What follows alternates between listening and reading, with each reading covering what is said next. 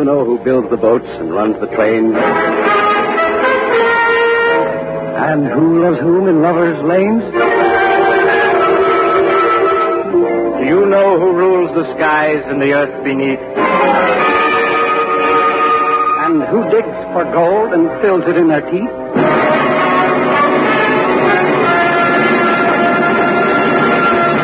Ladies and gentlemen, if you wish answers to these and other questions, stay tuned to this station for the first program of Columbia Presents Corwin.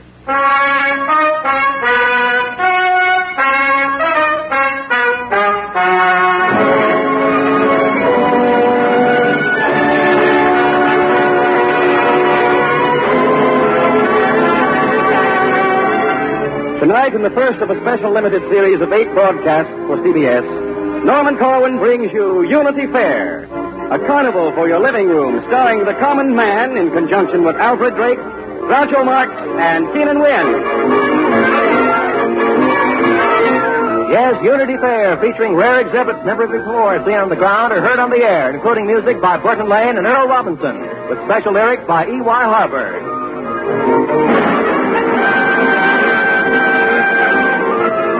Alfred Drake, Groucho Marx, June Richmond, and Keenan Wynn in Unity Fair.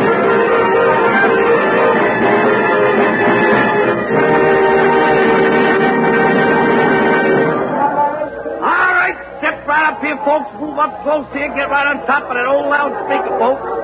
We're going to introduce to you the unparalleled phenomenon, the indomitable and undefeated champion of the 20th century. The management of Unity Fair is fortunate in the extreme to be able to make available to you, absolutely free of charge, no obligation whatever, that Colossus of Colossi, that world-famed fighter and lover, builder of ships, farmer, athlete, scientist, taxpayer, speaker of languages, winner of wars and elections, the common man.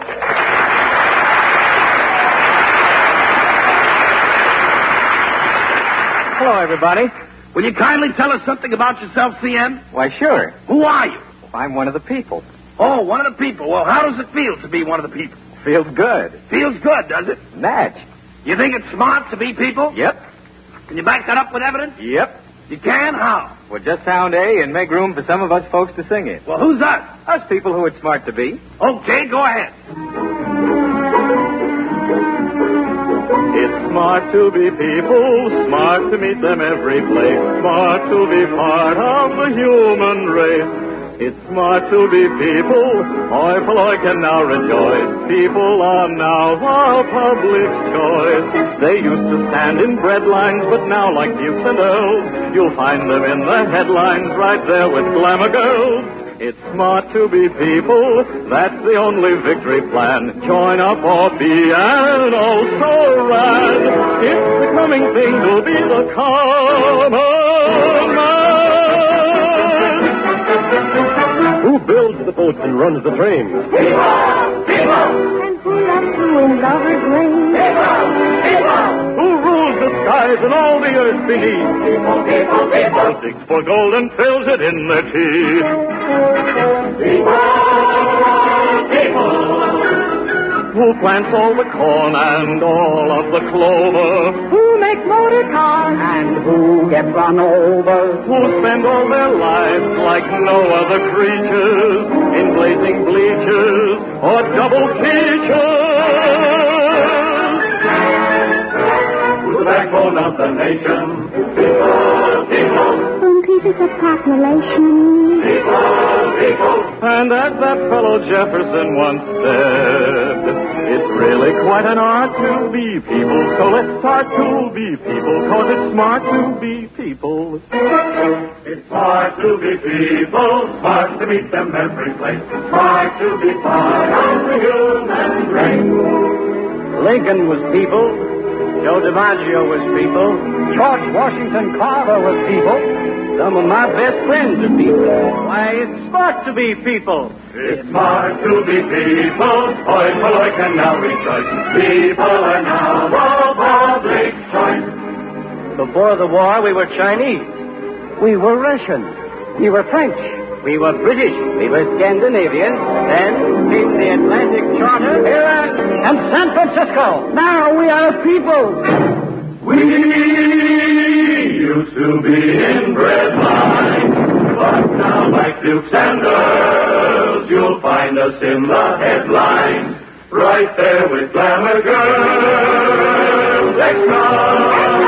People of all the people, greatest discovery of the century.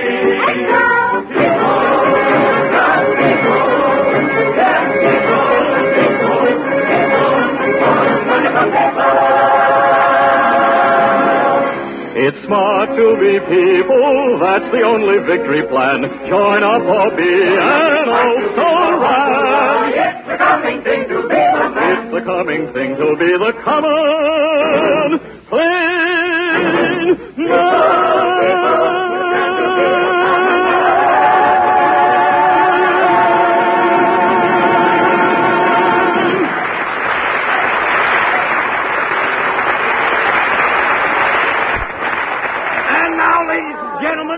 Unity Fair has the pleasure and the privilege of presenting to you the first and greatest single proven miracle of international cooperation and collective security. In this cage, ladies and gentlemen, behind these steel bars, is the most ferocious beast ever captured by common man. Talks, acts, and looks like a human being, folks, but it ain't. It's pure, ornery, cussed animal from the tips of his fangs to the hairs on his hood. He thinks it's smart to be animals, not people. It took the Allies 5 years and 9 months to bag this one specimen for Unity Fair. And here it is, folks, right behind this steel door. The original, brown-shirted Superman Aryan-type fascist known as the German Nazi. And now we're going to let you hear him and see him.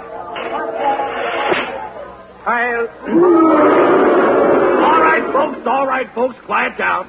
All right, Herman, you can speak for 1 minute. Then you have to get back into your cage, Herman. It is untrue what he says. I was not a Nazi. Anybody who says I was a Nazi is a dirty Jew, Bolshevik, Democrat, imperialist, plutocrat, international banker, and a rat. The war was discontinued due to conditions beyond our control. But your apology is accepted. And we expect you to pay us reparations and to rebuild our cities which you ruined with your terrorist Bolshevist air raids. We are lovers of peace. And if it had not been for aggression by Austria, Czechoslovakia, Poland, Britain, France, Holland, Belgium, Luxembourg, Norway, Denmark, Greece, Yugoslavia, there were others, the Soviet Union and the United States of America, we would never have defended ourselves.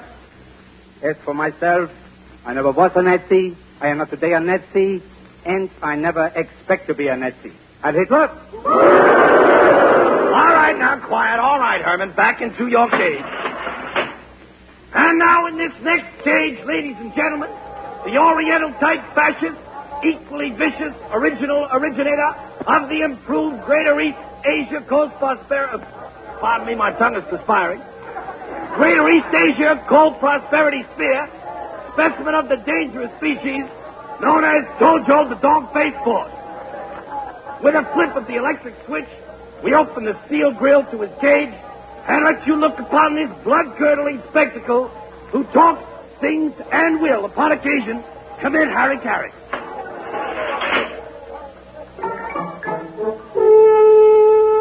From Taramashiro's Rocky Coast to Kagoshima Bay, we would be pleased if all Americans kindly stay away. We wish to tend our gardens and cultivate our trees, arranging pretty flowers and create atrocities. If you wish old Nippon culture to thrive, then don't support the next war-long drive. If of the Son of Heaven you are fond, oh Hirohito, then please you must not buy U.S. war bonds. From Kobe's Navy Yard clear up to Yokohama, We are a peaceful land of tissue girls and farmers. We love to paint and make up a phone and drink a hot sake. But we are best at honorable speech. Attacking. Oh, if you wish McCard a nice long time to reign, then don't support the next U.S. loan campaign. And if you want East Asia co-prosperity to be, oh, hito, do not buy a war bond of the Series E.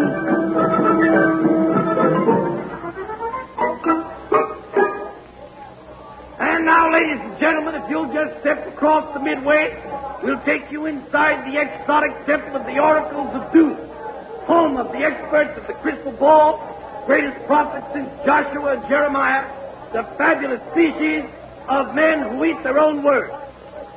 You will see them studying the crystal ball and making predictions based on words from high authoritative circles, unimpeachable sources, and spokesmen close to official quarters. Come in here behind me, folks. Now, as soon as your eyes get accustomed to the gloom, you will see a backfield of oracles huddled over a large crystal ball in the center of the diet. They have not taken their eyes off this ball since 1938. At any moment now, you will hear the inside dope. I have an important announcement to make. The Maginot Line is impregnable. I foresee that Hitler cannot start a general war because Germany is close to bankruptcy. I predict a phony war.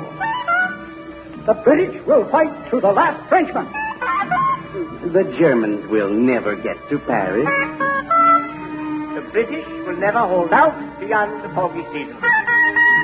I see very clearly, both in the crystal ball and in my syndicated column, that the Germans will be in Moscow in 6 weeks. It is my solemn obligation to report that the Russians are finished. They will never rise again. We will never make 50,000 planes a year. The Germans are not being defeated in Russia. They are just cold. The Germans are not being defeated in Russia. They are withdrawing according to plan. The British will fight to the last American. The Russians will try to get to Berlin before us. The Russians will sit back and wait for us to get to Berlin before them. There will never be another free election in the United States. They will never hold the San Francisco Conference. It will be called off. Brand new prediction. We will have to fight Russia.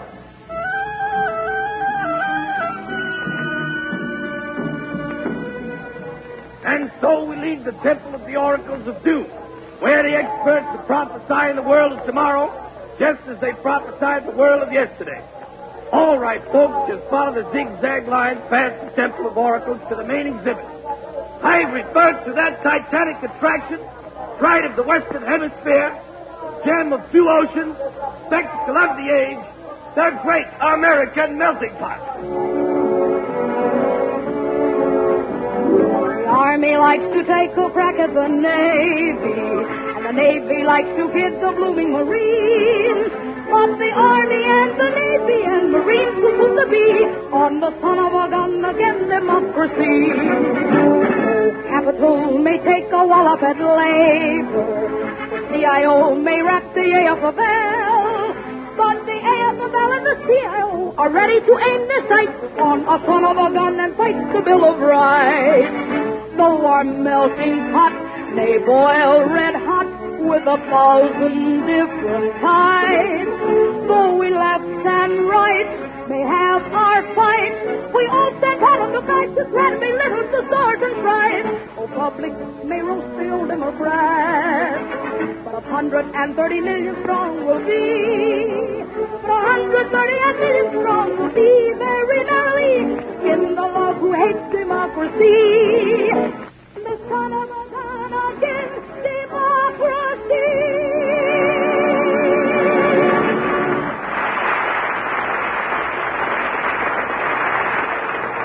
All right, folks, follow me closely. management of Unity Fair has arranged to bring you one of the outstanding exponents of international Picayunity. A man whose shrewd and penetrating analysis of handwriting, psychology, bumps on the head, dreams, visions, and world affairs is generally conceded to be not only acute, adroit, adept, but unauthoritative as well. Here he is, folks, the man who knows the story behind the times, the originator and perfecter of Picayunity. Good evening. If you were listening to the radio earlier tonight, you no doubt heard a song entitled It's Smart to Be People, a song glorifying the common man, which, while innocent enough on the surface, is in reality subversive. I can safely say, without fear of contradiction, that this song constitutes a menace to the peace of the world. Now let's look into the facts. The words of this tune were written by E.Y. Harburg. So far, so good. But if you will take the trouble to spell Harburg backwards, what do you get? You get Grubla. And Grubla, ladies and gentlemen, if you will take the trouble to look it up in any unabridged Sanskrit English dictionary, is an old Babylonian term meaning sphere of influence. Yes, sphere of influence. But whose sphere of influence? Well, let's just investigate the facts. You will notice that Harburg is spelled Harburg. This is freely admitted by parties close to Harburg. But anybody who is at all familiar with the international scene, and I once spent 2 weeks in England and 4 days in the Soviet Union, anybody, I say, can tell this is merely a flimsy device for concealing a secret agreement among the powers. The H obviously stands for Holland, the A for Australia, both R's, note that I say both R's, for Russia, B for Britain, U for the United States, and G for Greenland. Now, what does this mean? The two R's plainly mean 2 seats for Russia as against 1 for us. But even more peculiar, what is Greenland doing in this combination? What is Greenland doing in any combination? And under whose sphere of influence is she? If you will recall the Versailles Treaty, Greenland was left out of the reparations plan. At Locarno, she was again ignored. I was there at the time. She was snubbed at the London Naval Conference. I was there at the time. I've repeatedly voiced a prophetic warning. Snub Greenland often enough, and she will coalesce.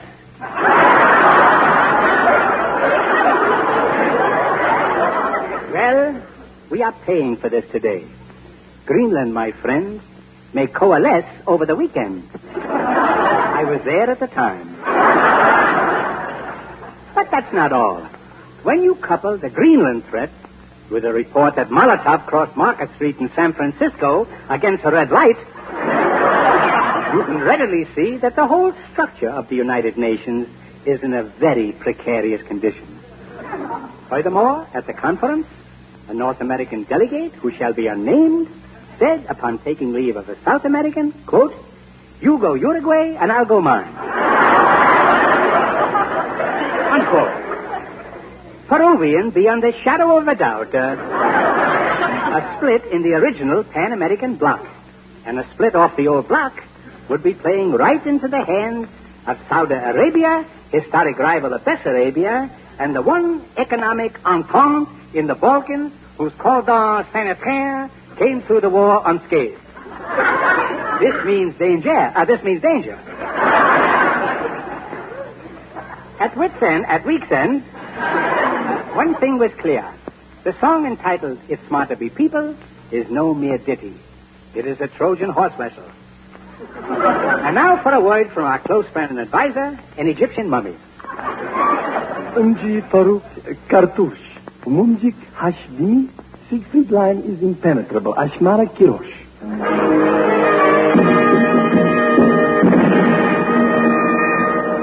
All right, folks, now on your way out of the Analyst Pavilion, you will pass an exhibit of modes of travel used by the expert whose summary of world affairs you've just listened to. In order to keep in constant touch with the up-to-the-minute developments here and abroad, the prophet of Picayunity and his friend and advisor, the Egyptian mummy, make use of two special conveyances. On your left, for overland travel, the improved, streamlined ox cart. And on your right, for sea and ocean travel, a large two-seater canoe, remodeled and refurbished after distinguished service in the French and Indian Wars. But for contrast to these vehicles, ladies and gentlemen, we take you across the Grand Mall of Unity Fair and inside the world's largest dry dock, where you'll see the greatest marvel of maritime construction since the launching of Noah's Ark. Yes, folks, you are now looking at the SS Steamboat Brothers. Mightiest, fastest, oldest, and toughest of them all, Leviathan of the Deep. Bigger than the combined Queen Mary, Queen Elizabeth, Normandy, the USS Iowa, and the Flying Dutchess. The crew comes from every one of the 51 United Nations, and so do the repairmen who have been overhauling this great behemoth of the deep right here in the tremendous dry dock of Unity Fair. And now, folks... Just a minute. This raises a serious question. Is the balance of naval power in the balance? Look, and one might ask, why isn't the Swiss Navy represented? If you don't mind... Is this power politics all over again? Out of the way, Picayunity. Now, if you spell unity backwards, you get Itanu. And Itanu, ladies and gentlemen. All right, boys, take them away. Furthermore, what about subversive activities in Hollywood? Is there an Egyptian mummy in the crew? What kind of a ship is this? We have allowed to sneak into our dry dock. No Egyptian mummy. You will hear from the mummy minority. All right, now, all right. I'm coming, mummy. Who's in charge here? Well, I am. Well, if it ain't our old friend, the common man, from the exhibit of the same name. That's me. Are you ready to hear about the same boat, brother? Take it away, CF.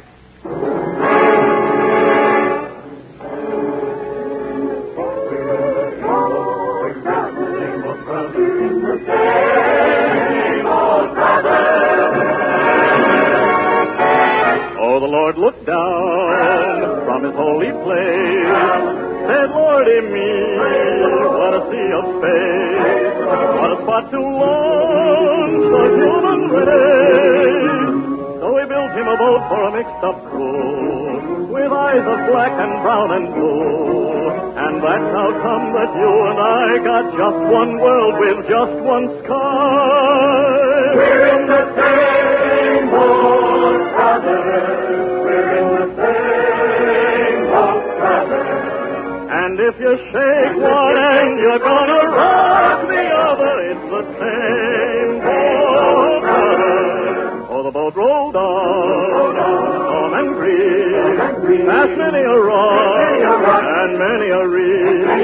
What kept them going, they believe that they had to learn to navigate, 'cause the human race is special freight. If we don't want to be in Jonah's shoes, we'd better be mates on this here cruise. We're in the same boat, brothers, same boat, brothers. And if you shake one end, you're gonna rock the other. It's the same boat, brothers.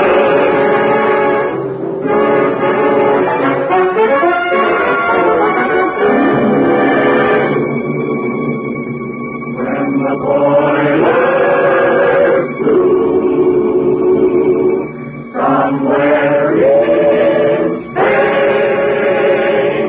The keel was smashed in the far Ukraine, and the steam poured out from Oregon to Maine.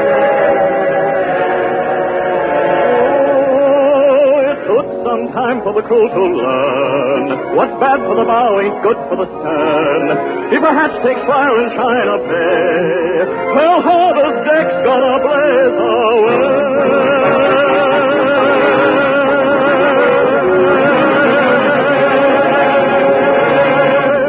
We're in the same boat, brothers. Yes, it's the same. We gotta live with each other in the same boat.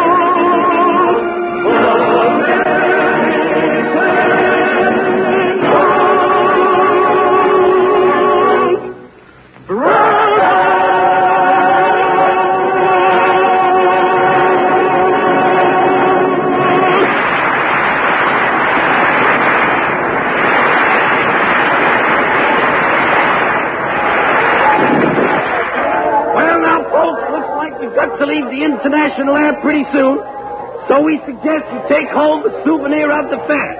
Attractions to delight the eye, please the brain, and sharpen the senses. You'll find all kinds of useful and ornamental souvenirs of this stupendous exposition on sale as you go out. Beautifully packaged individual items out of the world of tomorrow. Get your souvenirs for tomorrow. Roll away your fear of fear tomorrow. There'll be 60 million jobs, plus the billions and the stars tomorrow. Economics tomorrow. Superman will be a comic tomorrow. Every boy will be a plowshare. They'll cry up and let us now share tomorrow. Every people, bringing up for all the people. It's smart to be people, that's the only victory plan. Join up or be and also run. It's the coming thing to be the man. It's the coming thing to be the common plain man.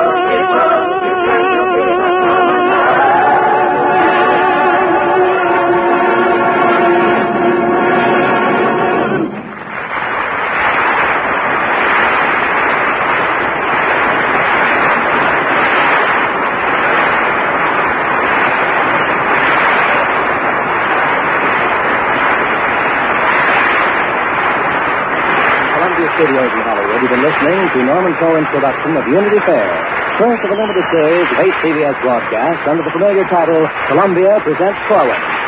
Keenan Wynn, who performed the role of the barker, is one of the stars in the forthcoming MGM picture Weekend at the Waldorf. Alfred Drake, soon to be seen in the Columbia musical Cars and Spars, was heard in songs by Burton Lane and Earl Robinson. Groucho Marx will soon be seen with his brothers in A Night in Casablanca. Lud Gluskin conducted the orchestra and chorus.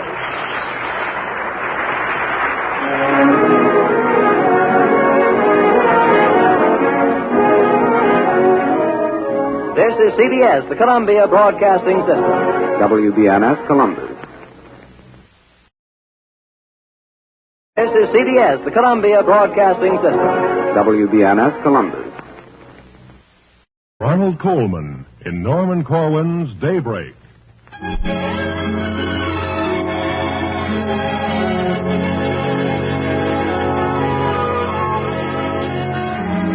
Tonight, in the second of a limited series of 8 broadcasts, under the familiar title Columbia Presents Corwin, CBS is privileged to bring you the distinguished actor Ronald Coleman with Corina Moura in one of the most requested of Mr. Corwin's radio works, Daybreak, a program to follow in your atlas. As in the original production 4 years ago, the musical score is from the hand of Lynn Murray. Lud Gluskin conducts. Ronald Coleman in Daybreak.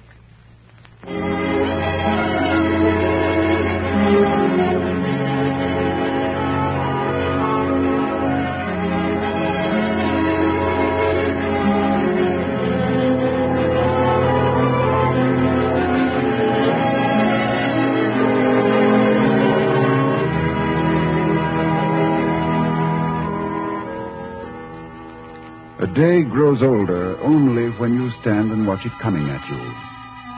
Otherwise, it is continuous.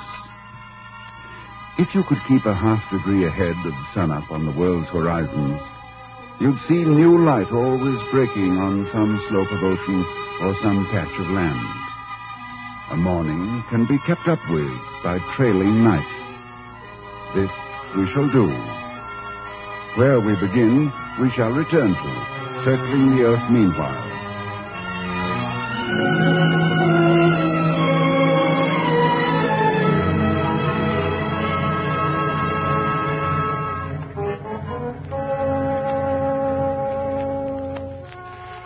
We are at latitude 40 degrees north and longitude 25 degrees west. We will come back here at the circle's end. But now, beneath us there is water, nothing else. The long Atlantic flowing to the north. Cirrus clouds resembling herringbones high up. Along the curving fringe, 10,000 miles from top to bottom of the globe, are only islands, very far apart. Some atolls in the South Atlantic, icebergs off the Sandwich Archipelago. Of all the mainlands it will overtake today, the rim of light is touching now one continent alone, the eastern shores of Greenland. Southwest of the Cape Verde Islands, there's a thunderstorm. Not much. A little rain, some grumbling from a cumulus. Through it, unruffled, plows a Liberty ship from Cape Town, headed for the Caribbean. There is a hint of day to starboard, and the smudge of night to port. Thunder above. The striking of the hour is expected momentarily inside the wheelhouse. Meanwhile, the course is west-northwest. See for yourself.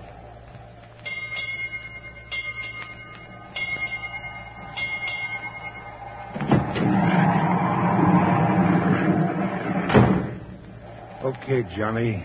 I'll take over now. Huh? Oh, hiya. You look as though you could use some shut-eye. It hasn't been a bad stretch. Storm's not much. Say, give me some tobacco before you go, will you? Oh, sure. I'll take the rest of the can. Have some more in the locker. Thanks. What's the course? Course 323, steady as she goes. Course 323, steady as she goes. Well, I hope the old man's in a better humor than he was on my last watch. Thought he was going to eat the glass right out of the binnacle. Yeah, he's been on the prod for the last 3 days. Well, see you later.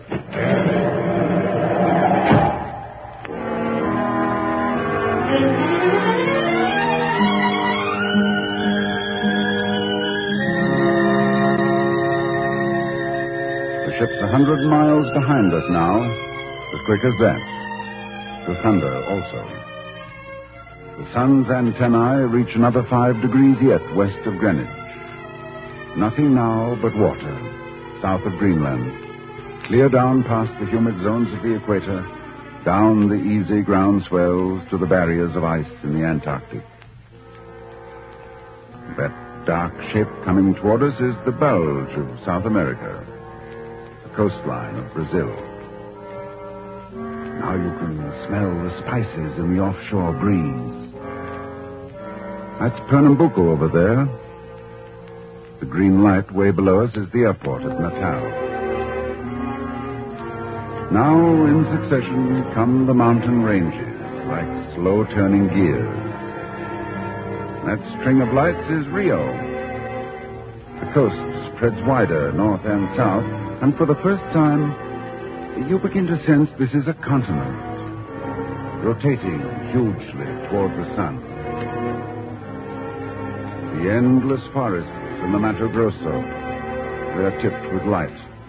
The jungle life's astir, the birds a-twitter. And to the north, the great mouth of the Amazon yawns wide. The islands in it looming suddenly. Yet, at this very moment, day is touching on the continent of North America, the shores of Newfoundland. Fogs drifting in from the Grand Banks. We cannot see the chimneys of St. John's. The whole Atlantic seaboard, Eastport to Key West, is still in darkness. Further down the hemisphere, light picks its way among the Lesser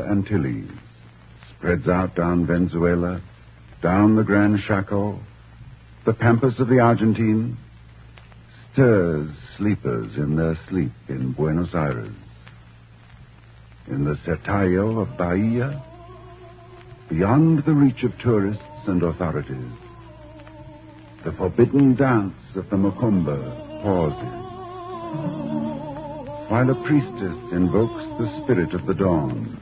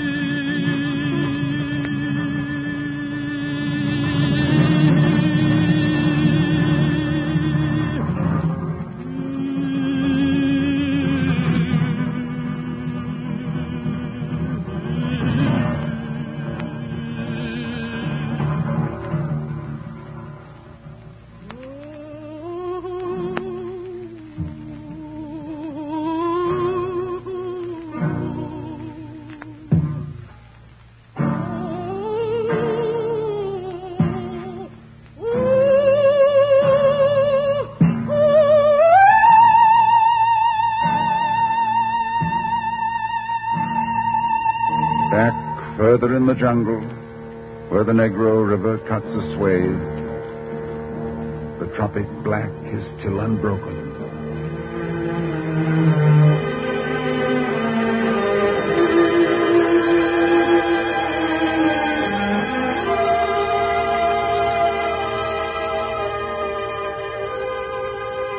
But north again, north, beyond the range, the mountains, over the rooftops of Caracas, over the Indies, dawn is coming now to Hancock County, Maine. There in Penobscot Bay, a lobster fisherman rides home with light of day behind him and the lighthouse just ahead. He meets a neighbor coming in. How they running, Manny? 28's a fur and 2 strings. Crabs mostly. They ate the dang bait till ain't nothing left for the lobster. Yeah, same with me. Guess the bottom's drying up, dang it. Old lady said she threw me out of the house and didn't bring one home. Well, I've been selling all I get, but I got a good one for the missus today, boy. Look at that. Big guy, ain't he? Yeah. Wished I was lucky. Well, good luck, Manny. Hope you fill it to the scuppers. So long, William. And this young light which makes milk bottles pink in Winthrop and begins to lift the land fog from Cape Cod, also at this very moment reddens the peak of Aconcagua in the Andes of the Argentine, the highest peak in all the ranging hemisphere. It washes over narrow Chile, too, and skips across the triple mountain ranges of Peru to gleam at last from breakers on the long Pacific shore.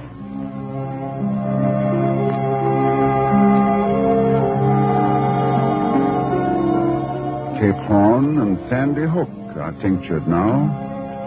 Magellan's windy straits, Columbus's San Salvador, and Hendrik Hudson's river, all are lighted by the same oncoming dawn.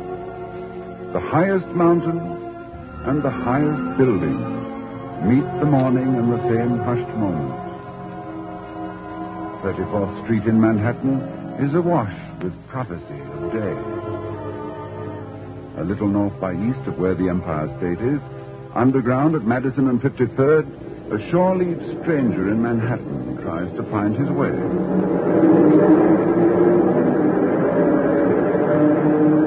Can I have some change, please?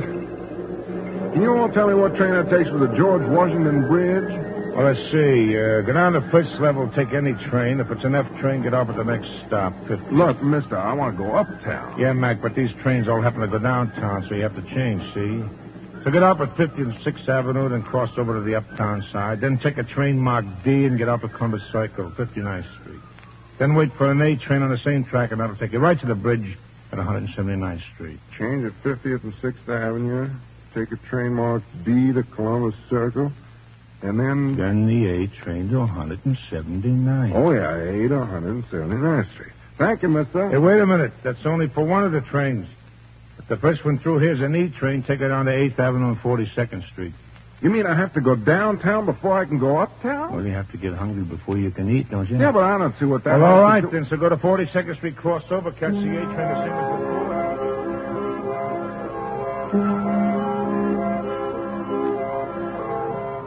The morning is beyond the bridges of the Hudson now, and slanting through the passes of the Appalachians. The seaboard's brightening. A wind is playing with the tide off Hatteras. Miami looks alert. Street lamps are turned off in Ottawa. And there's drizzle over part of Lake Ontario. Day rises now on two canals. The Erie in New York State and the Panama. It's the same slip of morning for both ditches, though they lie 2,000 miles apart. Now Detroit lights up on the Smoky Mountains and Key West. 3 of the 5 Great Lakes have caught the fire, but just as dawn arrives in Dayton, Ohio, it departs beyond the western shores of South America into the waiting sea. The lakefront of Chicago is deep purple. So is the coast of Yucatan. The Mississippi is winding out of darkness from top to bottom of the land. The saints are all awake. St. Paul, St. Louis, St. Joe, St. Francisville. And down the very same meridian, cross-cut by the equator, sharp in the inclination of the fragile light, is the dry archipelago of the Galapagos.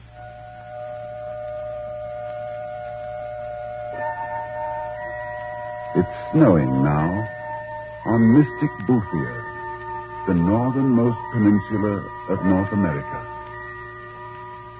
Here's the magnetic pole, which keeps all of the world's compasses aquiver.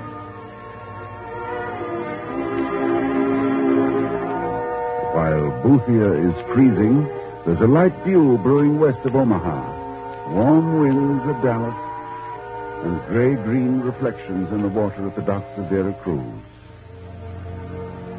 Long, brooding Popocatépetl rears her head above a zone of nimbus clouds and looks around to see if all is punctual. Now one vast sweep of plain, a sea of flatlands tilted upward toward the still dark Rockies, quietly and calmly takes on day. Hundreds of rectangle counties, county after county, come into the fold of morning.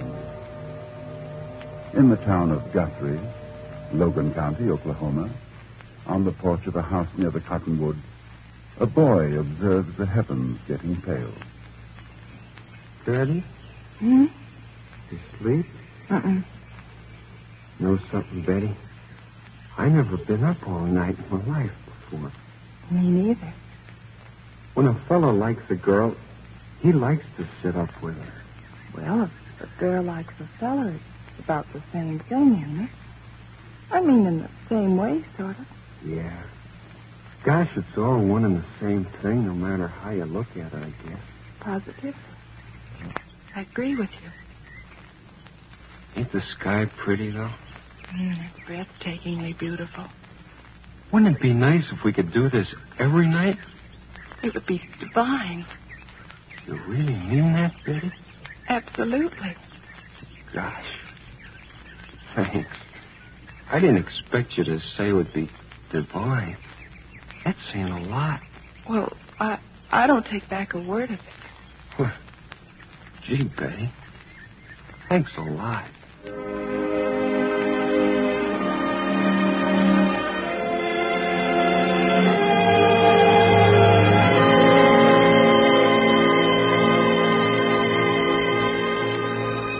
While love awakens on a porch in Guthrie, the somber Rocky Mountains watch the stars burn out above the great plateaus. Ranges rise to block the passage of the day, but not for long.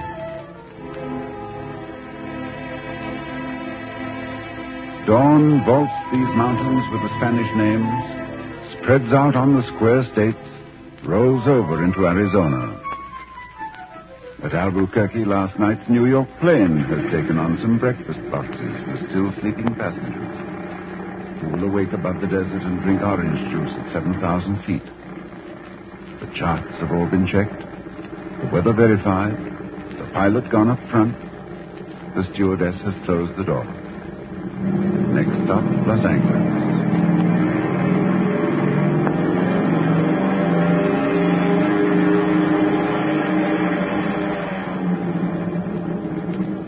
The plane is fast, but not as fast as we, for even now we're over the Grand Canyon, riotous with reds and purples.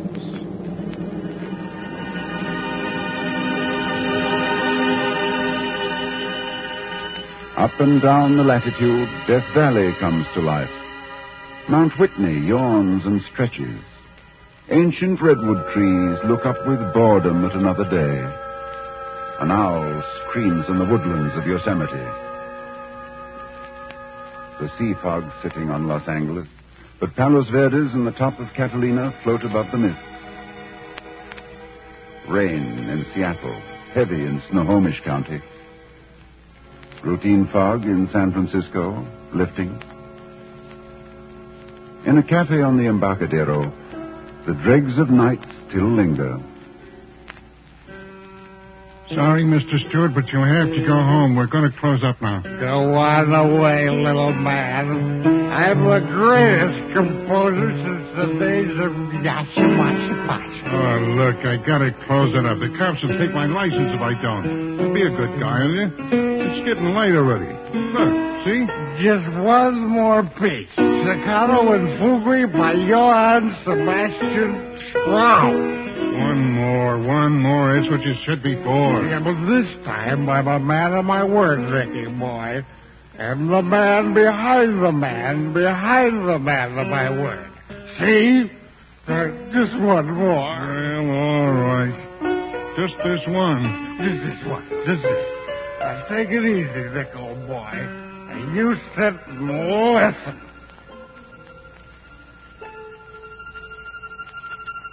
The snowfields of the Yukon and the Klondike Mountains lie face up, interpreting the soundless and mysterious code of the Aurora Borealis. The streamers, green and orange, shimmering in the black Arctic night, yield occultly to new light from behind the frozen ranges to the east. The dawn is peaked and pinched here in Alaska. It is fuller on the endless swells of the Pacific to the south. The Pacific, flowing now in space so prodigal that only stellar seas could understand. The hemisphere is falling back. McKinley passes in the great processional. Alaska's Valley of 10,000 Smokes turns steaming to the sun from which its planetary fire was drawn down.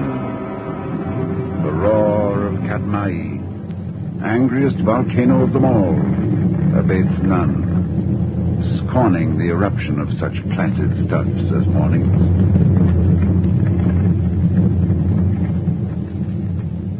South, as the crow flies, flying just about 2,000 miles, is another such volcano, set about by sea. Mauna Loa, monarch of the glistening Hawaiian Islands. It stands frowning down on fields of its own lava. These islands are romantic at night to all romanticists. But now, at dawn in Honolulu, where the trade wind stirs the cocoa palms, a practical operation's taking place inside a military hospital. Beneath the white glare of the lamps, an army surgeon works against all hope on a wounded soldier flown in from somewhere eastward in the zone of war. Major, pressure's falling rapidly. Pulse is becoming thready. Get that transfusion set ready. Captain, you scrub for transfusion. Right, sir. Is the donor outside and has he been cross-matched? Yes, sir. All right. Start the transfusion. Give him a hypoadrenaline. Get the Lord's kidney clamp and the heavy ligature ready. Suction. Clamps. Sponge. The pulse is becoming imperceptible. Heart sounds very feeble. Inject some Corwin into the veins. Yes, sir. Major, heart sounds are barely audible. Massage his heart. Sponge. It was a contracting, Major. There's a better response from the heart. Patient's rallying. Yes, well, this boy will be okay.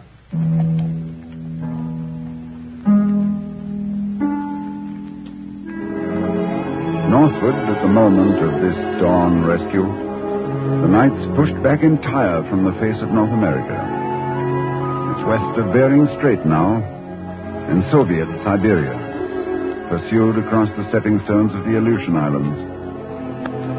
Daybreak has reached the 180th meridian, where man, in spite of all his quarreling, agrees by international accord that here his calendar divides today from yesterday.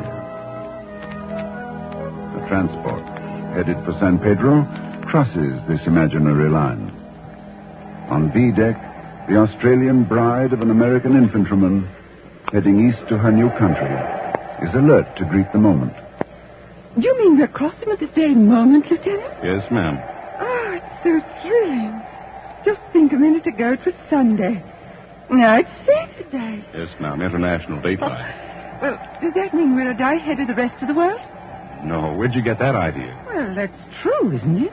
No, it merely means Well, that... 5 hours ago it was midnight Saturday, and so it became Sunday, and now it's Saturday again. Is that fair? Well, you see, madam, it works like this when you... I don't understand it very well. I think I can explain it to you. Now, a 10-day voyage from San Francisco to Yokohama will show 11 calendar days. But on the return trip, when we cross the international dateline eastbound like we just did, we go back 1 day on the calendar into the old days, so that means a 10-day trip eastbound will show 9 calendar days, whereas the westbound voyage shows 11 calendar days. But doesn't the 10-day trip ever take just 10 days? No, ma'am. Now, let me begin again. I think I can explain it all. You see, ordinarily, the day changes. New Zealand now at the Antipodes, diagonally across the world from Greenwich. The east coast of Australia catches day, as did the east coast of Brazil 12 hours back. The sun now gilds the gold fields. The sands of the interior are tinted, too. The great Victoria Desert curving into the dry day. And now, the coast of China.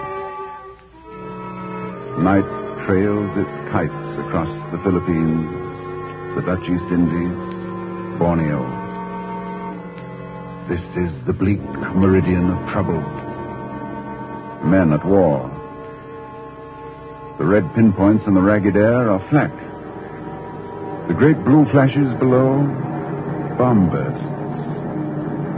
On the seas, warships rendezvous for another strike. All quiet on the Gobi to the north. Southward, the night is gone from Java, and Australia, too. The Japs of Singapore are nervous and vigilant, and scrutinize the strait. Mandalay lies under heavy rain clouds, otherwise you'd make it out. Now Everest sees the coming day before all Asia to the west. It is a tight squeeze for the morning getting by the peak which roofs the planet. 500 million people sleep in India, Afghanistan, the Union of the Soviets. Dawn comes to each of them. To each one's window, arches over each one's head. It's in the tundra in the north of Russia. Also in the streets of Takhta Bazar and the market at Termez. At Troitz, the workers soundly sleep.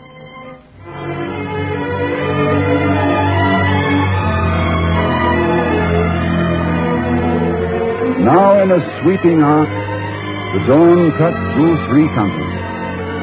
Still Asia in the Urals, Europe where the Russians draw a line, and Africa at easternmost Somaliland.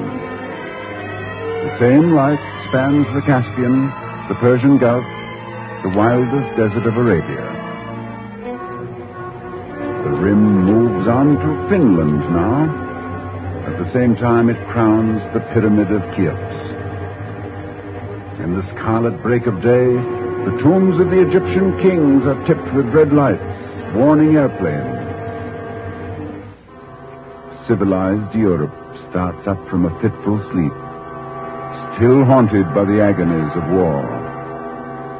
Yet at the same time, the primitive Congo in the heart of Africa awakens tranquilly.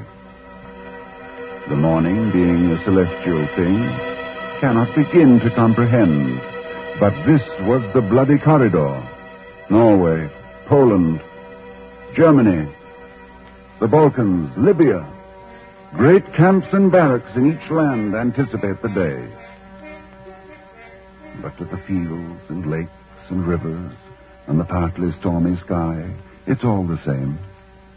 It always is the same. Slip down the middle length of Africa. Far at the southern tip, 2 albatrosses circle lazily above the sparkling waters off Good Hope. Cape Town looks at night across the South Atlantic. Night. The very night now solid in Brazil. 2 farmers meet in Switzerland, where their adjoining pastures slope down toward the valley. They say the same thing they've been saying now for 27 years of mountain morning. Morning, Pierre. Morning, John. Nice day. Yes, very nice. Or where? I can't complain. And you? Fine, fine. Good. See you later. See you later, Pierre. The North Sea and the Mediterranean are both lit now, and London comes up out of cover. Greenwich gives the day a careless nod and signals it the go-ahead to climb the West Meridians. In vasty hushes, the fresh morning cleans the traces of the dark out of the mid-Sahara. Off the Gold Coast of deep brooding Africa in the wide Guinea Gulf, there is a fight between 2 sharks, just at the mighty intersection where longitude and latitude each reach 0. Here the equator meets the mean meridian. The green Atlantic does not know it, though. The fighting sharks don't care. The Irish Sea, Gibraltar, and St. Helena swim up, out of the Afro-European night. Lisbon and Morocco and Liberia come next. Dakar and the Canaries. And now, all of both continents are in full day. It's all in the Atlantic now, this far-flung fringe of daybreak. We're moving west of Greenwich once again.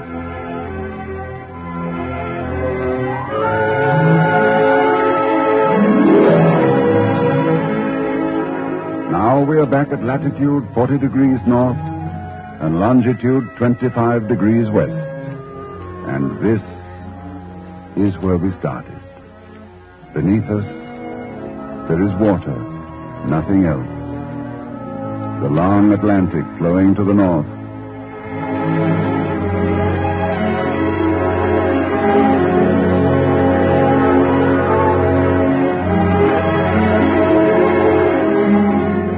You have been listening to Ronald Colman, starring in Norman Corwin's production of Daybreak. The musical score was composed by Lynn Murray, and the Bain Lament was sung by Corina Moura. Lud Gluskin conducted. Next week at the same time, Columbia presents Corwin's newest script, a rhyme fantasy entitled The Undecided Molecule. This play, first of its kind since the famous Plot to Overthrow Christmas, will present in its leading roles Robert Benchley, Groucho Marx, Vincent Price, and Sylvia Sidney.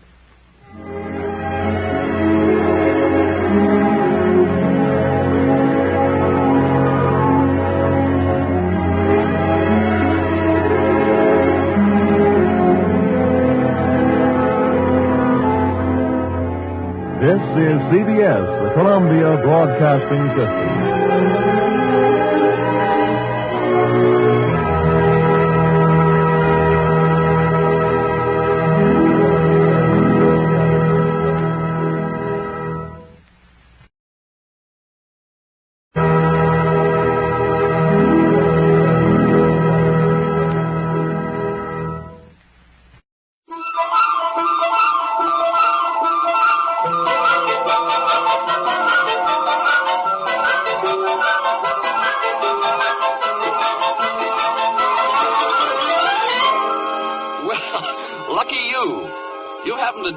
Program in time to attend a trial stranger than any since we first learned the knack of breathing.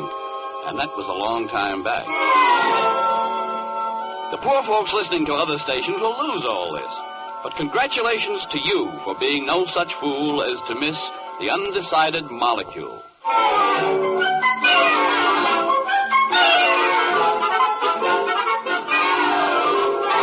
Columbia presents Corwin. Tonight, in the third of a limited series of 8 broadcasts for CBS, Norman Corwin brings you The Undecided Molecule, a rhymed fantasy concerning dangerous developments among the elements, as disclosed by Robert Benchley, Norman Lloyd, Groucho Marx, Vincent Price, Sylvia Sidney, Keenan Wynn, and the music of Carmen Dragon, conducted by Lud Gluskin. The Undecided Molecule.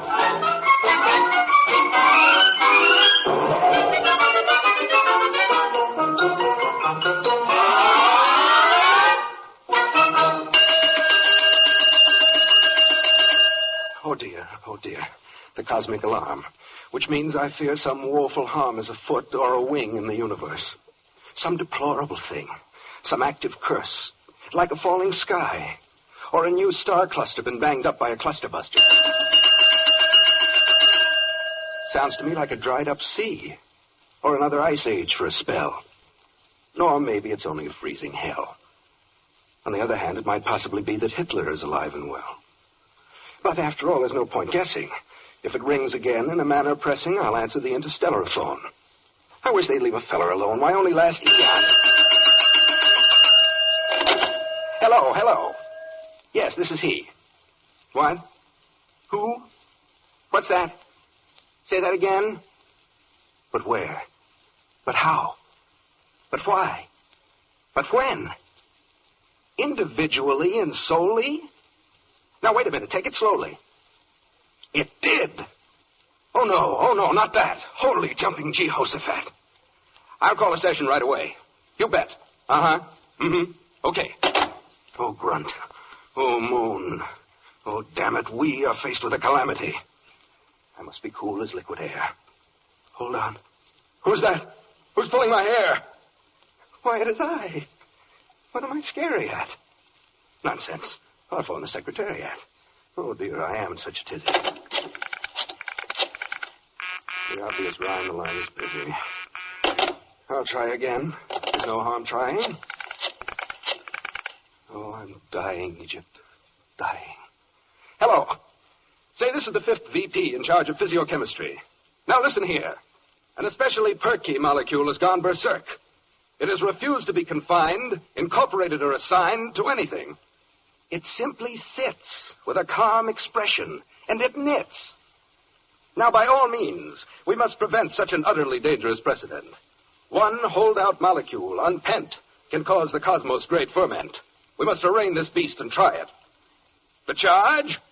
Inciting particles to riot. Okay, arrange. I mean arraign. I mean all three. I mean the twain. No, never mind. Just get it booked. Or else the universe is cooked. Oh, me, oh, my. Goodbye. The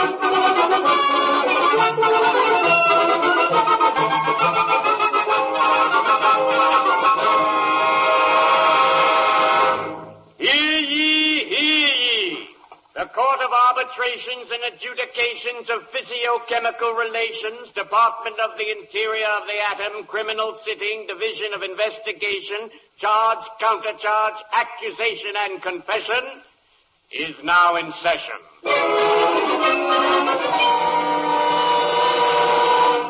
The court will rise and face the justice who will adjust this case. See that your concentration centers on His Honor the Justice just as he enters. Which he is doing even now. Everybody bow! Everybody bow! To wit, contrary notwithstanding, you may sit. Clerk, read the charge. May it please the court, et al. To wit. It pleases the court. Get on with it. Whose voice is whom? The cosmos and all the spheres, systems, clusters, galaxies, orbits, planets, satellites, together with all species of animals, vegetables, and minerals appertaining thereto, of all conditions of age, social standing, and sex, versus the anonymous molecule hereinafter referred to as X. What's the charge against said molecule? Unwilling to be named, rebelling when defined, declining to be blamed, objecting when assigned, protesting when selected, resisting an attack, refusing to be directed, and talking back. Most serious, most dangerous, so strange it's almost strangerous, insidious, precarious, a shade below nefarious. The possibilities in sight are frightful, meaning full of fright, and rueful, meaning full of rue, and gruesome, meaning rather grew. Providing, Your Honor, the charges are true. Oh, why, yes, they must be proven true. Which is something we have yet to do. Quite right, but who was asking you? Now, is the prosecutor here? Present. Well, then, appear. The trial's on. Try not to miss it. Step up and state your case and be explicit. May it please the court, this case involves a very small matter. By this I don't mean mere trivia or idle chatter, but a particle of matter best described as little. Smaller than a jot? Even smaller than a tittle. Are you referring to molecule X? Yes. And why don't you say so? I will, if I may so. The point, Your Honor, is that should X be acquitted here, catastrophe will follow, since it must then be admitted here that all control of elements has given away to anarchy, and every substance will perforce be jittery and panicky. Thus, when we wish a molecule to join up with some other, to make a cop or lemon drop, or the Karamazov brothers, to be a fog or a catalogue, or a lawn to be idyllic on, a beagle or a bagel, or a mountain made of silicon, they may refrain, they may desist. And if enough of them should do so, there'll never be another tenor singer like Caruso. No dog to bark, no lark to hark, no grand old man like Talleyrand. No bee will be, you'll see no sea, no ostrich fan for Sally Rand. It's staggering. It's awesome, the damage X could wreak. By simply playing possum, it makes me rather weak. Clerk, order me a pony of spirits of ammonia. Now, there you are. If X's rebellion is indulged, I think it only safe to say, and fair to be divulged, there'll never be another atom of the element ammonium. So take that home and play it on Your Honor's own euphonium. Young man, I blasted you a disapproving snort and warn you, one more phrase like that. Contempt of court. Now, who is here for the defense? I am, Your Honor. Well, commence. I will. I do so. Now you see, sir. I see nothing of the sort. Who's paying you your fee, sir? No one at all. The way it is with me, sir, I'm acting out of interest in civil liberty, sir. What's liberty to do with it, if you will be so kind? Just this. Where in the universal law books can you find it's criminal for anything to be of open mind? The precedent is ample. It is. Let's have a sample. Blackstone on the elements. Case of bismuth versus molybdenum. All drat the books. Our legal forebears doubtlessly all fibbed in them. Hold on there, you upstart. Is not the horse before the cart? Where would we be without tradition? In some advanced, improved position. What? Young man, are you a red? Have you been to the crimson bread? Neither to crimson nor to purple. Well, no whipper-snapping twiple. Challenge me. What do you take me for? A most distinguished expert on the law. Very sensible thing you've said today. Where were we in this trial, by the way? On the right of X to have an open mind. Now, surely justice is not yet so blind as to be unfavorably disposed. Towards openness of mind, my mind is closed. Your Honor, this is scandal. Now, see here. I can handle this. Let's have no more of your bold to do. A molecule must do what it is told to do. Now, that's decided.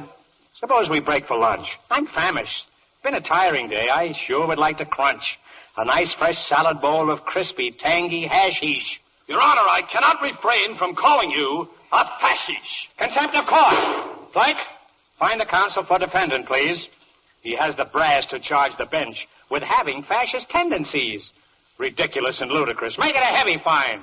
How could I be a fascist? Why, I am so benign, I hardly ever beat my wife. My children bow before me. I'm much admired by rattlesnakes, and birds of prey adore me. I'm tender and I'm sensitive. An anti-insurrectionist. I wouldn't hurt a cobra. And I'm anti-vivisectionist. I'm sure that's absolutely true, and that you're not the sort who would deny a prisoner his right to speak in court. Your might is mixed with mercy, and wisdom's interfused. So how about a word or two from X, who is accused? Oh, very well. Since your appeal is to the better side of me, let no one say my conduct here is prejudiced or snide of me. We'll hear from X, but make it short.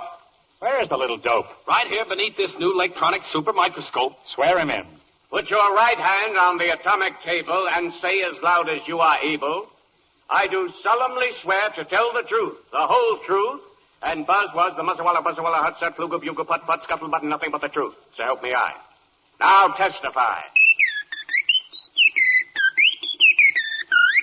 What's that squeaking? My client, speaking. Well, how do you expect me to understand? There's an interpreter at hand. Where? I don't see any. Right at your elbow. Oh, yes. How do? I'm very well, Bo. Bo, aren't you getting a bit familiar? I suppose I am, but please think nil of it. Can you understand what the molecule says? Yes, that's my business, isn't it? A fake character. Like a film by Disney. Disney's not involved in this. Why isn't he? I don't know. Where does all this lead?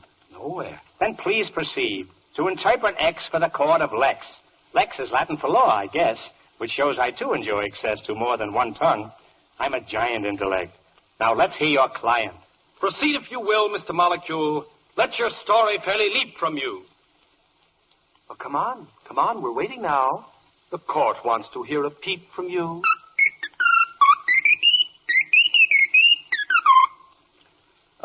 X says as follows. I cannot bring myself to be just anything that's asked of me.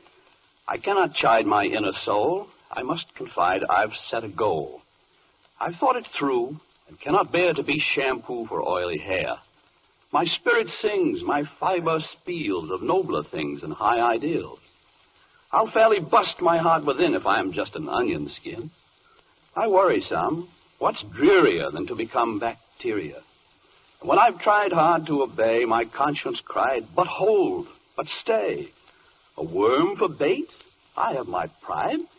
I vacillate. I can't decide. Though Hamlet had a hard time, why, he wasn't so sad as little I. You see my lot? Yes. It's not for me to be or not, but what to be. Mm-hmm.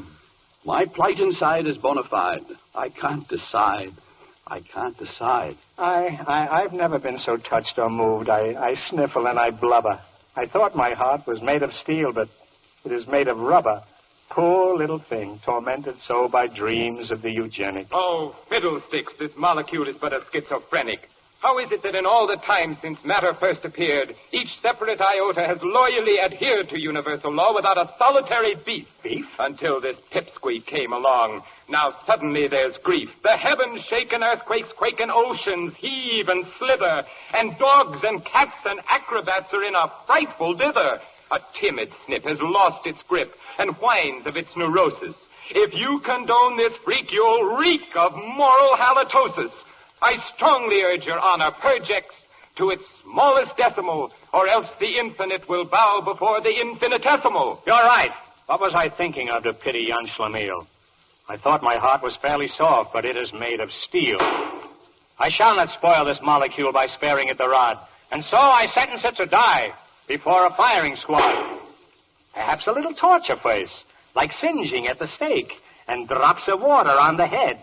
And for variety's sake, a little twist of the garrote, a slice of guillotine, and X shall mark the spot where X was boiled in Vaseline. I ask this sentence be appealed. Impossible. Your client's fate is sealed. Ah, no, the court's decision is far from ineluctable. I must remind you, my good sir, that matter's indestructible. Gadzooks, it is. I had forgot. We can't destroy a particle. It seems we're in the power of this clever young upstarticle. The case is lost. I must withdraw. If punishment's not capital and X cannot be executed, I don't give a rapital. We can't imprison it, and we'd be in a most infernal stew with cosmic checks and balances eternally askew. Oh, dear. Vase mere. What will become of all of us? This little Jake and his strange quake will surely be the fall of us. Your Honor. You mean me? May I have a conference with you at the bench? Why, of course. May I suggest a means by which disaster be evaded? My client is no pighead and may likely be persuaded to join some element or other. X is not a softy. No? It merely wishes to belong to something fairly lofty. Its point of view is forward. Its attitude is global. Its heart is set on being part of something good and noble. How righteous.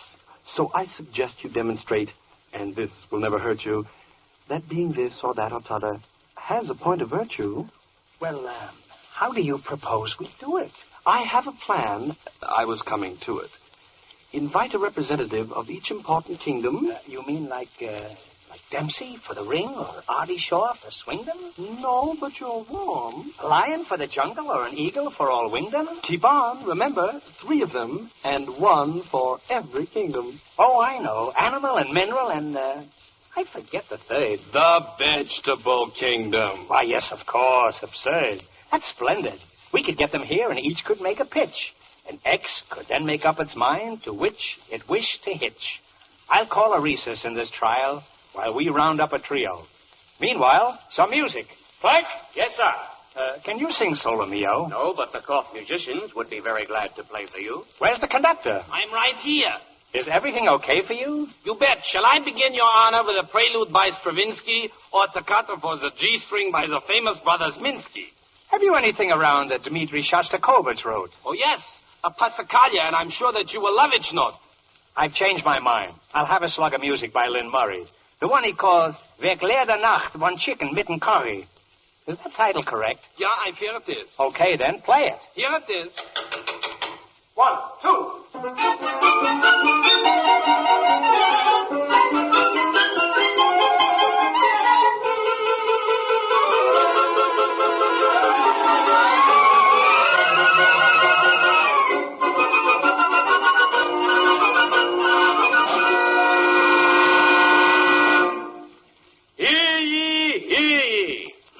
Spokesman for the vegetable kingdom will rise and address the court concerning the advantages to Molecule X of joining this classification.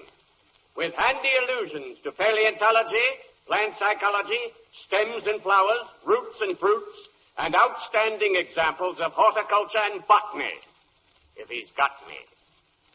I doubt that X shall ever see an atom lovely as a tree.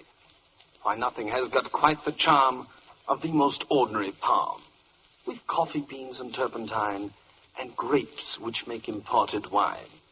And as for molds and types of fungus, we have some noted ones among us. Penicillin is a spore, noble beyond metaphor. Life is earnest, life is sweet, for the common sugar beet. Cotton, spinach, hemp and hop, one could really never stop singing vegetary praise for years and months and weeks and days. Well, X says that trees are chopped for wood and that he sees no special good in being a beet which people eat. X says a palm, though fine in Maine, can come to harm in a hurricane. The grape's a curse, since drink is evil, and cotton is worse for the boll weevil. X does not wish to look for trouble. It's not his dish, the vegetable. For a molecule that's supposed to be meek, the choosy Mr. X has a lot of cheek. Step down, vegetable. Let mineral speak.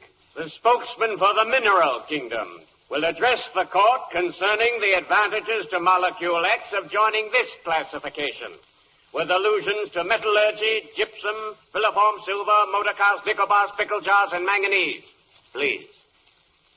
Now, the way that X can best ensure his choice of substance will endure is to stop his flopping about and settle down to being a respectable metal. Oh, fiddly-dee, fiddly-dum, yum-yum. Oh, boy, aluminum. If he likes the work of iron, he can be the iron in irony. That sounds to me like pure, unalloyed non sequitur. If he wishes to be a worker, he can serve in a column of mercury. And if he'd rather be gay and giddysome, there's radium, uranium, iridium. Oh, tantalum, tungsten, talcum, tin, ipsy, pipsy, bitters, and gin, alto, saxon, copper, tax, raxily, rax, parax, parax, merrily, barely, chili by gin, triple I, zinc, and kaolin. Team. Oh, I beg. Are these football yells necessary? Yes, sir. Very. Well, what do they mean? Well, amphibolsphine and pyroxene, being amygdaloidally idiochromatic, may create a stalactitic static, affecting the scalahedral speed. Mm-hmm. On this, the experts are fully agreed. Well, that clears it up very well indeed. Proceed. If X wants glamour, need he be told of silver, platinum, and gold? And the safest job on any planet is to be a nice, strong rock of granite. If he likes good cooking, a dinner will boil very nicely over mineral oil. Does he cry to be a wagon hitched to a star, then apply to be a Hollywood motor car? Oh, I could pour mineral law before you forever and a day, if it wouldn't bore you. Well, X says he, that any jury'll find mercury somewhat mercurial. Iron gets rusty, bare rocks too nude, talc is too dusty, oil is crude. The automobile is not his bent. One elliptical wheel means an accident. Gold you can keep. He simply balks at lying deep beneath Fort Knox. I've never heard such utterly rash, hypercritical balderdash. If I weren't so stately and dignified, I'd take that molecule outside and bop him right in his little beezer. Who does he think he is, Little Caesar? Let the animal kingdom present its spokesman. Come on. Where is the gent? Right here, but, Your Honor. All right, begin. It's a her. Never mind. Swear him in. Very well. The spokesman for the animal kingdom, etc. Species of bird, bee, dog, flea, hen, man, does solemnly swear, etc., in the name of the llama, gnu, orc, yak, kangaroo, slippery Dan, Charlie Chan, the common man, and so forth, that he or she will please go forth and testify to the legal court. Thank you. I gladly take the floor. Rather pretty. Eh bien? Hello? I could fascinate X with the mystery of our considerable natural history. I could tell him the fame of each colorful name. Go on. I'm goose pimply and blistery. I could tell of a bird named the Smew, and another eclect, Uraboo, of Tsigatai, Zo, and of Single Row. And a fish that is called in canoe? Quite true. And a monkey that's called Wanderoo? Quite true. Oh, I just love to listen to you. I could tell of the vinegaroon, the squacko, the guiduck, baboon, the antelope bongo, the crow known as drongo. Will you join me for lunch one day soon? For the record, may I ask whether these names are real or fictionary? Don't interrupt. They're all in your dictionary. Now, the Kapakai has a whistle. Of course. Distinct from the ling and dixistle. The Zebu and Zivet, Anteric of Tibet. I cling to your words like a thistle. I urge X to join the toucan or some other nice animal clan, like the beautiful cootie or charming agouti. But what of the species of man? Oh, that's another subject entirely. I do not recommend that X get involved in the affairs of mankind. Is that because you believe in the principle of matter over man's mind? No, but being human would surely hex a sensitive molecule like X. Just how do you mean, Queen? Well, it's not so easy to be a common man. No matter how much you work and plan, it's still a neat trick to live the span commonly allotted to the common man. A wandering breeze will affect your pump. If not a measle, then a mump. You can pull a tendon, get roundly hissed, or have to depend on an analyst. How true. You can get ptomaine or be undersold. Then there's Franco Spain. Fui. And the common code. A review can stink. You can miss a guess, or be told how to think by the yellow press. Did I tell you I greatly admire your dress? No. There's water on the knee and athlete's toes, the doctor's fee and the running nose, aching bursitis, rashes and rickets, colitis and worsitis, and parking tickets. Not in this court. You can get diabetes or caught in the rain. Not in this court. You can run out of Wheaties or into a train. You can get neurasthenia. A blizzard can chill you. Your wife can be mean. A dentist drill you. A plaintiff can sue you. A bite give malaria. If no lover woo you, Alas, miseraria. Very legal embroilments. Just let me take care of you. Thank you. A fascist will fight you. And then there is asthma. Vampires can bite you and whine on your plasma. You can be badly reared and flunk out in Latin, or tangle your beard in spaghetti au gratin. It's fattening. You can get a flat tire, drop teeth in the drain, or suffer a dire escutcheon stain. You can drown in the Dnieper or suffer the bend. You can wind up a leper and lose all your friends. Hard to wind up a leper. You can settle in Philly, or step in a pail, or feel willy-nilly and cease to inhale. How morbid, depressing, in fact suicidal. By the way, have you ever an hour that's idle? Your Honor, my client has something to say. I could meet you, what's that about X again, eh? He's ready, I said. Well, let him go ahead. X says as follows. I'm glad to know the awful truth. Man has such woe, forsooth, forsooth. What philosophy. Yet what he's done, proud hands can clap. He's beaten the Hun and Will the Jap. He flies the air just like a smew and swims for fair like the Incanoo. Yes, like the Incanoo. He has a soul. He reads Descartes. Like me, his goal is a thing apart. He's learned to kill the harmful bug by serum pill and sulfur drug. He beats the band and goes to school to understand the molecule. You're the rascal. In face of odds, he makes his way. Gives birth to quads, builds TVA. Displays his charms, plays blindfold chess, listens to Brahms and CBS. CBS, of course. The common guy both thinks and feels. Nothing's too high for his ideals. Though it cost him sadly to put down jerk. Please. He's not done badly. Look at his works. For all his pains, we owe him thanks. And I do gladly join his ranks. The human flock has golden fleece, grace to its stock and lasting peace. Oh, splendid. What a moving speech. I had thought X a worm, a leech. But now I see he's a regular fellow. He's twanged me so I quiver like jello. Oh, joy, oh, rapture, fields of clover. Looks to me like trial's over. Quite so. My dear X, forgive the digression, but I'm sure you'll be happy in your chosen profession. As for you, Miss Hanema, you were great. It's slightly extra legal, but have you a date for later in the evening? Do you like to dance? Have you any marked tendency toward romance? I have. But what about the wife you seldom beat? And the children you have mentioned who grovel at your feet? Ho, ho, ho! Mere rhetoric and fragmentary frippery. The legal mind behaves this way. It's very smooth and slippery when arguing. I have no wife or any such a fixture. In that case, I will marry you, as in a Class B picture. We'll create a happy ending, plus 2 children of each sex. To be a part of one of them, shall we invite friend X? Magnificent idea, that. Is our future child agreed? X says indeed. And ask you speed your visit to the Reverend so we can have a life to lead and bring this to a clever end. Hooray, I thought you'd never end. Will the court musicians kindly advance to the mic and play a wedding dance? And then after that, please segue and sally into a sort of a kind of finale. 1, 2, 3.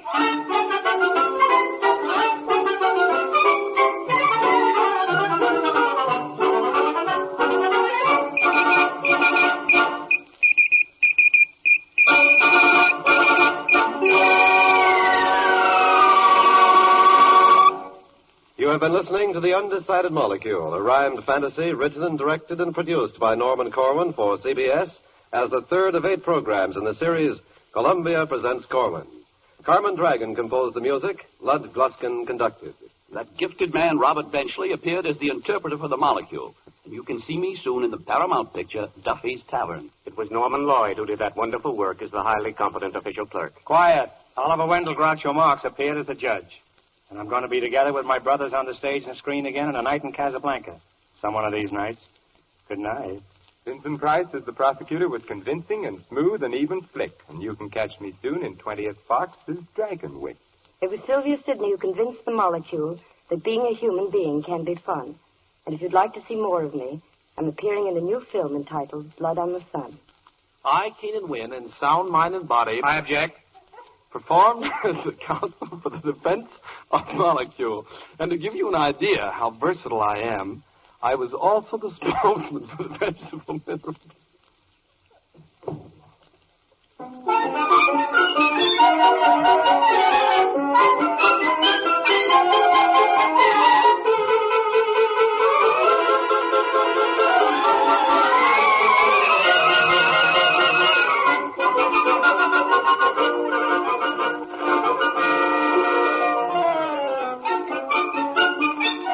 Next week at this time, Columbia presents one of the most popular and often requested programs from last year's series, New York, a Tapestry for Radio, starring Orson Welles in the role of the narrator. This is CBS, the Columbia Broadcasting System.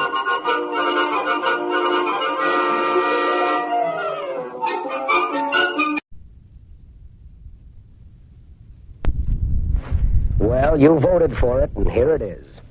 A repeat performance of the Odyssey of Runyon Jones. Elected by you listeners is the encore program from the Columbia Workshop's 26 by Corwin series. And therefore, the Columbia Workshop presents number 24 of 26 by Corwin. A fantasy, written and directed by Norman Corwin, starring Larry Robinson as Runyon Jones. Being in 6 scenes in 1 act, with no moral thereunto. Illuminated by an original musical score composed and conducted by Alexander Semler.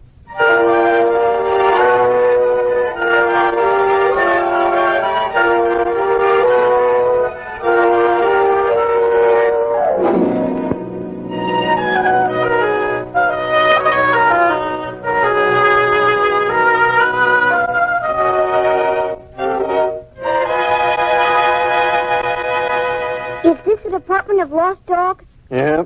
I'm looking for my dog. Your name? Runyon Jones. Runyon? Yes, sir. It's a terrible name, but Mother says I like it when I grow up because it's distinguished, she says. The other boys call me Onion. What's the name of your dog? Pootsy. Pootsy? Yes, sir. He's very smart, sir. When'd you lose him? Yesterday morning. Where? Right outside my house. He was chasing an automobile. Why? He wanted to bite the tires, I think. Front or rear? All of them. What happened? The car ran over him. And then? He was killed, sir. Oh, you're on the wrong floor. This is the Department of Lost Dogs. What you want is the Department of Deceased Dogs. Where's that, sir? 2 flights up. Here, take this slip and hand it to the man at the desk. Thank you, sir.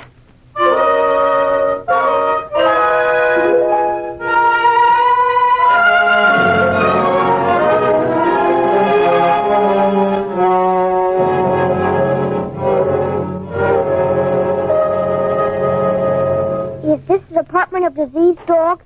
Deceased, not diseased. Let me see that slip. Yes, sir. Pootsy. Are you Runyon Jones? Yes, sir. Just a minute. Let me look at the file. Pootsy Jones, 1.5 years old. Veteran auto chaser, leash, attitude, behavior not so... Young man, I don't think there's anything we can do for you. You can't find Pootsy? Well, ordinarily, in a good many cases, when a boy's dog dies from old age or natural causes, or is merely run over while chasing a cat in line of duty, or is fatally wounded in a fight with other dogs, we can make arrangements with St. Bernard, the proprietor of Dog Heaven, for the return of the animal on a limited basis. What's a limited basis? But in the case of Pootsy, he is down in the files as an inveterate auto chaser and tire nipper, class 4. Also, it is known that he has resisted leashes, that he bit a dog catcher on August 11th last, and that he stayed out all night on 3 separate occasions. Sorry to say, he's not in Dog Heaven. No? Gosh. Are you sure, mister? Oh, couldn't he have snuck in when nobody was looking? He's not in Dog Heaven, and that settles that. Well, where is he then? In the place where all ill-behaved curs are punished. Purgatory. Well, where's that? I'll go there. Oh, no, that's impossible. But he won't chase any more automobiles. I swear it. Look, honest, I'll spit on my hand and touch my forehead 3 times. What's that mean? Well, that's the secret oath of the Elmwood Street AC, which means pledge of honor. Nevertheless, it'll be impossible. But Pootsy will be lonely without me. I have to find him. Please go now. I'm busy. But gee whiz, I came all the way now here. Go quietly, Mr. Jones, or I'll have to call an officer. I won't go. I won't go without Pootsy. You've got him somewhere and you're hiding him on me. Now listen here. You can't make a disturbance in here. here. You give my dog back or I'll kick you in the shins. Pootsy! Oh, ouch. Pootsy! Oh, here, stop that. How dare you kick me? You won't let me help here. Because you want to keep me for Here, yourself. stop kicking me. Stop that. Officer, come here. Officer, come here. All right, what is this? What's going on? He kicked me, officer. He did. He kicked me all right right. in. Now, wait a minute. I think the both of you better explain the matter to the superintendent of the division. I certainly will. I'm not going to stand for being kicked in the shins by any young brat who happens to come along. No wonder his dog's in purgatory. I can see where the animal learned its bad manners. You take that back. I did not teach Pootsy his bad manners. He taught himself. He's a bad-mannered, ill-natured animal. All right, quiet, the both of you. Follow me. We'll explain it out to the super. I will tell the super what you said. I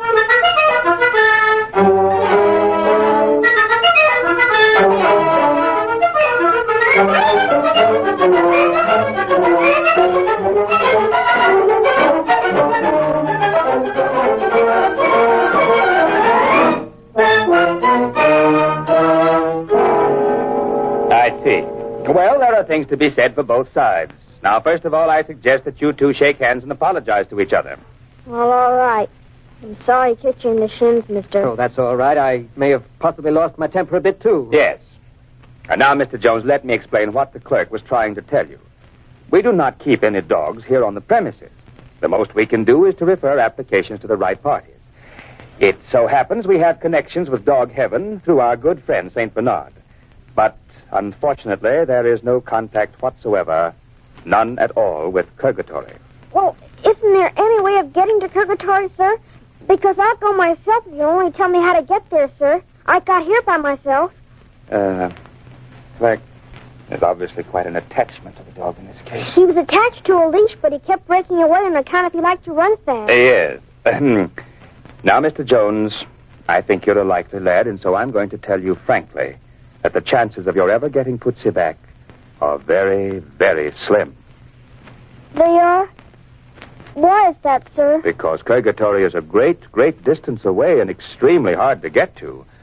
In fact, nobody we know seems to know just how one does get there.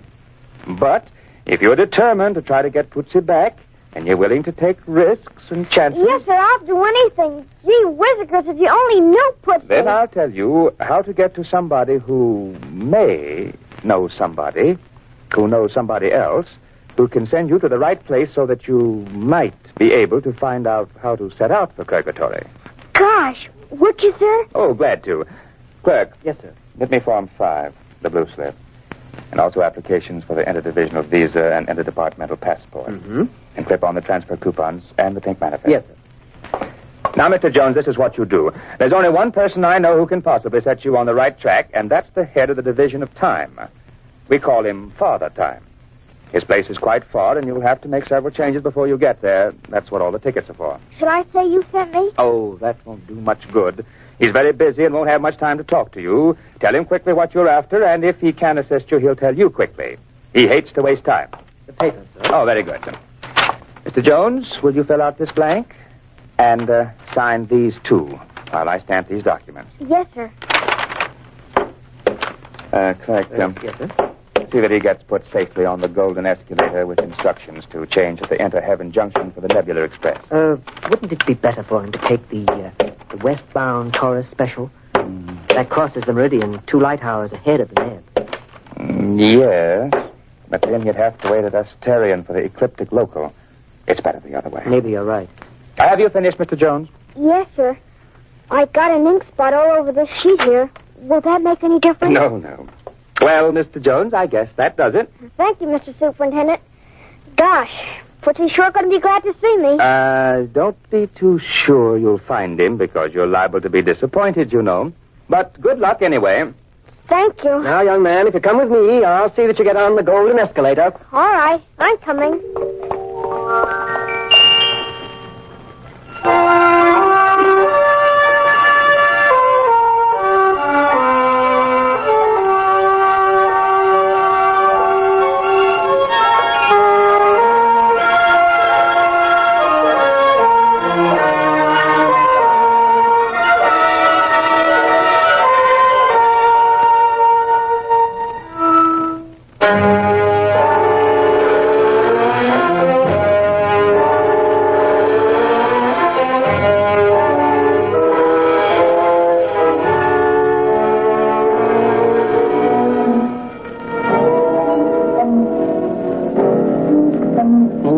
You came all the way here to ask if I know anybody can tell you where to help find a dog named Pootsie? Yes, Father Time. Don't you realize I'm very busy? Yes, Father Time, but it won't take you long. Quiet.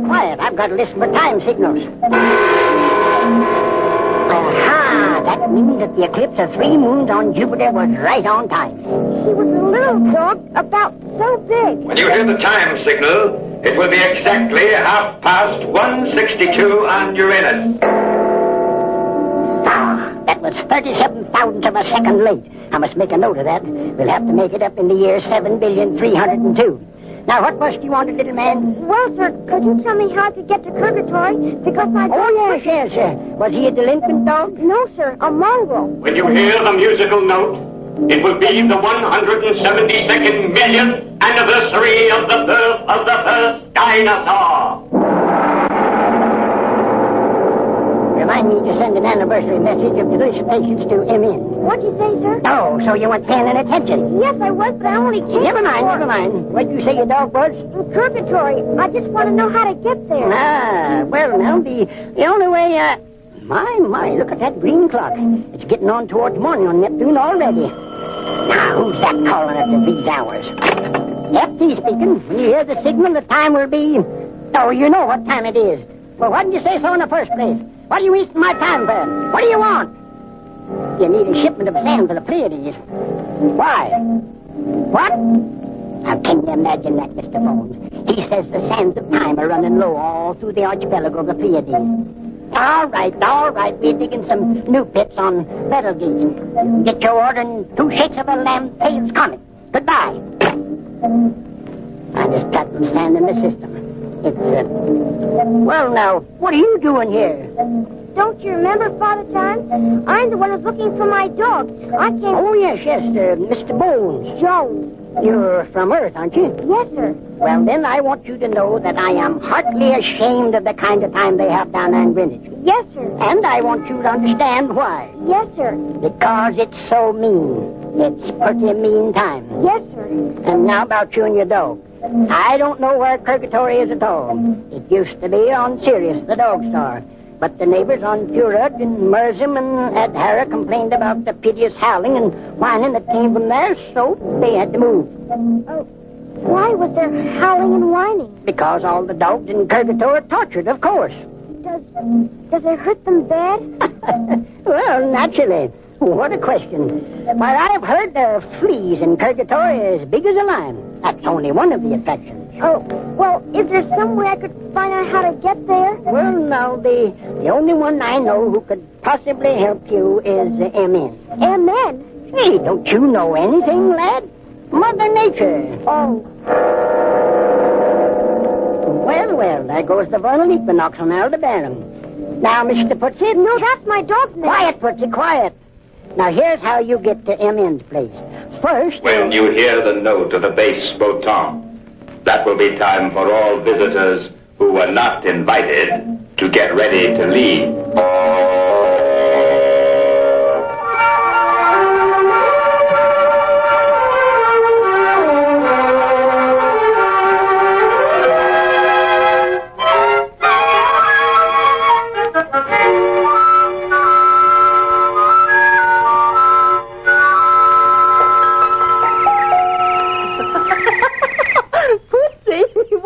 Name. Yes, ma'am. And you came here to ask me? Well, Father Time says you might know where it is.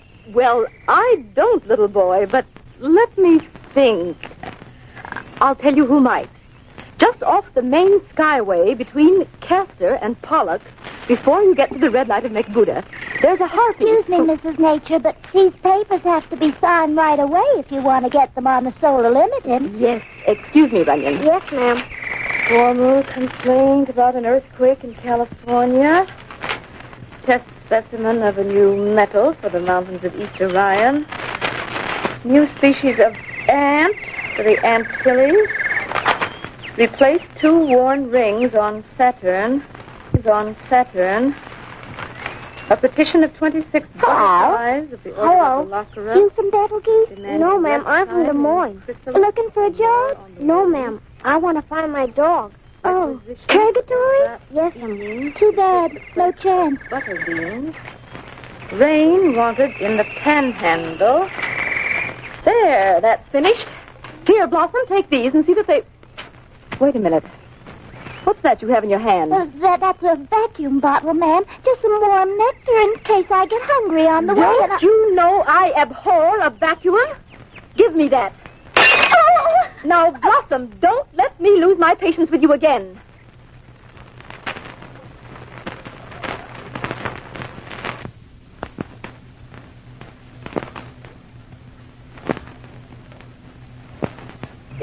hungry, there's plenty to drink in the Milky Way. Yes, Mother Nature. Now, Runyon, as I was saying, this harpy is a very strange spirit, full of lots of esoteric knowledge. Does he know where I can find Pussy? That I can't tell you, but there's no harm asking. Incidentally, it's a she, not a he. In fact, she's more commonly known as an it. Does it bite? Oh, no, but you may have difficulty understanding it because of the way this harpy talks. You'll have to hold this little charm. Now, where did I put it? Oh, yes, here it is. You'll have to hold this in your left hand while the harpy talks in order to make out anything at all. Gee, isn't it pretty? It's like an Aggie in marbles. Yes, it's the most charming charm I have. Don't lose it now, because it has the power of translating the harpy's language into your own. No, ma'am, I won't lose it. I'll take care of it, like as if it was Pussy.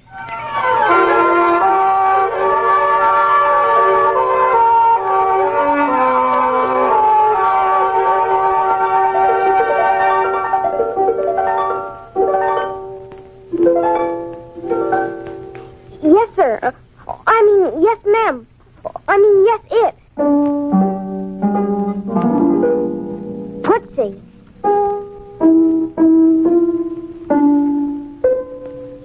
No. P-O-O-T-Z-Y.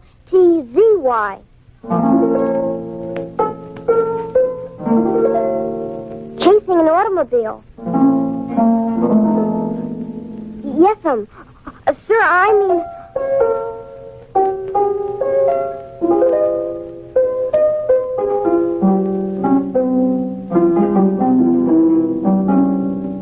giant?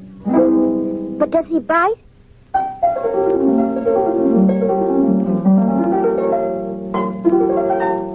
Does he know where Pussy is? You don't know whether he knows. Gosh, nobody seems to know where Purgatory is. I hope he does. How do I get there, Miss Harpy? The Harpy.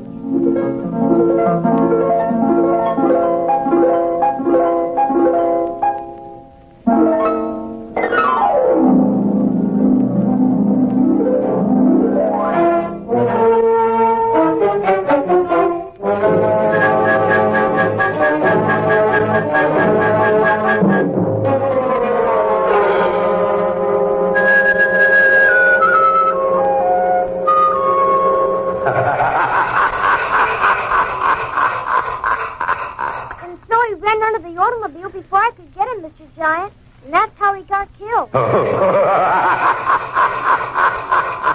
So, you've come here expecting me to tell you where Purgatory is? Yes, sir. Did you know I knew? Of course I know. You do? Oh, gee, will you tell me, please? Oh, gee, gosh, Jiminy heck. Then you know where Pussy is. Do you think I'm going to tell a little squirt where Purgatory is? Why, I haven't told anybody anything for 67 million years, and I don't see why I should start in now. Don't you understand? Pussy. Pussy's there. You tell me I can go get him. Tootsie. Sure.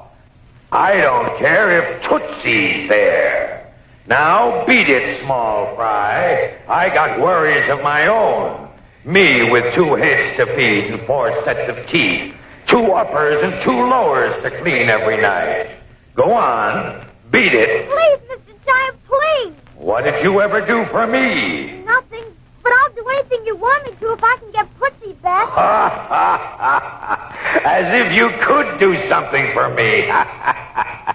Go on, scram. Before I squash you with my little finger. Listen to me. Don't take up my valuable time. Who sent you here in the first place, anyway? The Harpy. The Harpy? Yes, sir. You don't say. Step on my thumbnail here. And don't slip. I want to talk to you very confidentially. Come up here, near my ear. Oh, I'm up so high now I'm afraid to look down. Now, What do you know about the harpy? Well, it told me how to get here. It gave me full directions. It? What are you talking about? The harpy, sir. Miss Harpy to you, Bunny. Yes, sir. Well, how the heckuber could you understand her? Why, that was easy. Easy. I've been trying to get next to that creature for the last 4 million years. And every time I ask her for a date, she gives me queer talk. I can't make her out.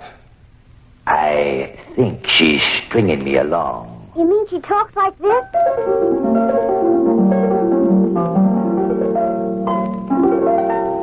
Yes. Say, how did you do that? Well, I'll tell you how if you tell me how to reach Purgatory. Oh, businessman, eh? No, I just want to swap you, that's all. Well, all right. Tell me how. Oh, no. First, you tell me how to get to Purgatory. Well, that's fair enough. Mind you, you're not fooling me now. What you tell me better work. Sure. It works like a charm. No fooling. All right, then. Now, get this, kid. First, you go up through that cloud of meteor dust there on the trim fab. And then you change at San Sunspot to the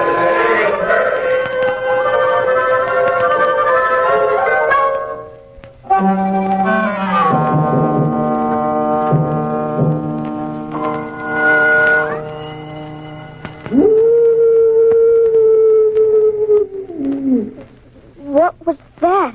Well, that was merely the soul of a wolf passing by the Purgatorium. Does it bite? Oh, no. Don't be alarmed, Mr. Jones. You see, the nearby wolves, who occupy what is known as lupine limbo, resent certain of the policies in practice here in Purgatory, to say nothing of the smell. They do? That means the board of directors has reached a decision on your application. We can go in now.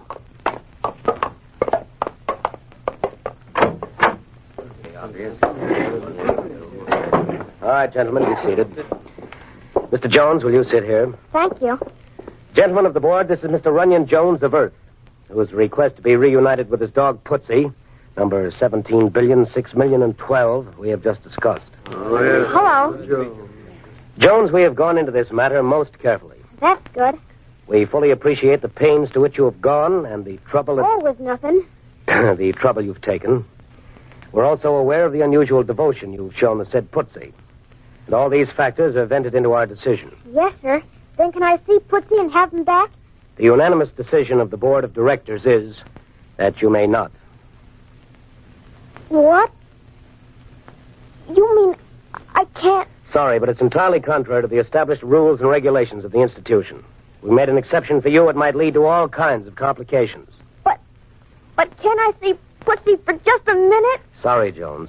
Not even for a teeny-weeny second, just to peek at him through the bars. We're all very sorry, Jones, but nothing can be done for you. Incidentally, it may be of some consolation to you to know that there are no bars in Purgatory. That's good. You torture Putsy bad? He's got a lame foot, you know. Always had. I hope you don't hurt him awful.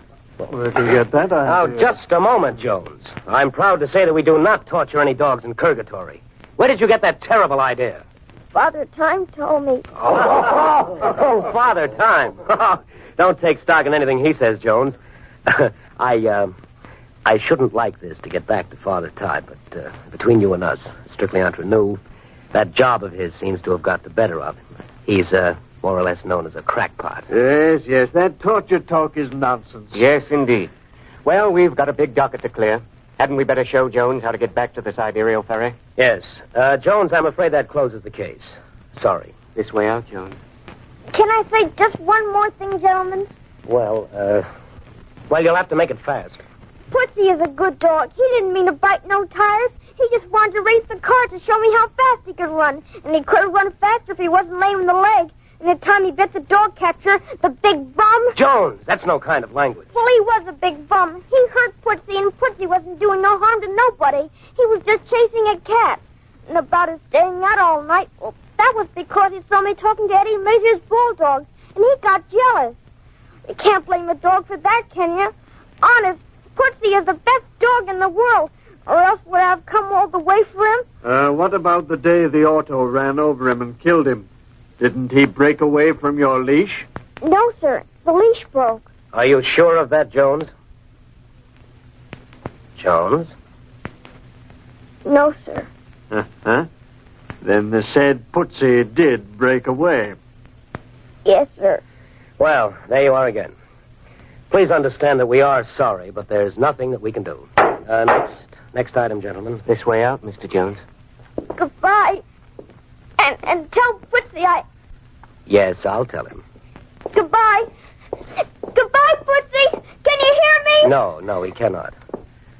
I'll tell him goodbye for you. Thank you, sir. Wait a minute. Jones, where did you get that mark over your right eye? That's nothing.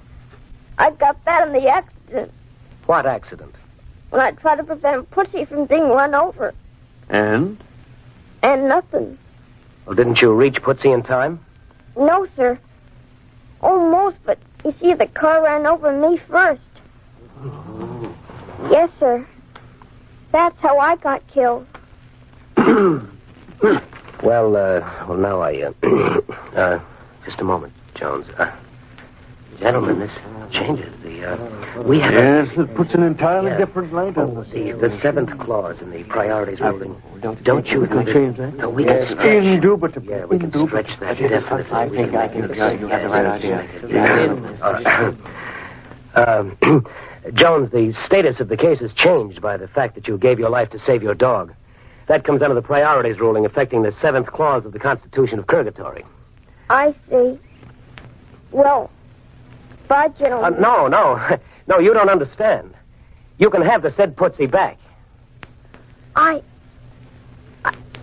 can see Putsy? Yes, sir. We'll release the said Putsy from Purgatory in your custody. You mean now? Yes, the officer will take you. Come, Mr. Jones. Yes, right away. Thanks, gee.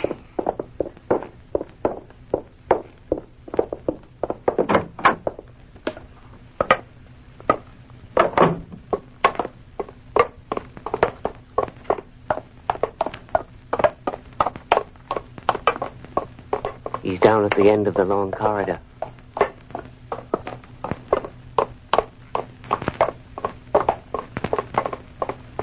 Well, here we are. He's right inside the door. Is he? Right inside there? Yes. Just open the door and walk right in. Wait a minute. What is it, Jones? Do I look all right?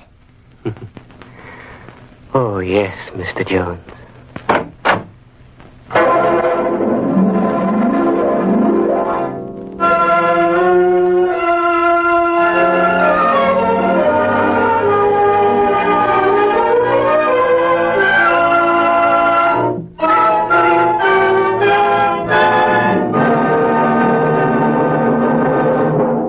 You've been listening to the Columbia Workshop's presentation of the Odyssey of Runyon Jones, selected by the listeners' vote as the encore program in the series 26 by Corwin and starring Larry Robinson in the role of Runyon Jones.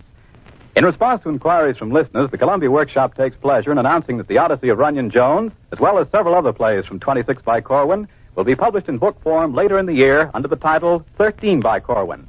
At this same time next Sunday, the Workshop will return with number 25 of the series, a new musical satire entitled A Man with a Platform, starring Henry Morgan in the title role. This is the Columbia Broadcasting System.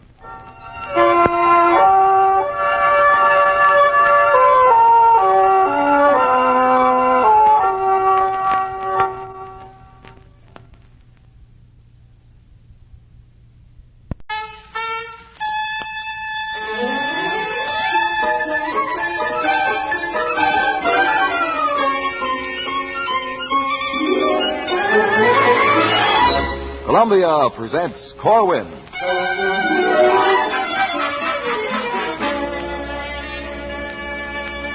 Nobody has yet explained the case of Charles E. Gumpert. There have been many theories about him, and you may have read some of the magazine pieces attempting to debunk his experiences.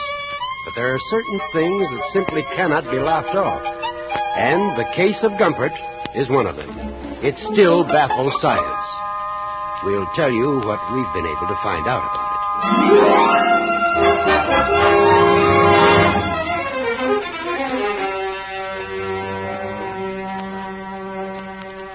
Tonight, in the last of the series of broadcasts for CBS, Norman Corwin brings you Charles Laughton and Elsa Lanchester in Gumpert.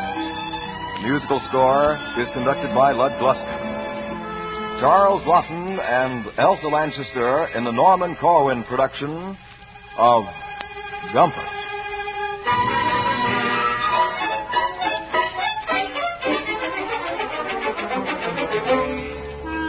I am Mrs. Charles E. Gumpert, the former Elsa McFedras of Passaic, New Jersey. I married my husband after what I suppose one might call a whirlwind courtship. We hadn't known each other more than 2 months when he proposed to me. It's not that I couldn't do without you, Miss McFedras. I suppose I could. But I could do much better with you, and as you seem fond of me... Oh, yes. I'm sure it would be no exaggeration to say that I am rather fond of you, Mr. Gumpert. And why don't we get married? I won't always be a haberdashery salesman. In fact, Mr. Allison's already spoken of promoting me to the defer department. For the first 5 years of our marriage, Charles never showed any signs of his future greatness. At least none I could make out. He got along well at the department store, and we spent our spare time listening to the radio or playing gin rummy or reading. After he joined the Elks, he used to spend an evening a week at the lodge, and we also went to the movies often. What's playing tonight, darling? A triple feature, The Canterville Ghost, The Suspect, and It Started with Eve. Oh, we mustn't be late for that. Let's do the dishes when we get home. He was constantly reading the classics, too. For example, he read The Robe all the way through 3 times and Forever Amber 5 times. He was shy and retiring, and he knew his place in the home. Yes, darling. It's just as you say, my sweet. Do you mind if I read a little longer, Elsa? He was so timid, he would practically faint if he had to get up and speak before a meeting of salesmen or in such public gathering. I'm happy to be able to report that total sales in the last 4 months, and the last quarter, the last 3 months since April, seem to have mislaid my notes somewhat. If you'll bear with me slightly. And one other important thing I should tell you about Charles is that he could never carry a tune. He seemed to have no ear whatever for music. Way down upon the Swanee River, far, far away. It was this lack of a musical ear which made all the more surprising what happened on that unforgettable spring morning. We were sleeping, and around about 6 in the morning, he awakened me. Elsa, wake up. What's the matter? Do you hear a voice? Yes, yours. No, listen. I don't hear a thing. But I couldn't have dreamt it because I've been awake for a half hour. I heard a voice just as clear. Charles E. Gumpert. There it is. Listen. I don't hear a thing. Charles E. Gumpert. Somebody is calling me. You're hearing things. Charles E. Gumpert, you have the honor of being the reincarnation of Niccolo Paganini. Charles, what's come over you? You look so strange. Now, look here. What are you? What are you doing in my bed? Are you talking in your sleep, darling? Aren't you being fairly bold for a chambermaid? Get along and fetch my breakfast, and let's have no more of this impertinence. What do you mean, Charles? Oh, dear, I don't like that peculiar look in your eyes. Oh, my. Stop wringing your hands and remove yourself to the kitchen at once, do you hear? Go now, get along. I'll call a doctor right away. Oh, this is awful. Have my violin here alongside my breakfast so I can put down my coffee and pick up my music. Violin, did you say? You she-cloud, have you never heard of my violin? Violin, yes!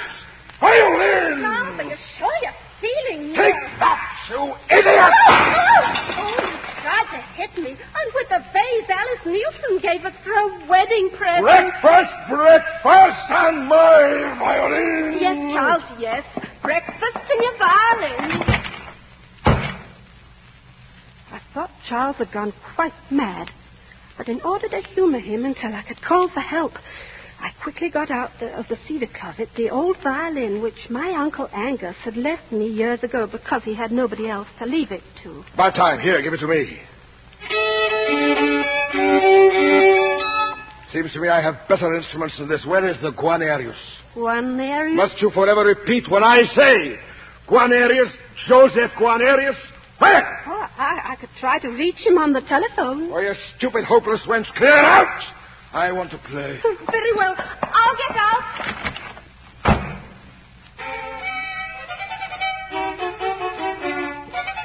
I have to say, in all honesty, that I was terrified by the way Charles handled that violin without ever taking a lesson. I was certain as I stood listening outside his door that a demon had got into him, especially when he called for me after a while. Darling. He seemed to have forgotten that he'd chased me out as a chambermaid only a few minutes before. Antonia, I am going to compose a whole series of caprices. Some caprices, did you say? For you. Oh, that would be lovely. Lovely. Ah, of loveliness, Antonia, you are the epitome and the lightest flower. You bear yourself like a proud Sicilian hollyhock. Oh, you smell of spring. It's sweetheart soap you're smelling, and the name is Elsa. You're such a giddy girl sometimes with your little jokes. Here, let me fondle your foot.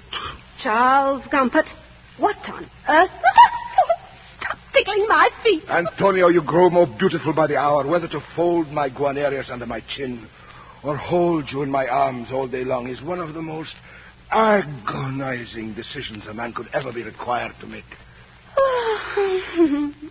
And right then and there he seized me and kissed me rather wildly, like in that perfume ad, you know.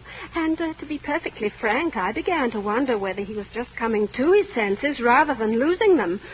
He became very dashing and quite a lover, and I gave up all idea that he might be insane and made breakfast for him every morning. He made off he'd never heard of his job at the department store and did nothing but play on the violin and make love to me. And then one day he decided it was time for him to give a concert. So he had me go to Carnegie Hall in New York to see Mr. Carnegie. There was nobody there by that name, but a man told me. Madam, if your husband plays as wonderfully as you say, the first thing he should do is sign an agent or a manager. You'll have no trouble getting concert dates. Well, that's what I did. I had this manager listen to Charles, and he got so excited that within no time, Charles was all over the papers as a sensational discovery. And then they arranged a big concert for him. Well, to put it mildly, I'll never forget that night as long as I live. Everybody was there, and my picture was taken by photographers with flash bulbs and devices of that sort. And then at last, Charles came out.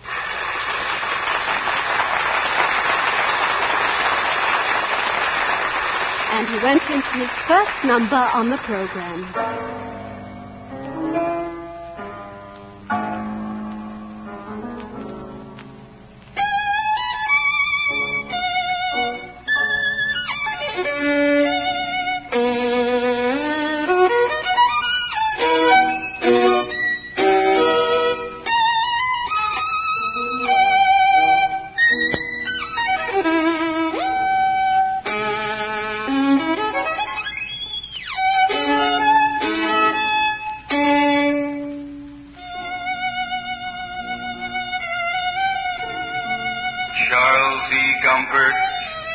Your tempo does not please the spirit of Niccolo Paganini. Therefore you shall be deprived of his genius forthwith. Gumpert, you are Gumpert.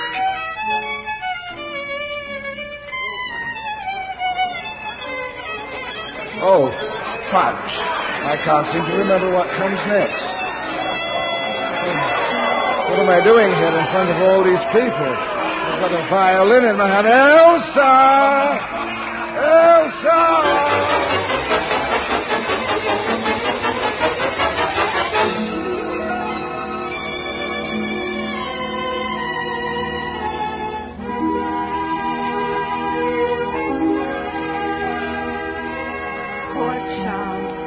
The report of his concert in the newspapers was treated so humorously that, as you can well imagine, he became the victim of coarse jokes and the cause of much laughter. And even back in Passaic, I should say, especially in Passaic, he was hooted at by ruffians on street corners. Why don't you try the trumpet, Gumpert? That, as I see it, is none of your concern. And rude children on our street corners made up rhymes about him. Little diddle piddle, answer me a riddle. Who plays the fiddle and stops in the middle? Dumpy Gumpy Gumpert, that is who. Feel plenty stinks, and so do you. Poor Charles. He took it hard. Elsa. Yes, Charles? I tell you, it's getting to be more than I can bear. Look at this. What is it now? Oh, it's Winchell. He says here that I performed like a pagan nincompoop. Is that good or bad? Oh, it's bad, of course. Don't you know what a nincompoop means? Yes, but I've never heard the phrase pagan nincompoop before. What is Mr. Winchell's point, darling? Oh, never mind, Elsa. Well, the fact is that we'll never live this down here in Passaic. We'll just have to move. There's no other way out. We'll just have to move. So we just had to move. We moved to Chicago, where Charles got a job in the complaint department of a water company. Things went along fairly well, and after a while, Charles seemed better.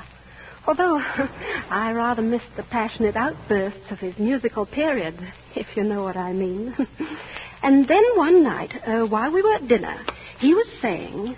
And the young woman named Jane Bookbinder called up and wanted to know whether we were contemplating adding water to the chlorine in the drinking pipe. So I said, well, now, miss, I said, if it weren't for the chlorine... Charles E. Gumpert. Yes, Charles? Go on. If it weren't for the chlorine... There it is again. There's what again? Charles E. Gumpert. You have the honor to be the reincarnation of the spirit of Caius Julius Caesar. Julius Caesar. Charles? What are you staring at? There's nothing on that wall at all. Out Kaiser, out nihil. What's that again, dear? I just said either a Caesar or nothing. What a clever answer. And what did Miss Bookbinder say to that? Cogito ergo sum fronti nulla fides. Silly of her to try and win you over with baby talk. I hope you gave her a piece of your mind. I just said I think, therefore I am. No reliance can be placed on appearances. I warrant that stopped her. Calpurnia? What? Calpurnia. Are you referring to the Golden State, to Hollywood, Calpurnia? No, I am talking to you, Calpurnia, my dear wife. Oh, Chuckles. There you go again with your silly talk. Are you with me? There is much to be done. Like cleaning the house?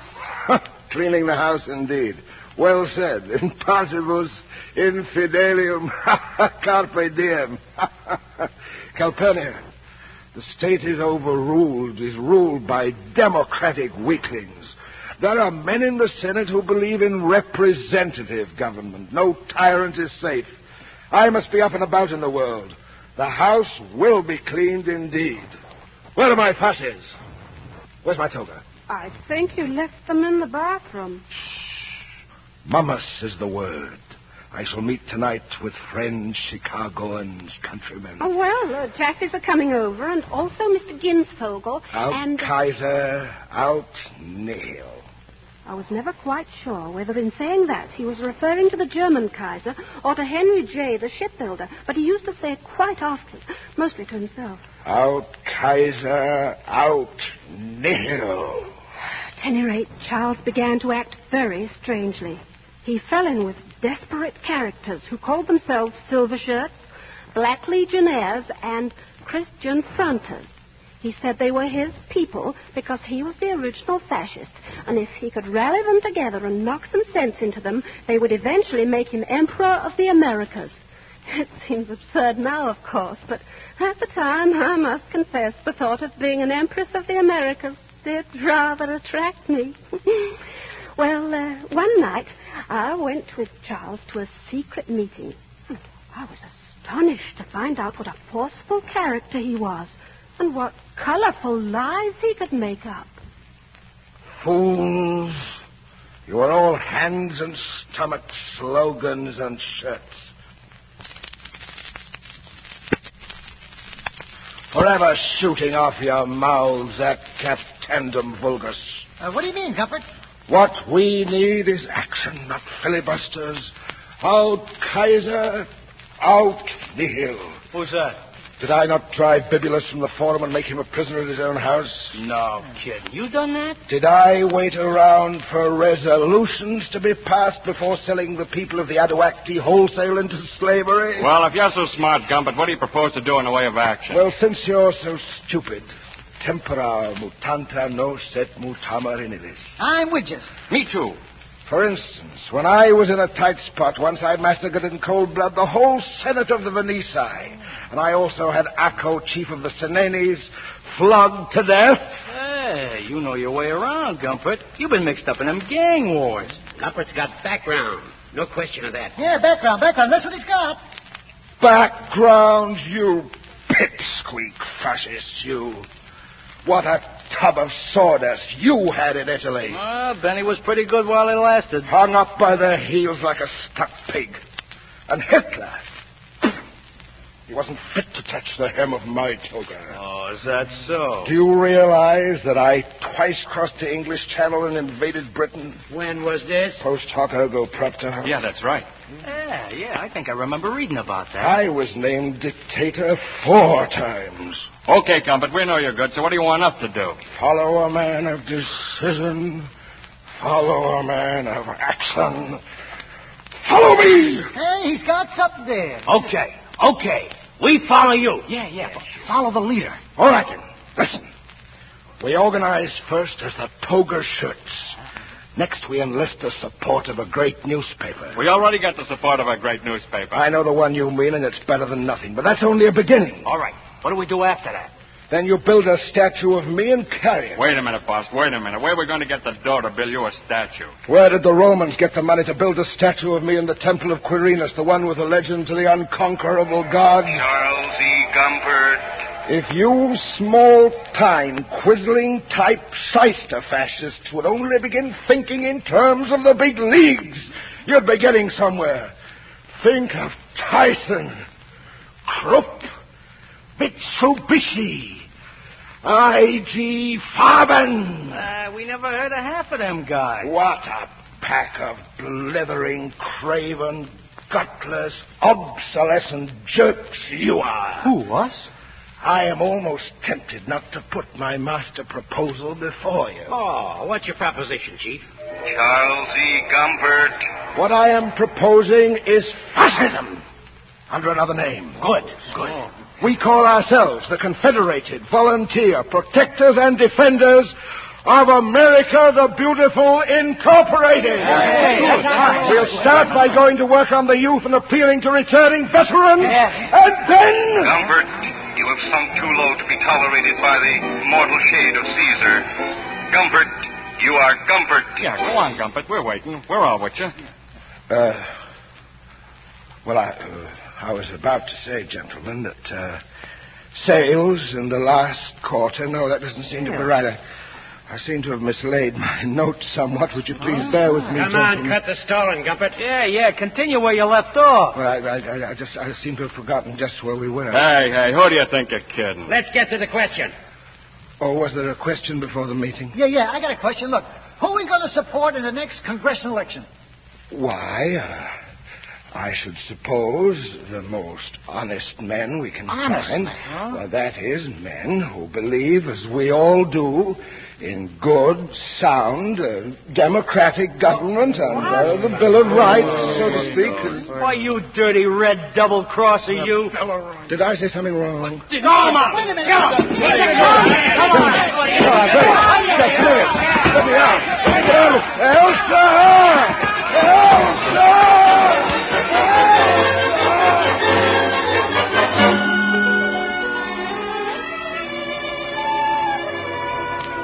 I nursed him slowly back to health. Elsa, darling, the hot water bottle's gotten cold again. And I made him go to the country for a thorough rest. What a peculiar taste this spring water has. What do you suppose it is? Unchlorinated. Oh, yes, that's it. And after a while, his broken ribs knitted together and his fractured skull healed up, and he was as good as ever. He began to take a lively interest in his surroundings once again. Tomorrow, darling, let's visit the stockyards. And he was doing fine until, ping, same thing happened as before. He fancied he heard a voice, only this time he got the idea he was the reincarnation of an old Yorkshire farmhand named George Duggins. I've somewhat to say to thee, Elsa Gumpert. I'm that happy that shows thee sense properly, understanding. By gum, that's been a good wife to me. This lasted only a couple of days, and he was back to normal. But then, all at once, he fancied he was Hugo Oliver Mumford, Jr., a Canadian flautist of the latter part of the 19th century, who apparently never quite made the grade because Charles drove me nearly to distraction playing the thing. Then he was William Schmidt, an 18th century kleptomaniac from Alsace-Lorraine. Elsa, look what I find in my pocket. Jewels. And this afternoon, again, I am going to visit Marshall Field's department store. Well, about this time, I began to wonder whether perhaps it wasn't getting to be, if you'll forgive the expression, slightly immoral to be married to so many different reincarnations, one after the other. So I went to see Dr. Mishkin, who was recommended to me by my next-door neighbor. And Dr. Mishkin referred me to a psychoanalyst named Dr. Billard. And does your husband continue to experience these hallucinations, Mrs. Gumpert? Yes. But since the Caesar episode, he seems to have fancied himself a series of considerably lesser people. Have you any idea why this is? No, Doctor, no. Do you suppose he's being punished for failing as Paganini and Caesar? Well, we psychologists are not given to jumping at conclusions. This must be very carefully analyzed. Could you possibly bring your husband in to see us? Well, he's busy now with his marbles. You mean he's actually playing with marbles? No, sir, he's sculpting. He's the reincarnation of a gentleman called Michelangelo this week. Good heavens. Mrs. Gumpert, I think you should know that your husband is a most remarkable case, and I should like to examine him in the company of two of my colleagues, Doctors Ashworth and Berenberg. Very well. If I can only get him over here, Dr. Billard, I'll try. Please do. It's most important. The symptoms would indicate paranoia. But, of course, some schizophrenics... I waited until Charles was discharged from being Michelangelo. And when he was Gumpert once again, I induced him to come with me to visit these psychoanalysts. I'll never forget that day. All the way over on the interurban, he was very silent and thoughtful. Never opened his mouth beyond saying rather warm, isn't it, a couple of times? Rather warm, isn't it? I think it's the heat more than the humidity. Charles E. Gumpert, you are the incarnation of the spirit of Sigmund Freud. Sigmund Freud. Temperature must be up around in the 90s, wouldn't you say, offhand? Yes, warm. And so we got to the doctor's office, and they sat him down and began to ask him a great many questions. He answered them with a sly kind of smile on his face. And after a while, I could see that the doctors were beginning to feel very uncomfortable. Now, Mr. Gumpert, to get back to our questioning, when you hear these voices, aren't you ever afraid? Afraid? Most interesting slip, Dr. Billard. Are you by any chance nervously under the apprehension that Dr. Freud is somewhere in this office and perhaps overhearing you? Not at all, not at all. Now, let's get on with the subject. Come along, be frank, for the sake of science, Dr. Billard. Yes, Billard. Gumpert has a point there. Do you harbor any such apprehension? Well, as a matter of fact, yes. What about you, Dr. Berenberg? So do I. And the same for you, Dr. Ashworth? This is really astonishing. I, too. Not at all astonishing. In fact, Dr. Ashworth, I call your attention to the lapse in reading which you made when you were examining the transcript of your colleague's interview of the other day with the good Mrs. Gumpert here. My lapse in reading? Yes, quite. Where it reads... figment of the imagination. You unconsciously said Sigmund of the imagination. Yes, I noticed that too, Ashworth. Once again demonstrating that you gentlemen have had Sigmund Freud on your minds ever since I first stopped your questioning 10 minutes ago to correct a misquotation from Dr. Jung's work on the psychology of dementia precox. Do you recall that? You were quite right, Dr. Gumpert. I mean, Mr. Gumpert. So, willy-nilly, in defiance of all logic and judgment, you are unable to put down the suspicion that here, sitting before you in the person and body of Charles Evan Gumpert, is the spirit and mind of the late Sigmund Freud. Am I right or wrong? I never in all my experience. The man is We're forced to admit you're correct in assuming that this is so. Well, now you have something to think over. Gentlemen, I must go now. This has been most pleasant. And before I go, I should like to recommend to you, Dr. Berenberg, the essay by Bush and Schutz entitled Traum und Traumdeutung im Altertum. But, Dr. Gumpert, we haven't just a yet... moment. We're only And just you, beginning. Dr. Billard, may be interested in pages 60 to 94 of Bloiler's book entitled Affectivity, Suggestibility, Paranoia. I am speaking of the Halle Marhold edition published in 1960. Now, just a moment. Let me But write you're that not down. leaving, are you, Mr. Dr. Gumpert? Oh, I mean Mr. Gumpert. And to you, Dr. Ashworth, may I recommend a rereading of the basic writings of Sigmund Freud? Good day. Come along, Elsa, my dear.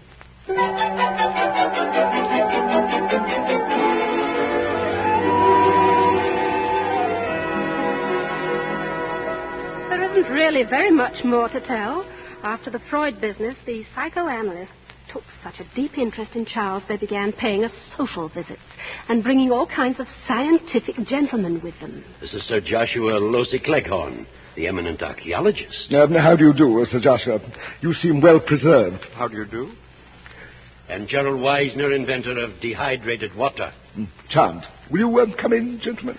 Charles completely baffled them with his knowledge until he stopped being Sigmund Freud and became Samson. He let his hair grow until it hung over his eyes like a sheepdog, and he went around lifting things, including me. Light as a feather. No substance. Now hold on tight, Delilah, while I give you a warning. Stop it, I'll scream. Oh, I'm dizzy. Put me down. There. One hand. There's nothing I can't lift. Sometimes I have a strange yen to push in a couple of walls. Just for fun. I wish you had a yen to go to the barber's and get a haircut. Look here. Here. One hand. Charles, put that piano down. Dilly, do you suppose they could use my sort of talent in vaudeville or pictures? I don't rightly know whether I can bear to tell the rest. You see, just as the doctors were ready to move right in on us and study Charles at close hand, he became Admiral John Paul Jones and insisted on joining the Navy. Anchors away, me lads. Anchors away. He slipped away one night and enlisted as a CB under an assumed name. I haven't heard from him since. The only way I had of knowing he was alive and well was the news of the big naval victories which kept coming in from the Pacific.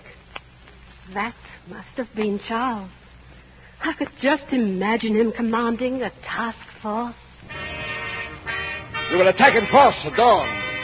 All men at battle stations. Anchors away! Heave the capstan and trim the futtocks. Damn the torpedoes and full speed ahead. Fire when ready! Now that the war is over, I wonder if perhaps someone might help me out. How do you mean, Mrs. Gumpert?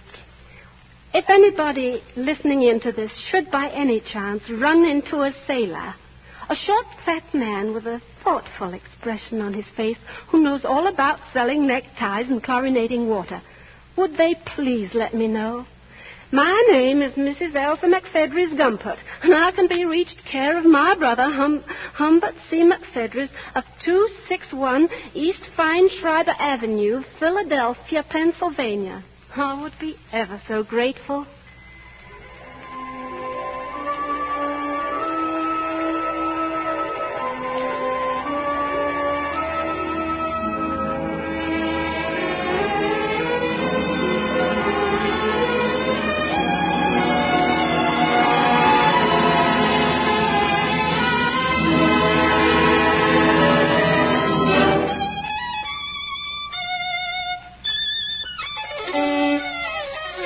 Oh, fudge.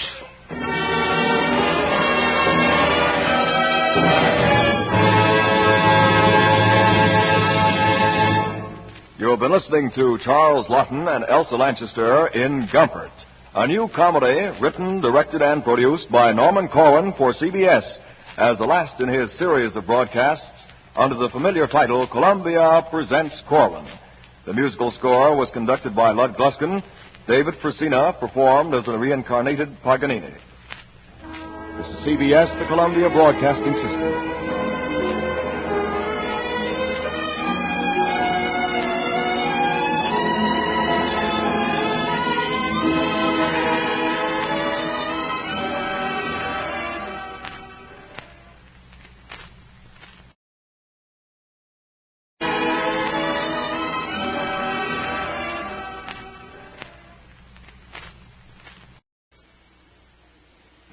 Attention, Santa Fe, train number 22, the old Capitan, for Albuquerque, Dodge City, Kansas City, and Chicago, now loading at track 5 for departure at 11:30. Columbia presents Corwin.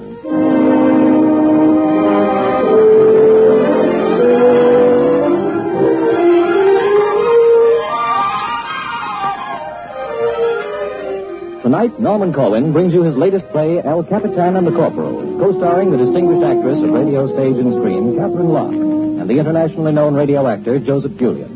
Music is by Alexander Semler. Catherine Locke and Joseph Julian in Norman Corwin's El Capitan and the Corporal.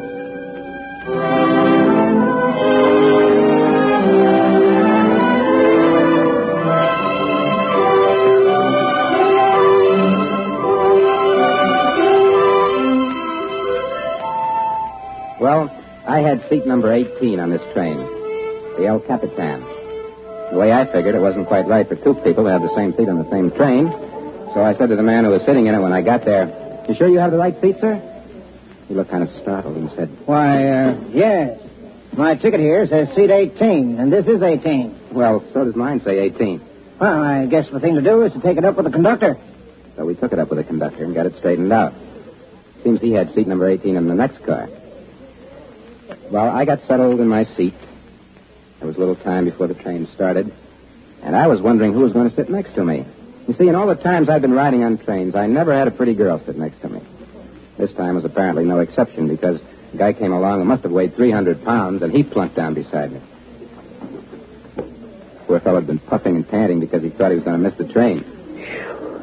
Oh, I'm winded. I'm not built for this kind of thing, as you can see. What did you do, run up the ramp? All the way from the street. I guess I couldn't have been looking where I was going. I went up the wrong track and found myself on the train for San Diego. Isn't that a silly thing to do? Oh, I don't know. It's easy to make a mistake. That ever happened to you?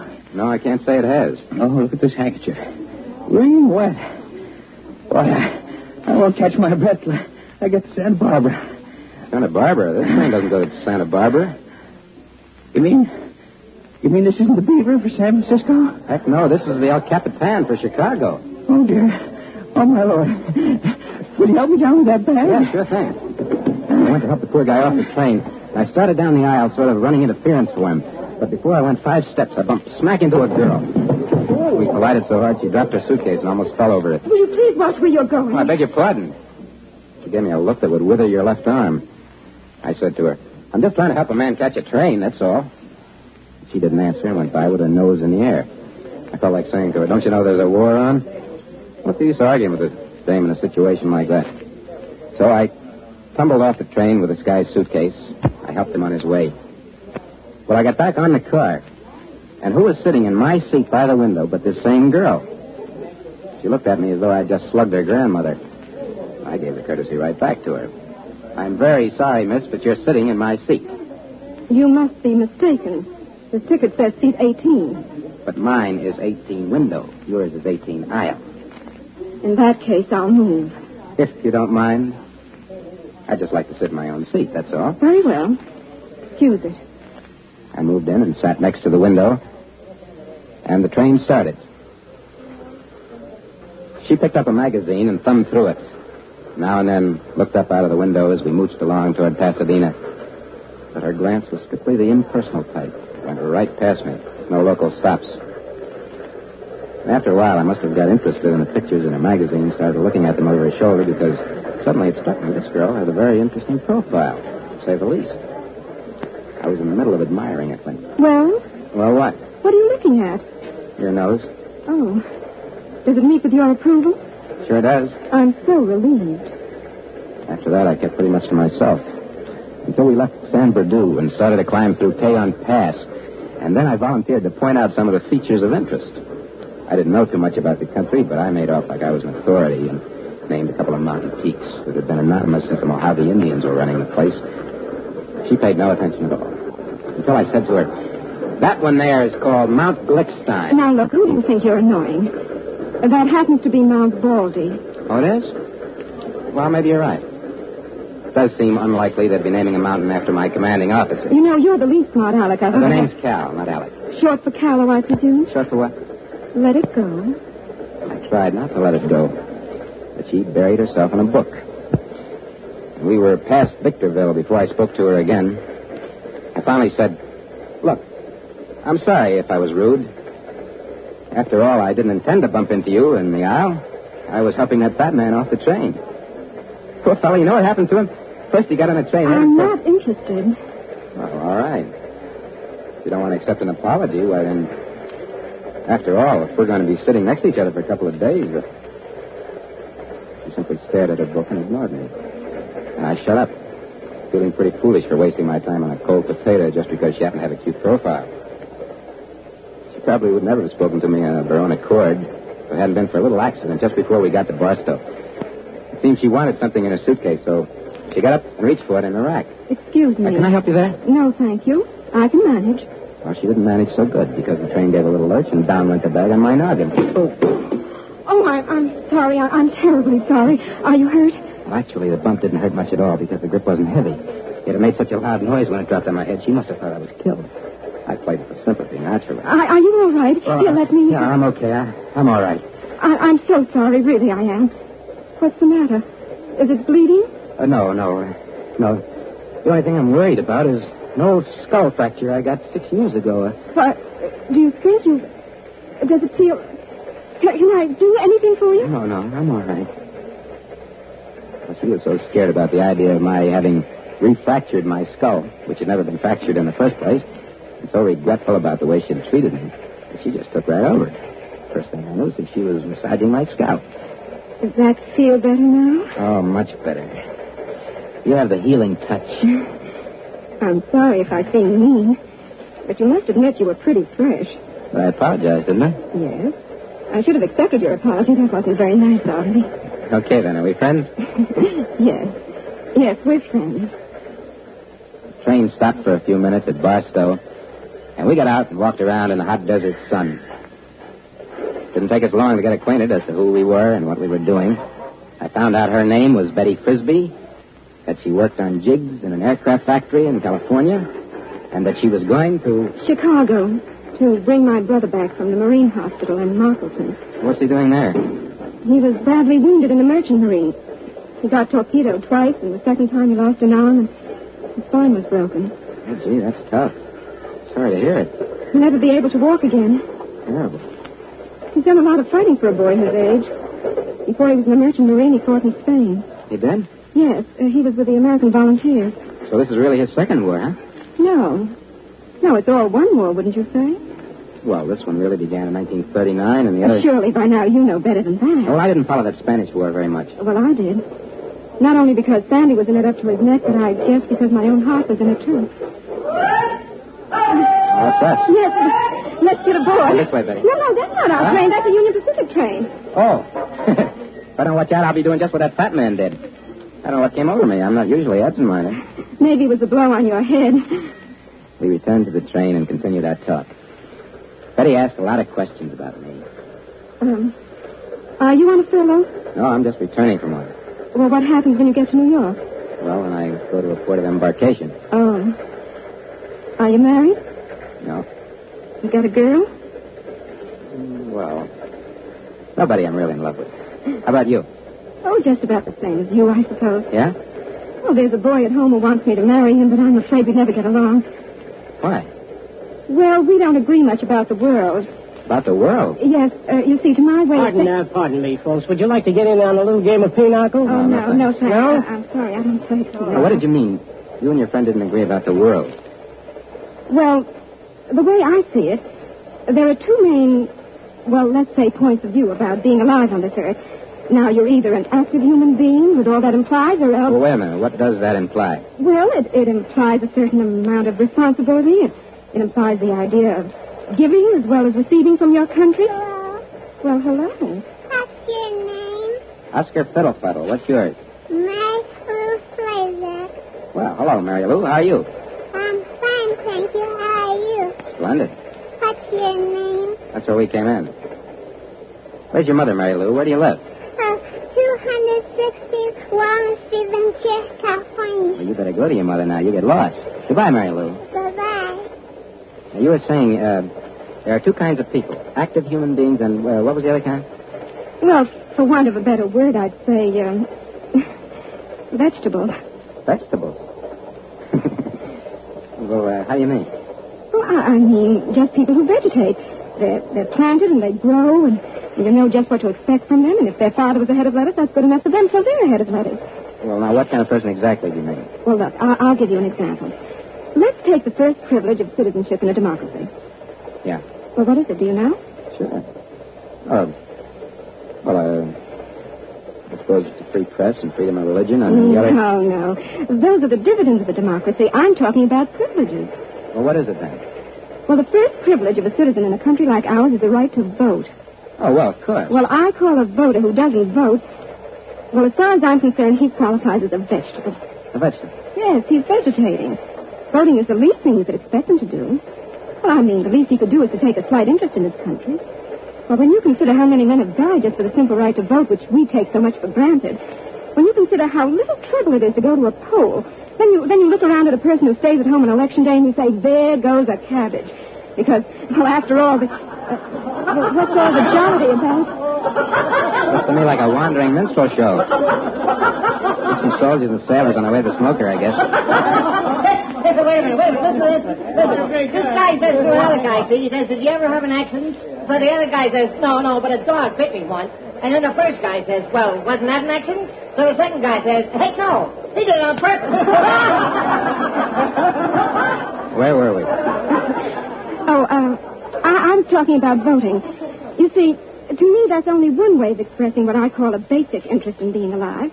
Now, you can be interested or disinterested in the kind of education your children are going to get, or in the wages you'll be making after the war, or in the kind of highway the town is going to build, or in a struggle for democracy, whether it's in Spain or in your own backyard.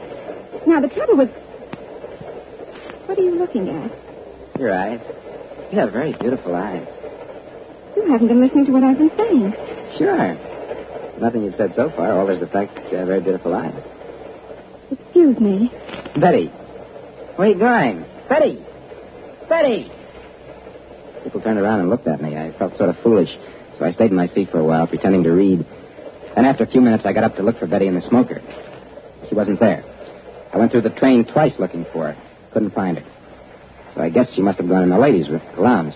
Well, we got to Needles, and still no Betty. So when the train stopped, I got out, hoping to find her on the platform. And sure enough, there she was at a newsstand buying a paper. Betty! Listen, I've been looking all over for you. Well, here I am. I'm the girl with the beautiful eyes. Oh, cut it out, will you? You want a paper? No, I have one, thank you. I don't suppose you ever read such things. No, never. Afraid you might find out what's going on in the world? Oh, listen, Betty. Other people can read the news. But guys like your brother and I, we're the ones who have to go out and make it. Look, I'm not a vegetable, Betty. Honest, I'm not. Don't get mad at me. Here I am on my way to a POE, and you're going back to California with your brother. Don't you think you're being just a little... All right, Cal. That's all she said. She said, all right, Cal. She smiled and took my arm, and we went back on the train.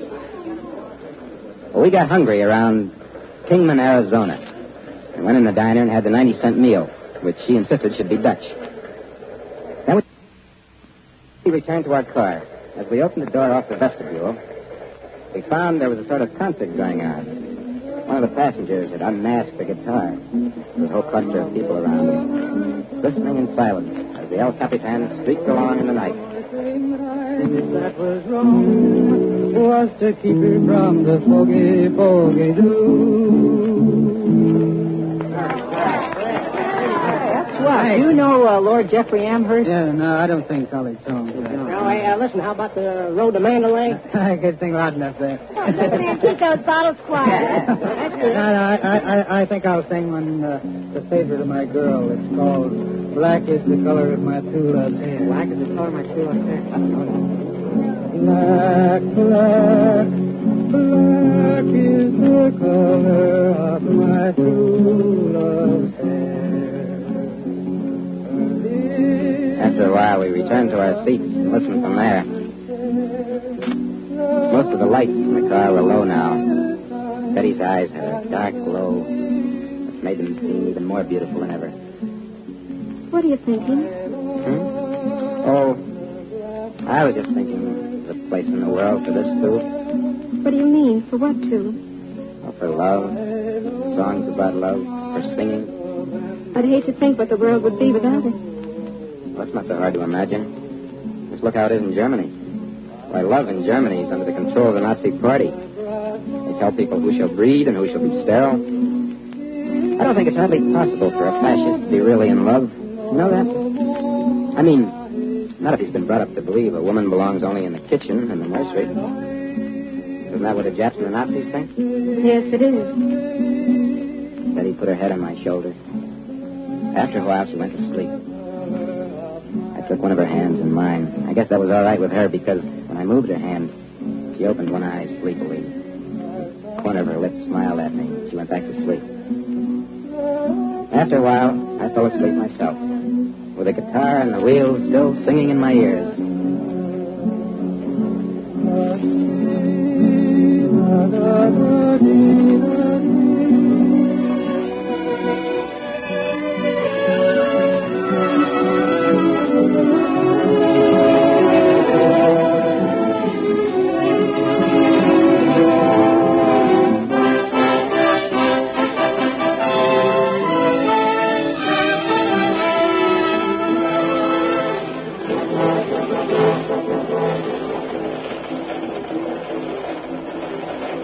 Up, the train was going through Wagon Mound, New Mexico. Betty had already eaten breakfast and was in her chair reading Strange Fruit. Oh, are you awake? Yeah, good morning. Good morning. What time is it? Time for you to be up and about. I've already had my breakfast. What a woman. You always get up so early? Look so pretty in the morning? Daily, except Sundays. Oh, wonderful.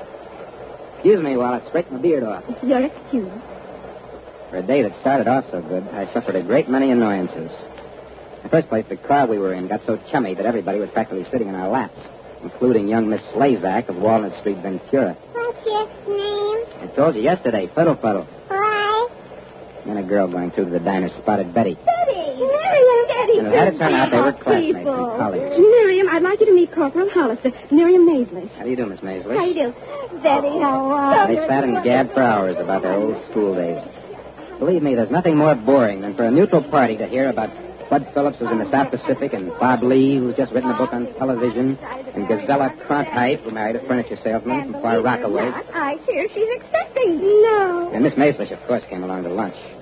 When the train stopped at La Junta, we got out to stretch our legs. She tagged along with us. But I never really got any time alone with Betty all day. Worse than that, a fellow right in back of my chair, a music lover who should have been born a canary, started whistling and kept it up until it got on my nerves.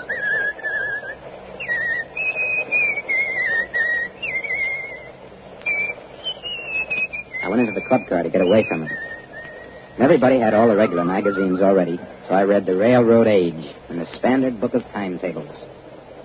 Dinner was even worse. Maislish was along. Not only that, but two good-looking Marines went on the make for Betty. I had all I could do to keep from taking a hand in the situation. But I curbed myself, figuring what right would I have to interfere? After all, she's not my girl. I just met her yesterday. So I took the whole thing philosophically. What's the matter, Cal? Oh, nothing. You seem so glum all of a sudden. No, nothing really. You sure? I said I was sure, just to end that line of inquiry. But it wasn't until the latter part of the evening that I really had her to myself. And that was only because everybody began to get so fagged they couldn't keep their eyes open. We sat back in our seats, talking in a very low voice. You tired? A little. So am I. You know what? What? I missed you all day. Missed me? Yeah. Between Maislish and the Marines, I hardly got to talk to you. Why, Cal, You sound as though that were important to you. Well, it is. But we only met yesterday. I know. We're not exactly engaged to each other or anything, are we? That's right. Would that be so bad? Would what be so bad? Being engaged? What a silly. Am I? Sorry if I made a fool of myself again. You haven't made a fool of yourself. What time is it? 11? Why? We get to Kansas City in 15 minutes, and I want to get out there. Yeah, what for? Well, Sandy wrote me. He wanted me to bring him a book, and I didn't have time to get it at home. It'll be so early when we get to Chicago that I won't have time to get it before catching my connection. What's the book you want? Citizen Tom Paine by Howard Fast. Oh, yeah, I heard of that. He was quite a guy, Tom Paine, according to what Major Glickstein says. You ought to read Paine sometime. Jefferson, that's my boy. Well, we got to Kansas City, went up the stairs to the station, and Betty bought her book. Then we walked around outside the station to get a breath of fresh air. We stood there looking at the lights. Betty put her arm in mine. It felt to me as though it belonged there. I couldn't help thinking to myself how nice it would be if we were married and this was our honeymoon. Cal, how long does the train stop here? Huh? 7 minutes. It leaves at 11:22. What time is it now? Holy smokes, 11:21. We only got 1 minute. We better run for it. What track is it on? I think it's track 4. Well, don't you know? I'm pretty sure it's 4. Well, here's the staircase down to track 4. I hope you can... What, is this the El Capitan? No, sir. This is a westbound train. What track is the El Capitan on? I don't know. Come on, let's go back upstairs. Hey, mister, which is the stairway for the El Capitan? Sorry, I don't know. Ask the conductor at the train gate. What train gate? Right there. Are you wait here, honey? I'll ask the conductor. Hey, what track is the Capitan on? On 6, I believe. No, I think it's on 7 tonight. Well, I believe you missed it anyway. It's 11:25. Oh, great. Well, try 7, okay? Okay. Did you find out? Yes.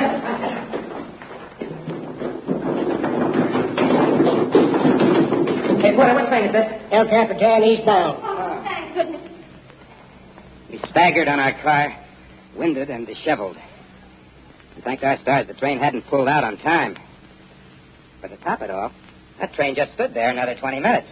So we'd given ourselves a scare and a workout for nothing.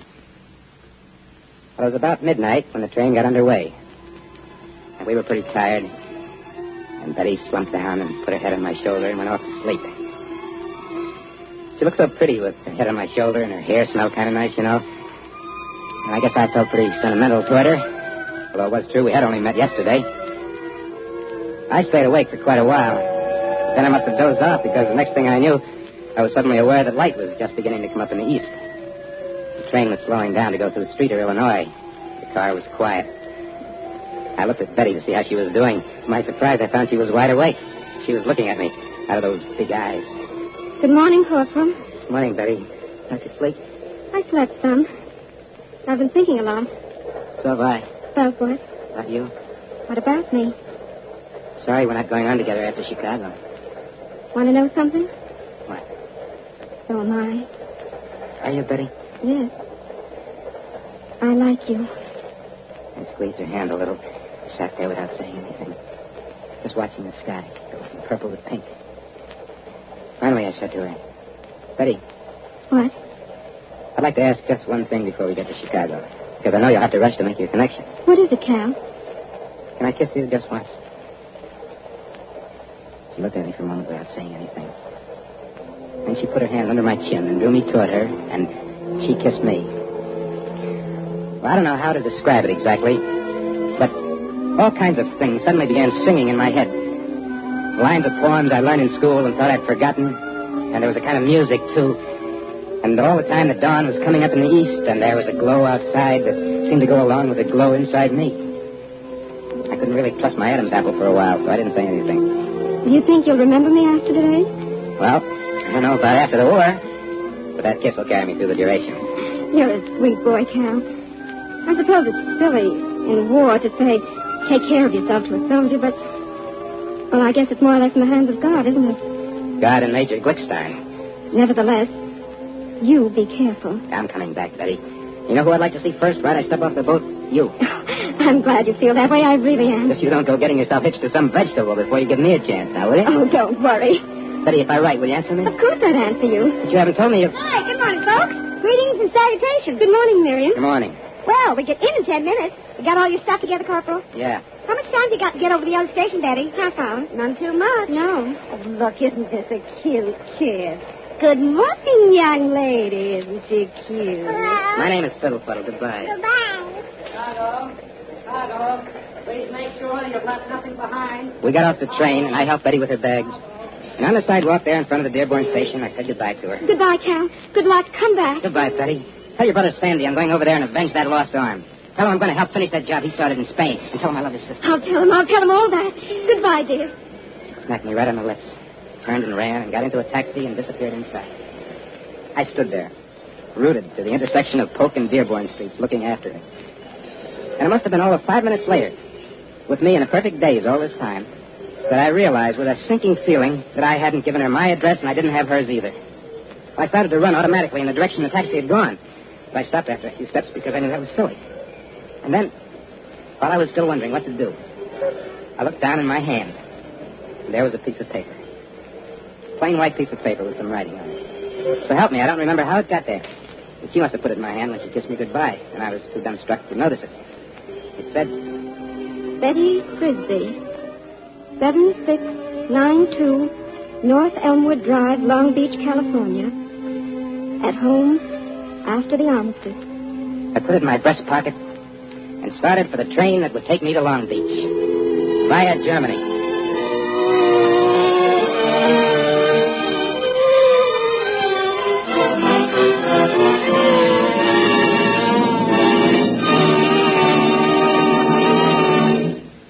You've been listening to Catherine Locke and Joseph Julian in El Capitan and the Corporal, a new play written, directed, and produced by Norman Corwin as the 19th in his current series for CBS. Others in the cast were Minerva Pius, Burl Ives, Paul Mann, Kermit Murdoch, Cecil Roy, Bob Dryden, and Sam Raskin. Music was by Alexander Semler. Next week at this time, Columbia presents Corwin in another unique radio program. This is CBS, the Columbia Broadcasting System. WBNS Columbus. Columbia Broadcasting System. WBNS Columbus. CBS honors the return to the air of one of radio's first talents, Norman Corwin.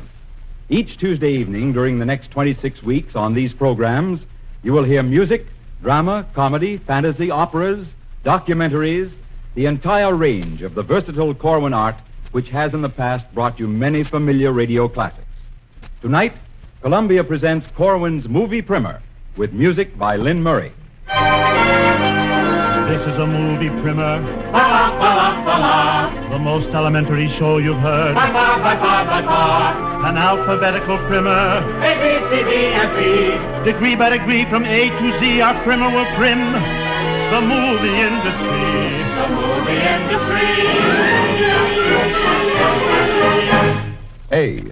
A stands for ads. What are ads? Movie ads are tempting advertisements which entice you not to miss the pictures they are advertising, but in spite of which people go to see the pictures anyway. A writer has to be gifted in order to write ads for the movies, for he is dealing in unforgettable commodities, which no person can afford to miss them. The most gifted ad writer of them all was Magnum J. Naptha, who left among his papers when he died under mysterious circumstances in 1928 a freestyle cantata entitled You Can't Afford to Miss It, which we now give the premiere performance of it. Oh, John Q. Public is a 10-year-old with brains all backward fried, and knocked him cold with a slogan bold and a shapely leg for his eye. Tell him he'll want to laugh and cry. Tell him he'll want to cheer and hiss. But whatever you tell him this. It's a picture you can't afford to miss. It's a picture you can't afford to miss.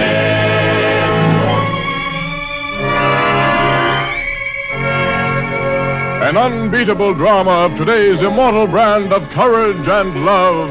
It's a picture you can't afford to miss. Dashing, fascinating, impulsive, he risked a kingdom for this one kiss.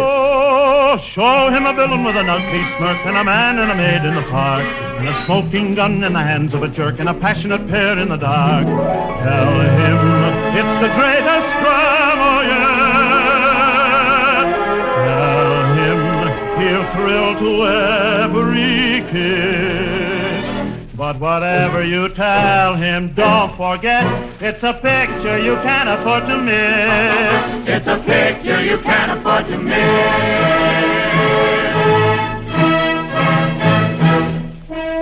Here is majesty, glory, magnificence, a motion picture beyond human description, but within the reach of every human heart. This is a picture you can't afford to miss. This is a picture you can't afford to miss.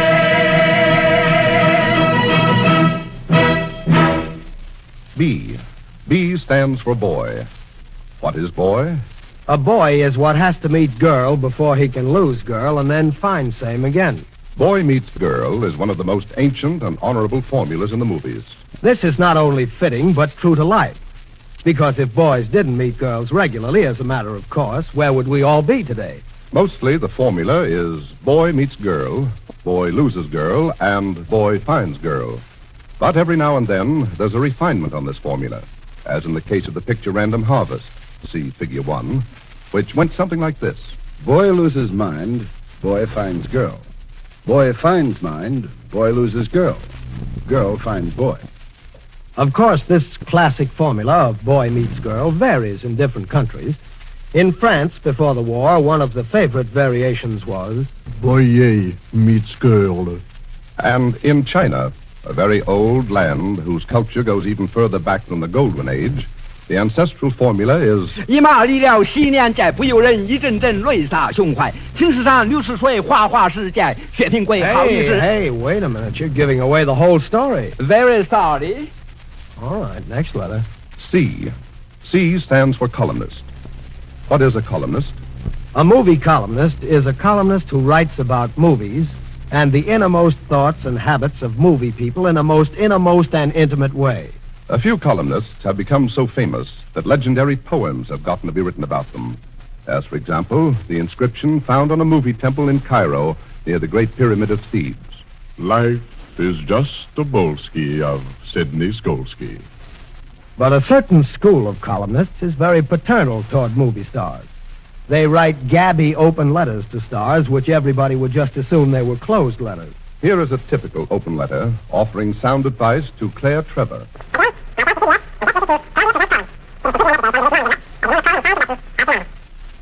D.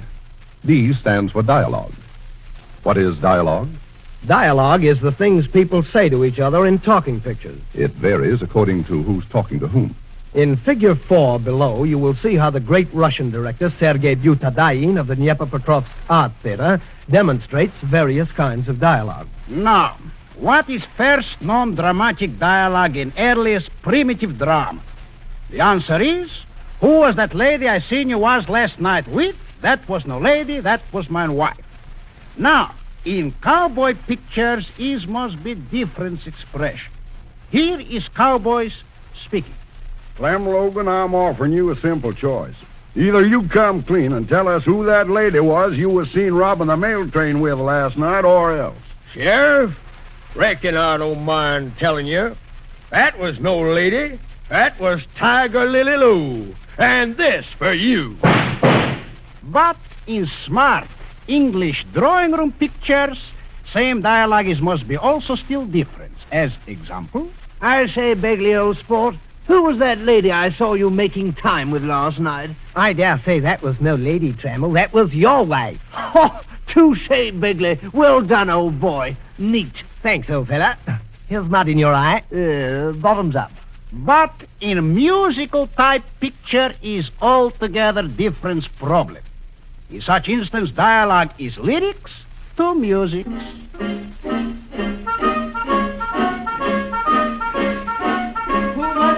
I seen you with before. Who was that mouse? Don't no more. Come clean and name the lady, identify the doll. That wasn't any lady, that was my chain and ball.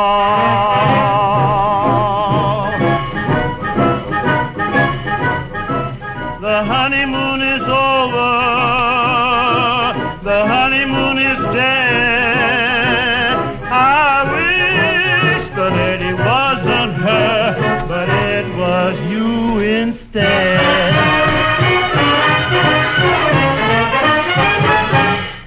E. E stands for espionage. What is espionage? Espionage is when a spy or a secret agent is sent to find out the formula of a deadly new gas which the enemy is manufacturing in a hideout factory near Upper Strudelheim.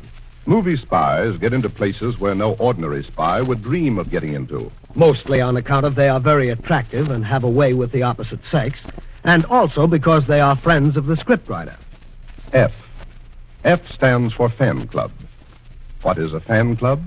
A fan club is a club made up of movie fans who have pledged allegiance to a particular star and who worship at the shrine of said star with the unquestioning devotion of man's best friend, the dog. Fan clubs meet periodically to discuss the diet, love life, wardrobe, and spiritual well-being of their heroes. Mr. Chairman, Yes, Mrs. Kroll? as Vice President and Treasurer of the Dennis Cartwright Fan Club, I would like to move a resolution. Go right ahead and move, Mrs. Kroll. Thank you. It seems to me that since Dennis Cartwright has been married to Delma Drake for 6 years, it's about time they raised a family. I move that we write a letter demanding a child by October of next year. Luckily, we have with us in the studio tonight a past president of the affiliated brotherhoods and sisterhoods of the Amalgamated Fan Clubs of America, Inc., Mrs. Pamela Glucose Wilberforce. Mrs. Wilberforce, what can you tell us about fan clubs? We have sponsored 1,422 new starlets in the past 6 months. Well, just what does sponsoring entail, Mrs. Wilberforce? I'm glad you asked me that question. We also write letters to stars so as they will not be lonely. And, well, how many do you... Clark Gable. And in my own private collection, I have a genuine razor blade that was once nicked by Robert Young. Plus an old painting by Suzanne that was thrown away by Edward G. Robinson when he was through looking at it. The frame was a little broken, but it was still very good. G stands for glamour.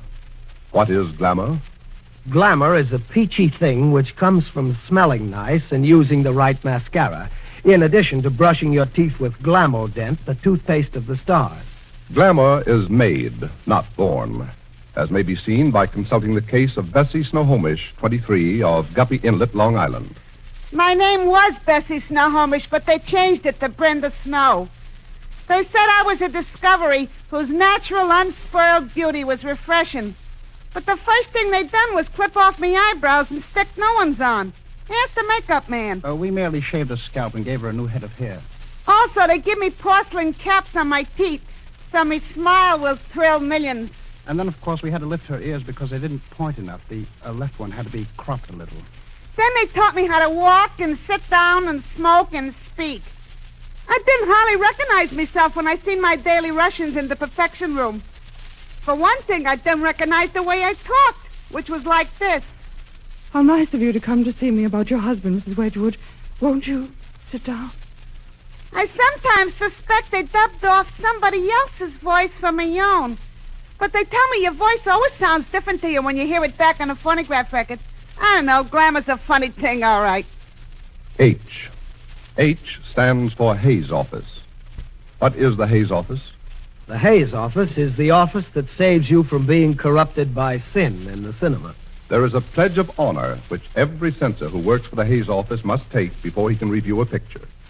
This oath is usually sung by the novitiate with the assistance of a masked choir.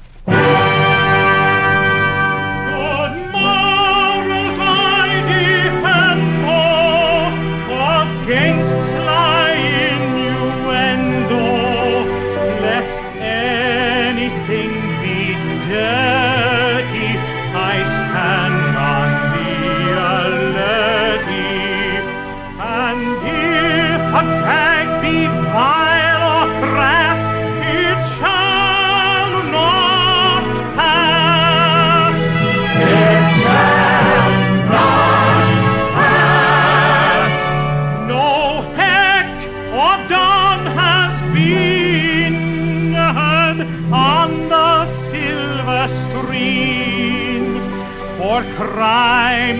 never pay off, and passion, warning, stay off.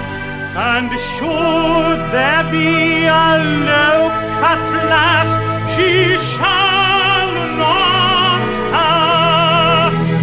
She shall not pass. The races must not mingle, entendre must be single.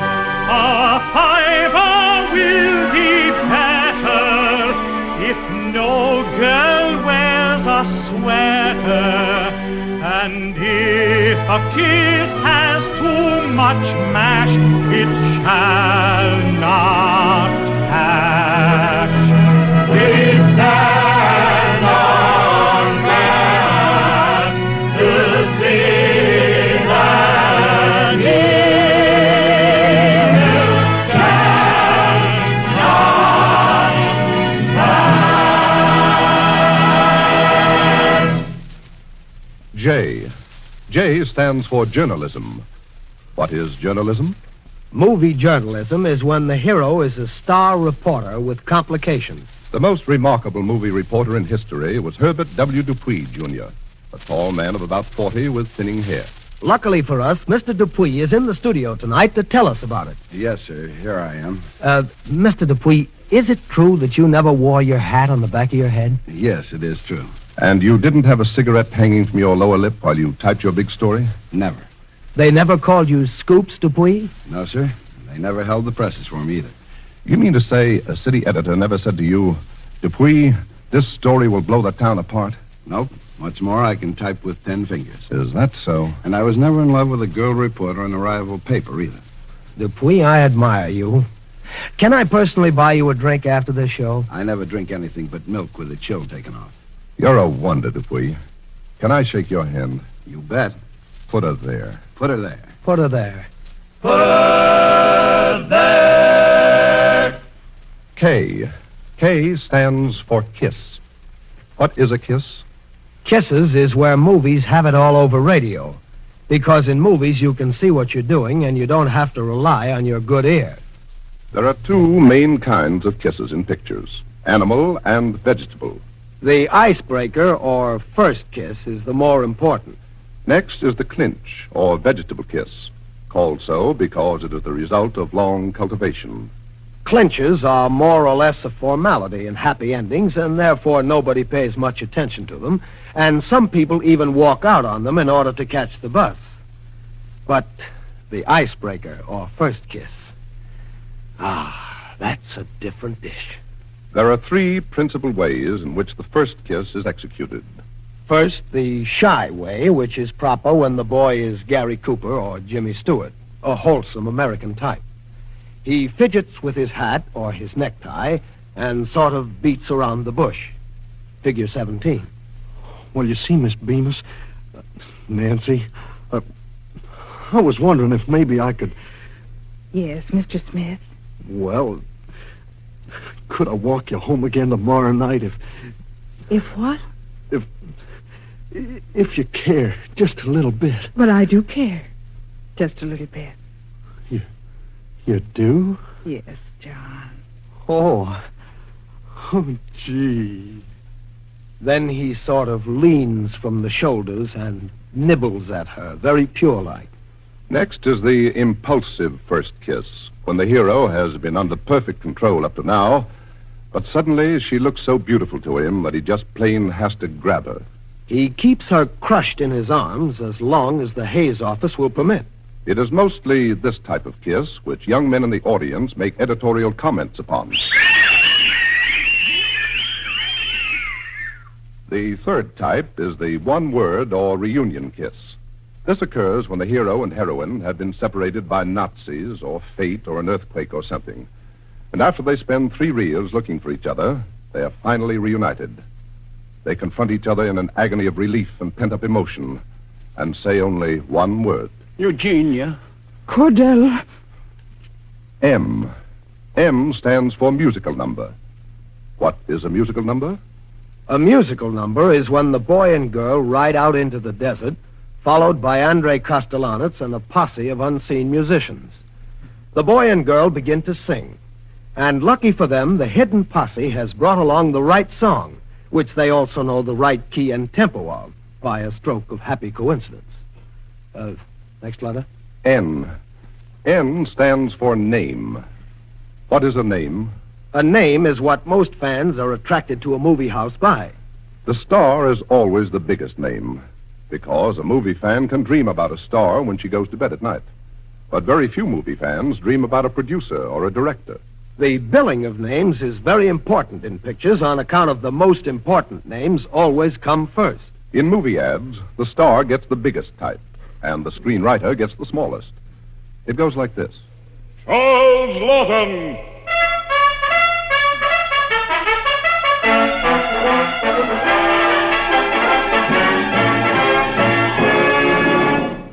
With Armand Peters, Sarita de Cordoba, Frida Feder, Catherine Key, Chuck Lewin, and Terence Kumquat.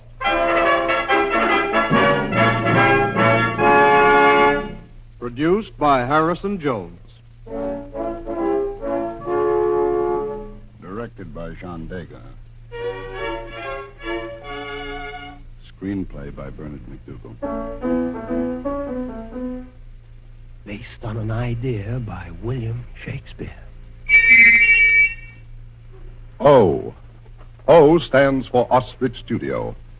What is an ostrich studio? An ostrich studio is a studio which believes social problems should never be taken up by movies, and there's nothing like good old entertainment, is there? An ostrich studio plays it very safe, because, after all, you never know what pressure group or congressman or newspaper or friend of Franco might be offended, do you? The theme song of the Ostrich Studio is known as the Graustock National Anthem and was composed by Francis Scott Foote. Graustock is a mythical kingdom somewhere in the vicinity of Ostrich, Hungary. Let nothing interfere with your enjoyment. We'll waltz our way through war and unemployment. We'll feel enjoyment, world big boy. We manufacture syrup to cheer up your blues.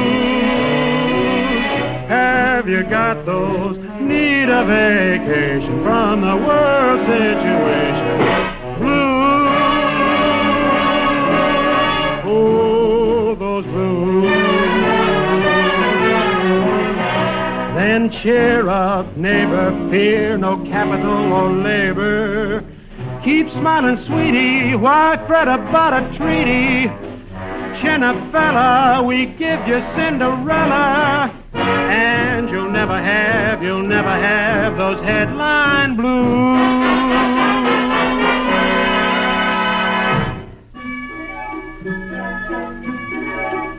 Let nothing interfere with entertainment. The screen was not for sadness or for painment. We'll cuddle you and kiss you and dodge every issue. We manufacture syrup to cheer up your blues. Have you got those? Need a vacation from the serious consideration. Blues. Oh, those blues. Keep grinning, oh, you kiddos. Buck up, you widows. You must never sink as low as to have to think. So, chin a fella, we give you Cinderella. And you'll never have those headline blues. Those ever-loving headline blues. P. P stands for prologue. What is a prologue? A prologue is when a picture is so distinguished and immortal, so epic and unforgettable that it has to be dedicated. This is done by means of a rolling title. To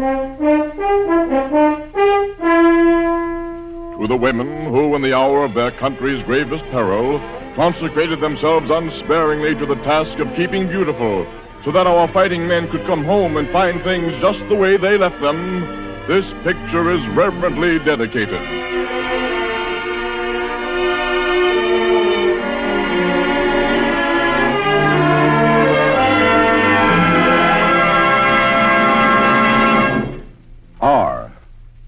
stands for recalcitrant. What is a recalcitrant? A recalcitrant is a character who just hasn't got the old team spirit. Recalcitrants are very common in war pictures, where they appear in the form of sullen soldiers on important missions. Figure 14 shows a typical recalcitrant being good and recalcitrant. Have a cigarette canister? Nah. You don't smoke? None of your business. I'm here to take orders, and I don't want to get pally with nobody. So you don't have to patronize me, Captain. Do you understand? Very well, Canister, if that's the way you feel about it. But just remember this. The Army is Listen, I may be a rat all through this picture. But when the motors conk out and the pilot gets shot in the last reel, who's going to bring the plane in? You are. And then what are you going to say? I'm going to say, Canister, now you're true Army. Well, then all right. T. T stands for Titanic. What is Titanic? Titanic is the great comparative adjective of motion pictures. By consulting Figure 16, you will see that the scale ranges upward from the lousy picture, technically known as micro-Titanic, to the ultimate zenith. And between the two, there are 13 gradations. The scale is as follows. Micro-Titanic. Mini-Titanic. Sub-Titanic. Demi-Titanic. Neo-Titanic. Mid-Titanic. Titanic. Sesqui-Titanic. Super-Titanic. Super-Colosso-Titanic. Megalo-Titanic. Titanic-Titanic. Titanic. Tetra-Titanic. A David O. Selznick production.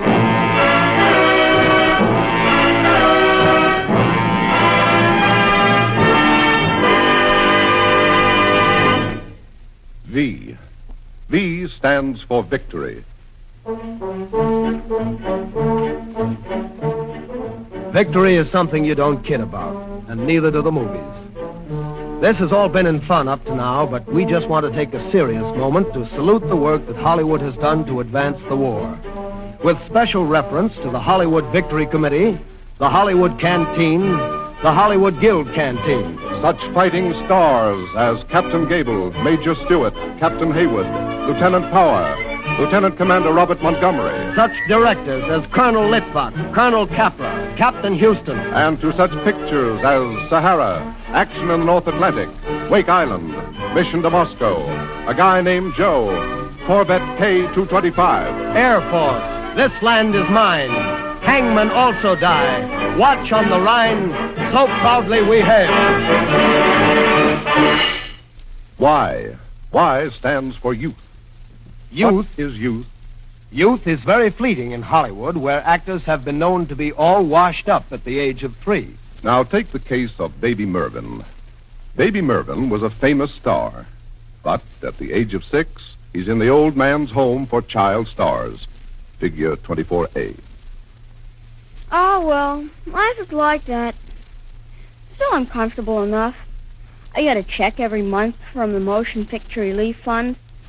And I have my memories to keep me warm. Would you do anything differently, Mervyn, if you had it to do all over again? Different? Yes. Perhaps I would have put a little more money away for when I was 10 or 11. But I have no regrets, no reproaches, no recriminations, no regrets. Z. Z stands for zoo. What is a zoo? A zoo in the movies is where they keep the animals who appear on the screen, either as trademarks or friends or foes in jungle pictures. The most famous animal in pictures is a lion named Ars Gratia Artis, who belongs to Metro-Goldwyn-Mayer. Ars Gratia says grace before every Metro picture.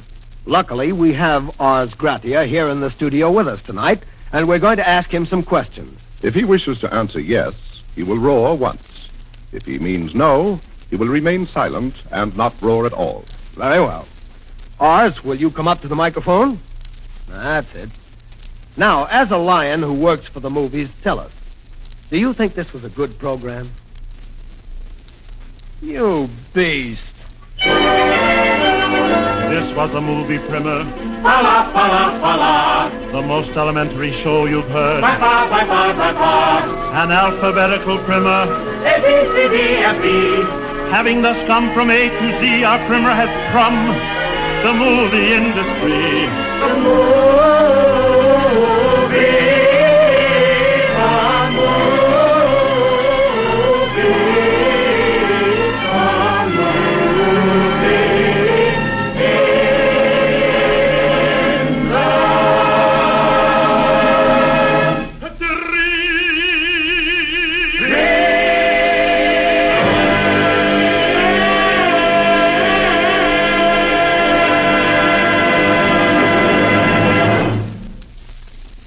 have been listening to Columbia's presentation of Movie Primer, written, directed, and produced by Norman Corwin, with an original musical score composed and conducted by Lynn Murray.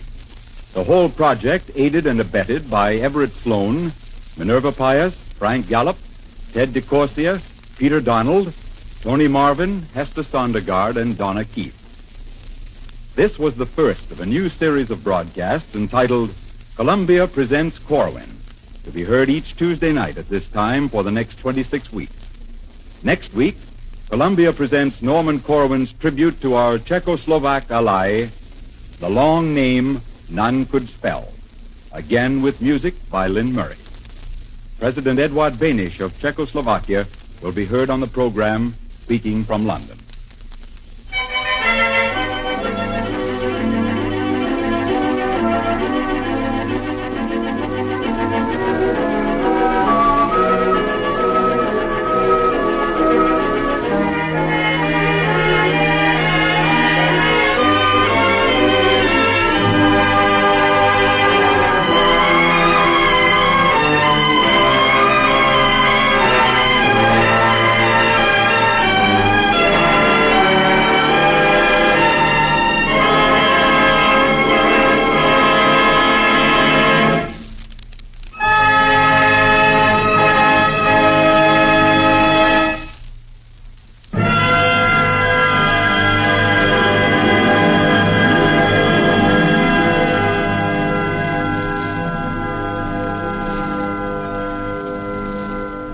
Harry Marble speaking. This is CBS, the Columbia Broadcasting System.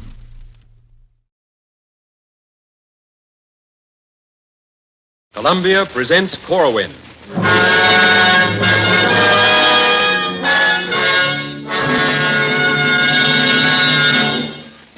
Tonight, in the fourth of his new series of broadcasts, Norman Corwin brings you his latest play, Savage Encounter, featuring Carl Frank, with Arnold Moss, Joan Alexander, and an original musical score composed and conducted by Bernard Herrmann.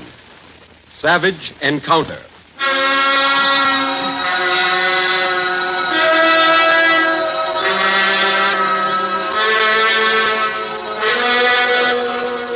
My name is unimportant, and you'll understand soon enough why I must omit certain details from the telling of the story. I was flying a seaplane in an area of the South Pacific en route to my base when I ran into a heavy electric storm. For over 3 hours, I flew blindly, not knowing where I was and unable to see what lay below me. It was getting dark, and I had about 20 minutes of fuel left when suddenly an upcurrent caught the plane and lifted it with cyclonic force 6,000 or 7,000 feet for a few seconds. And then, as though I were coming out of one dream, only to enter another, I was above the storm. And I saw rising before me a mountain peak silhouetted against the pearly wash of a clearing sky lit by the full moon. There was nothing to do now but fly with the wind, negotiate the extremely narrow pass, and bail out on the other side. But once through the pass, I was dismayed to see dense forests on the other side. I jumped, having no other choice. The wind was so strong it carried my descent for miles. I finally hit the treetops with such force that I must have been knocked out because when I awoke, it was day.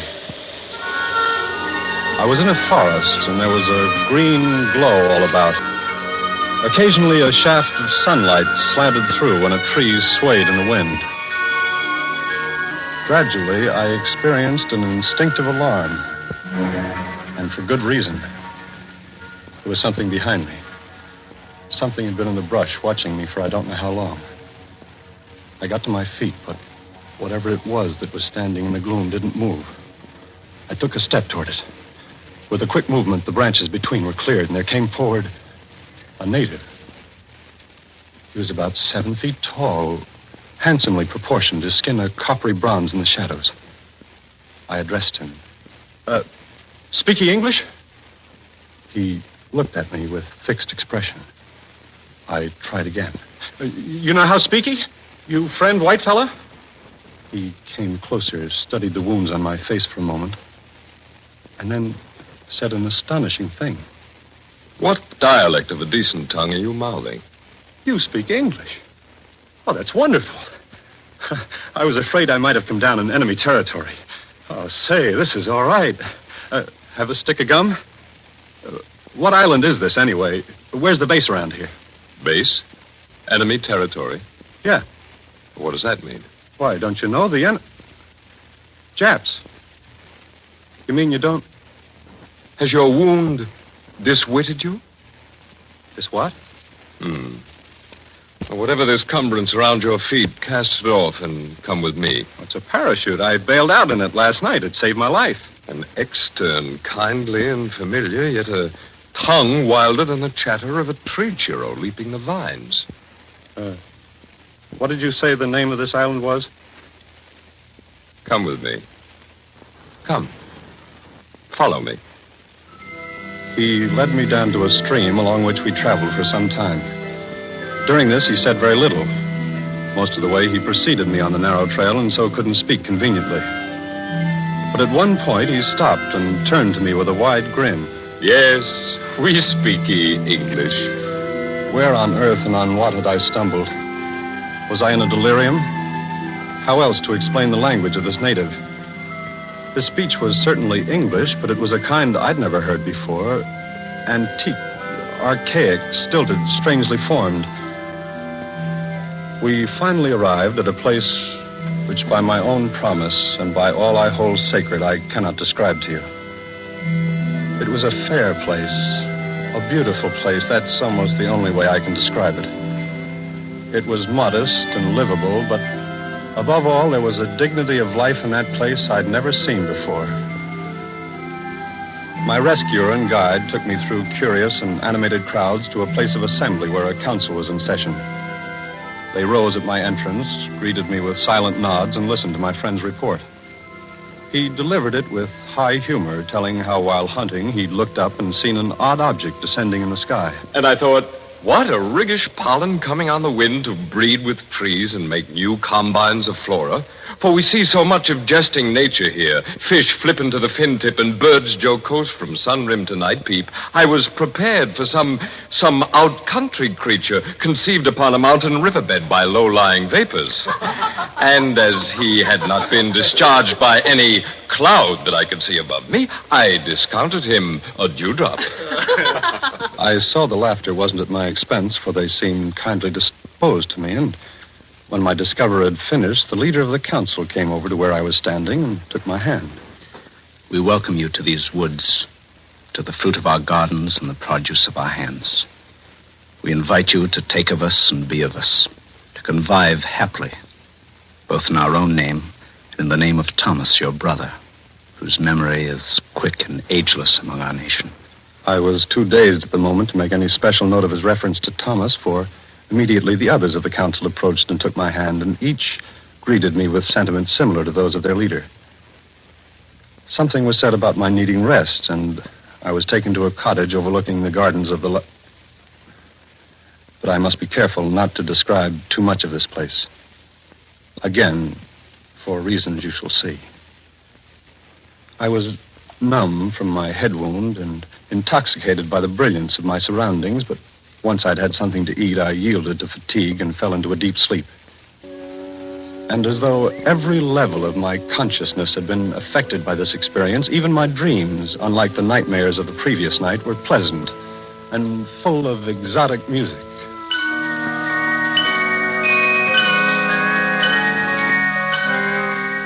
Whether out of my own resilience or from something tonic in the atmosphere, I woke up fresh and clear-headed, my injury well on its way to healing, my spirits unaccountably light. And the events of that day served only to heighten this feeling. To begin with, I was regarded by everybody with a sort of open affection. I'd always thought the province only of lifelong friends. Children flocked around me when I went about in the streets as though I were a favorite uncle. There was no superstition or mystic awe mixed up in it. People of the place simply were happy to see me and didn't hesitate to show it. On the fifth evening, there was an occasion in my honor, music and dancing and the speaking of poetry. But even if that night hadn't otherwise been charged with sensation, I should remember it all my life for one thing. It was then and there that I met Ara, the daughter of the leader of the council. Ara of the blue-black hair and eyes that outshone the proudest constellation in the heavens. Ara. Oh, blessed name.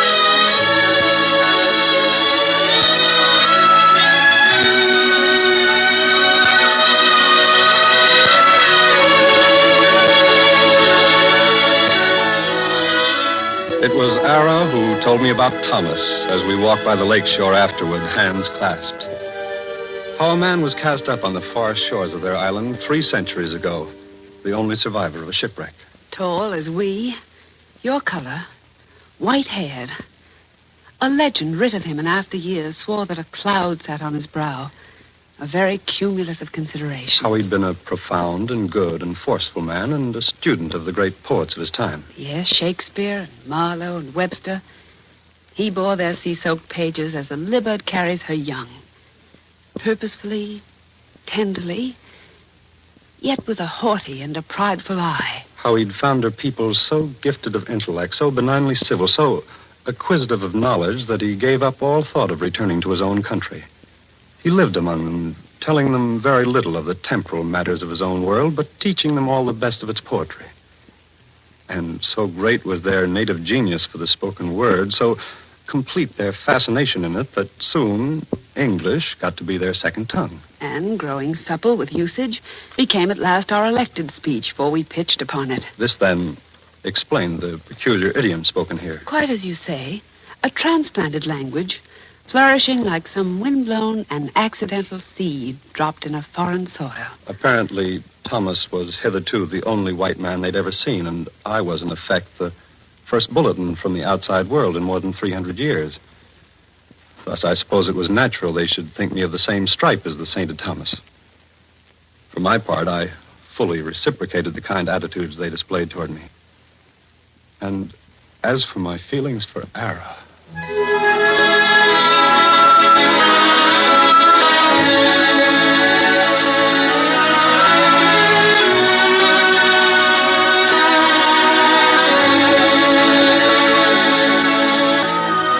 It started the night I dined, or convived, as they put it, at the place of Taram, Ara's father. I was talking with an elder named Chargo when, in the course of conversation, I began to expound on the subject of my adventures in the war. I recounted briefly the history of its wars, its industrialization, its panics, its depressions. They listened without a word, at times looking at each other quizzically, but never interrupting. Taram made a little gesture as if to speak. I stopped. You tell us, then, that foes slaughtered 20 millions of each other with cruel murdering pieces? Yes, from 1914 to 18. Killed.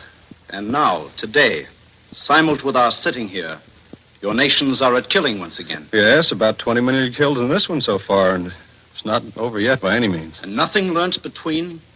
Nothing extraught from the many wars and bloody garboils? Oh, sure, in a way. We've learned how to kill more efficiently. War's a full-blown science now.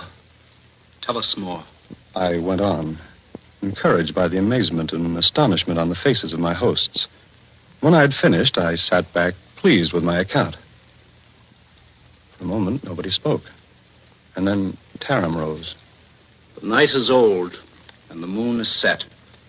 We must part now. Our fellowly guests shall be escorted home, but I would have the council remain. I thought it peculiar that the party, which had started so informally, should end in this manner, and that I should be assigned an escort when, up to now, it had been considered quite all right for me to go around alone. And I was still more puzzled when, as I was leaving and started to cross the room to say goodnight to Ara, I was intercepted by Chargo, ostensibly for the purpose of asking me a question. It was a small, pointless question, and I'm sure it was merely a ruse to delay me, for upon disengaging myself from Chargo, I noticed Ara was no longer in the room. The attitude of my hosts seemed to have changed. They were still courteous and kind, but I found that fewer people spoke to me, these less freely than before. I was detained close by my cottage on this excuse and that. What concerned me even more was the fact that though I'd been seeing Ara every day since we'd met, she was now mysteriously absent from her father's house. I made inquiries for her, and Taram explained. Ara has gone to the lakes on errand. Oh, when will she be back? I cannot say. I returned sullen to my cottage and was shocked to find that on the pretext of needed repairs to its roof, I was being moved up into what they called the High Holt, a wooded section some distance from the gardens. The new place was even larger and more luxurious than the old one, but I was aware that the warm and open hospitality of the country had deteriorated into a sort of protective custody. And as this process continued, I became uneasy and wretched, more so for want of news of Ara. And then, late one sleepless night, a night when all the wild beauty of the land lay tranquil under a southern moon, I started up from my brooding at an unaccustomed noise. There was someone at my window. With my eyes half open, I feigned sleep, but at the same time, with a stealthy movement of my hand under my blanket, I grasped the knife I'd been keeping under my pillow ever since being removed to the Holt. I waited. For minutes, nothing stirred, and then something happened that made my blood freeze. No sooner had a cloud drifted across the moon and darkened the woods than a figure slipped swiftly through the curtain of the window, noiseless as a shadow, and was standing in the room above me. I rose to my elbow, my fingers tight around my knife. Who is it? Who's there? It is I, Ara. Oh, Ara. Oh, my older leavers. Danger. What danger? Marked you out as savage. I, a savage? Yes. They say you come by greed and savagery, but they dread you will subvert our youth by story and example. What do they intend to do with me? I fear they will devise for you to die on an unsuspecting moment. But I thought they liked me here. They respect you fondly, but they're fearful lest all innocent you plant the cancer of your dispiteous world among us. But I wouldn't do that. You must go, beloved, or they... Why did you come? Because I love you. And I am for law. Oh, Ara, my darling. And all a mort without you. There, standing in the doorway, were two giant native guards. Silently, they came over to Ara. One gently took her arm, and she went out between them, not speaking a word. They didn't say anything to me except to apologize for the disturbance. We regret to have intruded on your privacy. Good night, sir, and deep sleep to you.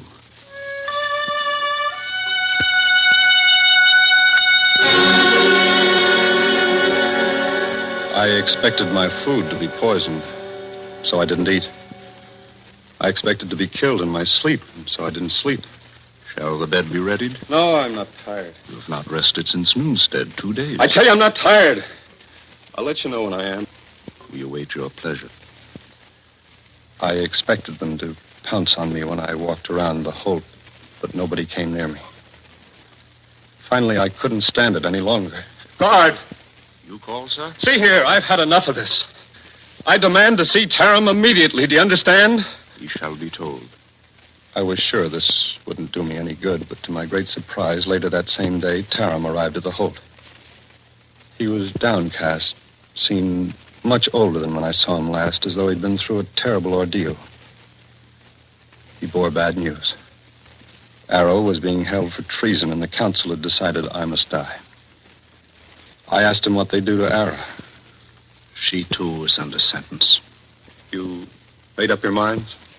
All but to hear you. Hear me? Our code is to inform the accused one of our charges, then to hear him out. What good will that do? Little. Less than little. Naught. Unless you are persuasive against the damning testaments of your own lips. You're putting me on trial, is that it? Yes. We are putting you on trial.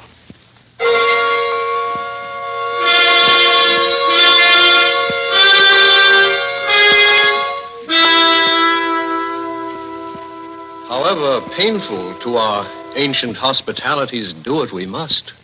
For then and only then, good judges, can we be proof against unimaginable woes. The war, by his report, engluts all of the oceans of the world, save for this haply mirage-hidden island. How long, if he escape and does rejoin his usual barbaric company, should we stay unconsidered in their strategies? But you have my word I'll tell them nothing about you. His word? Respected judges, he himself has told us of the history of treaties in his forlorn society. You're willfully misinterpreting what I said the other night. This prosecution is small pleasure to us all. Consider him. In face, resembling Thomas. In language, uncouth but understandable. A brave and hardy fellow, outwardly a worthy and a gracious man. Yet, inward, what decay sits still and waits? How else than by a vile inheritance of blood could lusts and fratricidal passions so control the children of the fighters of the wars that they, the children, persist in making up and fighting new wars of their own? Is there no love among their schemes? Good judges, these are the risks of an acquittal. First, that he escape. Next, that, staying in our midst alive, he, by ingratiation and insisture, by devices uncanny, such as that which he calls radio, by the same perversions of wit and skill which have rendered this race of savages sovereign over the bird, will subtly and wickedly corrupt our people. Already he but touches a maiden, the noble daughter of our noblest leader, and she so deep contracts the special sickness of this savage that she hurries through the night to betray her people by forewarning him. We all agree and are together saddened that this very personable and by certain lights this innocent young man should, for the sake of the tranquility and peace of generations yet unnumbered on this island, be forfeit of his years and die under the sentence of this council. Yet these are good causes that I account here, the highest of all, and he, alas for him, is overmatched by them. For in his world, by all that he has freely told the many of us here, there is such bale, such epidemic misery, hunger amid great riches, and the lessons of catastrophe continuing unlearned, we cannot but assume some awful growth is rampant in their blood, breeding in cycles, and affecting finally the very seat of reason.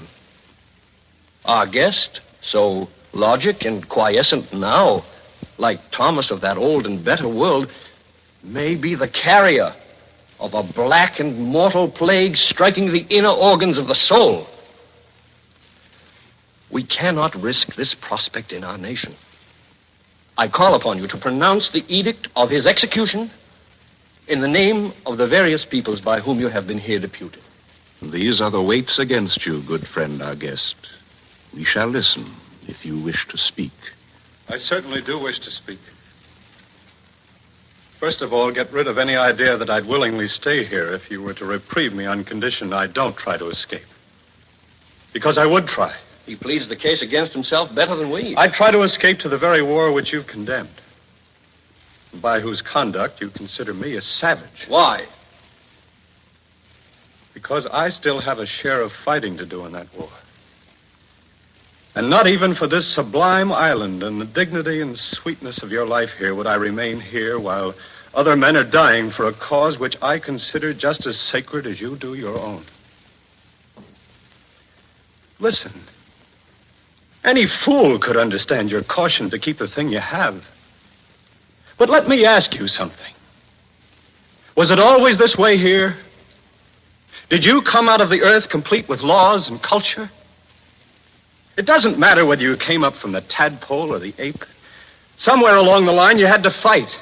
You had to conquer beasts, or else be conquered. Well, that's the way it is with us today. We're fighting beasts, animals far wilder than anything you've ever had to face. We're fighting the makers of wars, and that's not easy for people who, like you, are brought up to prefer peace. If you kill me, then there'll be one man less against the beast. And if he wins, don't be so sure he won't eventually find you for all the freakish storm fronts that protect you. I found you, didn't I? You make the mistake of lumping together as savages the makers of war and the breakers of war. There's a difference between the two, and men are willing to die for that difference. We call them men of goodwill. And there are millions of them, fighting for just such a kind of life as you've got here.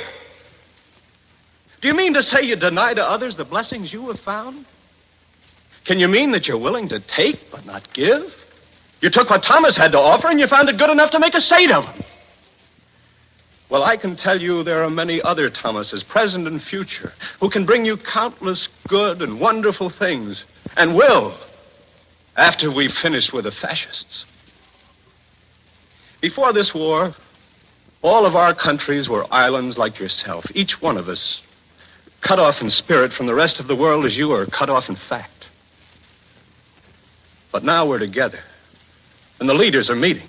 And one nation gives to the other what it needs, as you people do here among yourselves. Well, that's where we stand. As for you, you can sit alone if you choose and hoard your riches like a miser counting gold. Or else you can help those who are poor in wisdom to reach what seems to you so obvious and easy simply because you reached it so long ago. In a very small way, you can start helping by letting me go back to fight. But whatever you decide to do to me, what about Ara? She's accused of treason. Why? Because she ran through the woods to warn the man she loves? That's not treason. Treason is deliberate and studied, not a girl's panic for the safety of her lover in the night. Is there no love among your schemes? I say to you, release us. Let her go. Let me go. I'll make a vow to tell nobody where to look for you. At least not until our civilization is worthy of your acquaintance. That's all I have to say.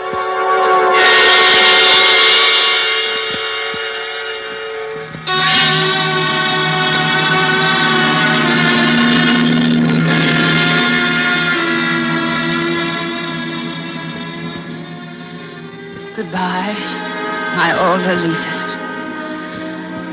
Go safely, and my love be constant with you. Goodbye, beloved Ara. May you find the way to your people, and may your people find their way to peace.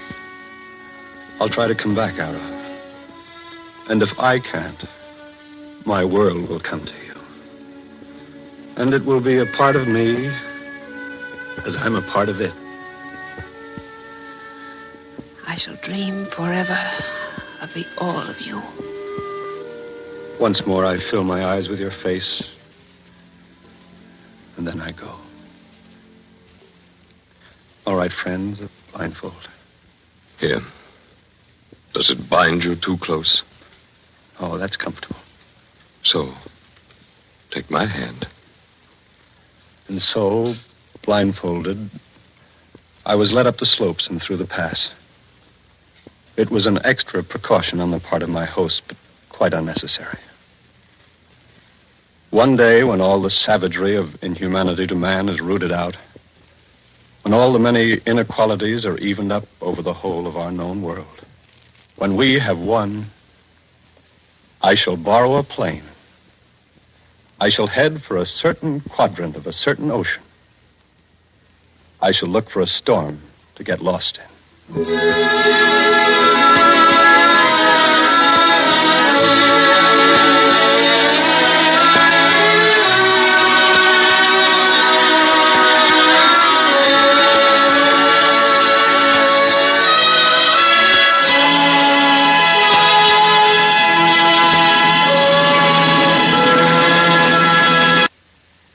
You have been listening to Columbia's presentation of Savage Encounter, written, directed, and produced by Norman Corwin for CBS as the fourth program in the new series, Columbia Presents Corwin.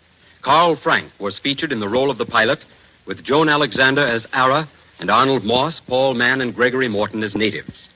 This is CBS, the Columbia Broadcasting System.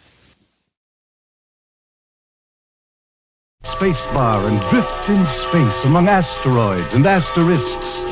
The ampersands of time run through your fingers. The crescent moon is a closed parenthesis. Contract, ha! The keys strike sparks against the platen of platinum. The carriage is drawn by 6 white minks. And And now you're in a concert hall at the console of the great Corona. Around the vast hall are busts in marble of the great composers. Beethoven, Brahms, Bach, Puddifaff, Honeybun, Schubert, Smigley, Dorset. The audience is hushed and expectant. The conductor comes out, bows, turns to you. The following, when performed by you and by us, will constitute a complete and binding concerto between us. You nod your assent. The baton is raised.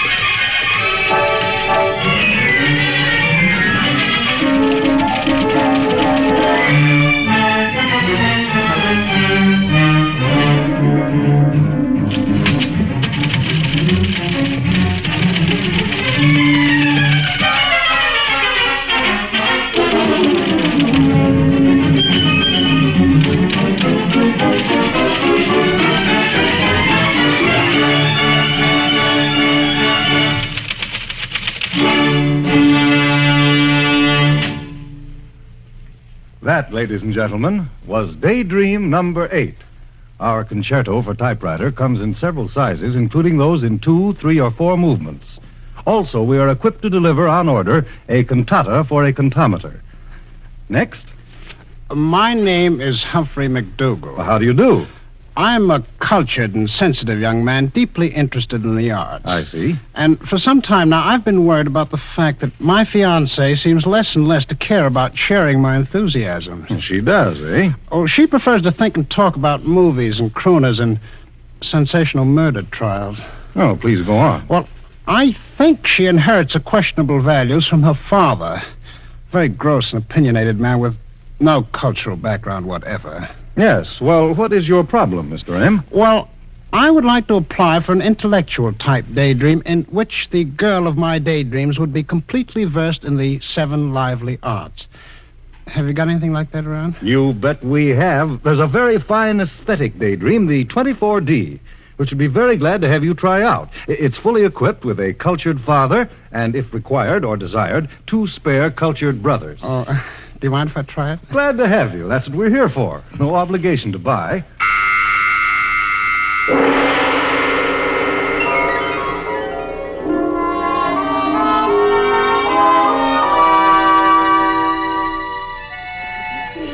You have just brought your girl home from the symphony concert, where you heard a preview of the Shostakovich Ninth and the Brahms variations on a theme by Semler. And you are sitting in the living room. Yes, Minerva, the Brahms piece was charming, of course, but my favorite of all his works remains the First Symphony. Don't you agree, Minerva? I'll tell you, Most of the time he's abstruse and sophisticated, and that gets me down. But... Oh, I grant you his stuff is magnificent in outline and elaborate in detail. But give me the beautiful sorrows of Chopin or the mighty harmonies of Beethoven. Yes, my dear, but after all, Chopin... And Brahms. Brahms is too often completely reticent for my money, you know what I mean? Oh, I'll concede to you he has a great fecundity and melodic invention. That I'll give him. To take Beethoven. If you was to make analogies with some of the other artists, you could say that there is a synonymity between his works and Shakespeare's works. Hey, hand me another one of them bomb-bombs, Cookie, huh? Yes. But, my dear, such a comparison... Now, take Sophocles. Oh, well, Sophocles... There was a guy who saw life steady and saw it whole. Yes, but Minerva... He had a high sardonic humor, so to speak. Whereas the comedy of Voltaire was different. But, Minerva... As Anatole France says, in Voltaire's fingers, the pen runs and laughs. Ain't that high-class corn? And while there is a kind of tumultuous splendor and glowing purity in some of Brahms's passages, he still ain't got that thing, that blend of impressionism with sentiment which you find in the works of Wagner, for instance. You know what I mean? Yes, Minerva, but you can hardly compare Why can't you compare? You know what Aristophanes had to say about comparisons, don't you? No, I don't. Well, okay. Anyways, it ain't enough that the creative artist should be a flame with a sense of life. He's got to know how to control it and synthesize the whole shimmick thing. And the more premonition, the better. Ain't that right, Dad? What's that, Minerva? Why don't you pay attention, Colonel, instead of sitting there with that mint julep? Oh, I'm sorry, Dot. I was busy reading an early edition of the Essays of Montaigne. But, Minerva... Hey, Pop, give Mac a load of your thesis about premonition as relative to the libido. Well, I'd rather illustrate my point by quoting the great poet John Keats. Go ahead, quote. When I have failed, that I may cease to be, before my pen has gleaned my teeming brain, before high pilot books in character hold like rich garners the full ripened grain, when I behold upon the night starred face huge cloudy symbols of a great romance. A high romance, not a great romance, you though. But what has this to do with... Quiet, wait a minute. Give me a chance, will you? Your point is well taken, Mac. But as the immortal bard said in Julius Caesar, the evil that men do lives after them. The good is oft interred with their bones. Say, wait a minute. How many of us are doing this? Why, Dot? So let it be with Caesar. The noble Brutus had told you Caesar was ambitious.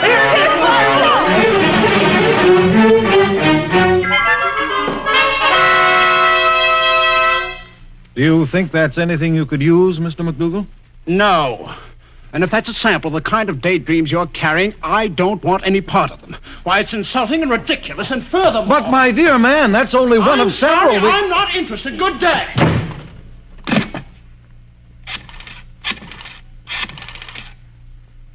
Hello, GW?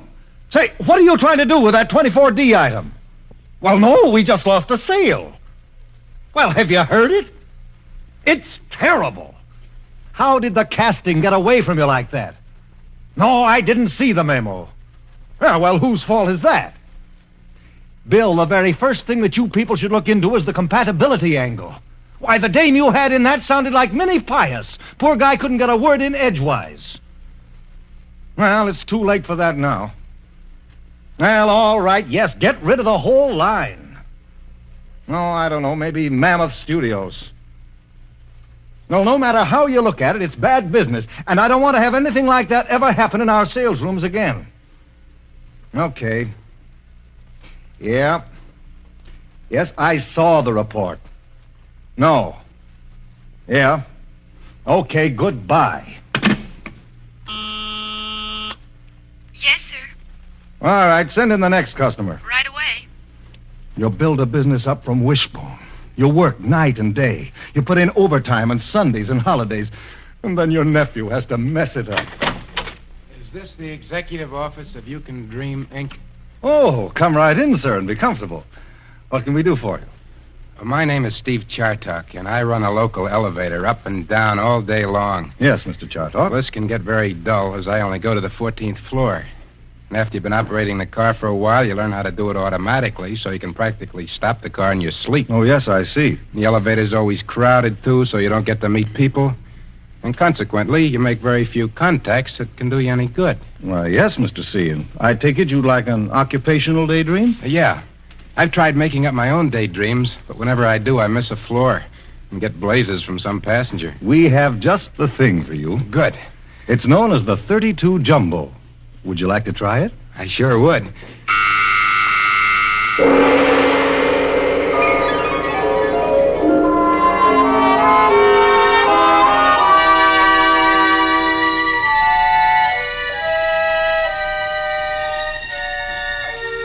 You take over the elevator on the late shift. It looks the same as it's always looked, but you know there are subtle differences. The elevator is crowded as usual. You make all the stops up to the 14th floor. The last passenger to get off is a very cute little number with very dark eyes. She is about to leave the car when something makes her hesitate. Do you go higher? Not as a rule, madam. This is the last local stop. You have to catch the express car if you want to go higher. Well, I would like to go to the top floor. Yes, ma'am. Express is just across the hall. Oh, thank you very much. Oh, just a minute, miss. Come back. I'll, take you. Oh, thank you.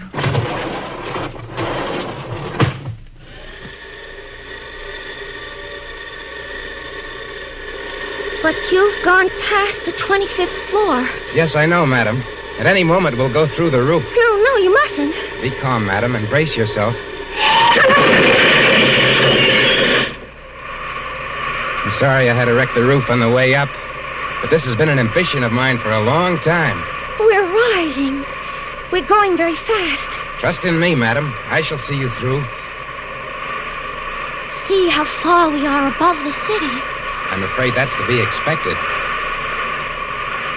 What's that thing coming toward us? Well, have no fears, madam. That's merely a patrol plane. Small wonder the pilot looked puzzled. But what if he decided to attack us? Don't worry. We're climbing faster than he could possibly climb. We'll soon be out of range. What's this fishy smell all of a sudden? Merely mackerel clouds. Ooh, it's getting very cold. I came prepared for this. The automatic heater. Oh, that's better. You're a brave man. Oh, not at all. I do my job, and I try to do it well. You see, all my life I've tried to rise above my environment, reach heights never before attained by any other elevator operator, living or dead. Oh, that's a noble ambition. In other words, I've hitched my elevator to a star. And I've often thought I get terribly dizzy when I look out of this window. Please face the front of the car. Oh, you're so strong, so good, so wise. You are so beautiful. Oh, please. Do you think you could learn to care? I might. Will you kiss me? Oh, don't you think this is rather sudden? I don't want to take advantage of our position. Perhaps you're right. Oh, what's that? The starter. He wants me to come back. Are you going to? Never. But what kind of future is there in just keeping on climbing? Madam, I am in heaven when I am with you. Oh, you say the loveliest things. Oh, what's happening? It seems as though we're slowing up. Yes, madam. The gravity of the situation has overtaken us. Oh, my, were we just going to float in the substratosphere like this? I can't stand the suspense. What does it matter, madam? I love you. Oh, Stephen, I love you. I loved you from the minute that large woman stepped off at the 4th floor, and I saw you for the first time. I felt it. May I kiss you? Please do.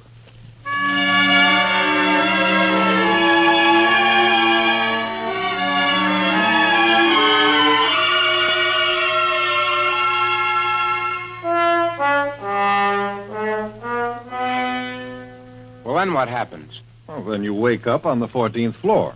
Oh. However, if you'd like daydream number 60A, we can carry you further along. Well, I would like that. Well, send in your application, and please mention the Columbia Broadcasting System when you send it in. Yes, sir. Next? I'm a clerk. A clerk, did you say? Yes. I've always wanted to dream about being a big man in big business. I've never known where to begin. I see. Would you be interested in a daydream involving chairmanship of a board of directors? Oh, that would be splendid. Could there be as many as 20 men on the board? That's simple enough to arrange. Would you care to deliver a speech at, say, an annual meeting of stockholders? If you've got anything along that line. Oh, we just happen to have. And moreover, we can use a man like you.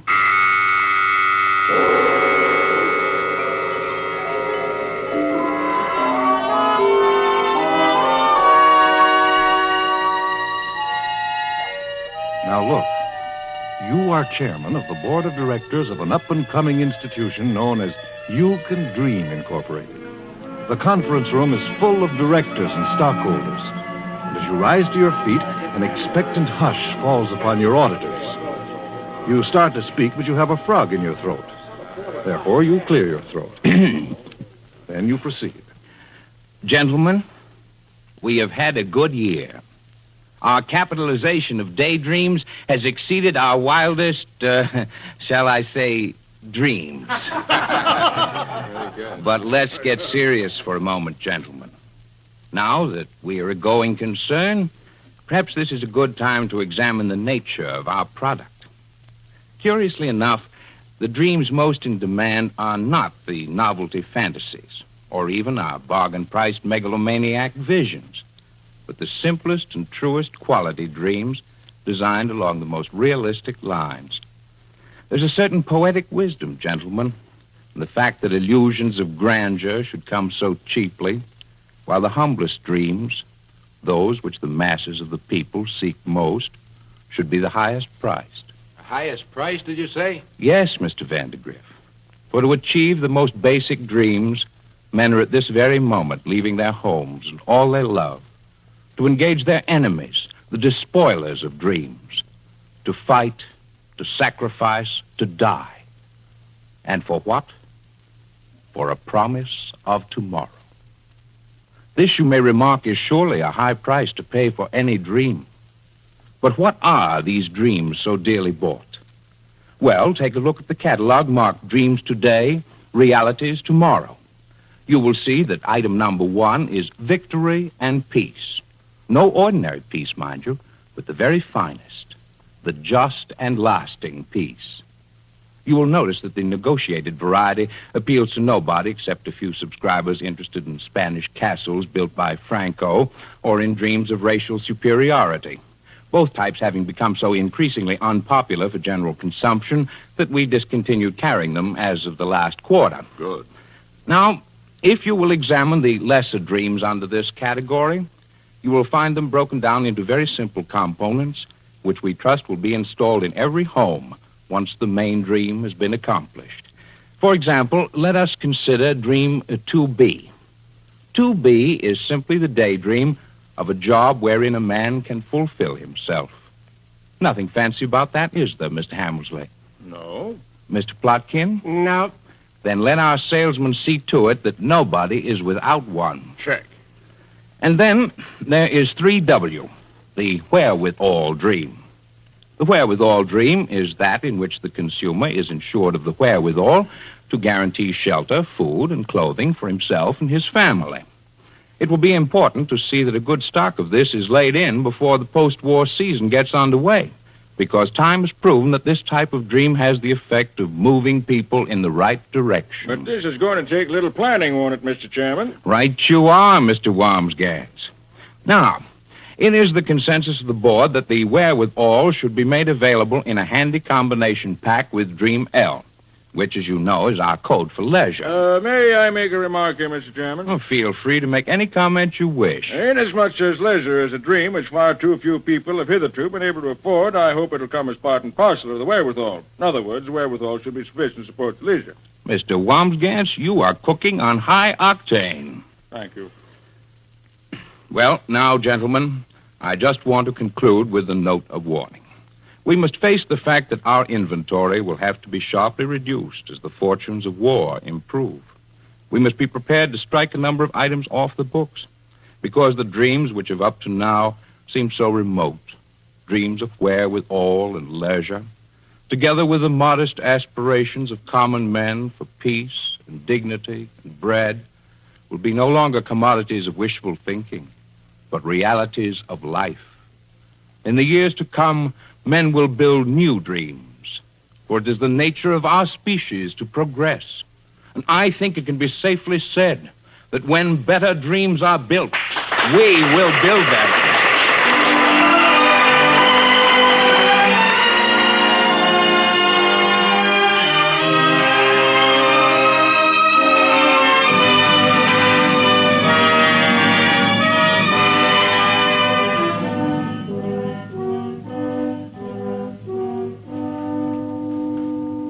Next? I am an announcer named Harry Marble. Yes, Mr. Marble. What's your problem? Well, I'm an announcer. I see. And what kind of dream can we service you with? Well, sir, I've always felt that it's a pity announcers are relegated to opening and closing routines with little chance at self-expression. And You mean you want to dream about being an actor? Oh, no. I'd just like to be featured in a daydream whereby I could still announce, but with style and dash. Style and dash. Well, yes, something by which the listener could remember me, by which there would be no mistaking me for Frank Gallup or David Ross or Tony Marvin. You'd want them to make no mistake about the fact that it was Harry Marble announcing, right? Yes. Easy. What you want is Closing Routine Daydream 2930.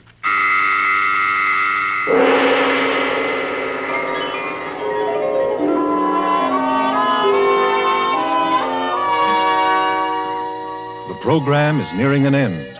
The studio is tense. The distinguished audience sits with its eyes fixed on a door through which is expected momentarily a very important personage. At a CBS microphone in a press box high above the studio sits Bob Trout, famous radio reporter. He is describing the event. Ladies and gentlemen, I believe Harry Marble has just entered the studio at the West Portal. Yes, it is Marble. He's tanned and healthy, and he's nodding to the company as he strides briskly toward his microphone. Now the musicians are rising. They have risen to greet him. The conductor has stepped off the podium to shake his hand. Mr. Marble has graciously accepted the baton which has been proffered to him, and he's now breaking it over his knee and handing back the narrow end. It's an old Chinese custom, I believe, but the significance escapes me at the moment.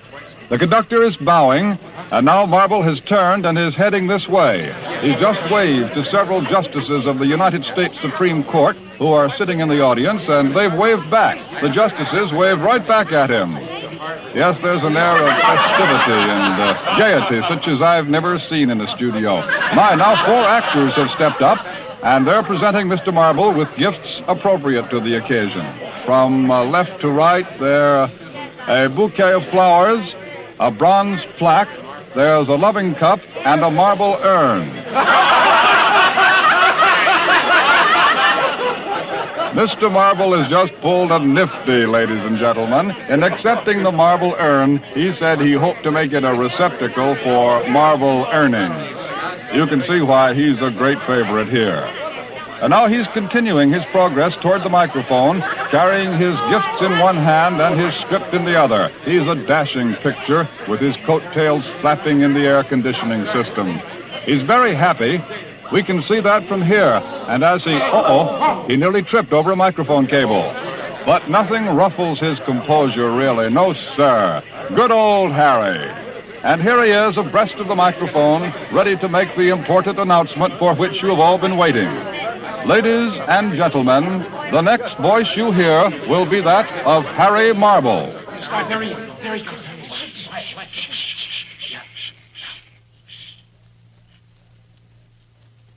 A great hush has fallen on the assembly, and at any moment now, you will hear the long-awaited voice of Harry Marble. I don't know what's delaying him. He's standing at the microphone. His eyes are closed. He is about to speak. This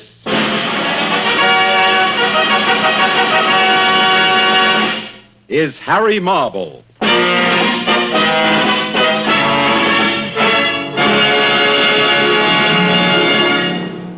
You have been listening to You Can Dream, Incorporated, written, directed, and produced by Norman Corwin for CBS as the sixth of a limited series of 26 programs, bringing you a variety of entertainment, musical, dramatic, and documentary. In the cast tonight were Minerva Pius, Bob Trout, John Griggs, Sam Raskin, Ruth Gilbert, Ralph Bell, Joseph Julian, Eleanor Sherman, Lon Clark, Kermit Murdoch. The original musical score was composed and conducted by Alexander Semler.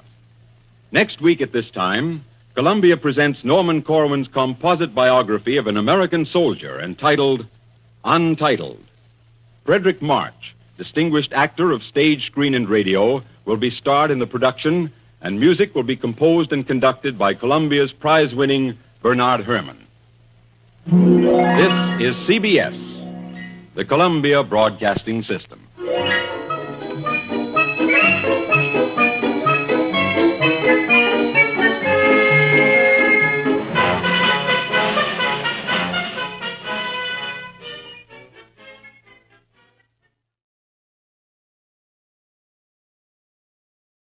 Columbia presents Corwin.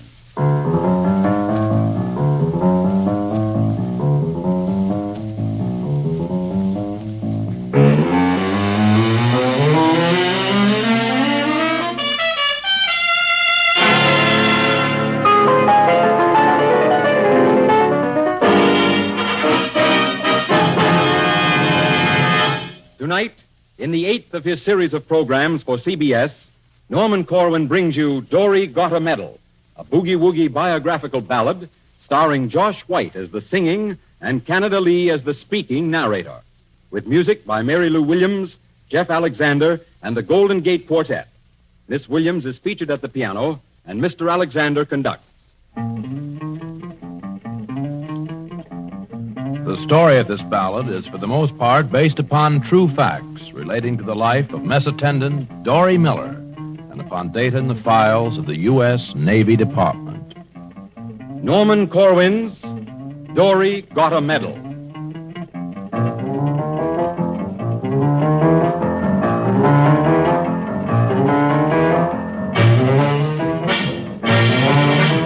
Now listen here to what we got to say about our boy from way down Texas way.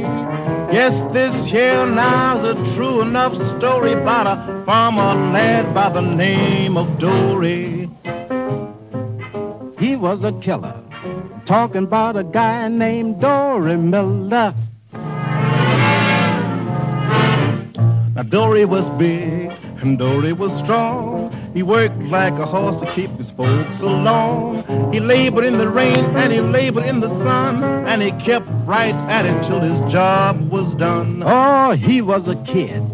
He was a chamba. Why, he was a first-class sharecropper. Dory never went very far from home till they heard about the goings on in Rome, and it seemed to him like a wicked sin how that Hitler guy was messing around Berlin. Yes, he was a fighter, and he made a vow. He wouldn't stand for that Axis no-how. So when the shooting started back in 39, Dory went to Waco and he stood in line at a U.S. Navy recruiting station. He signed himself up just to work for the nation. Oh, Dory was a cookie. He was a cake. He enlisted in the Navy for freedom's sake. Yeah, just like he says. Dory went down to the recruiting station and he joined the Navy to see the world. Best doggone travel agency you ever did hear of. All 200 pounds of them, standing straight and tall, took the oath. I, Dory Miller, do solemnly swear that I will bear true faith and allegiance to the United States of America. that I will bear true faith and allegiance to the United States of America, And that I will serve them honestly and faithfully against all their enemies, whomsoever. and that I will serve them honestly and faithfully against all their enemies whomsoever, And that I will obey the order of the President of the United States, and that I will obey the orders of the President of the United States, according to the rules and articles of government of the Navy. according to the rules and articles of government of the Navy. Do you so swear? I do. Well, now you're a sailor. I'm going to be a good sailor. Yes, sir, that's what Dory said. Fella down in Waco recruiting station remembers Dory grinning a big grin and shaking his hand and saying, Yes, sir. I'm going to be a good sailor. So Dory went home to pack his belongings and get ready to be a sailor. Well, Dory went home to his folks next day, and he said he had a job with the USA. Then just like you'd expect him to, went to say goodbye to his best girl, Sue. Oh, Dory was solid. He was a sender, but he loved with the love that was sweet and tender. Yeah, it was just like he said. Dory sure was in love with that girl, Sue. You gonna write to me, Dory? Now, what you think?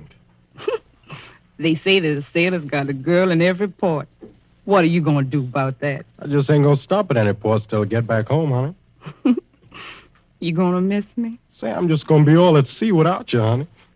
You gonna think about me? I'm gonna think about you, dream about you, talk about you, and say, I'm even gonna sing about you. What are you gonna sing? A little song that goes just like this. I tell you, Susie, oh, Susie, I want you to know I do love you so. Yes, Susie, now, Susie, I'll come back to you when this job is through, my Sue. If there's trouble brewing, I must be doing all I can do to get this darn thing over soon. I'll tell you, Susie, oh, Susie, if things are okay, I'll come back this way. My Sue, when I come from home to see, then you and me will settle down and marry. Are you listening, Sue? Why, sure. We'll have cats and dogs and flowers and a family. I love you, Sue.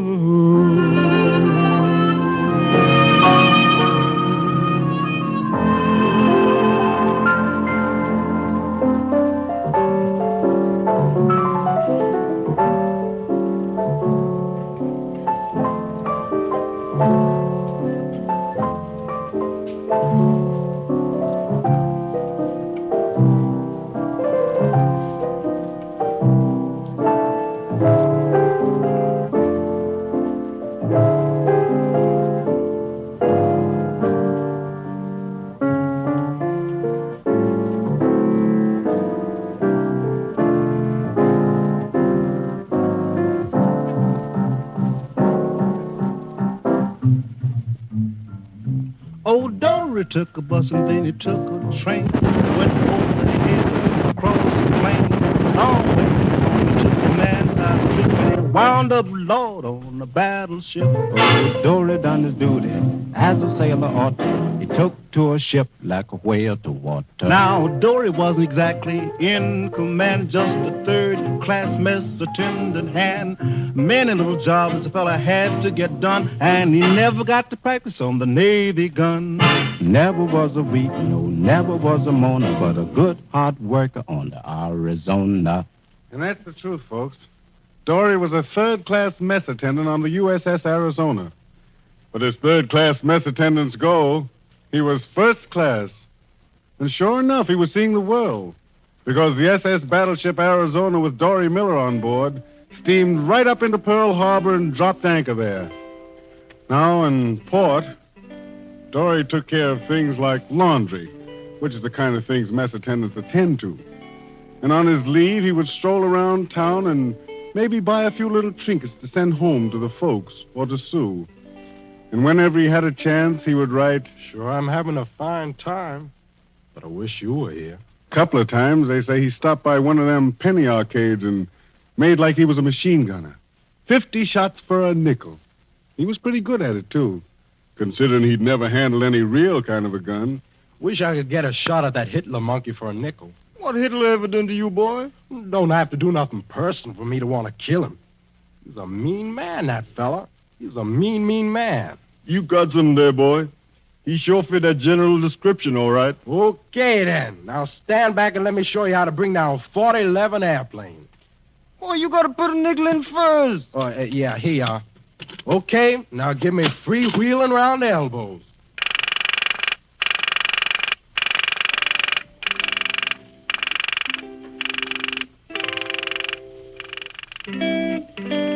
Dory didn't have a lot of time on shore. That was all right with him, because he loved that old Arizona battleship and didn't mind being a boarder in the harbor, even on Saturdays and Sundays. Now, Pearl Harbor was a beautiful port, all right, but the only thing wrong with the Hawaiian Islands as far as Dory was concerned was Waco, Texas being so far away from it. Still, he used to whistle as he worked. And he was whistling early one Sunday morning when...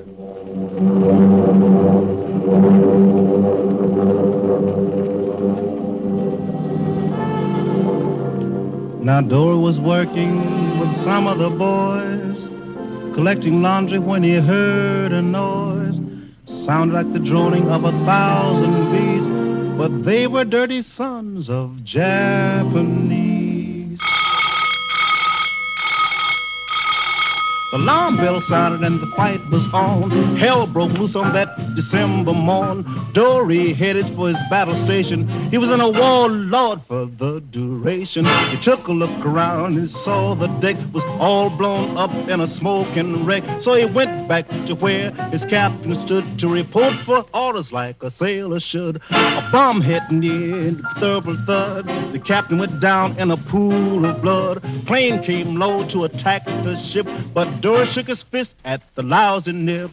He helped his captain to a safer spot. Then he ran right back where the fight was hard. He ducked the bullet and he grabbed the gun and he blazed away at the rising sun. Dory never handled a bullet before. Sure made that machine gun roll. More than one little sneaking Jap never got back no-how to Japan. Oh, he was a honey, he was a killer, talking about a gunner named Dory Miller.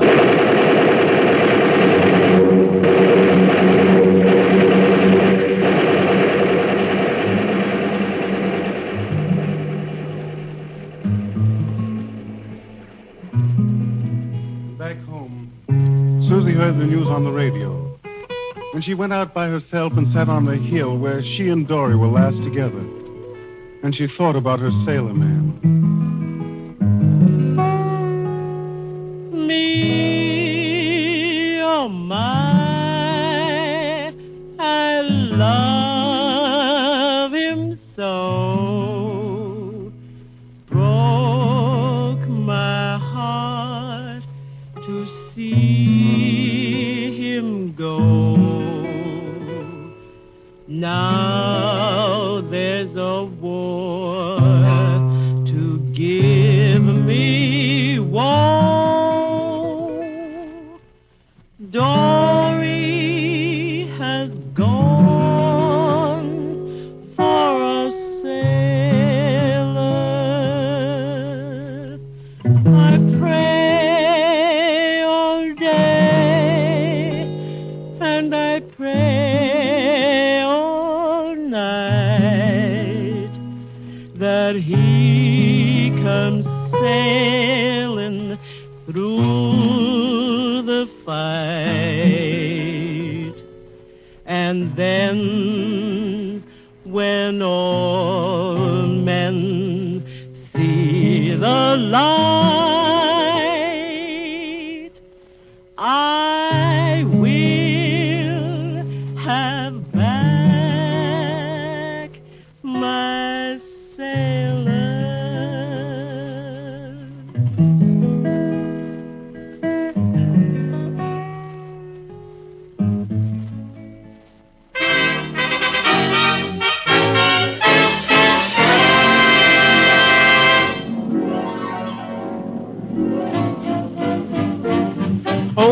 listen to hear what we've got to say. They heard about Dory down Washington Way.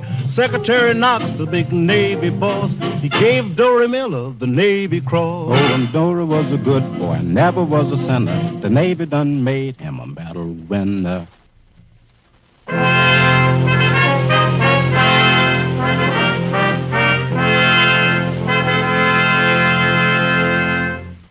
Dory Miller, Mess Attendant, 3rd Class. For distinguished devotion to duty, extraordinary courage, and disregard of his own personal safety during the attack on the fleet in Pearl Harbor, territory of Hawaii, on December 7th, 1941.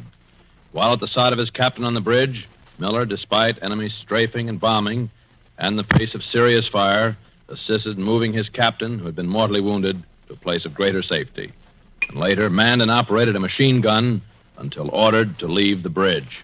Great God Almighty, folks feeling glad. Best piece of news they ever had. Great God Almighty, folks feeling glad. Yeah, about the Dory Miller lad. They sure felt glad to hear about Dory back home in Texas, all right. Especially Dory's mother and father and his 3 brothers, named it James, Selvey, and Connery Jr. And Susie was mighty glad, too, and that's a fact. He said he was going to be a good sailor, and he sure kept his word. He's a prize sailor. And then on top of that medal, come the news that Dory was promoted from Mess Attendant 3rd Class all the way up to Mess Attendant 1st Class. Great God Almighty, folks feeling glad. Best piece of news they ever had. Great God Almighty, folks feeling bad. Best piece of news they ever had.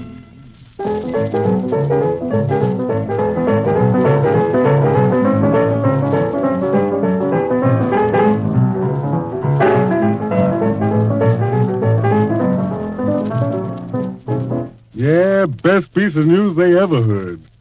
And down around Waco way, there was a little quiet jiving going on among friends. Dignified jiving for 15 or 20 hands.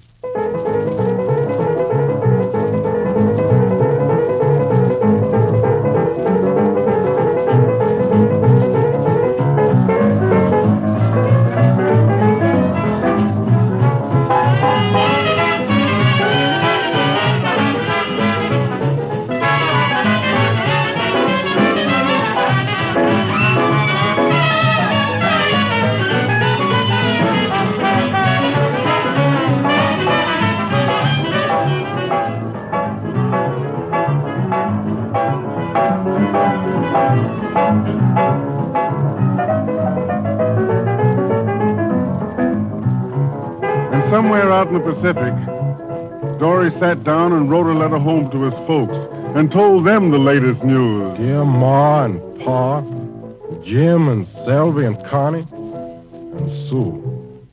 I haven't got much time to write because I'm being transferred to another ship, the escort carrier Liscombe Bay. And I got to get a lot of things done before morning. Right now, I just want to tell you that these dark clouds will roll away. And I'll still be on the sunny side. This is what I've been waiting for, I guess. Now it's happened, and I'm all right. Give my love to all, Dory. Now listen here to what we got to say.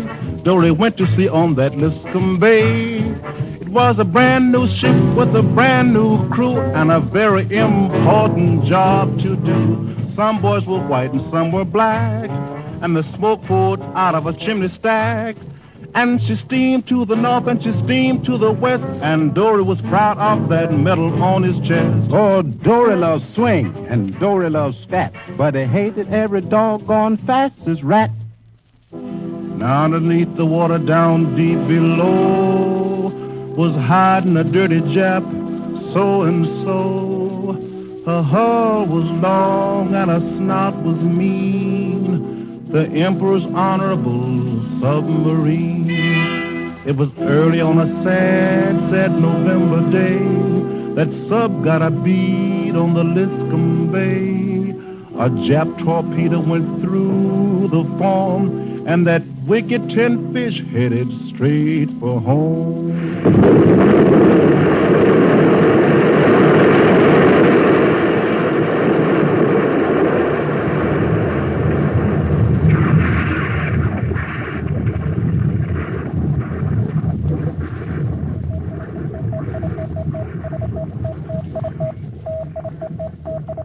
Navy Communique number 487, Central Pacific. The USS Liscombe Bay, an escort carrier, was sunk as the result of being torpedoed by a submarine on November 24th, 1943 in the Gilbert Islands area. The next of kin of casualties aboard the Liscombe Bay will be notified as soon as possible.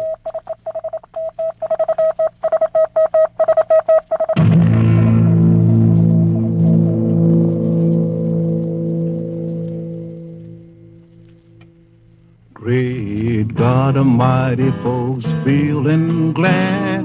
Best piece of news they ever had. Great God Almighty, folks feeling bad. Worst piece of news they ever had. Yeah, sailor boys who knew Dory, they were feeling bad, too. They stood there on the shores of the Gilbert Isle, which they had captured from the Japs, and they looked out to sea, looked out over the moonlit waters toward where their mates had gone down. And they made a vow to Dory and the men who died with him. To you, beloved comrade, we make this solemn vow. The fight will go on. The fight will still go on. Like you, beloved comrade, we pledge our bodies now. The fight will go on. The fight will still go on. Rest here in the earth. You'll find new birth when we have won. When we have won. When we have won. Sleep well, beloved comrade. The fight has just begun. The fight will go on till we win. Until we win.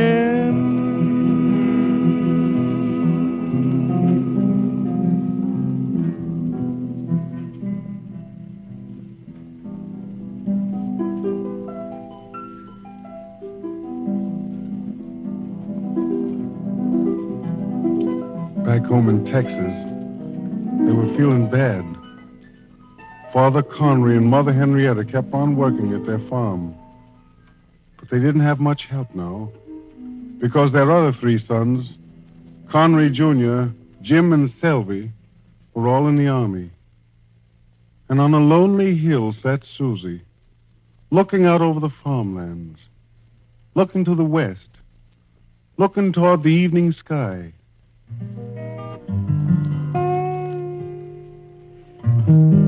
Here I sit on a lonely hill. Who can blame me crying my fill? Every tear could turn a mill. Dory has gone for a sailor. Me, oh my, I loved him so. Broke my heart to see him go. and only time can heal my woe. Dory has gone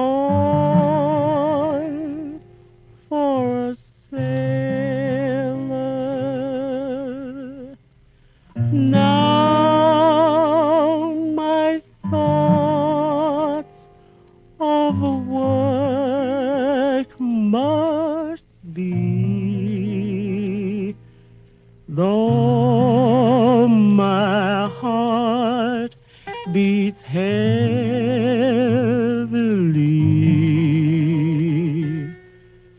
but he'll come back when all men are free.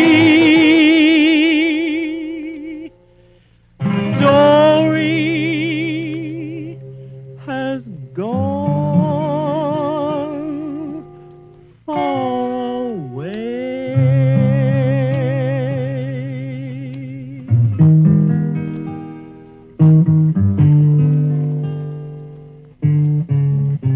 That's right, what Susie said in her song. Dory is coming back when all men are free. He came from little people in a big country, and he grew up into a giant of a boy with a heart just as big as the state of Texas. He was the kind who looked whenever he could on the sunny side of things, but he knew what a dark cloud meant and what a storm meant. And if a sky suddenly got clouded over with Jap buzzards, he knew what to do, too, and he did it. You know, if we was able to get in touch with Dory Miller right now, you know what he'd probably say? Just what he said in his letter home. These dark clouds will roll away, and I'll be on the sunny side. Now it's happened, and I'm all right. He was a good sailor, all right, Dory was. He kept his word. And he's coming back sure as there'll be a judgment day. Lots of men are coming back. Hank Peters and Colin Kelly and Maya Levin and Patty Finucane. Lots of Chinese and British and Russian boys. Lots of black and white and yellow boys who went marching to the front together. Plenty left to march in their place, and nobody's going to stop them. Nobody's going to keep them from marching ahead to victory. Ain't that the truth, Josh White? That's why we're marching, yes, we're marching, marching down Freedom's Road. Ain't nobody gonna stop us, nobody gonna keep us from marching down Freedom's Road. Hand me my gun, let the bugle blow loud. I'm on my way with my head up proud. One objective I've got in view is to keep a hold of freedom for me and you. That's why we're marching, yes, we're marching, marching down Freedom's Road. Ain't nobody gonna stop us, nobody gonna keep us from marching down Freedom's Road. Now it ought to be plain as the nose on your face. There's room in this land for every race. Some folk think that freedom just ain't right. Those are the very people we want to fight. That's why we're marching, yes, we're marching, marching down Freedom's Road. Ain't nobody gonna stop us, nobody gonna keep us from marching down Freedom's Road.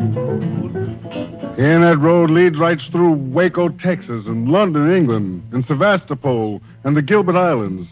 And it winds up in Berlin, Germany, and Tokyo, Japan. Hitler may rant, hero heat to me rave. We're going after freedom if it leads us to our grave. That's why we're marching. Yes, we're marching. We're marching down Freedom's Road. United we stand, divided we fall. Let's make this land safe for one and all. I've got a message, and you know it's right. Black and white together, unite and fight. That's why we're marching. Yes, we're marching. Marching down freedom's road. Ain't no fascist gonna stop us. No Nazis gonna keep us from marching down freedom's road.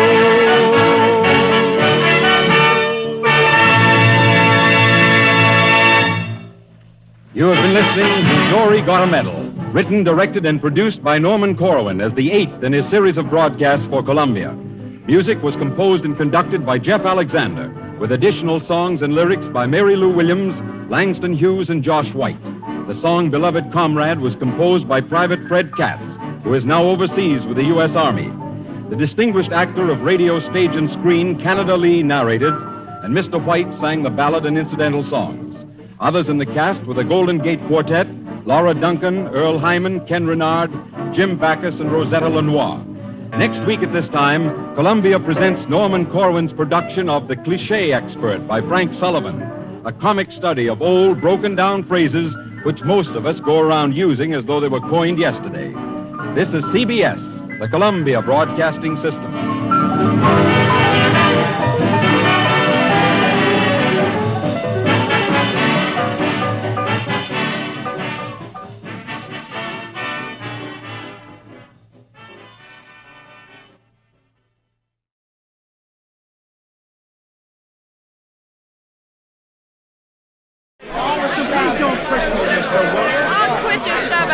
I wish they'd open the doors. I've been standing here since 6 this morning. Well, the hearing is supposed to start at 10 o'clock, and it's past 10 now. Lucky we got here. When we did, I hear there's a line clear around the block. Quiet, quiet. Somebody's going to make an announcement. Hey, everybody, be quiet. Hey, Somebody's wait a gonna minute. talk. Hey, fellas.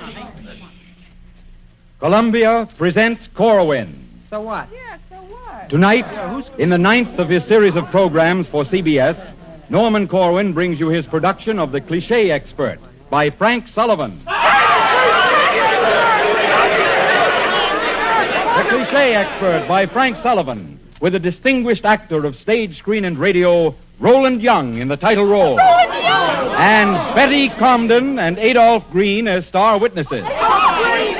Bob Trout will serve as courtroom reporter and commentator. Will the spectators kindly file in quietly and take their seats? Leave your cameras at the door, please. Now look,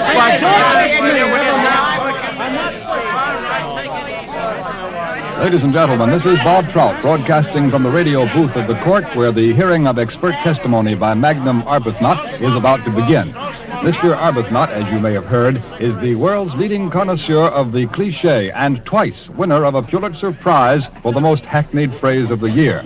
Now, in the moment or so which we have before the proceedings get underway, we can perhaps tell you something of the background of the word cliché, meaning trite phrase.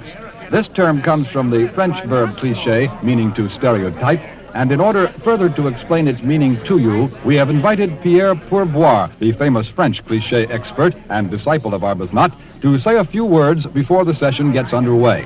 Here is Monsieur Pourboire. Bonjour, messieurs, mesdames. Le mot cliché à l'origine signifiait matrice, fait de papier mâché, employé pour les rapprochements mécaniques. Aujourd'hui, il est couramment employé pour désigner une phrase ou un terme banal. Il est donc devenu le synonyme pour une expression rebattue. Thank you very much, Monsieur Pourboire, for your enlightening comment. Ladies and gentlemen, a copy of Monsieur Pourboire's talk may be had by writing to him in care of your local post office. And now I see that Judge Mostel has entered the courtroom, and the hearing is ready to begin. Of course, as you've probably read in the newspapers, Mr. Arbuthnot is too keen a man to be questioned by any single interrogator, so he'll be quizzed by a battery of leading attorneys who will take turns questioning him on a variety of subjects, including cliches of women, wine, and song. Mr. Arbuthnot is already on the witness stand now.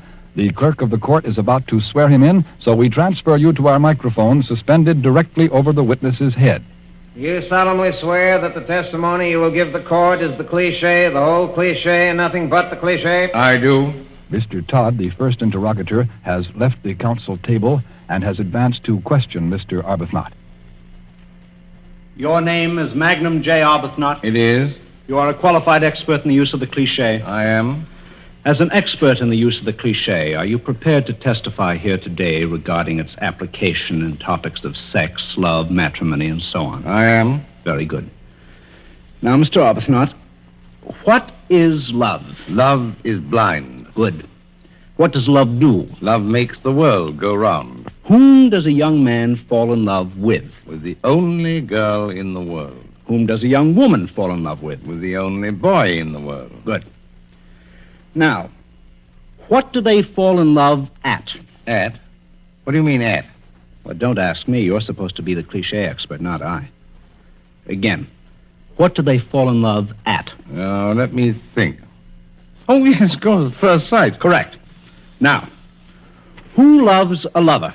Who loves a lover? Yes, don't stall, Mr. Arbuthnot. All the world loves a lover. Describe the only girl in the world. Her eyes are like stars, her teeth are like pearls, her lips are ruby, her cheek is damask, and her form divine. Haven't you forgotten something? Eyes, teeth, lips, cheek, form. No, sir, I don't think so. Her hair? Oh, certainly, how stupid of me, yes. She has hair like spun gold. Very good, Mr. Arbuthnot. Now, will you describe the only man? He's a square shooter who plays the game. There's something fine about him that rings true. When he meets the girl of his choice, the future mother of his children, he can look her in the eye. How? Without flinching. Now, Mr. Arbuthnot, when the only man falls in love madly with the only girl, what does he do? He walks on air. Yes, I know, but what does he do? I mean, what is it he pops? Oh, excuse me. He pops the question, of course. Then, what do they plight? They plight their trust. And what happens after that? They get married. And where are marriages made? Marriages are made in heaven. What happens after the marriage? Oh, they settle down, raise a family, and live happily ever afterwards, unless... Unless what? Unless he's a fool for a pretty face. And if he is? Then they come to the parting of the ways. Mr. Arbuthnot, very enlightening. Thank you very much. But I'm not through yet, Mr. Todd. No? No, there's another side to it. There is? What side? The seamy side. There are, you know, men who are wolves in sheep clothing, and there are also lovely women who stoop to folly. My goodness. Describe these men you speak of, please. They are snakes in the grass who do not place woman on a pedestal. They are cads who kiss and tell. They are fiends in human form who would rob a woman of her most priceless possession. What is that? Her honor. What does a woman do when a snake in the grass tries to rob her of her honor? She defends her honor. How? By repulsing his advances and scorning his embraces. How does she do that? By saying, "Sir, I believe you forget yourself." Or, "Please take your arm away." Or, "I'll kindly thank you to remember I'm a lady." Or, "Let's not spoil it all." Suppose she doesn't say any of those things. In that case, she takes the first false step. Where does the first false step take her? Down the primrose path. Where does it lead? To a life of shame. What is a life of shame? A life of shame is a fate worse than death. Mr. Arbuthnot, your explanation of the correct application of the cliché in these matters has been most instructive. And I know that all cliché users will know exactly how to respond hereafter when during a conversation, I think what you want to say is when sex rears its ugly head, isn't it? Thank you, Mr. Arbuthnot. Thank you very much. Thank you, Mr. Todd. That is all for this line of inquiry, if you please, Your Honor. Very well. There will be a brief recess before we resume with the inquiry on gastronomy. Court is recessed. This is Bob Trout again, and for the benefit of those who tuned in late, we are broadcasting the public hearing of testimony by M.J. Arbuthnot, the world's leading cliche. He's just testified concerning matters relating to love and sex, and at the moment he's chatting amiably with counsel and casting his eyes around the courtroom. Now and then he recognizes somebody among the distinguished assembly and nods in her direction. Now, I understand from the order of things that he'll next be questioned on astronomy, and for this reason we have with us here Professor Herschel Azimuth, who will comment on what we are likely to hear in the examination soon to follow. Professor Azimuth. I'm frank to say that I have no idea of just what tack Mr. Arbuthnot is going to take concerning cliches of astronomy. Because as far as I know, there are very few astronomical cliches in current usage. It is possible that he may discuss such matters as the sidereal and synodic periods of the moon. I'm sorry to interrupt, Mr. Azimuth. Ladies and gentlemen, I must apologize for a slight error. I was under the impression that the next subject to be covered was astronomy, but I just received word here in the booth that the subject is gastronomy, which is an altogether different dish. So if you don't mind, Professor Azimuth... What was that about a dish, Mr. Trout? No, nothing at all, Professor Azimuth. Sorry for this interruption, ladies and gentlemen, but we're almost ready to resume the testimony, and Mr. Boskert, who is himself an expert gourmet, is going to take over the interrogation on gastronomy. He is standing directly beneath the witness box, adjusting his pince-nez. Mr. Arbuthnot, as an expert in the use of the cliche, you're a pretty busy man, aren't you? Mr. Boskert, you never spoke a truer word. Half the time, I don't know whether I'm coming or going. Really? Well, suppose you tell us something about that before we get into the cliches of eating. What makes you so busy? Why, taking care of my livestock is a man-sized job in itself. Your livestock? Yes, at least once every day I have to beard the lion, keep the wolf from the law, let the cat out of the bag, take the bull by the horns, count my chickens before they're hatched, shoe the wild mare, make sure the horse isn't put behind the cart or stolen before I lock the barn door, and see that my goat isn't gotten. Well, I should think the chores you mentioned would be exercise enough for any man, Mr. Arbuthnot. Doesn't all that exercise do you in? I should say it does. Do you know how I sleep? How? Like a log. When I don't sleep like a log, I sleep the sleep of the just. In other words, I no sooner hit the hay than I'm in the arms of Morpheus. What is it that you strike, Mr. Arbuthnot? Whom do I strike? No, what do you strike? Oh, I strike bargains. What else do you do? Well, let me see. I enclose herewith. I beg to remain. I deem it a privilege. I cast into the discard. Oh, that reminds me. Do you realize why I'm not wearing my pearls? Why not? Swine got 'em. Oh, I see. Now, Mr. Arbuthnot, if it's true that you're so busy... Why, I'm so busy I haven't got a minute I can call my own. When I'm not playing second fiddle, I'm off to Newcastle with coals or burying the hatchet or attending to my oil business. You're in the oil business? Well, rather the troubled waters business. I pour every Tuesday from 4 to 6. Well, I'd certainly like to see you sometime when you're doing all those things together. You mean at one and the same time? Well, rest assured I can do them. No doubt. Now, Mr. Arbuthnot, let's get down to the main issue. You are an expert in the use of the cliche as applied to matters of eating, are you not? That is correct, sir. In that case, perhaps you will be kind enough to act as our guide as we attempt to shed some light upon the incursions of the trite into the realm of gastronomy. You said a mouthful, Mr. Boskert. Thank you. Now then, what kind of eater are you? I'm a hearty eater. Can you amplify that statement? A hearty eater is a man who eats 3 meals, 3 square meals a day. And why does he eat, drink, and be merry? Assuming he does all 3? Yes, assuming he does. Why does he? For tomorrow he dies. Splendid.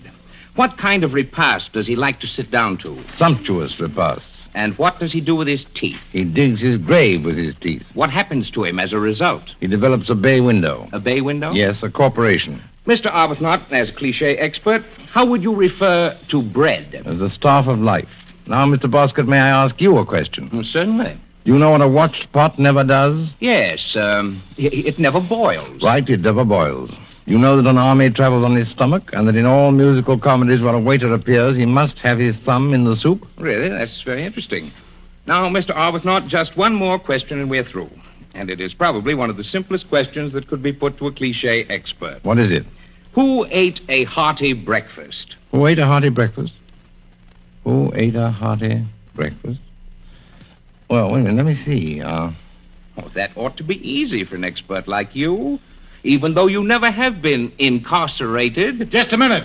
As district attorney, I object to my colleague's leading question. Who ate a hearty breakfast? Oh. Too many cooks? No, they spilled the beans. No, spoiled the beans. No, the broth. They spilled the broth. No? Cliche expert. Why, I know it as well as I know my own name. That's silly. I can't seem to think. Just concentrate. Oh, isn't it aggravating? It's right on the tip of my tongue, too. Oh, take your time, Mr. Arbuthnot. Oh, yes, Mr. Arbuthnot. Please take your time, by all means. We've got nothing to do until the 4th of July. I object to the attitude of my worthy colleague. But my worthy colleague gave us to understand that the witness was a cliche expert. And he doesn't even know who ate a hearty breakfast. Hearty breakfast. Hearty breakfast? Was it Was it little Jack Horner by any chance? Oh, now, Mr. Arbuthnot. Wasn't Diamond Jim Brady? Perhaps the witness will next suggest that it was Mrs. Jack Spratt. Was it, Mr. Boscott? Come now, Mr. Arbuthnot. Just put your mind to it. Think. Think of Sing Sing and Joliet and Alcatraz. And a certain novel by Anthony Hope about Zenda. Zenda? Listen, Mr. Arbuthnot. Da da da da da da. Your Honor, I object. Your Honor, I submit I have not said a word. I object to my worthy colleague singing the prisoner song off key. That's it, I have it. Prisoner. Oh, it was a prisoner that ate a hearty breakfast. Oh, thank you, Mr. District Attorney. Thank you. I cannot have any such demonstrations in the courtroom. This is a public hearing and not a vaudeville show. There'll be a short recess before we hear the evidence on musical cliches. Ladies and gentlemen, the order of inquiry seems to have departed somewhat from the scorecard handed out to the spectators as they entered. We originally had scheduled here the cliches of drinking and intoxication, but perhaps that's been moved up until later in the hearing. Now, I'm sure that those of you who've been following the newspapers on the event have read a great deal of speculation by reputable critics, one of whom is present tonight. We have here with us Ladislaus Mishkin, the eminent Hungarian critic, who will give us a little of the advanced dope, so to speak, concerning Arbuthnot's musical investigations. Here is Mr. Mishkin. Is by me the opinion that today we are going for to hear speaking Mr. Arbuthnot on subject folks musics. Reason? It has come to me information this week that important song plugger for Old Black Joe was seen together with Mr. Arbuthnot several times together. And furthermore... I beg your pardon, Mr. Mishkin, but the court is ready to resume its testimony, and Judge Mostel has nodded to Mr. Edstrom to proceed. It's all right by me, Bobtrot. Mr. Arbuthnot, do I understand that you have had some experience as a musician? Well, I used to tickle the ivories and scrape a violin. I have a pretty good musical ear. But my voice isn't what it used to be. I see. Would you care to show us how the cliche can be applied to any particular branch of music? Well, I have made some study of the operetta. There's no objection on the part of your worthy colleague. I should like to call upon two expert witnesses to corroborate evidence. No objection. No objection sustained. This is a little operetta called The Baroness Bazooka. And as soon as the witnesses are sworn in, I would like to begin with the opening chorus. Swear in the witnesses. There is a momentary lull now as a piano is being wheeled into the courtroom, followed by a man whom I take to be the pianist. The witnesses are being sworn in now, and the pianist is bowing to the bench. He's now seated, and he's adjusting his cufflinks. The witnesses are ready, and in a moment you should hear the Baroness Bazooka.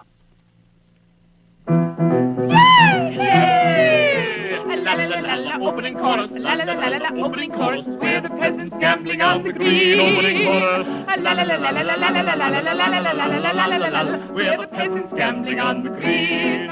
On the green, on the green, and I got a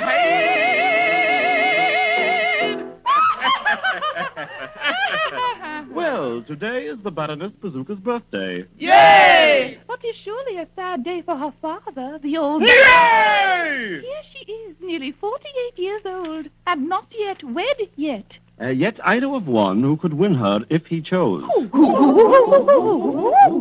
else would I mean but Raoul, the goat herd? Oh, Raoul, all the village maidens adore him, but he... Hark! Here he comes now. We are goat herds, and we herd goats. Yay! And we love to herd the goats, be we Transylvanians or Croats. And it's yes, we love it. Yes, we do. And it's no, we'll never part. Never. Go we cheek by jowl, though we smile or scowl, it's the good old goat herd song. Give me some goats, some long-whiskered goats, to herd the livelong day. We're herds of a feather, in goat or swiney weather, it's the goat herd roundelay, the goat herd roundelay. Oh, Laura, you're so handsome. Away, women, away. I have no time for idle frippery. I have my work. Women don't interest me. Not even the Baroness Bazooka herself? Aye, not even she. We are but simple folk and we tend our goats. And she's but a wench. Ha! I would look at her twice for all her beauty. And would you not now? And who may you be? I am the Baroness Bazooka. Oh, the Baroness disguised as a peasant. Oh, I am a traitor. No, silly boy. You amuse me. I like your metal.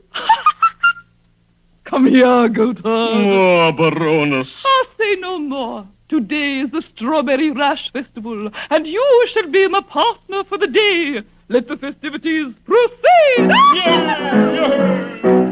Here's where we go into a waltz, Your Honor. Ah, Baroness, you've given me the most wonderful day of my life. I would that it might last forever. Ah, but it must end. Pleasures are but fleeting. But Baroness. Yes? If you were you. If you were you. And if I were I. If I were I. That is the cue for the song, If You Were You and I Were Me. I mean, for the song of the same name. If I were you, and you were me, oh, what a wonderful world this would be. Oh, with the queen of my dreams by my side. Oh, your side? If you were you, yes, and I were me, oh, me? We would raise an immense family, and our hearts would not part till we died. If the birds were the trees, and the flowers really were bees, would you still love me, dear, as you do? We would rule all of the world forever. If I were I, and you were you, and we.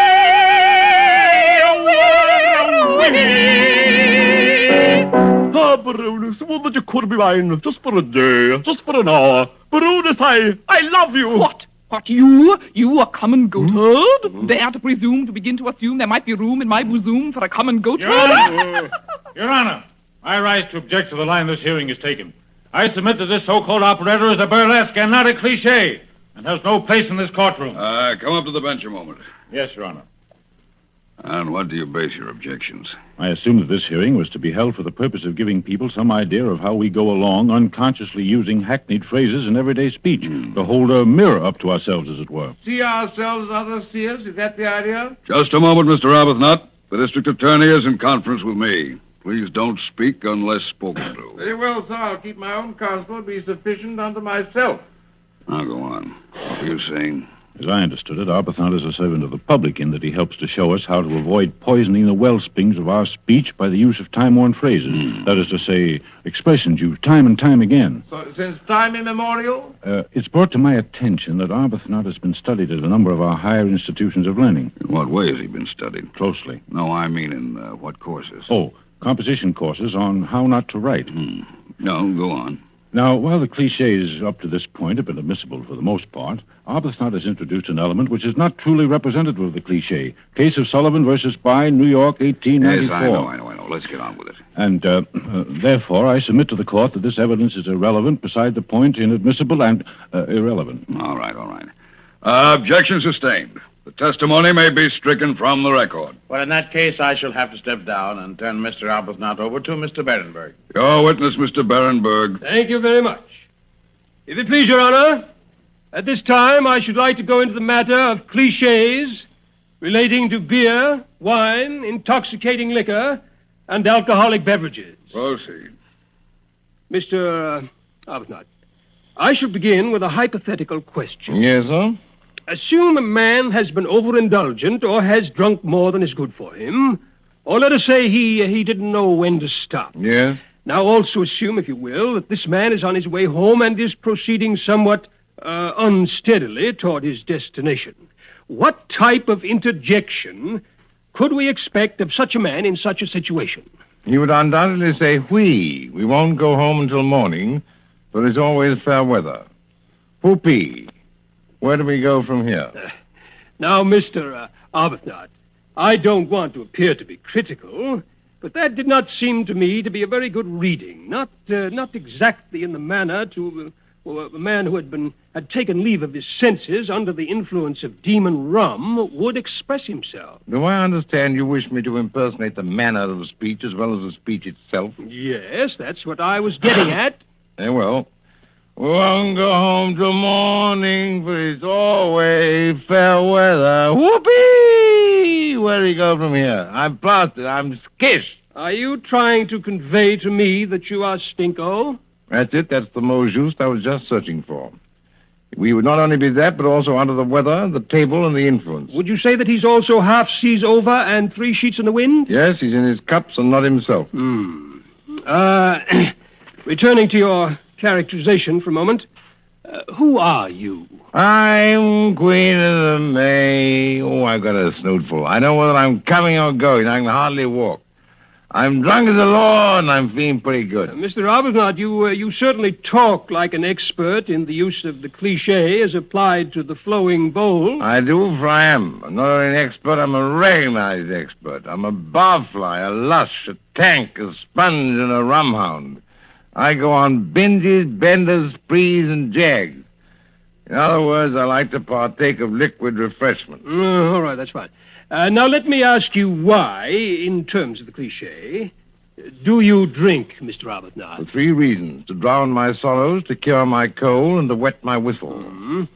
Again, hypothetically, when you go into a bar, how do you address the bartender? If he's a stranger to me, I call him Mac. Your Honor, all strange bartenders are known as Mac, just as Pullman porters are called George, and strangers from whom one wants to borrow a match or bum a dime for a cup of coffee are called Buddy. When you enter a bar, what happens? The bartender asks me what's my pleasure. I say a little scotch, I guess. He brings out a bottle of scotch. If I ask him to pour the drink, he says, say when. I say, fill her up. Whoop, that's plenty. Whoa. I see. Now, supposing a friend of yours comes in. What kind of friend, man or woman? What difference does it make? A lot. I hate to see a woman drink. Oh, well, a man friend, then. Oh, I ask him to bend the elbow. Bend the elbow? Sure, I ask him if he'll join me. I say, Freddie, see what Mr. Krause will have. What does Mr. Krause say? He says, no, thanks, I never touch the stuff. I say, oh, come on, one little snifter won't do you any harm. So he says, all right, just one. I'll take a little of the same, Freddie, and make mine mostly water. Then he says, here's how, and I say, drink hearty. And he says, first today, and not to be outdone, I say, here's looking at you. And he, not to be outdone either, says, down the hatch. So I say, bottoms up, and he counters with success to crime. And then? Well, that's all. Oh, I think you've forgotten something rather important. No, I haven't. What? How about mud? Mud? Oh, sure, yes. Mud in your eye. Ah, thank you. That is all. Clerk, what remains on the docket for this hearing? Your Honor, we have yet to go through the cliches of political campaign oratory, advertising, journalism, motion pictures, radio... Well, I don't think we'll have time to hear the rest of them today. What time does the ball game start? 3, Your Honor. Court is dismissed. Wow. The ball game,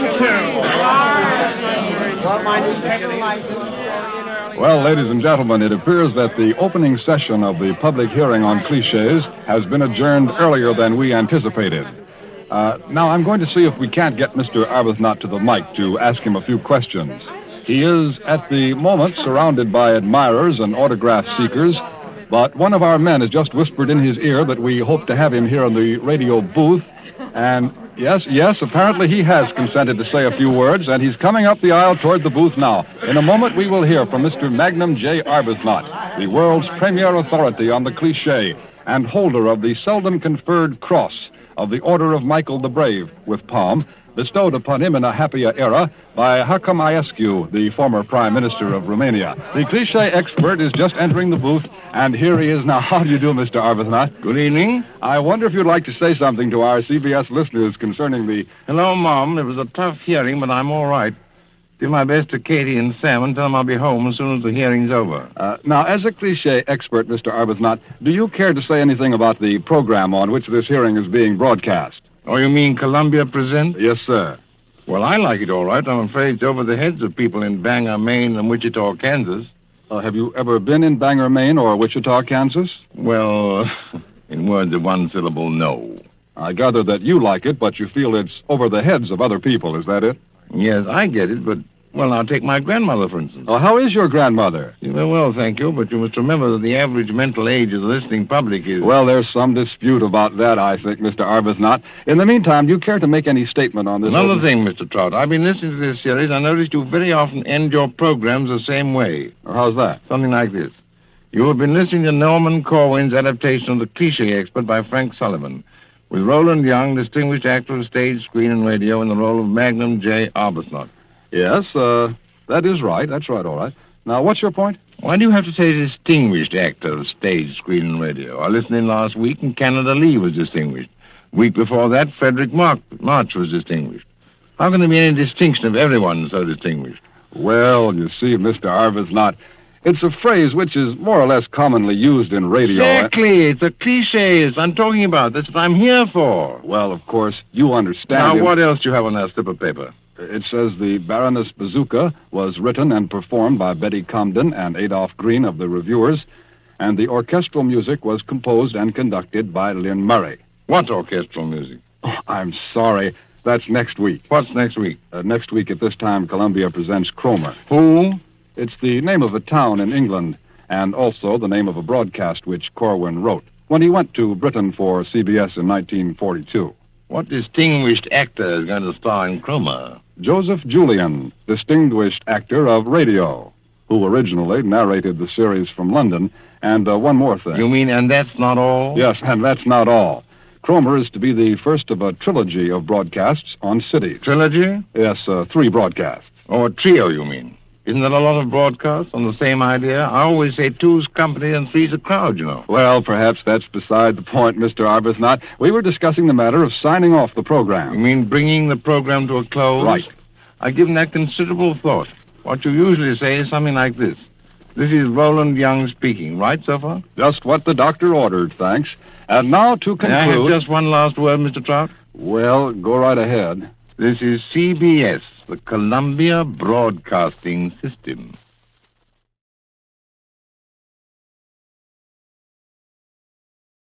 Columbia presents Corwin.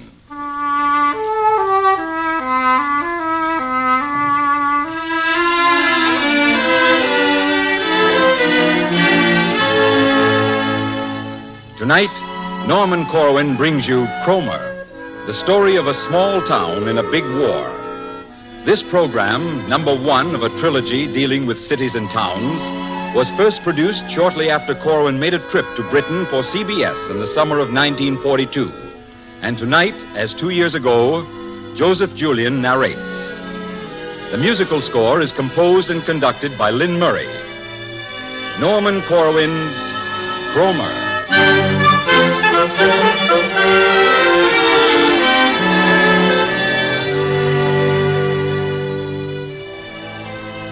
A town is like a person. It has a character, a complexion, and a name. It has a set of habits. It's hard-working or lazy, rich or poor, handsome or ugly. Some towns never amount to much. Some get sick and die. Some grow big and powerful and lead their race. But all towns, be they so great they call themselves metropolises, or so small you'd miss them if you winked while driving through, all towns have this in common. They are mortal. They know seasons and the way of winds, each taking its share of sun and moon and standing up to storm. And they are mortal also in the respect of violence and death, for war may come to any and to all of them. Troy was a town. So was Jericho. Lidice was a town. Likewise, Our Lady, the Queen of the Angels of Porciuncula, later to be known as Los Angeles. And Cromer was a town, and is a town, and you'll find it on a map of the east coast of England, in the ancient division of the country called East Anglia, facing the North Sea, facing Germany.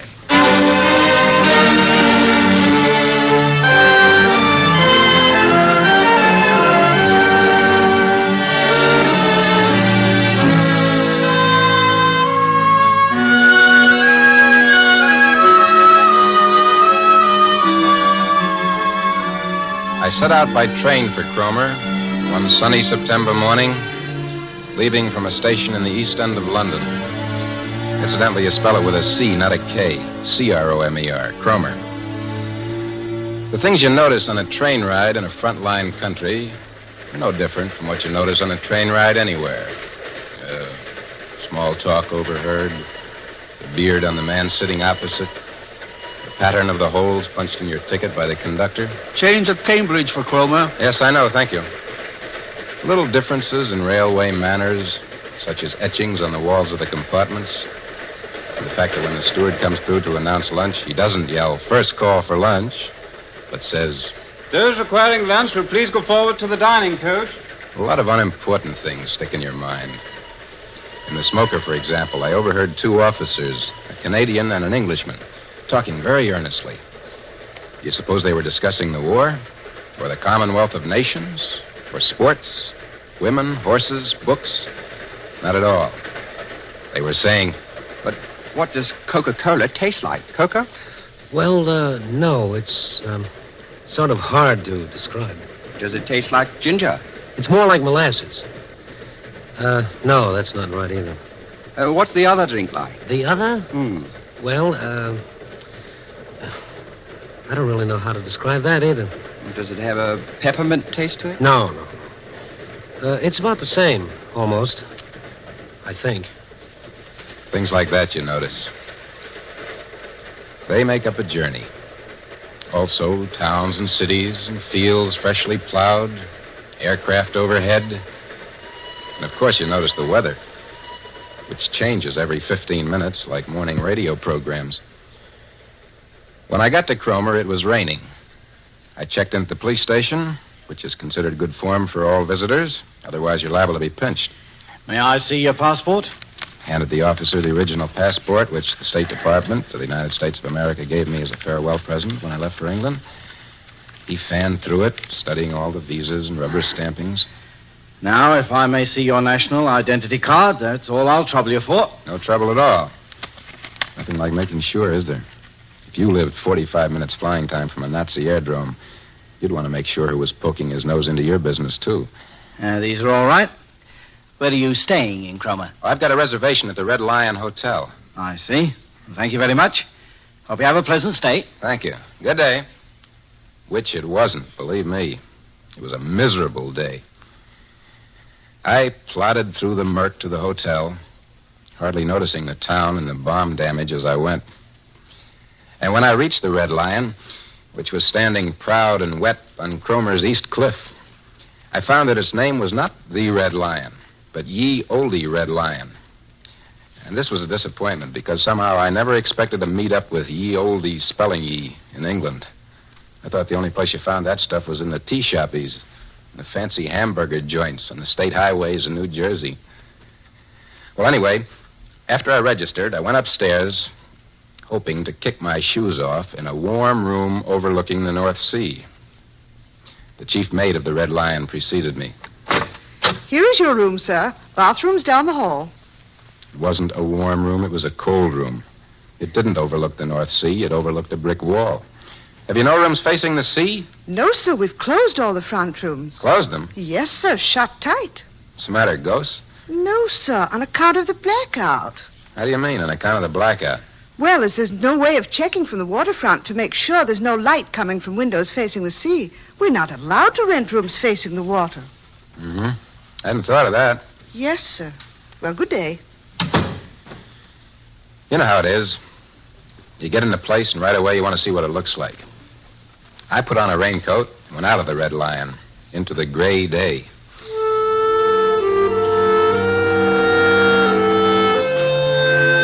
The narrow streets were almost deserted. The buildings of the town seemed huddled together for warmth. The Hotel de Paris dripped sadly, as though grieving for the city whose name it bore. On High Street, few shoppers went in and out of Rust's department store. The pubs were closed until 4. I climbed Lighthouse Hill and sat on a rock looking down on Cromer and the sea. There it was, The unimportant town of Cromer, Norfolk County. A sleepy place with a mist on her. There was the church, the pier, the beach, the town, all in one tight little landscape. The church, the kind architects call perpendicular, had been bombed, but it was still perpendicular. And I thought, as the gentle rain from heaven dripped down my neck, what could the Axis possibly want with a harmless shore town on the North Sea? Obviously, the same things they wanted and managed to get in certain shore towns strung out along the Baltic, the Mediterranean, the Black Sea, the China Sea. They want your money and your life, that's all. Just want to own you and your country.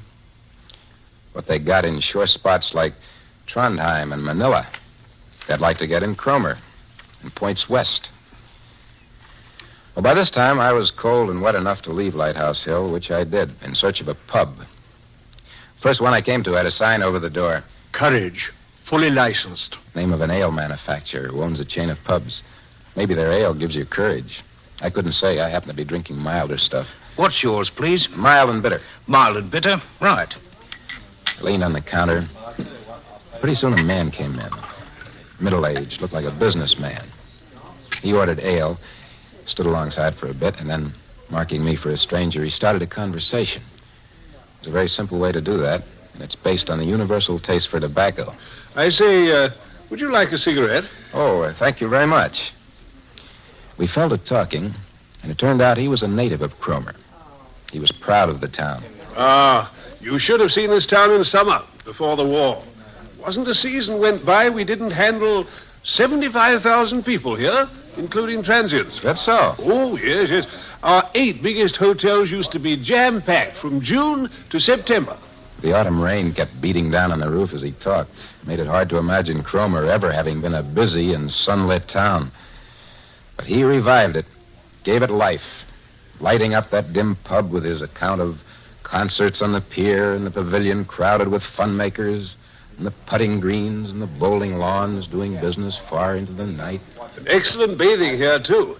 You know, one of the best things about Cromer is the fact that there's no objection to sunbathing, provided it's done decently, of course. Any fishing and boating? Oh, yes, good catches of whiting and flatfish. You see, we're not far from the Norfolk Broads. Who are they? Who? What about the weather here? I threw him on the defensive. I didn't mean the question that way. We're actually the driest part of England. You know, as a matter of fact, the late Empress of Austria used to come here for her health. You mean the late Empress of the late Austria? Yes, rather, yes. Fill them up again, gentlemen. Yes, please. Here, let me. No, this is mine. Oh, well, thank you very much. For another round, this went on. The story of happy Cromer before the rise of the fascists. And then I asked him what the war had done to the town. And he told me. He told me 100 little stories of how life had changed here. How some of the men of Cromer had gone away to fight and had been killed. Some had stayed at home and been killed. How the town's fishing and crabbing industry had been ruined. 7 of its 8 hotels shut down. How the people stood up through the bombings. How they organized to take on their share of the war.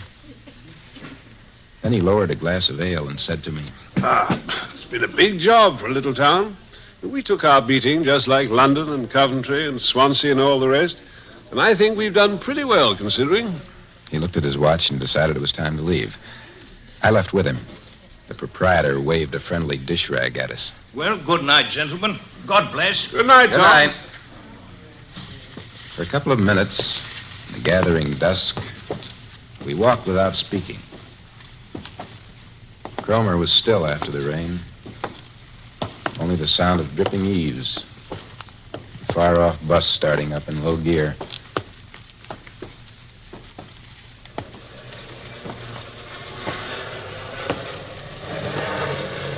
What's that, a Wellington? Let me see.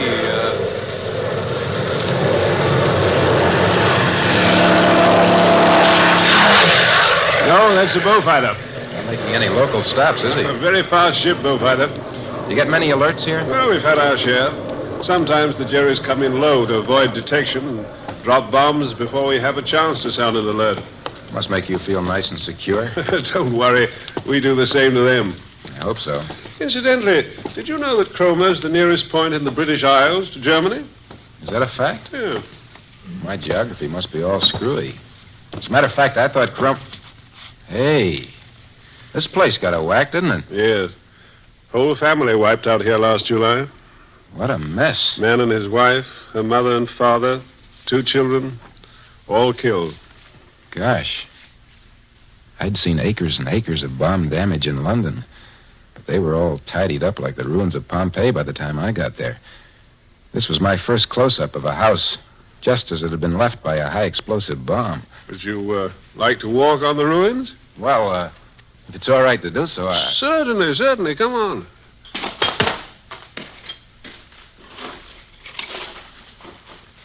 It was a weird sensation. Walking over this debris in which a family had been murdered.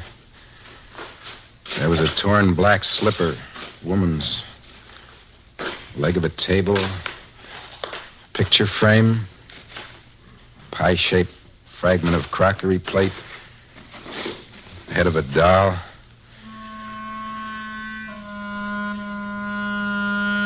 Granny and Gramp and Mom and Pop and the kids. Dead. Done in by the fascists. The war of the Luftwaffe against the scullery table and the chest of drawers and the clean sheets in the linen closet. Little Pamela, who played with a doll, wants to be remembered as Fritz Tyson, the industrialist who backed Hitler because he wanted to keep the people down. She says, "Good evening, Mr. Tyson. How are things in Switzerland?" Mom's big serving dish, which she bought at the fair in Norwich, was smashed in several pieces. Now, Mom is wondering whether the magazine publisher, who thinks a little fascism might be good for America, would care to repair the dish. Kitchen clock, the china toilet bowl, the middle plank of the dining room table. Send their respects to Rudolf Hess and ask after his health. And Pop, being the head of the family, would like to write an inscription in that book written by Lord Londonderry, the one that admires Der Fuhrer. Mom and Pop and the old folks and the kids were sleeping on the premises when it happened. And they're sleeping not far from here right now. That's how to keep the people down, all right, Tyson. They're down. All the way. Good and down. Won't hear from them again.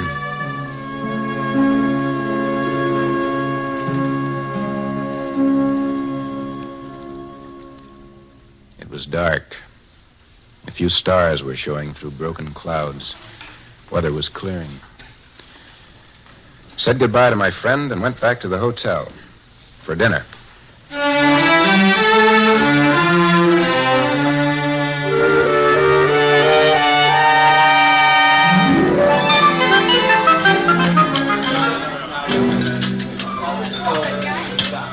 The maid of the Red Lion, the same one who showed me to my room, also waited on table. Every time she served anything, she said, "Thank you." I was intrigued by the effect when she distributed rolls to a group of 6 men sitting at a table. Thank you. Thank you. Thank you. Thank you. Thank you. Thank you. She thanked her way through a 3-course meal, which left me still hungry. And afterward, I went down to the lounge and struck up a conversation with a pleasant, white-haired, white-mustached man who turned out to be chairman of the Urban District Council, a sort of board of selectmen. He was H.A. Mitchell, Justice of the Peace. I asked him about the town government, and he told me how it was set up. As for me, I'm a member of the Labour Party. Is this a Labour town? Oh, no, Conservative. In fact, a Tory stronghold. Well, how is it you were elected? Nobody can quite figure that out. Maybe just because they like you. Well, they didn't always like me. I remember the time when a Cromer crowd knocked me down and set my hat on fire. Why did they do that? They were so bitter about my representing Labour. Good heavens. But I've been elected twice since then, so you could say we're progressing, couldn't you? Sure could. After they'd burnt my hat, I used to bring it around every election and display it under a sign which said, Tory argument. Well, personally, I think the Tories have burnt all their hats behind them. I don't know. They've learned some manners. Why, there was a man tried 7 times to get on the council here, and he was defeated each time. Finally, he was invited to become a member. I asked Mitchell whether the town figured in any special war activity. Well, I was asked by the United Nations to hold a little service here on United Nations Day. And did you? Oh, yes. I could just see the United Nations asking the chairman of the Cromer Council to hold a service. There'd be a round-robin letter signed by the leaders of 30 nations. In the White House in Washington, Steve Early would remind the president. Frank, don't forget to send a message to H.I. Mitchell about that service in Cromer. While in the Kremlin, Joe Stalin would sign a note. Вас приветствую, товарищ Mitchell. And Churchill would ask his secretary. Get Mitchell on the phone and tell him there's a pile of petitions from our allies waiting for him here. And why not? Isn't Cromer on the side of the United Nations? Belonging to them? Its future tied up with theirs? Its men fallen for the same good reason? All honor to Mitchell for saying it the way he did. Well, the gathering in the lounge broke up, and I went along to bed. As I undressed, I heard a plane coming over. I remembered we were 45 minutes from a Nazi airdrome, and sometimes the Hun dropped bombs before an alert could be sounded. But having been 3 months in England, this troubled me the way it must have worried H.A. Mitchell. And I slept like a rock on the Norfolk coast.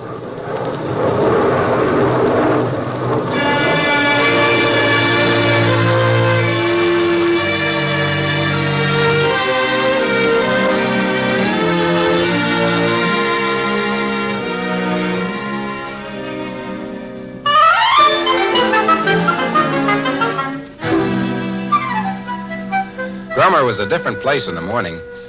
It sparkled under a clear blue sky. There was just a nip of a north wind. I went down to breakfast, made an omelet of powdered eggs, which tasted like powdered eggs, and drank the bitter coffee of the realm. And then I set out to look at Cromer in a decent light. I talked with a lot of East Anglians that day. Most of the talk was small, none of it important. It was the talk of the little people of a small town in a big war. It was homely, full of such things as the quiet satisfaction of the salvage worker who helped win a prize. We here in Cromer won the East Anglia Salvage Contest. Got first prize of £100. That's swell. What'd you do with the money? £50 to the hospital, 25 to the District Nursing Association, and 25 to the Red Cross. And the bombed-out landlady on Overstrand Road who told me... Hey, it's hard. Very hard. Most of the rooming houses have been ruined. Bombs, you mean? No, I mean ruined. As businesses. We never had a season before the war when we couldn't rent rooms. But with evacuation and no bathing in the summertime, some of us had to sell our furniture and move out. And the fisherman whose trawler had been attacked by a Faka wolf and whose son had been killed. Do you know what the town went and done? We adopted a minesweeper. Adopted one? How do you mean? Well, we sent it a wireless set and a whole shelf of books and £19 in cash. What's the name of the minesweeper? HMS Cromer. Then there was George Lusby, foreman of Cromer's rescue squad. Said he had memorized the location of 300 shelters around town so he could find any one of them in the dark. It's very difficult in the dark to distinguish between bodies and rubble because the bodies are so covered with dust. You ever feel squeamish? Blood and stuff? Oh, you don't mind it when you're working in an emergency? It's when you get quiet moments later that reaction might set in. Worst things are the disappointments. What do you mean? Well, it's most disappointing to dig and dig and dig and then find the man you're digging for is dead. I went down to the post office. It was opposite the Church of St. Peter and St. Paul, and you could hear the organist practicing across the way. The postmaster explained that the stained glass windows of the church had been blown out when the bomb struck, so there was nothing to stop the sound from crossing the street and filling the post office. We work on an odor of sanctity, you see. I asked him whether the post office had been much affected by the war. Oh, there's no comparison between the amount of mail we handle now and what we used to handle before the war. Lost any personnel? A postman was injured when the office was hit. But there was no interruption in the service, though. The bomb struck around midnight, but in spite of the damage, we managed to get the 9 o'clock mail out in time the following morning. How on earth did you do it? Well, We moved everything we needed into the lecture hall of the Band of Hope. That's our teetotal organization here in Cromer. Had to dig out our equipment and move it through the rain.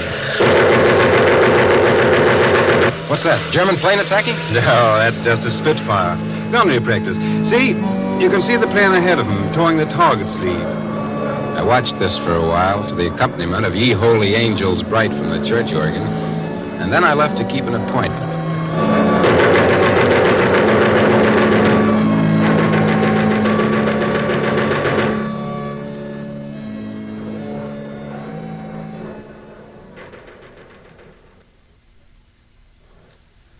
The last visit I made in Cromer was to the home of its most famous son, Henry C. Blogg. He'd been described to me as the all-time Superman of lifeboat service. Saved 626 lives. Medals from George V and George VI. I went to see him where he lived, in a small house near the waterfront. He was in his 70s, but still husky. His handshake was firm, his eyes were sharp. I asked him a foolish question, how it felt to be awarded so many medals. You have to pack up and go to London to get the medals. They don't let you escape. Where do you keep your medals, Mr. Blogg? I don't see them here anywhere. My old lady's got them. He looked around quickly to see whether his wife had heard that. Yes, London always seems a devil of a long way to go for a medal. I coaxed him into telling me of some of his exploits. He told about the night when 8 ships were wrecked off Cromer. About another time when he deliberately ran his lifeboat onto the deck of a wrecked freighter in the midst of a gale, because that was the only way he could rescue 16 men aboard. Once he mentioned lazy winds. I asked him what a lazy wind was. A lazy wind is a wind that's too lazy to go around you, so it goes through you. Reluctantly, he showed me his medals. 2 kings gave me these gold ones. Imagine that. Life-saving is only a sideline with me. I make my living fishing, renting beach huts. I don't believe lifeboat crews should get paid. Why? Wouldn't get as good results. He was very firm about that. I figured he should know. After all, any man who saves 626 lives has earned the right to refuse to accept money for it. I said goodbye to Mr. Blogg and headed back to the Red Lion. I drifted into the lounge, sat by the bay window, looking out on the sea. There was a copy of the Norwich News on the table, with headlines of a raid elsewhere in East Anglia that morning. The man I had met earlier in the pub came in, looked around, sat down beside me, and asked me a leading question. Well, do you like what you've seen of Cromer? Yes, thank you very much. But many things have changed here, you know. That's so? The changes are nothing compared to what we'll see when the war's over. You think so? Got to be changes. We've got to do better about getting along with other people. No reason all kinds of people can't be friends. That's right. We all of us had a lot of silly ideas before the war. Wouldn't you agree? Don't you think there'll be changes? Everywhere. Right here. Here in Cromer? Sure, why not?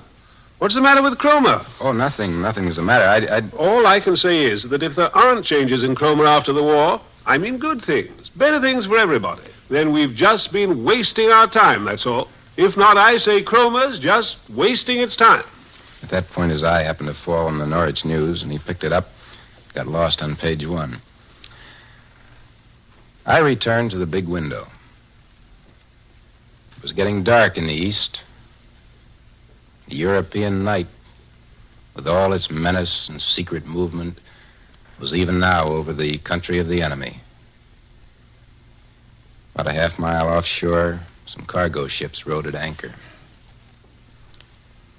And my thoughts rode at anchor, too. I thought of the faces I'd seen that day. The faces of our allies in the little town of Cromer.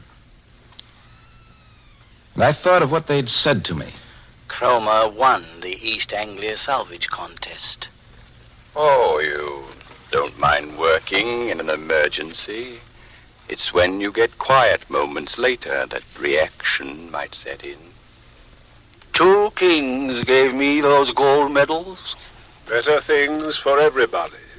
If not, Cromer's just wasting its time. I drew a bead on the first star of the evening. which had just risen on the horizon.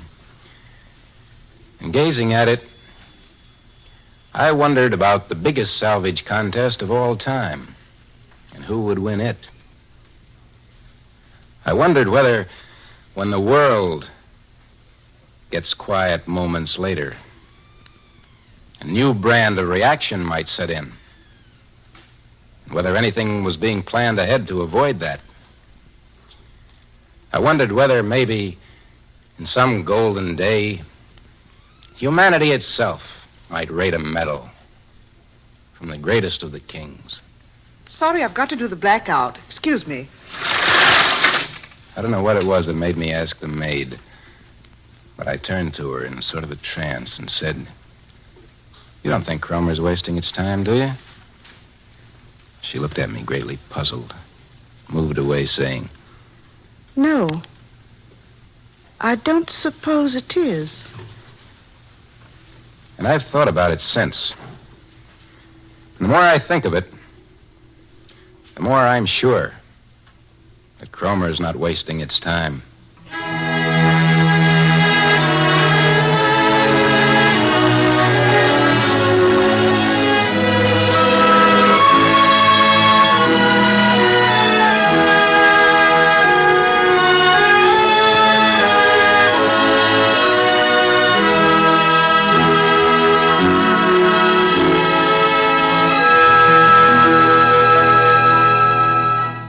You have been listening to Cromer, written, produced, and directed by Norman Corwin for CBS as the 10th of a series. Joseph Julian narrated, and Nicholas Joy was the man in the pub. Others in the cast were Minerva Pius, Bertram Tanswell, Nora Howard, J. Malcolm Dunn, John Moore, Frank Lovejoy, Kermit Murdoch, Burford Hamden, and Roland Bottomley. Music was composed and conducted by Lynn Murray. The script of Cromer appears in the book More by Corwin. Next week at this time, Columbia presents the second of Corwin's trilogy of cities, New York, a tapestry for radio, with Martin Gable in the leading role and music by Lynn Murray and Frederick Steiner. Harry Marble speaking. This is CBS, the Columbia Broadcasting System. Orson Welles in Norman Corwin's New York, a tapestry for radio.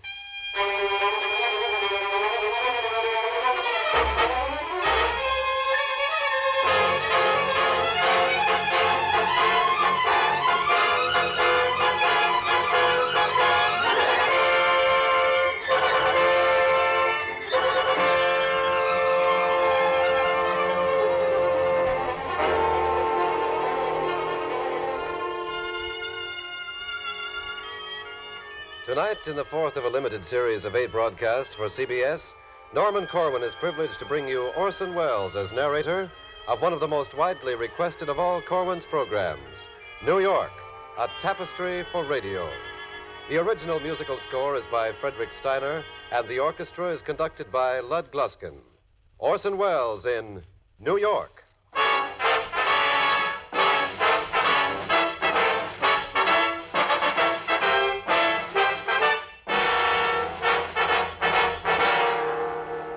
The time on the four-faced Paramount clock says in quadruplicate that it is 10 o'clock. And so good evening to you, Queen of the Hemisphere. 4 times good evening. And by this time tomorrow, may the enemies of all free men's cities be more desperate and damned than ever. End of salutation.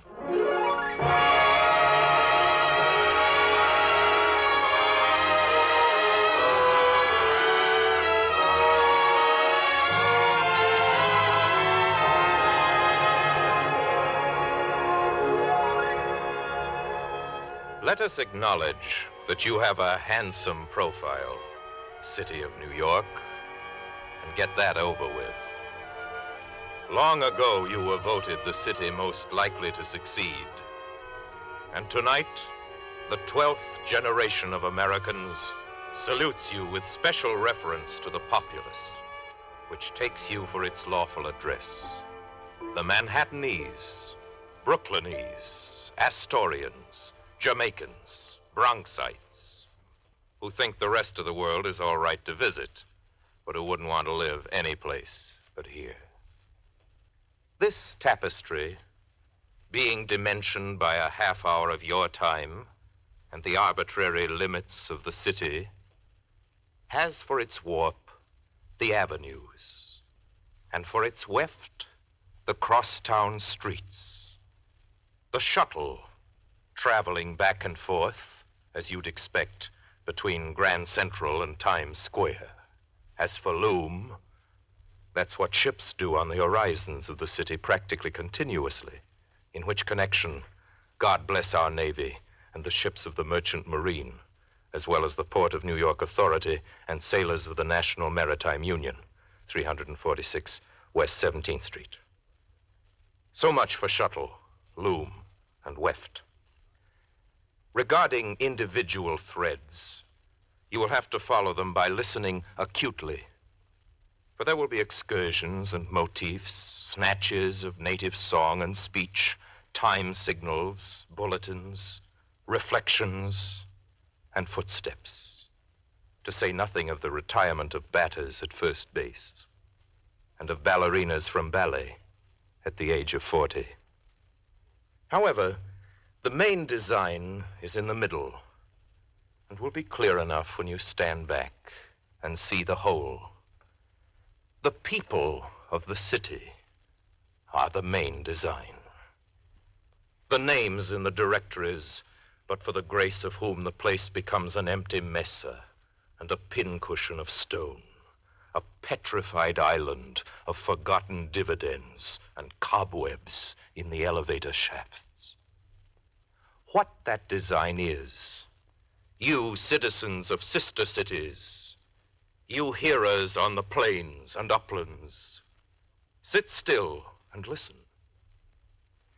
It well may be a special hope, a pattern of felicity to you and to your kids, to fetuses conceived this month and next, and ever after. That, as I say, comes later. But it's in the weave if you will stay and look it over with us in a certain light.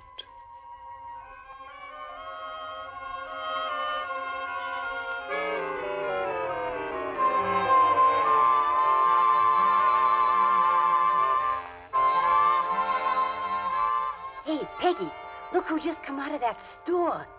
Tyrone Power in a uniform. So what do you want me to do? Break a leg? Pick any street in the city from 1 to 241 and take it over to the laboratory for an X-ray. You will find, on developing both the film and yourself, that the corpus wears a top hat, though its toes stick out. That there are present all the elemental backbone virtues of the species. That sin and sickness appear as shadows on the plate. Nothing extraordinary about that, is there, Doctor? And that all the typical figurations of love, hate, fear, passion, tribulation, joy, grief, are clearly marked and evident. Oh, Shorty, what's cooking? What's cooking? Nothing's cooking. And what do you hear from your boy? Oh, Manny? Yeah, Manny. What I hear from Manny? He's in the South Pacific. That's what I hear from Manny. Has he been in any fighting? Has he been in any fighting? You see this handkerchief? Yeah. So I'm blowing my nose in it. So what? So it comes from a dead Jap officer. That's what. Do not underestimate these people, for they are you. Do not hate them because the Yankees keep on winning forever. There will come a team out of Cleveland one day, or Boston. Do not mistrust them because of their accent, for we ourselves might be incomprehensible in Oxford. So I says to him, sure, I'll miss you. Like poison, I'll miss you, I says to him. If you want to see how much I'll miss you, just stick your finger in the pond at Central Park and then pull it out and look at the hole. One feature you will notice straight away is the congestion from German Yorkville to outlying Latin quarters. Lebensraum is nil. This is true as well of the areas of Ritz and Pâté de Foie Gras. For even on those avenues where finger bowls with lilies in them must precede the coffee, Have a spot of brandy, Edgar? the next-door neighbor breathes down your incinerator shaft. You can't get the real truth about it in an almanac. The guidebooks can only go so far. They're candid enough about how the local girl made good. But just where in the index is the guy who jumped out of a window because he couldn't take it? Take somebody your size, New York. The wind off the river may be an authority on conditions in New Jersey or even in Ohio. But what does it know about a meeting of stockholders at 1 Wall Street at 3 this afternoon? Total surplus and capital stock, gentlemen. What knowledge of the shish kebab, stuffed grape, and cabbage leaves available in the Syrian district? How can the Congressional Limited, which goes only as far as the Penn Station, know about the beauty of the women? About the politics of Williamsburg? Go fight City Hall. That's what I says to him. He got no answer. How can you tell from seat number 5 on the plane from Pittsburgh what goes on here? Put your nose to the cold window and look out over the starboard wing. Already you're within the city, though it's still 10 minutes to LaGuardia. There's the harbor, crinkled under the influences of a bland wind. The statue of Our Lady of the Freedoms, a green speck in the blue bay, and the downtown cluster of real estate standing cool and reasonable above the vapors. What can you tell from such an altitude of the clip joints and the subway jams and clinics, of cabbages in wholesale market and of kings in exile, of time and of the river, of star performances at Hayden's Planetarium? Do you know anything of the historic nature of these parts? George Gershwin slept here. Of flower salesmen brightening the night? Get your gardenias! Get your fresh gardenias! Of exports and imports of the If you port? wish very fine to catch a Dory, a Laccini, a Fumacata, just to come to Via della Chioppa, 1275 Bleecker Street, Greenwich Village. Of the telephone exchanges, the Indians with feathers, Algonquin 4. and fat old Dutchmen, Stuyvesant 9959. and Spanish gold, Eldorado 5, please. and Englishmen at I'm play. calling Bowling Green, 99970. Salute Amond, oh Whitman, Whitman of Manhattan, the sun. We ask of you a sentiment about this place, a line that we can quote for our broadcast. A great city is that which has the greatest men and women. We thank you. We thank you in behalf of the conjoined creeds, the Jew, the Christian, the Mohammedan, the speakers of the foreign and of the ancient tongue. Exaudi quaesamus Domini supplicum praeses, et confecitarum tibi passe peccatis, ut pariter nobis indulgentium. Lord God of hosts, there are very many voters in this town. Your angels would be doing well to know the names of half of them. It is beyond the power of certified public accountants to follow all the comings and goings of the people, to and fro and up and down, especially on weekends and around October 1st. Only the Lord himself could tell just what a man from Harlem thinks this moment, riding downtown on the 8th Avenue Express. Yea, even the hushed transepts of the church might confuse any but the highest.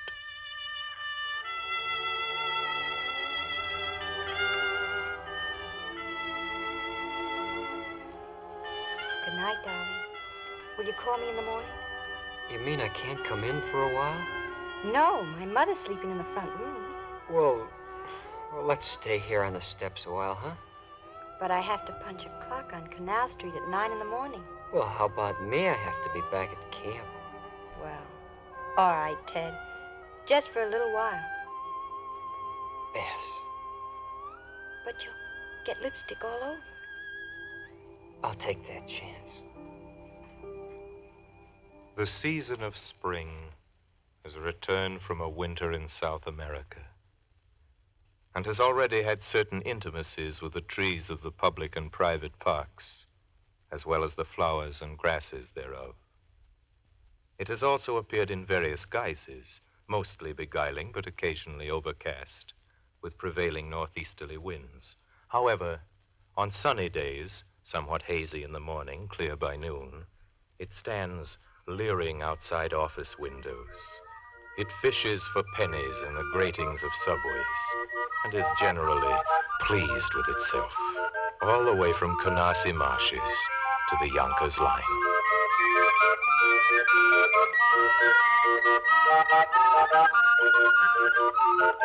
Go down to Kew Gardens in lilac time. It isn't far from Manhattan, and it can be reached easily by taking an E-train on the independent 8th Avenue line or a BMT from Times Square. If you want to spend more than a nickel, you can take the Long Island Railroad from Penn Station. Well, I finally told him. What do you mean you finally told him?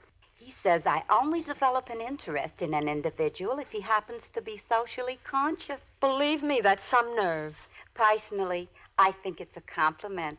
It's a privilege to be socially conscious. Certainly. After all, it's a very important time in history. Of course. History's being made. Every day. So I said to him, I told him, Harry, you should read more.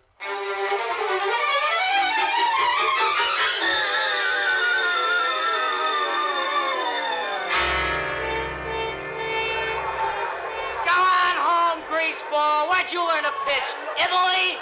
Give him a chance, Charlie, what's the score? And who's in there pitching? Come on, Charlie. Give us a flash from the ballpark. Crowd is cheering a base hit to right by Mahool, sending Buxton home with a tying run. Oh, yes, Charlie, it's well to relax, and the fella needs to get out. But will you not turn to the young Jew beside you, he being a flyer of the Bronx home on convalescent leave, and cheer him for making a base hit, too? The base being Japan and the hit being right down the alley? Did he not send a bombing run across the plate? How can you tell the players without a scorecard, Charlie? Look at the ribbons on his chest and drop that subscription to the Brooklyn fascist paper you've been reading. The game is almost over, Bud, and the All-Stars are ahead.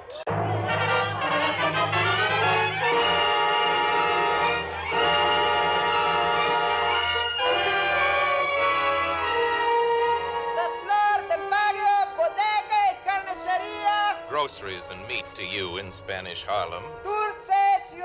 Little Spain out of islands, Caribbean and southerly from here. Brazil, Nicaragua, Colombia, the Argentine. 200,000 people speaking Spanish. A city Pan-American within a city American. And further up the line... I got peanuts, pindas, I got goobers, ground peas. Negro Harlem listens to a street cry, and it hears a boogie-woogie piano playing a little original composition down there in the Rhythm Club.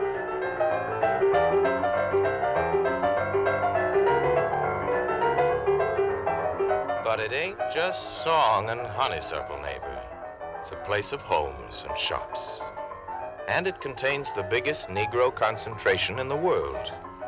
And if you take the trouble to go down and interview the older docks and slips along the island, they will, if they like you, point out the ghosts of rusty, weathered piers, where once fat, crowded slave ships put in from profitable hunting grounds of Africa.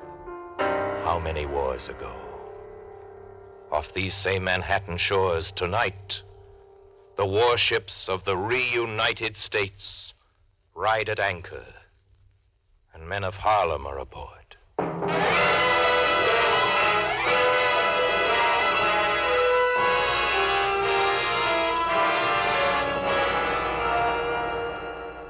Got a beep letter from my boy in India yesterday. Said he visited the Taj Mahal, but for his money don't come up anywhere near to the Empire State Building. In 750,000 New York windows of all sizes and conditions, the service star gives notice to the passerby that each has sent a delegate to the Convention of the Nations with instructions to shoot on sight. Fire and blood are first on the agenda, and participating in the various contests, east side, west side, all around the world, is the Swede from Bruckner Avenue. Hey, will you tell Hulda to send me a picture of the baby? Here I got a kid 2 years old, and I ain't even seen him yet. And the muscular Greek corporal from 25th Street. Look, when you go back, will you tell them what we like is Dinah Shore records and a transcription of a Fred Allen show? Personally, I'd appreciate a couple of snappy pinup girls and a good hot dish of stifado. And Captain Mahoney of Flatbush, moral stockholder of the Brooklyn Dodgers. We'll bomb you once again, Japan.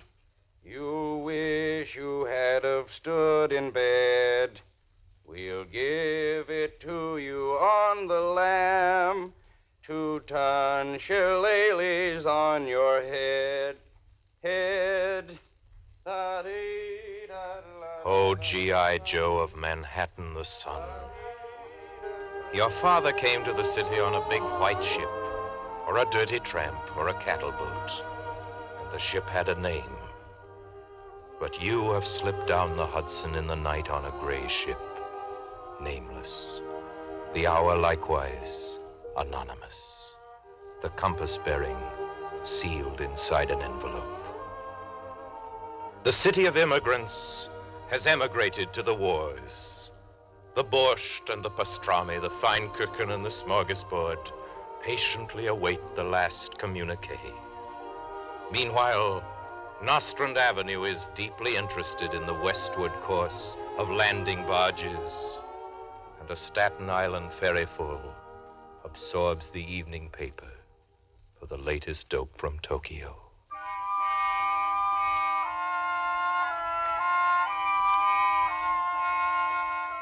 Americans on this wavelength, can you make out the bright green threads among the lesser colors in this tapestry?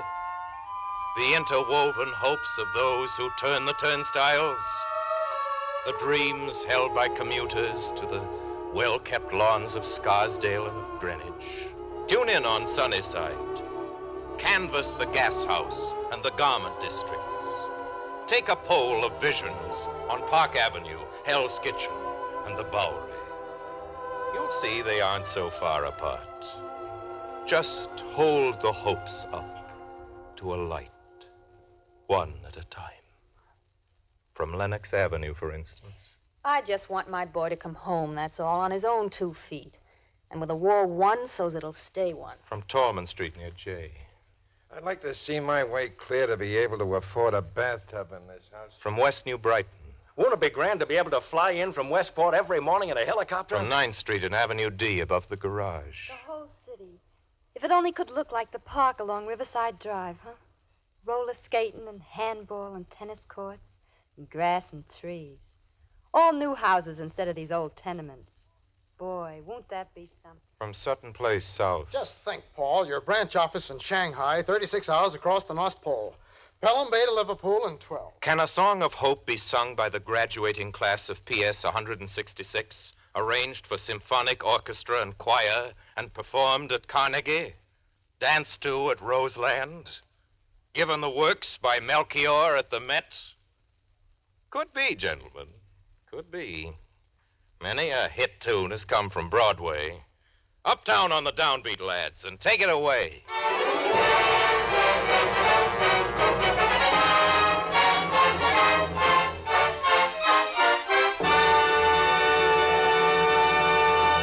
City of Ginsberg and Garibaldi, Kozlovsky and Lopez. What are you doing on St. Patrick's Day? Marching, of course, down Fifth Avenue. And what are you doing on San Gennaro's Day? Dancing, of course, along Mulberry Street. The rumor being there are more Italians in New York than in Napoli, or Roma, or Firenze. And the candles on this day, this year, burn brightly for the martyred saint.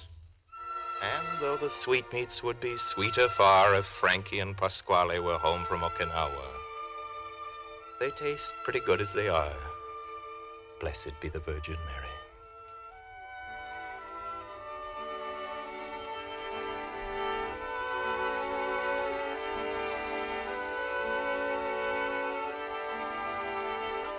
And on Bastille Day, the French Republic's Independence Day, hardly a fortnight further into summer than our own, the tricolor is flown beside the flag that Lafayette, a Lend-Lease general, helped us to get started. Whereas Hungarians and Czechs and Germans, Hindus, Balkans, Portuguese and Danes, they have their little cities within the city, too. Their churches and their restaurants and gift shops, movie houses, newspapers and foreign language programs on the radio.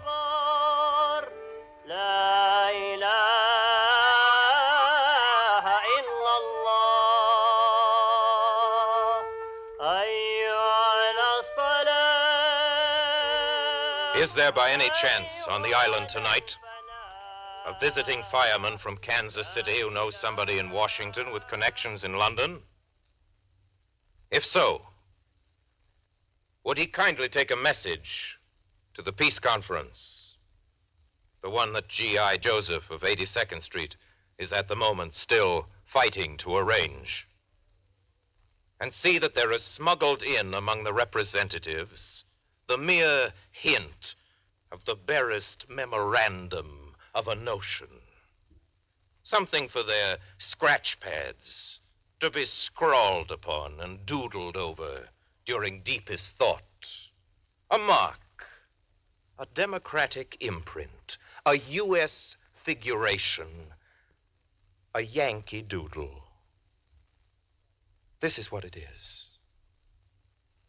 Here, in the tall city with a British name, the people of all nations, checkering the numbered streets, having come from Warsaw, having come from Plymouth, Kleinwardein and Chongqing, having come from Africa and Oslo and Caracas, having worked and played and voted, loved and listened to the radio, fought in the wars, and paid for them as well, having kept their customs and their languages, played their own sweet music on the fiddle and accordion, did, nevertheless, find time to rear and populate the greatest city in the world, and make of it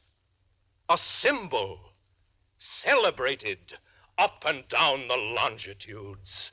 You see, it can be done. Yea, make a note of it. It can be done. You have it on the solemn word and deed of all the 5 boroughs, gentlemen, that nothing is impossible. Do but consult the main design and see, in miniature, the nations living side by side so effortlessly. No one calls it peace. Yea, block to block and house to house and door to door, they get along, with scraps betimes, a little botheration such as happens in the best of families, but never anything a court or free election can't take care of. Now then, you want to buy a rug? Very fine. A bargain. Genuine American. Then take a look at this. Oriental in parts, but all the compass points come into it, and see the main design. Is that a hope, or isn't it? A hope that out of little people, greatnesses and towering accomplishments, rapid transits to tomorrow morning, and fraternity along the grand concourse. Ahoy, the century ahead! Announce it in lights above Broadway and post it in the public library. Workers, lovers, kids, and patriots, near and far, along the mainstream and lesser eddies of the network. Greetings from the city. Greetings. Greetings!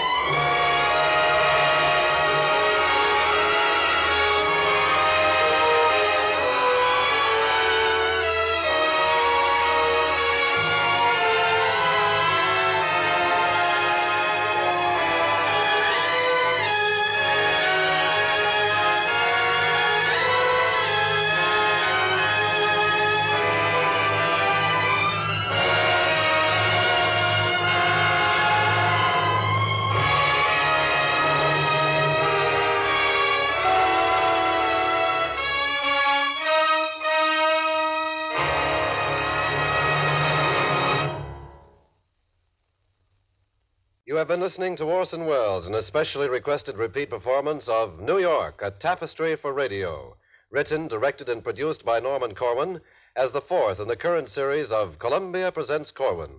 Mr. Welles is soon to be seen in international pictures, Tomorrow is Forever. In tonight's production, Charles Lewin and Lou Ashworth assisted Mr. Corwin in the production. The musical score was by Frederick Steiner, and the orchestra was directed by Lud Gluskin. Next week at this time, Columbia presents Corwin's newest play, A Walk with Nick, co-starring two of the screen's most accomplished young actors, John Hudiak and Joan Loring. This is CBS, the Columbia Broadcasting System.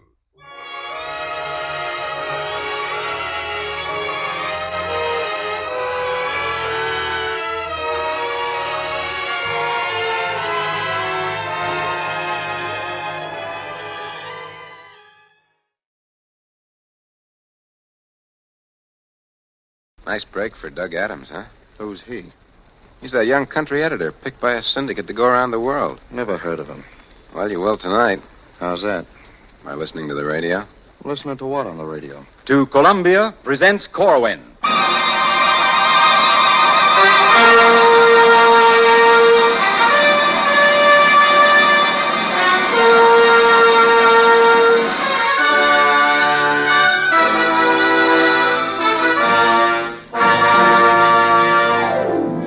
Tonight, Norman Corwin brings you Tel Aviv, third of a trilogy of programs about cities, and 12th in his current series of broadcasts for CBS. This program, starring Myron McCormick as an American newspaper editor named Douglas Adams, was originally produced as part of the Passport for Adams series a year ago, and concerns the adventures of Adams and his photographer, Perry Quisenberry.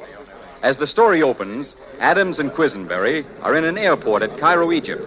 Quisenberry's eye has been attracted by a military feature of the airport, and he calls the attention of his companion to it. Hey, Doug, get a load of the lieutenant. What about the lieutenant? Pretty cute, ain't she? Yeah, that's pretty cute. Now, let me finish writing this cable, will you? I wonder if she's taking the plane to Tel Aviv with us. Could be. Doug, how long's the flight from here to Tel Aviv? Doug, did you hear me? Let me see. Timetable, Cairo to Lydda. That's the airport for Tel Aviv, Jerusalem, Haifa, Beirut. Here it is. Flight 21, Cairo, Lydda. 2 hours and 25 minutes. I wouldn't mind if it was 2 hours and 25 days, as long as that babe's in a party. There's my idea of a beautiful dame. Don't you ever think of anything else but beautiful dames? Sure. Passable dames. Just a wolf in wolf's clothing, that's all you are. Why don't you fall in love with a girl sometime? My dear Adams, can I help it if my interests are purely basic in nature? Passengers on Flight 21 for Lydda, Haifa, and Beirut. Departure has been delayed 1 hour. Flight 21 will leave at approximately 13:30. Well, an hour to kill, eh? In that case, I think I'll lose no further time striking up an acquaintance. Hey, wait a minute, Romeo. Come here, sit down. Now, look, leave us not pull my coattail, will you? Sit down. Why don't you spend this hour striking up an acquaintance with the Hebrew language? Seeing as how we're going to a Jewish city. You'll get along better with Tel Aviv if you take some time with his handbook. I know plenty Hebrew. Aleph, Beis, Vez, Gimel, Daled, Kibbutz, Shlemiel, Ganef, Kosher, Gefilte Fish, Yehudi Menuhin. Splendid. You have a wonderful command of Pidgin Yiddish, which has so little to do with the Hebrew language, it won't hurt you to spend an hour with this booklet. Why can't I read it later? Won't do you any harm to get a general idea of the city before you get in trouble there. As you undoubtedly will. All right. If it'll make you happy, I'll read the thing. Got to do homework yet. Good pictures ain't enough. Got to be a linguist. Let's see now. Let me count the words in this cable. Consult Syndic, USA, filing 3000, ex-Tel Aviv, wedding night. Hey, Doug. Yeah? Ain't the Jews supposed to be one of the oldest racial groups in the world? If not the oldest? Yes, why? Then how does it happen the only all-Jewish city in the world is just 35 years old? Well, that's a long story, Quiz. You see, it's like this.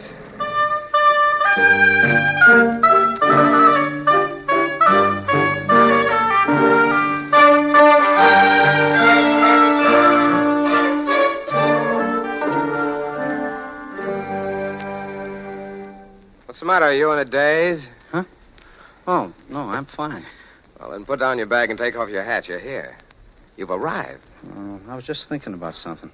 Well, I hope you're out of the trances before Christmas. Nice room, ain't it? Yeah. Pull the blinds, will you, while I hang up these coats? Okay.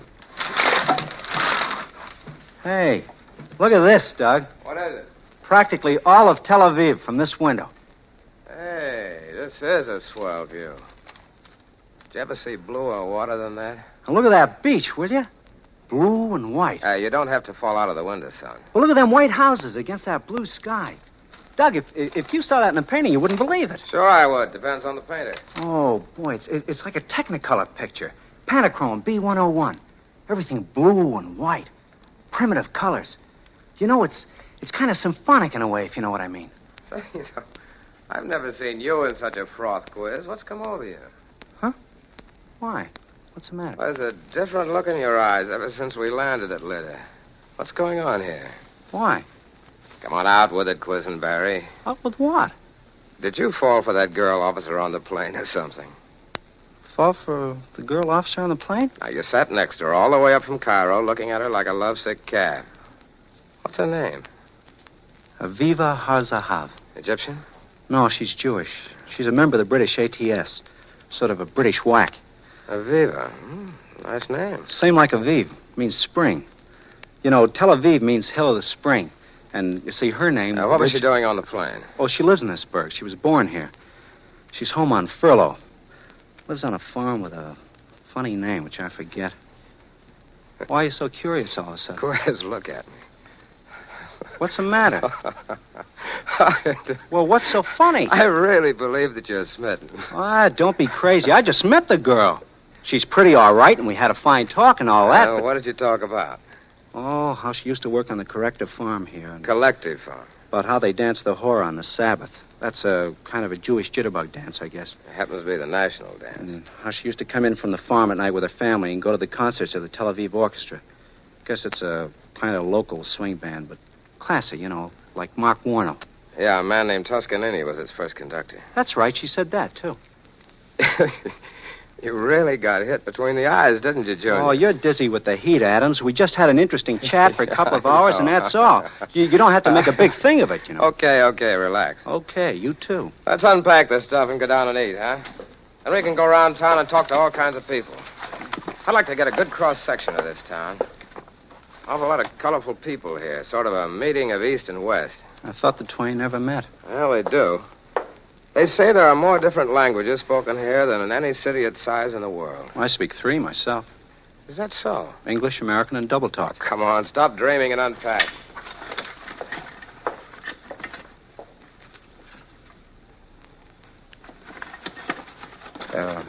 Hey, Doug. What? Can I ask you something? Sure. What's on your mind? Did you fall in love with your wife the first time you met her?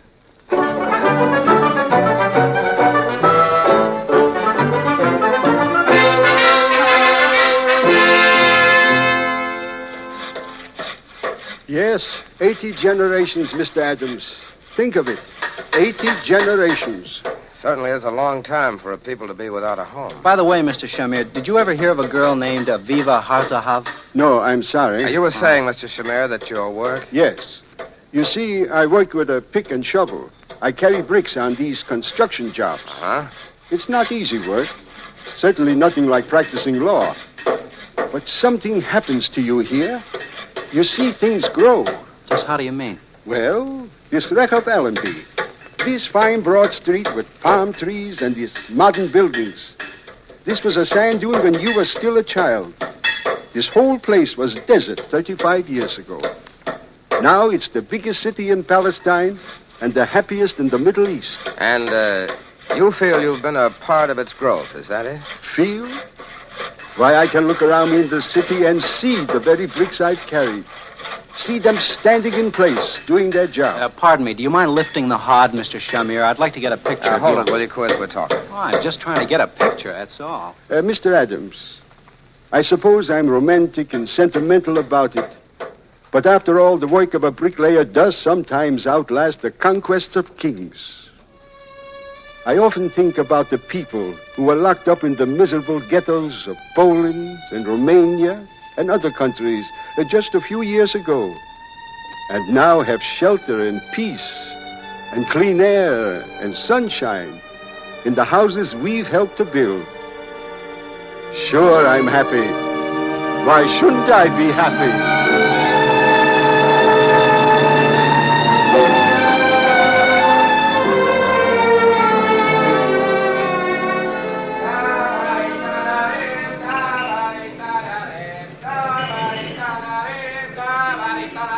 Did I hear straight? Is that guy selling papers or singing opera? He's selling papers. Hey, boy,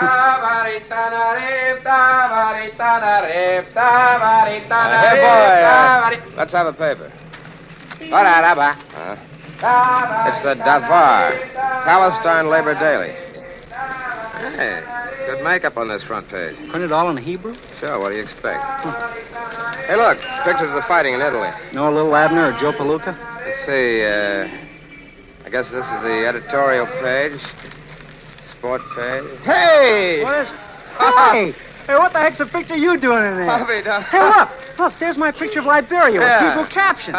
Hey, we're international celebrities, you know that? Well, Consolidated certainly gets around with that syndicate. Why, of all the unexpected... Hold on, chum. Do you see what I see across the street, or is that a desert mirage? What? A soda fountain selling cold orangeade and frosted milkshakes. Well, so it is. The first thing like that since we left the States. Tel Aviv, I love you.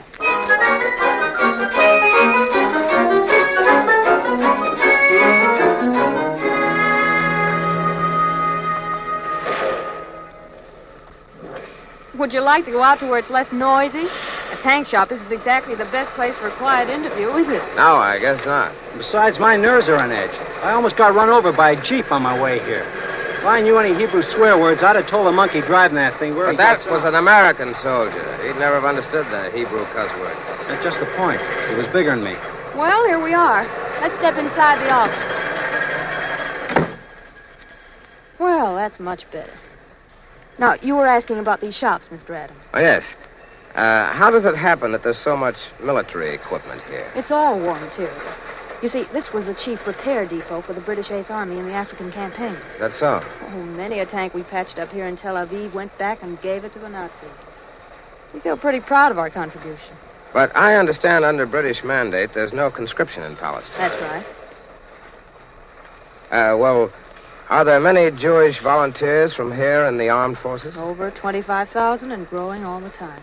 By the way, miss, did you ever hear of a girl named Harzahav in the ATS? Well, there are several families in the city by that name. It's the Hebrew for Goldberg, you know. Her first name's Aviva. Lives on a farm somewhere, but I forgot the name. I wish I knew how to find her. Well, she might be in town for the Histadrut Neshev. What's that? Oh, Neshev is our word for party. They hold it on the Sabbath. When does the Sabbath start? Friday at sundown. See a lot of folk dancing there. This Neshev sounds like it ought to be plenty photogenic, huh, Doug? Don't you think we ought to cover it come the Sabbath? Okay, Quiz, okay. Now tell me, Miss Kretinsky, what's the feeling in Tel Aviv about the war in general?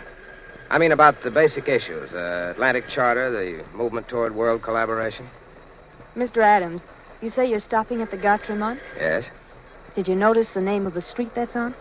Well, I don't believe I noticed it, no. It used to be called Hayakun Street. But the name was officially changed some time ago to Rehov Umot HaMeuhadot. Which means? Street of the United Nations.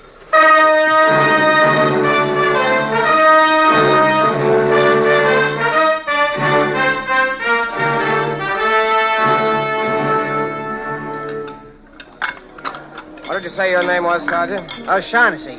Patrick X. O'Shaughnessy, South Chicago, Illinois. And I take it you're with the Air Forces. Yeah.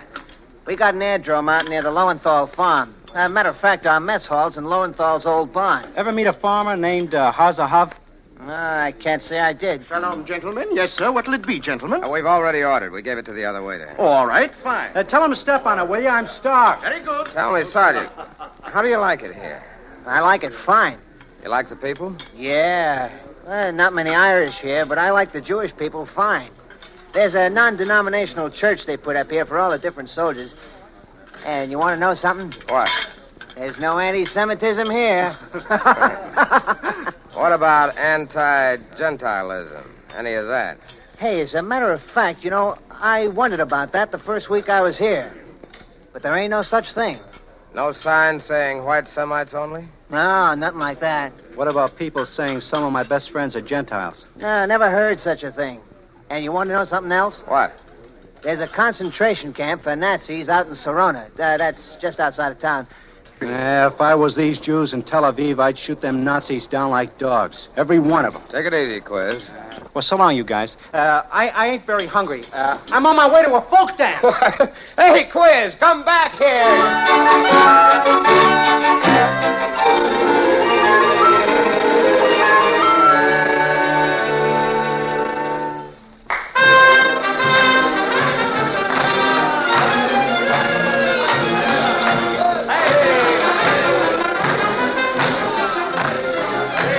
Well, did you find her, Quiz? No, I'm still searching for her. She's about my height. Well, I'll keep on looking on this side of the crowd. Well, if you spot her, Doug, whistle with 2 fingers in your mouth, will you? Okay.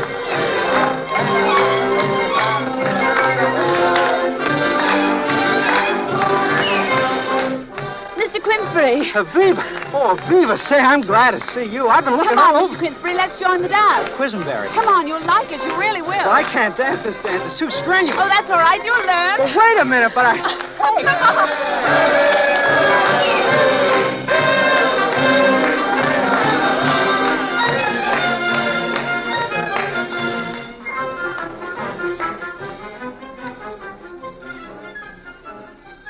It was terribly good of your daughter to ask us to visit you here on the farm, Mr. Hasaha. I always wanted to see a collective farm. It has been a great pleasure to show you around, Mr. Adams. Not often we have a privilege of this sort. Why don't you take off your coat and be comfortable? Well, Yes, please do, Mr. Adams. Well, thank you, Mrs. Hasaha. I think I will, if you don't mind. Would you care for a drink of wine from Jewish grapes grown at Yagia Kapayim? I would indeed. Is Yagia Kapayim another collective like this? Oh, it's a new garden suburb of Jerusalem. The name in Hebrew means the labor of thine hands, after one of the Psalms of David. A very beautiful name. Here you are, Mr. Adams. Oh, thank you very much. Where's Quiz gone? He's sitting on the porch with Aviva. I'll take some wine out to them. Oh, I'll do it, darling. It won't be long before dinner, Mr. Adams. I hope you won't mind waiting. Oh, no, don't worry about that. We have 300 for dinner every night, you know. As many of you as that? Yes. And after dinner tonight, there's a general meeting, which all but the children attend. They go to bed. I hope you have better luck getting yours to bed than I have with mine. Oh, you have children, have you? 2, a boy and a girl. Would you like to see their pictures? Very much indeed. Oh, did I hear you say you had pictures of your children? I'd love to see them. Oh, dear, I find I've left them at the hotel. Oh, that's too bad. How old are they? 5 and 8. But don't get me started talking about my kids. I'm the typical father, you know. Mr. Hasselhoff, do I understand that this was completely barren soil when your collective started? My friend, when we came here, there was nothing but wasteland. Not even water. Sometimes only a bucket a day for 50 people. And we had to fetch that bucket of water from miles away and pay dearly for it. But we dug our own wells and we built roads. You mean the fine roads we came out on were built by you people? Entirely. Everything you see here is the work of bare hands, Mr. Adams. These houses, roads, the new reservoir, orchards, vineyards, gardens, all the work of free Jewish men and women. Many of them people who were hounded and persecuted in some of the so-called enlightened countries of Europe. They came here, bought their way here, almost as your pilgrims went to America for independence and a chance to make their own life out of a wilderness. I don't suppose it's been easy. Yes, we could tell you some stories. But what good thing isn't hard to come by? Do you know of any? No, I guess not. Oh, that's the dinner bell, Mr. Adams. Aryeh! Will you get Mr. Adams' coat from the closet? Mr. Adams, another sip of wine before we go to the mess hall. Huh? Oh, no, thanks. This is fine, thanks. Are we all ready to go to dinner, Mother? Yes, Aviva. Well, Miss Hassahav, has Quiz been telling you all about America? No, as a matter of fact, we were discussing poetry mainly, and he Doug, did you know they have holidays here to celebrate the birthdays of poets? Yes. Did Quiz tell you about the great American poets? Whitman and Sandburg and... No, but he read me some poetry. Oh? Longfellow?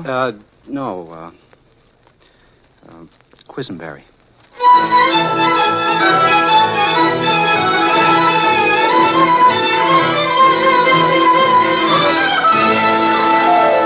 חברים, בבקשה שקט, חברים. במקום האספה הערב החלטנו לוותר על העניינים העומדים על הפרק כדי לקבל את מאורחינו הנכבדים, מר אדמס ומר קוויזנברג, מהקונסולידטד סינדיקט של ארצות הברית. הנה הוא חברנו ישי המאירי, מנהיג הקבוצה, אשר יציג את אורחינו לפניכם. Shalom, Chaverim. I know you will forgive my speaking English tonight, but this is in order that our friends from the United States, Mr. Douglas Adams and Mr. Perry Quisenberg, may understand all that is being said. As our good secretary has just told you, we are going to dispense with the business at hand to welcome Messrs. Adams and Quisenberg to your farm.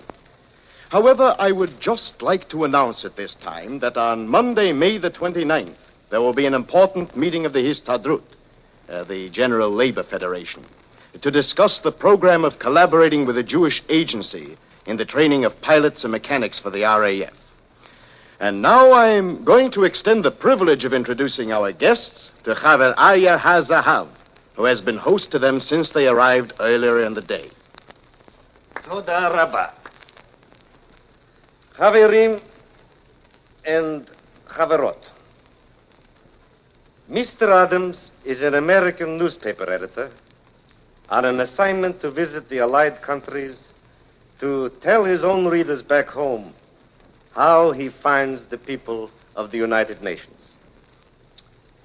All of you have read his articles, which by a most happy coincidence have been running in the Davar. And I know that you have as many questions to ask of Haverim, Adams, and Quisenberry as they have been asking Tel Aviv the past week. But with his leave, I should like to call upon Mr. Adams to speak to us now for as long as he wishes, and to say anything that is in his mind to say, whether about what he has seen in his voyaging, or what he has seen here, or what he hopes to see. Mr. Douglas Adams of Centerville, United States of America.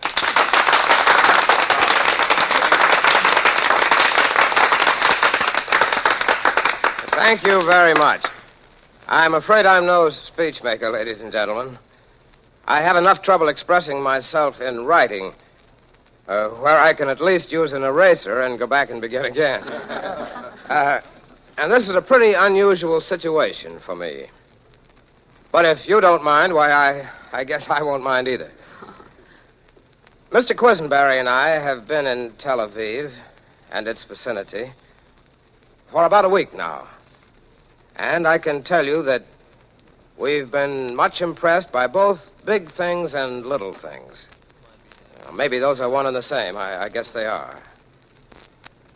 It may seem a little thing that, although Tel Aviv is not a rich city, one rarely finds a beggar here, in contrast to other cities I have seen. It may seem a little thing that there are no ragged children with sore eyes, nor hungry-looking people on your streets. I don't mean that everybody's well off here in the material sense. I've seen otherwise. But all the good little impressions do add up. And when you put them together with the big things, the pride and industry of your people, your fine cultural life, we attended the Habima and Ohel theaters, for instance, and your excellent agriculture. I guess you all know about that. Well, all in all, the picture becomes one of infinite hope. And I begin to understand why the people here are so happy. Happy in spite of the war being close to you here. In spite of bombs having been dropped on your city. And having lost many of your friends. In spite of large political problems, which I know are going to take patience and hard work to straighten out. But above all, this city seems to me a living example of what can happen when the human spirit, which, believe me, is the same in Centerville as it is in Tel Aviv, is just given a chance to flourish, like any other of God's living things. When people are given a chance to live the way they were intended to live, in a home of their own, living by the labor of their hands, and raising children to be useful citizens of the better world which we all hope is in the making. Thank you for everything.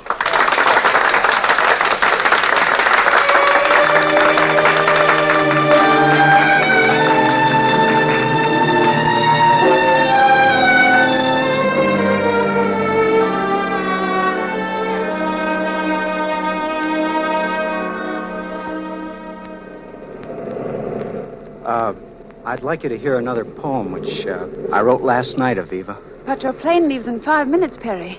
Well, then I'll leave it with you. It's entitled Viva Aviva. Oh. And it's kind of a love poem. I'd like you to remember me by it and write me when you... Here you are, kids. I've been looking for you. Got your duffel bag quiz? We leave in a couple of minutes. Yeah, I'm all set. Here, let me help you with the grip. Oh, no, that's all right. Thanks, Mr. Hassahar. Yes, sir. Well, sir, you're terribly good to have come to the airdrome with us, and I appreciate more than I can say all you've done. Not at all, Mr. Adams. It was our pleasure. I wish we could see more of you. Well, I'd like to say just one thing before I leave. I think you people have a wonderful word that you use for greeting. The word shalom. Shalom, yes, meaning peace. Well, I just hope that if and when we meet again, in a future not too distant, that word will be, well, that word will have a new meaning, and a more lasting one than we have ever known. I hope so too, my friend. Well, shalom. Shalom.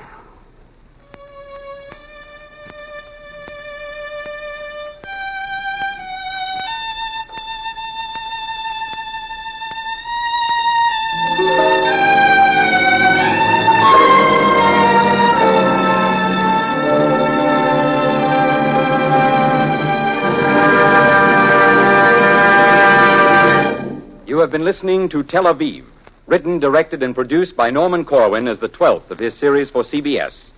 Myron McCormick appeared in the role of Doug Adams, and Paul Mann was Quisenberry.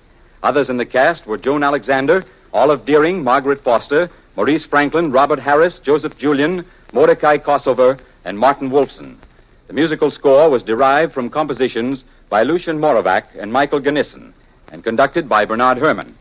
Columbia is pleased to announce that next week at this time, in response to requests from listeners, Frederick March will appear again with the original cast in Norman Corwin's Untitled. Bernard Herrmann will, as in the first performance, conduct his own score. Remember the date, Memorial Day, 10 p.m. Eastern Wartime. Harry Marble speaking. This is CBS, the Columbia Broadcasting System.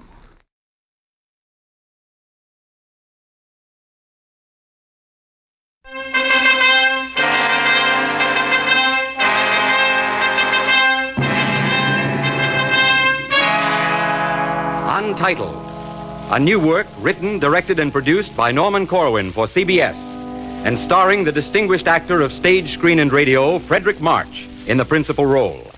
The music is by Bernard Herrmann. Frederick March in Norman Corwin's Untitled.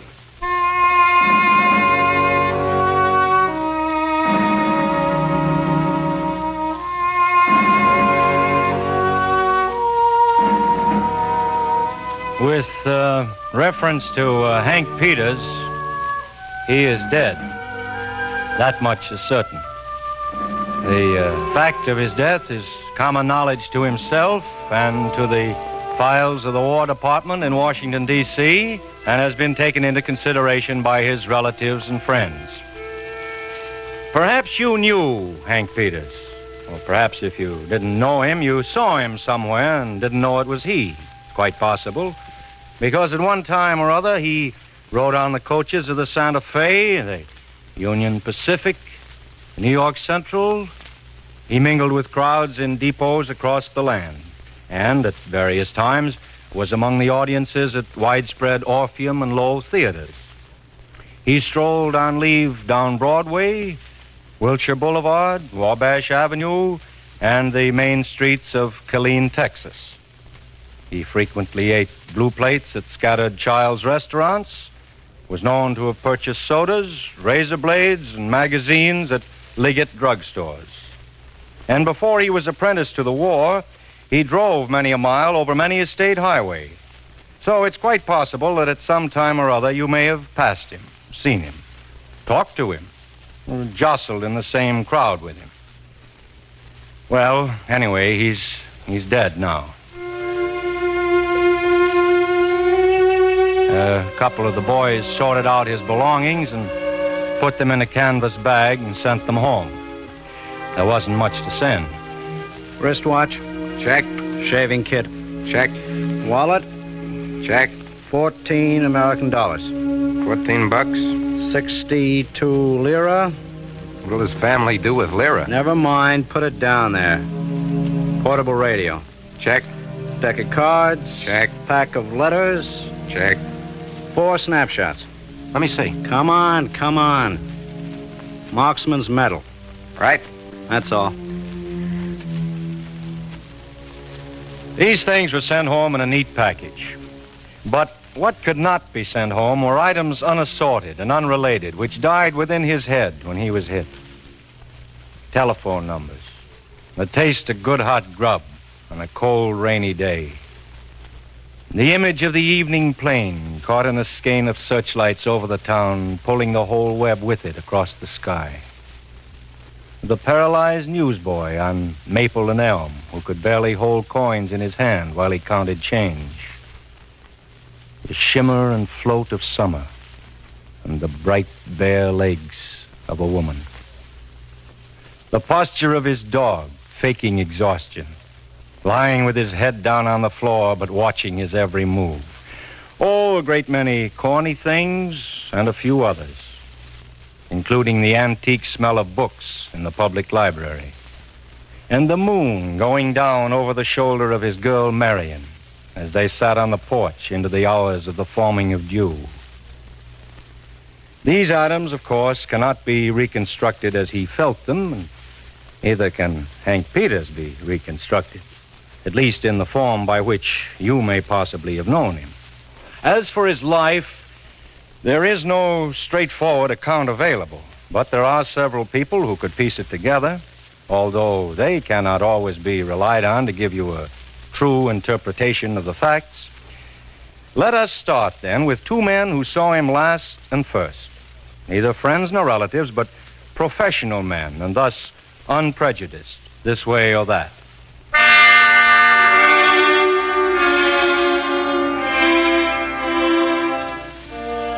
I'm a medical officer attached to the 6th Company, 22nd Regiment, 10th Division.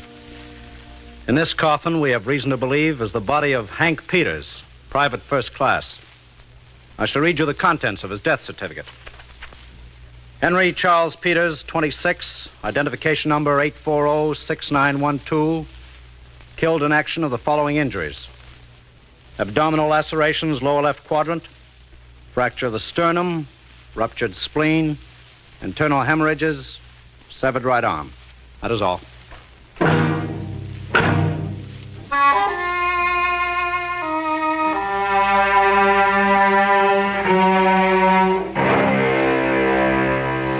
Ah, but you've left out the important things.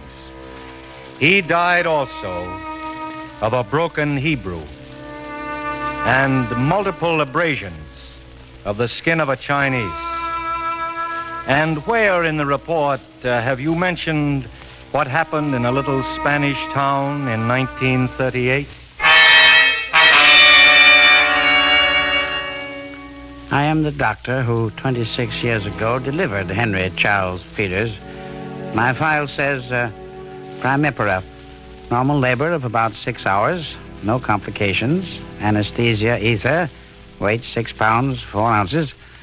It was a simple birth.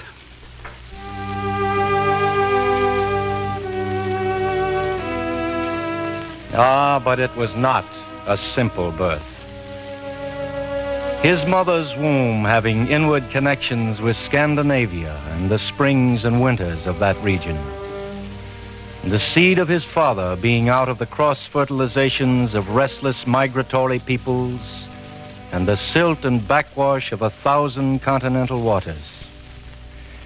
And at his birth, his pulse was 130, and his states were 48. His respiration normal, and his rights equal. And there were 56 teeth implicit in his gums, and 21 amendments in his constitution. And although he was blind at birth and without a mind of his own, he was nevertheless automatically a citizen of his country, certain privileges having been obtained in his name and underwritten by many men, among them some too famous to be mentioned, and others less famous, who died in battles too familiar to be here recounted. Do you call that a simple birth?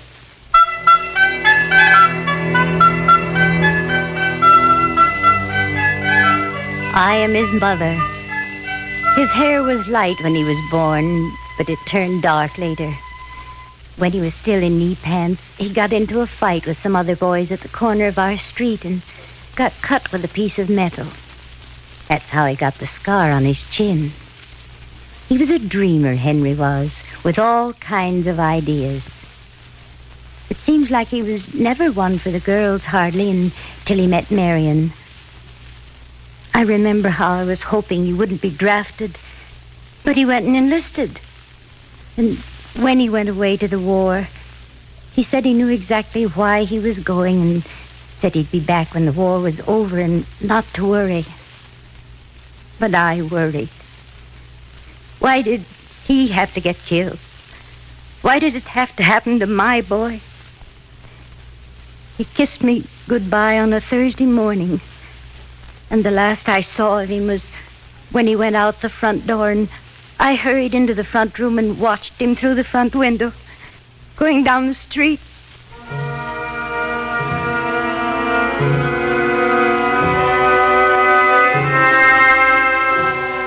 Down the street a piece, there was fighting, Mother.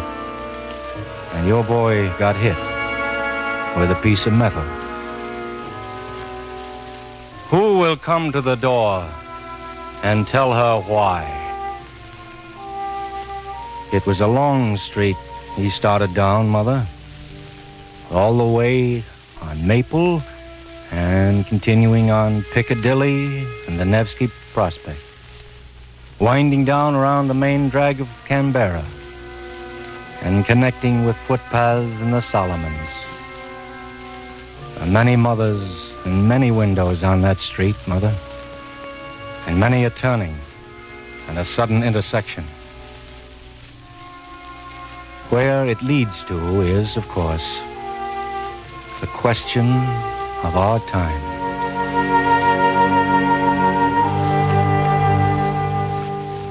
I was his teacher. He was a fair student, nothing out of the ordinary. His average grade was B- overall, rating a C in English, an A in history, D in geography, and B in chemistry. Best mark was in history.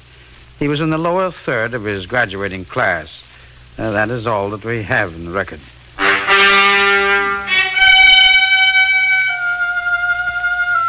There is more to the record. Sir, he went beyond you in geography, learning that an ocean is a strait, a continent an isthmus, learning that the sky is the limit of the letting of blood, and learning the lay of the darkest land. Sir, he has been graduated with honors, and he shall have a good mark in history forever.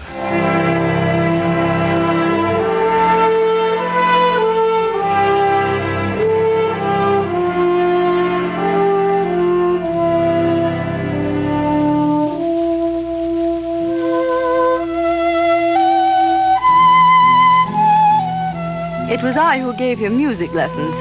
He started with the violin at the age of 12 and went as far as the third position. I'm sorry to say he wasn't a very good pupil. I understand his mother had a hard time making him practice. When he was about 15, he got a sudden passion to be a drummer, and so he gave up the violin. I advised against him doing it, but he was all caught up with traps and snares and paraphernalia, and I suppose he had to have his fling. There's no accounting for the taste of adolescence. When he was 19 or so, he got to appreciate good music. And in fact, the last time I talked with him was at a concert at the Memorial Building in town. He was there with his girl, and we met at intermission and made a date to meet afterward. And Mr. Draper and I and Henry and Marion went to an ice cream parlor, and we had a fine time talking about things in general. And I got to like him very much. I saw him a couple of times after that at the movies, but I never again got to speak to him. I was really sorry to hear about him. I mean, about what happened to him.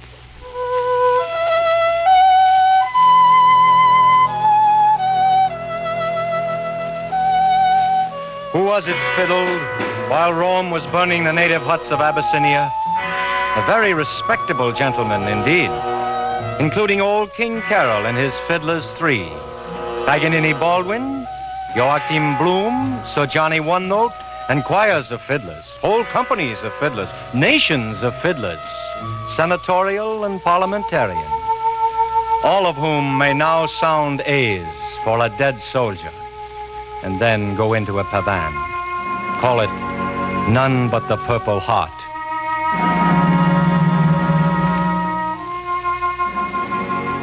Among the heavy drums, Hank sat and played the bazooka, played the sweet bazooka, played it sweet and low. He ducked his head from time to time as chords crashed all about him. And when the raid was over, he would rise and pick his pack up and go on against the kettle drums, against the snares and booby traps and paraphernalias of the well-rigged enemy.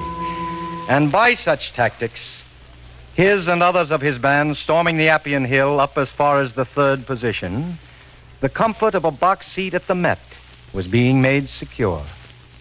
And the undivided concentration of the music lover in his home was being convoyed safely through the program on the radio.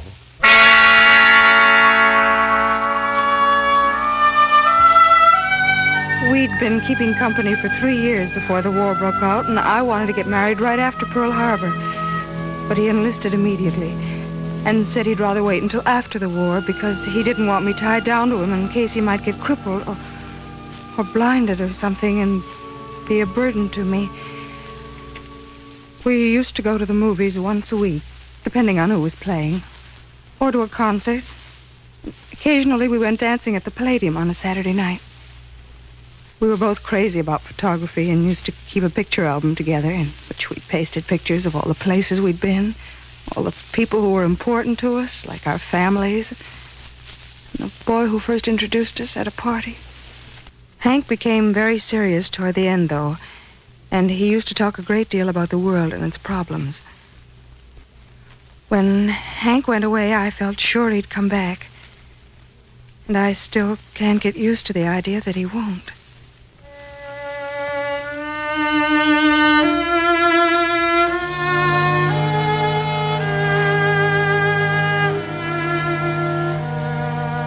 While you were going to the movies once a week, the Weimar Republic failed you. While you were fumbling on a sofa, a paper hanger laid waste your plans. In your picture album, have you not left out the gallery of senators who voted down the League of Nations? And a group shot of the Chinese of Mukden, dead since 1931? And a close-up of the grease-proud face of Franco? These people were important to you also. Tonight, your arms lie empty of your lover because it was assumed in local legislative circles after one such war as this, the world was none of our concern. The empty pillow beside your own is stained with oil we sold the enemy. Our foreign policy was set against the occasional Saturday night at the Palladium. Or so it turned out when the scrap reserve got high enough in Yokohama.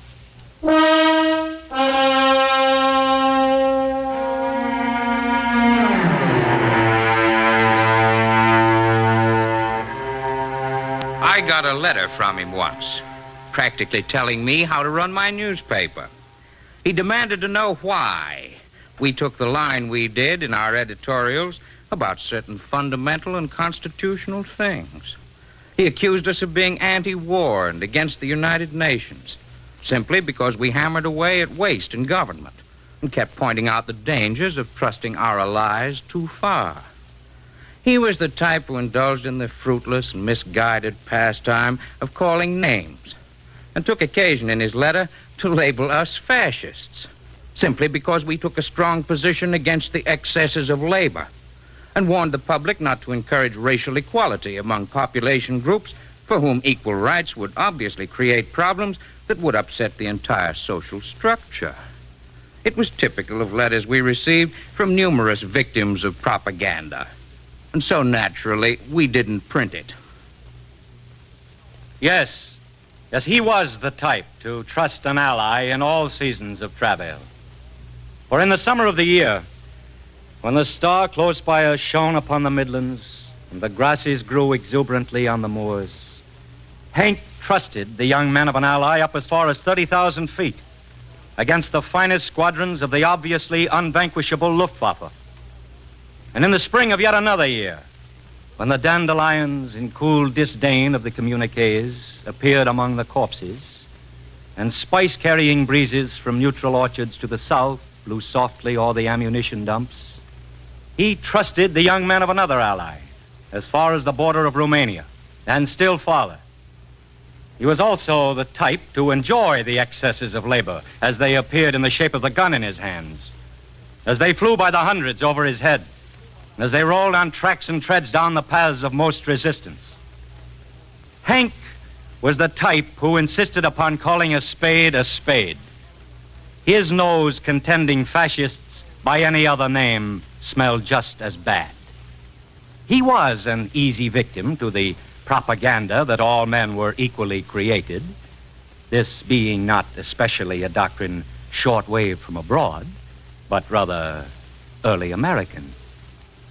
And on the day he died, reconnaissance had told them that the foe lay straight ahead. But Pete knew very well some of the enemy was back at home, publishing daily and Sunday.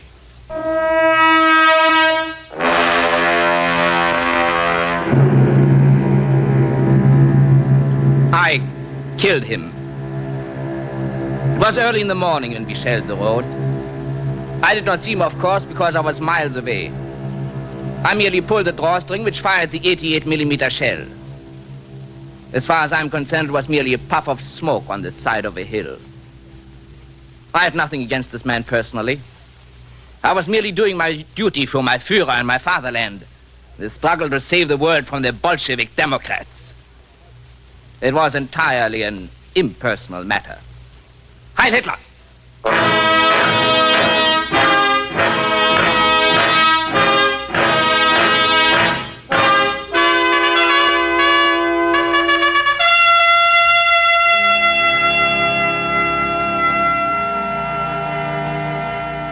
When the last bomb has crumped and the tank is garaged,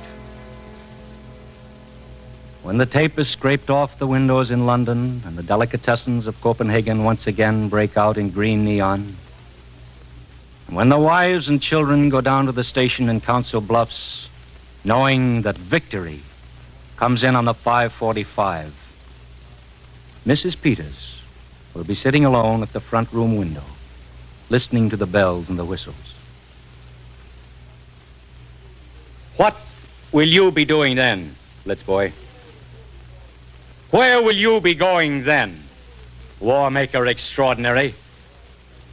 What impersonal matter will absorb you on that day, master of Europe?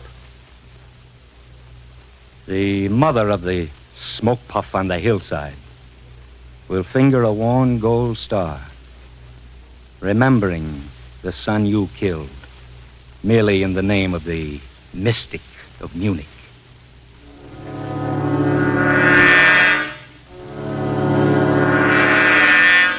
I'm Charlie Faraday.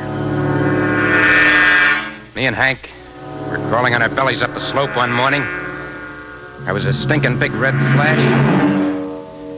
When I looked around again, Hank was just a mess of rags, a couple of bones sticking through.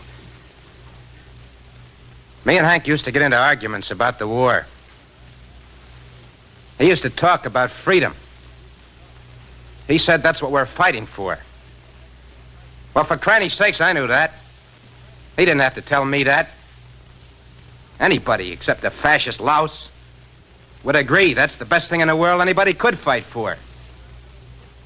But what I'd like to know is, why do you have to fight for it every 25 years? Can't somebody figure a way around that? What bothers me is whether I'm being a sucker. Because if this war don't add up to something big, something bigger than ever came out of any other war, then I don't know what I'm doing in this outfit. I used to say to Hank that if the people who are still alive when this one's over, if those people don't do something sensible about it, then what the heck's the use? What's the good of guys like Hank Peters getting knocked off if nobody knows what to do over their dead bodies?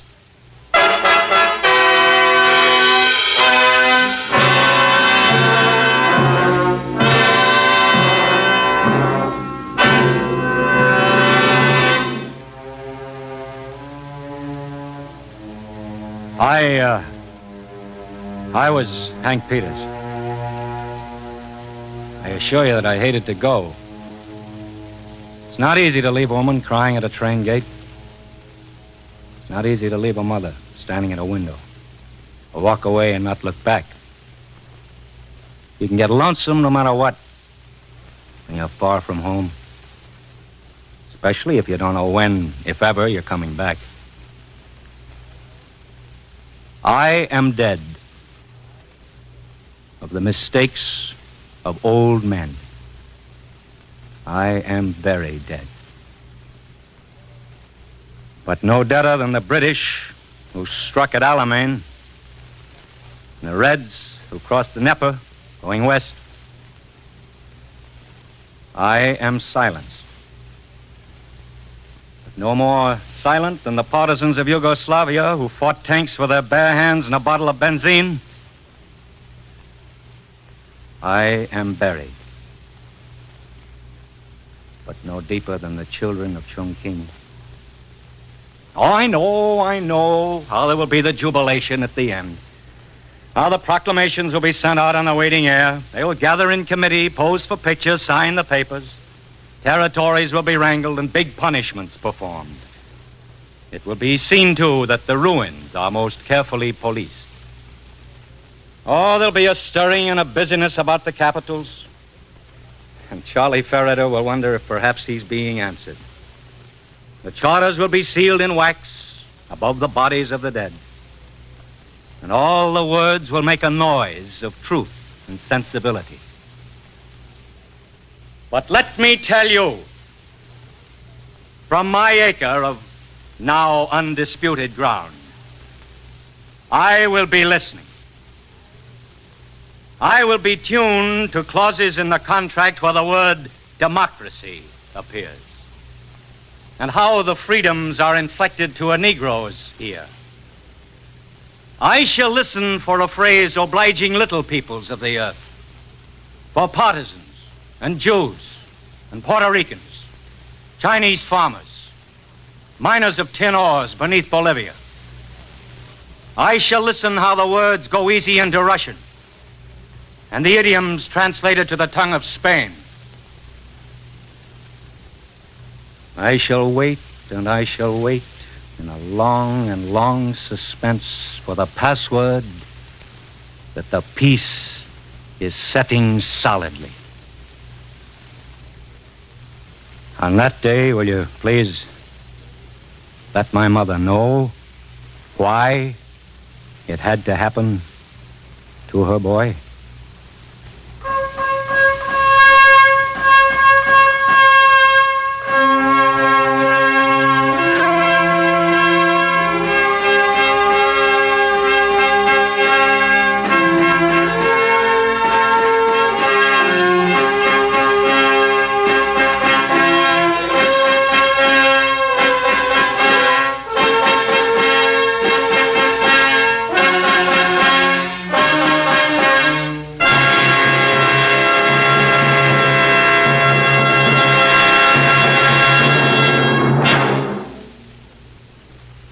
You have been listening to a repeat performance of Untitled, written, directed, and produced by Norman Corwin for CBS, starring the distinguished actor Frederick March, now appearing in the picture The Adventures of Mark Twain.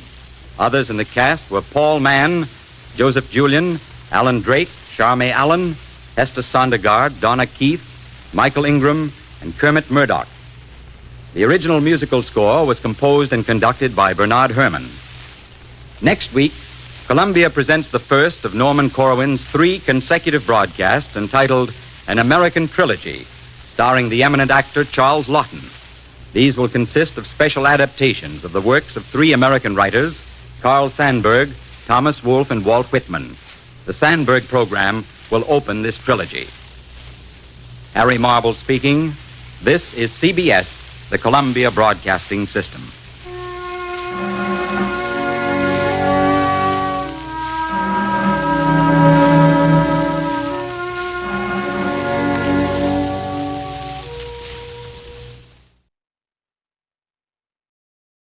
Columbia presents Corwin.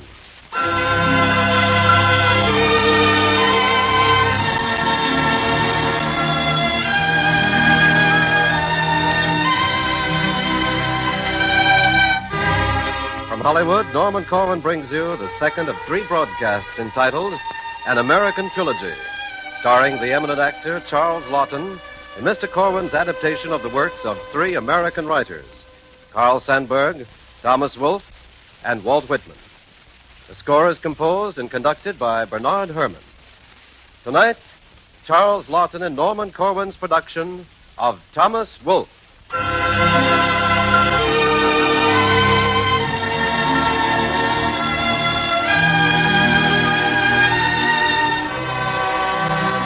Thomas Wolfe died 6 years ago at the age of 37. He'd been ill for months and had a hunch he wasn't going to get better.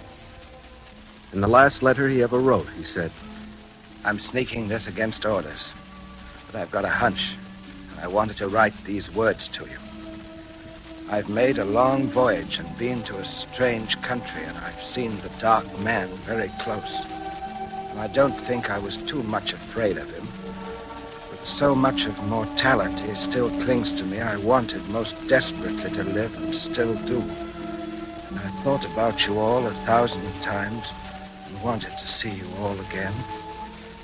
And there was the impossible anguish and regret of all the work I had not done, of all the work I had to do. He died around the same time that the betrayed republics of Spain and Czechoslovakia were dying, a year before the formal opening of World War II, and 6 years before the Nazis fell to lynching American flyers. But even that long ago, Wolf had seen enough of fascism to realize it would have to be totally destroyed before men could live in security. Hitlerism, he wrote, was a recrudescence of an old barbarism. Its racial nonsense and Cruelty, its naked worship of brute force, its suppression of truth and resort to lies and myths, its ruthless contempt for the individual, each of these is a throwback to that spirit of lust and greed and force which has always been the true enemy of mankind. But this spirit is not confined to Germany. It belongs to no one race. One sees traces of it everywhere. It takes on many disguises, many labels. America has it too in various forms. For wherever ruthless men conspire together for their own ends, wherever the rule of dog-eat-dog is dominant, there it breeds.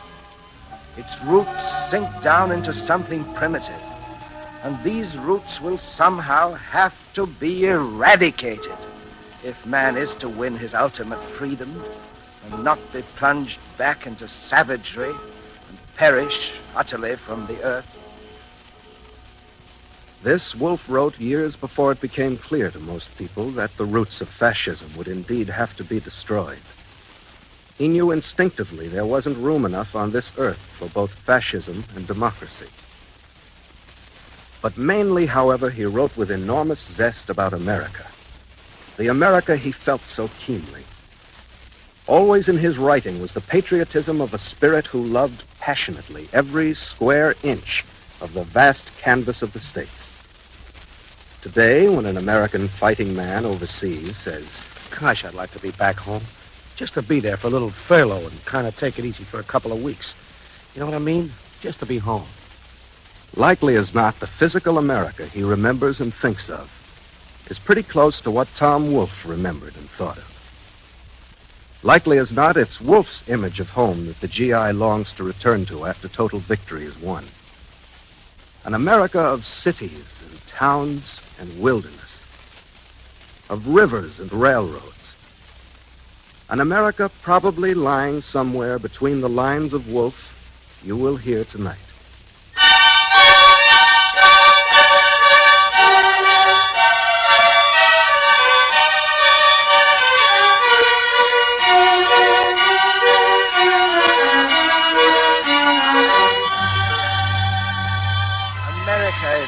Fabulous country. The only fabulous country. It is the place where miracles not only happen, but they happen all the time. It is the place of the howling winds, of the hurrying of leaves in October, the place of fierce, bitten colors in October, when all of the wild, sweet woods flame up. It is the place of the autumnal moons, hung low and orange at the frosty edges of the pines. It is the place of frost and silence, the red barn, and the sound of the stabled hooves, the bright tatters of old circus posters, the wild winter's morning and the wind with the powdery snow that has been howling all night long, the solitude and the branches of the spruce and hemlock piled with snow, the river boats tethered to the wharf, the wild gray snow of storm-whited morning whipping across them. America's the place of the immense and pungent smell of breakfast. The country sausages and the ham and eggs, the smoking wheat cakes and the fragrant coffee. It is the place where you come up through Virginia on the great trains in the nighttime and rumble slowly across the white Potomac and see the morning sunlight on the nation's dome at Washington, and where the fat man shaving in the Pullman washroom grunts, "What's this? What's this we're coming to, Washington?" Yep, this is Washington. You getting off here? Who, me? Oh, no, I'm going on to Baltimore. the place of the corner drug and cigar store with the mixing sharp and sweet smells of perfume and stationery, of tobacco and the soda bar, the huge stillness of the water tower, the fading light, The rails secret and alive and trembling with the oncoming train. It is a place of the immense and lonely earth. The place of fat ears and abundance, where they grow cotton, corn and wheat, the wine-red apples of October, the good tobacco. America's the place where great boats are baying at the harbor's mouth, where great ships are putting out to sea. It is the place where great boats are blowing in the Gulf of Night, and where the river, the dark and secret river, full of strange time, is flowing forever by us to the sea.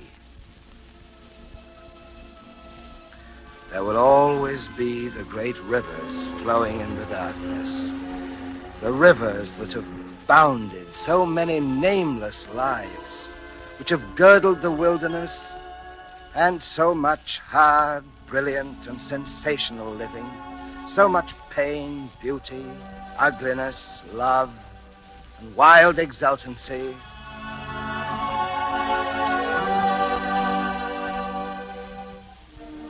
They'll build great engines yet and grander towers, but always the rivers run. In the day, in the night, in the dark, draining immensely their imperial tides out of the wilderness, washing and flowing by the coasts of the fabulous city, by all the little ticking sounds of time, by all the million lives and deaths of the city. Always the rivers run, and always there will be great ships upon the tide. And in the night, 1,000 men have died, while the river, always the river, the dark, eternal river, full of strange, secret time, is flowing by us to the sea.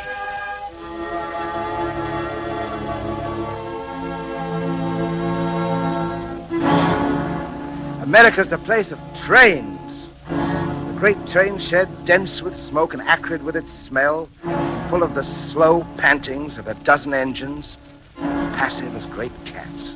The mighty station with the ceaseless thronging of its illimitable life, and all of the murmurous, remote, and mighty sounds of time forever held there in the station.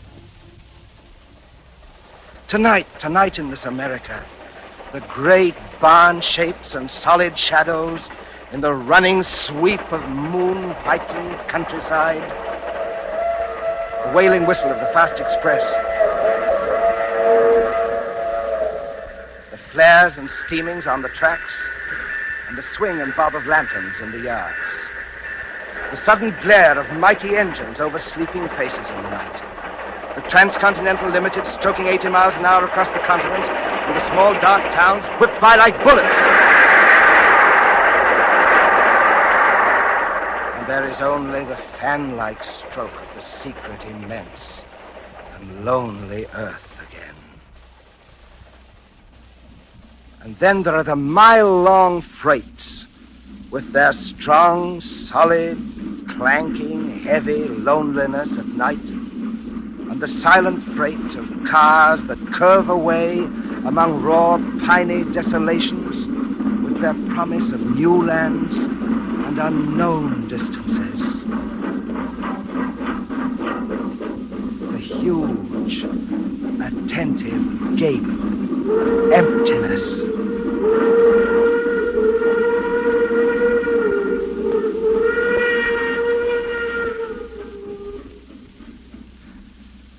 In the watches of the night, the never-sleeping night, the sudden unseen faces, voices, laughter, and farewells upon a lonely little nighttime station, the voices of Americans. Goodbye, Ma. Goodbye, Pa. Goodbye, Johnny. I'll send you my address as soon as I get to camp. Don't forget, send me some letters. Yes. Now, don't forget. Goodbye. Goodbye. And then the secret, subdued, rustling past the thick green curtains, the low tones of the porter. And then the whistle cry, the tolling bell, the train mounting to its classic monotone again. Presently, the last lights of a little town. The floating void and loneliness of moon-haunted earth.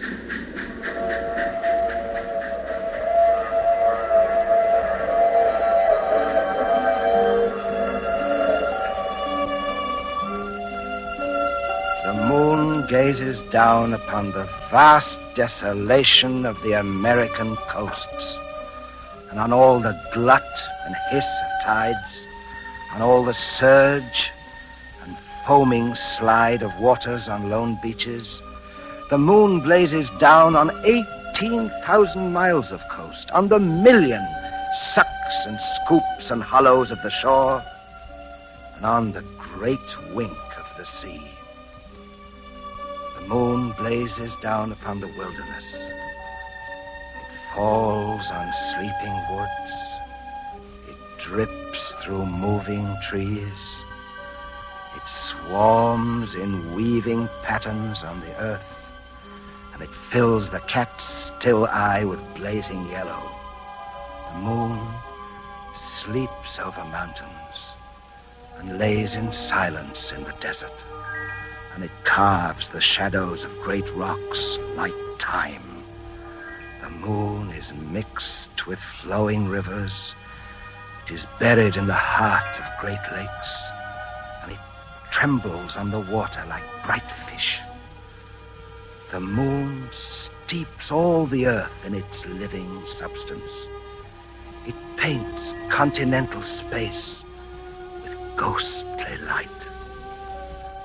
The moonlight sleeps above dark herds, moving with slow grazings in the night. It covers lonely little villages.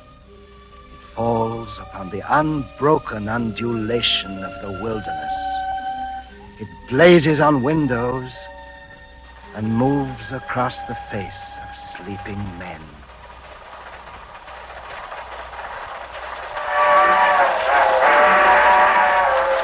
Trains cross the continent in a swirl of dust and thunder.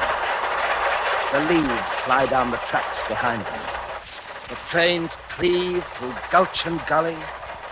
They rumble with spoke thunder on the bridges above the brown wash of mighty rivers. They toil through the hills.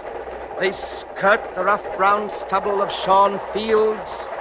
They whip past empty stations in the little towns, and their great stride pounds its even pulse across America. Field and hill and lift and gulch and hollow, a plain, a desert, a plantation, a mighty landscape, an immensity of fold and convolution that can never be remembered, that can never be forgotten, that has never been described. Weary with harvest, potent with every fruit and ore, rank, crude, unharnessed, everlasting and magnificent, a cry, a space, an ecstasy.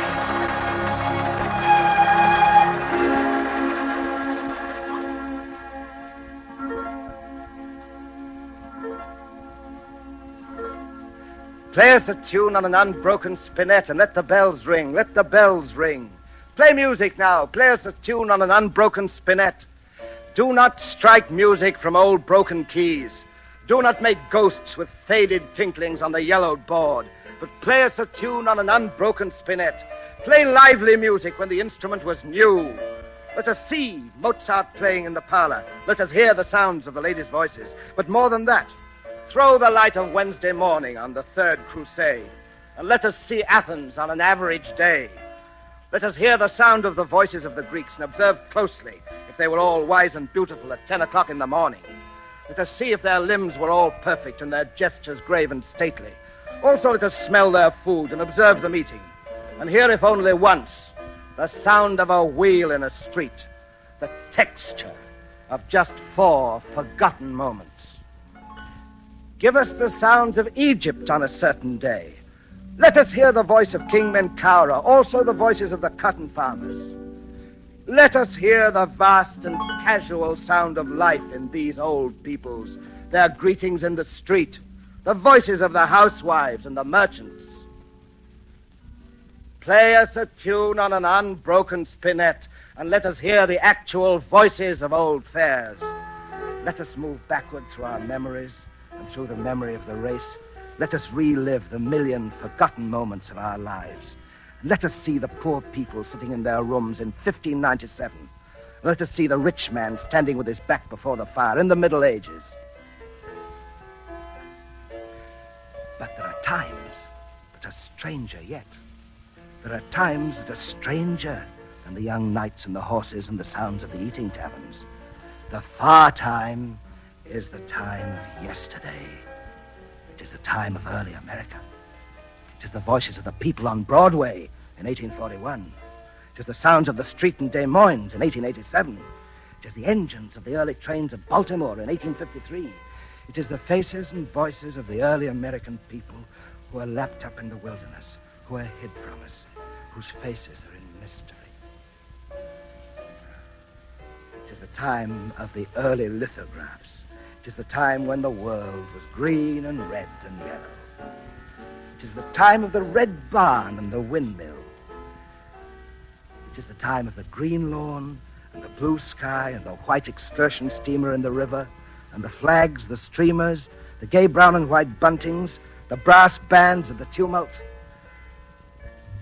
It is the time of the lures and snares of the wicked city and of the great white way. Aha, me proud beauty. I have ye in me power. It is the time of pitfalls that await the innocent country gal with a whalebone collar and a small waist. I kiss your dainty hand, madame. It is the time of the gilded resorts with mirrors and soft carpets, where the mechanical piano played and you bought champagne. Hey, Mamie, bring me a quart of Paul Roget 75. The time of the opera and theater parties and the horse show and the late jolly suppers and the walnut dining room. The time of the 400 and the great names of the millionaires, the Vanderbilts, the Astors, and the Goulds. I say, Perkins, will you buy me a railroad? The time of the powdered flunkies and the $20 favors. Just see this souvenir, Edgar. A genuine Oriental antique ostrich fan. It is the time of the canopied, red-carpeted sidewalks and the great mansions of Fifth Avenue and the plush marble halls and the time of the fortune-hunting noblemen. Will you do me the great honor to become the Countess Cacciatore della Chiappa? It is the time of the dude who wears English clothes and has cuffs on his trousers. I say, old man, are we going to arrive on schedule? And he never did anything in his life but spend his old man's money. He never did an honest lick of work in his life. He's not worth powder enough to kill him. The son of a baron comes fooling around any sister of mine, I'll beat the everlasting tar out of him. When the songs they sang were old and sweet. When the songs they sang were like beauties from afar. When people sitting on their porches in the dusk could hear the corner quartet singing Sweet Adeline. When the songs they sang were Daisy, Daisy, give me your answer true. A stylish marriage. I can't afford a carriage, but you look sweet on the seat of a bicycle made for two.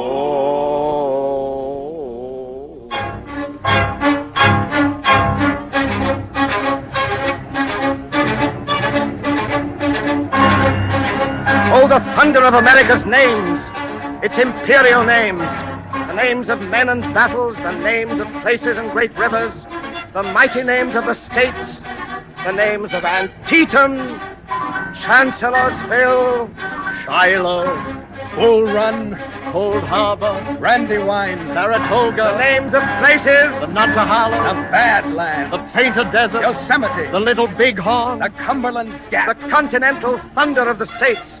The names of Montana, Texas, Arizona, Colorado, Michigan, Maryland, Virginia, the Dakotas.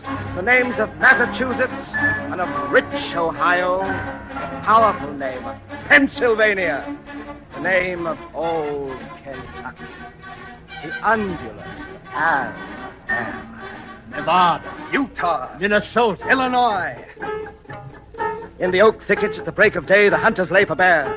The rattle of arrows in the laurel leaves, the war cries around the painted buttes, and the majestical names of the Indian nations. Pawnee, Algonquin, Iroquois, Comanche, Seminoles, Cherokee, Sioux, Chickasaws, Rebels, Catawbas, Omahas, Tuscaroras, and the names of Powhatan and Sitting Bull. and the name of the great chief, Rain in the Face. The arrows rattle in the laurel leaves, and the elm roots thread the bones of buried lovers. There have been war cries on the western trails, and on the plains, the gun stock rusts upon a handful of bleached bones. The rails go westward in the dark. Brother, have you seen starlight on the rails? Have you heard the thunder of the fast express? The names of the mighty rails that bind the nation. The wheeled thunder of the names that net the continent. The Pennsylvania, the Union Pacific, the Santa Fe, Baltimore and Ohio, Chicago and Northwestern, Louisiana and Northern, Seaboard Airlines, Chicago, Milwaukee, and St. Paul, Lackawanna, New York, New Haven, and Hart, Denver and Rio Grande. Brother, the names of the engines, the engineers, and the sleeping cars. The great engines of the Pacific type, the 400-ton Thunderbolts, the consolidated type hauling the heavy freights, the 22-wheeler of the Southern Pacific, the streamliners with the proud names, the Rebel down in the Gulf, the Hiawatha, the Zephyr, the City of Portland, the Comet, the Chief, the 20th Century Liberty.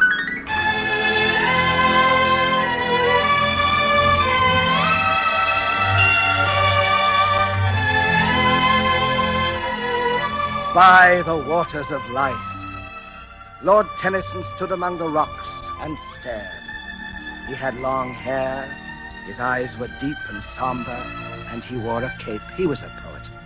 And by the waters of life, Lord Tennyson stood among the cold, gray rocks and commanded the sea to break, break, break. And the sea broke as Lord Tennyson commanded it to do. And his heart was sad and lonely as he watched the stately ships of the Hamburg American Packet Company, fares $45 up first class, go on their haven under the hill, and Lord Tennyson would that his heart could utter the thoughts that arose in him. By the waters of life, the names of the mighty rivers, the alluvial gluts, the drains of the continent, the throats that drink America, the names of the great rivers that are flowing in the darkness, the great mouths, the mighty moors, the vast, wet, coiling, never-glutted snakes that drink the continent. Where, sons of men, and in what other land will you find others like them? And where can you match the mighty music of their names? The Monongahela, the Colorado, the Rio Grande, the Columbia, the Tennessee, the Hudson, the Kennebec, the Rappahannock, the Delaware, the Penobscot. The terrible names of the rivers in flood, the rivers that foam and welter in the dark, that smash the levees, that flood the lowlands for 2,000 miles, and carry the bones of the cities seaward on their tides. The awful names of the Tennessee, the Arkansas, the Missouri, the Mississippi, and even the little mountain rivers in the season of the floods. The Chesapeake, the Swannanoa, Niagara, the St. Lawrence, the Tombigbee, Chattahoochee, the Arizona, the Potomac. These are a few of their great, proud, glittering names, fit for the immense and lonely land that they inhabit.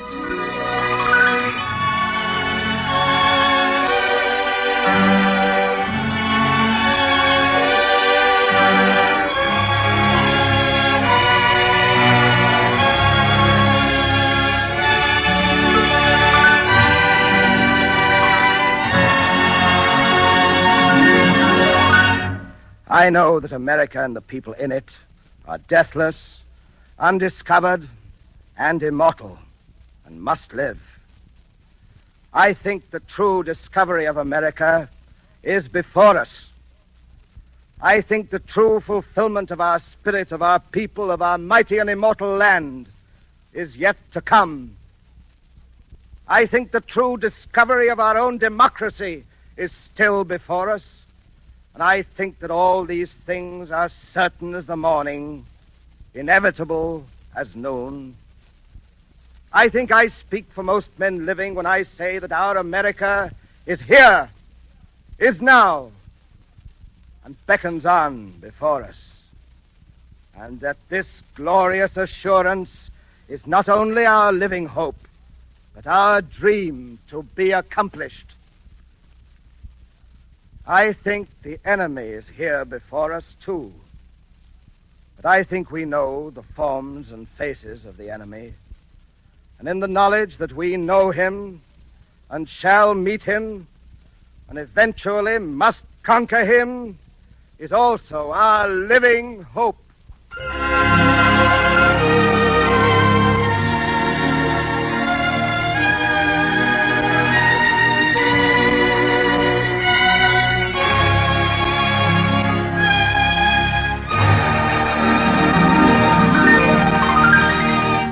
You have been listening to Charles Lawton and Norman Corwin's adaptation and production of Thomas Wolfe, the second of an American trilogy, based on the works of three great modern writers. At this same time next week, Columbia will bring you the third program of an American trilogy, Corwin's adaptation of the poetry of Walt Whitman. This is CBS, the Columbia Broadcasting System.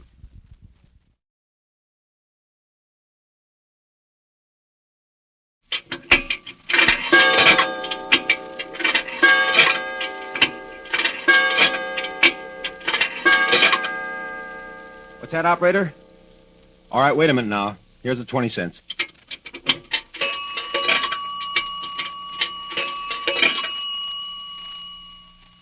Hello, Pa? This is Eddie. I'm at camp. I say I'm at the camp. Yeah. I'm waiting in line 2 hours to make this call, Pa. Huh? I'm fine, Pa. How are you? Am I okay and Beanie? Ah, that's good. Look, Pa, listen. Here's why I'm calling. I'm going to be home over the 4th. Yeah. 2-day pass. No. By train. I'll get in around dinner time. Yeah. Look, Pa, a lot of guys are waiting to make calls, so I better hang up. Uh-huh. Okay, I see you Monday night. Bye.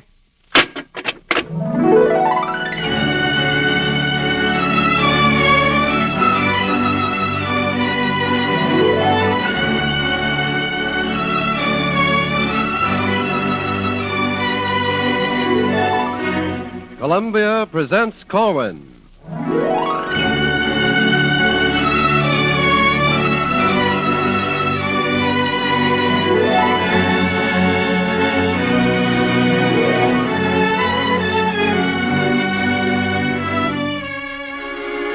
From Hollywood, Norman Corwin brings you the rising young Warner Brothers star, Dane Clark, in a new play for radio entitled Home for the Fourth.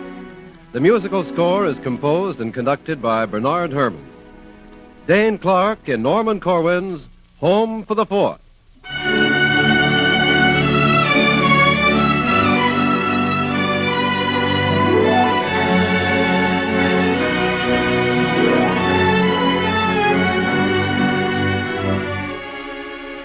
Of course, I had to wait in line 2 hours for my ticket. One way? Oh, round trip. 1423. And then when I got on the train, it was crowded. Do you mind if I sit here? No, not at all. Here, let me help you with that suitcase. Thank you very much. And at the second station, a lot more people got on, and they had to stand in the aisles. One of them was a pregnant woman, and nobody seemed to be offering her a seat, so I got up and gave it to her, and I stood in the vestibule. A corporal from Camp Wood was standing there, and we fell to talking. What camp you from? Manning. Bet you'll be glad to get home, huh? Oh, I'll say. I've been gone 8 months. You married? No, but I'll sure be glad to see my girl again. How about you? I've been married 2 years. Yeah? Yeah, 2 years next August. Well, I thought about getting married, but I don't know. Getting married is pretty serious. You the only son in your family? No, I got a brother, Jim, in the Air Force overseas, and a kid sister. Why? Well, sometimes it makes a difference. Your brother in the invasion? No, he's a meteorologist with the ground forces based in England. Uh-huh. Is there a diner on this train? Oh, I don't think so. I'm getting hungry. Me too, but I'm going to wait till I get home. I'll be home just in time for dinner. I think I could eat a small-sized horse. What I didn't tell him, because he looked so doggone hungry, was that my mother makes the best southern fried chicken in the world. He went to look for some chow, and I just stood there, biding my time, listening to the wheels. Gets to be a kind of a music after a while.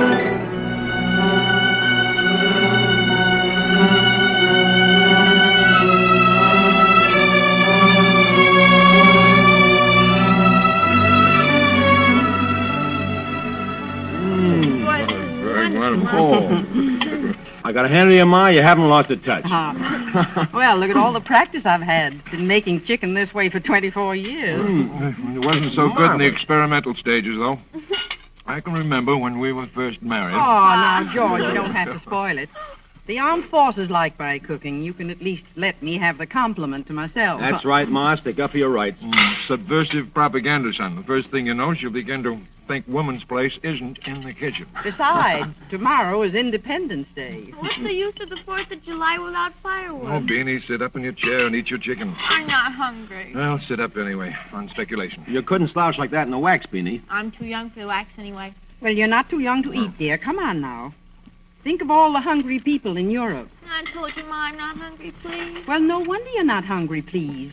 Eating cookies all afternoon. Well, I made the cookies specially for Eddie, and I had to taste them to see if they were good. Didn't I, Gee Whiz? I'm only human. Well, let's open to some debate. I don't think humans sit that way at meals. No. Orangutans, maybe, but not humans. What's sit up. orangutan? A sergeant. Eddie. Incidentally, Eddie, I met Bill Gargan today. Oh, how is Bill? Oh, he's fine. He's lieutenant. Got 10 days furlough before going overseas. Says he might drop in to dinner. Good. Like to see him. And when are you going to see Rita? Well, she doesn't get off work till 8, and then she's coming over. Oh. Aren't you marry Rita, Eddie? I would if I were. Ma, would you sit down? I'll bring in the coffee. No, Now, sir, take it easy. you stay where you are. The idea, home for a day and a half, and he wants to wait on the table. I'll help you, Ma. That's a good girl, Beanie. Oh, I do it all the time. Have a cigar, Eddie? No, thanks. I'll smoke my pipe.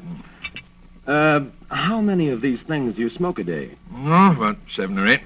That's too many. Don't like to see you smoke so much. Yes, Father. Okay, son. See that you cut down. Good. Well, how do you think things are going in the invasion, Ed? Oh, I think they're going fine now. This new offensive that started in the west with the taking of Minsk and our secured beachhead in Cherbourg, I don't see how it can last past the Great summer. work, Ed. Great work. They're certainly doing a grand job. There's a sergeant in my company who's had some people come back George, from overseas. did you hear He's from told- Mr. McCausland? No, I'm expecting a wire from him tonight. Be careful, dear. You spill the cream, Beanie. Well, why'd you fill it so full, Ma? Say, Pa, what did Jim say in his letter? Oh, it's a fine letter. Show it to you after dinner. Gee, it's a swell letter. Jim sent home a picture of him standing with a British girl in uniform. Oh, I'm glad your brother Jim isn't in the fighting in Normandy. I'll bet he's not glad. Well, he's doing his part. They need good meteorologists at the bases in England. 2 or 3? Thousands of them. No, I mean how many lumps of sugar? One. Say, take a look at the little finger, will you? Very fancy. Where did you learn to drink tea like that, Beanie? The movies? Livia de Havilland drinks tea like that? The phone. Oh, that's probably your telegram. No, I think it's Rita for me. Well, maybe it's Olivia de Havilland for me, No, huh? it's probably for me. It's probably for me. Wait a minute. Hello? Yeah, this is me. Hey, it's me. Yeah. You know who's home? Oh, that's Eddie. marvelous. Yeah. That's Sally, the Whitney kid next door. Sally, do I remember Sally? Guess This so. is good for at least half the night. Half the... Beanie, please limit your call to 5 hours. Now, you used to be just as bad on the phone with Rita. Yes, but Rita didn't live next door. More coffee, Edward? No, thanks, Mom. You, Dad? Yes, thanks. All right. Hey, get a load of that edifying phone conversation, will you? What is she? always No, listen. She's a lot of phony baloney, that's what she is, and you can tell her I said so, too. Well, she was Miss Keeney's pet all last year. She used to bring her apples. Yeah, and one day she brought her a cantaloupe, but turned out to be rotten. Wait, she always goes. Enough for her. Other kid. Incidentally, What? What do you think about my marrying Rita before I'm sent overseas? Well, son, do you love her? Well, sure I do.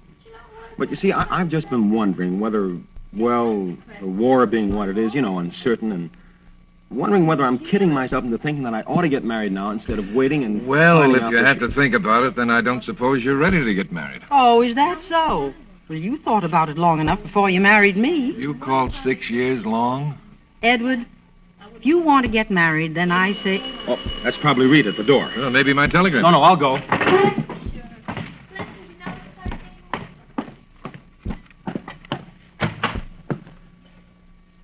Hello, you. Rita. You're looking well, Edward. So are you. Ask me in, darling. Oh, come here. You're full of lipstick. It's all right. Mark of honor. Here's my handkerchief. All off? Yes. Let's go inside.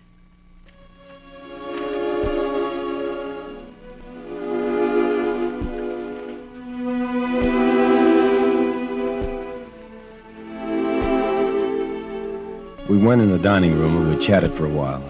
Ma made Rita have some dessert and coffee.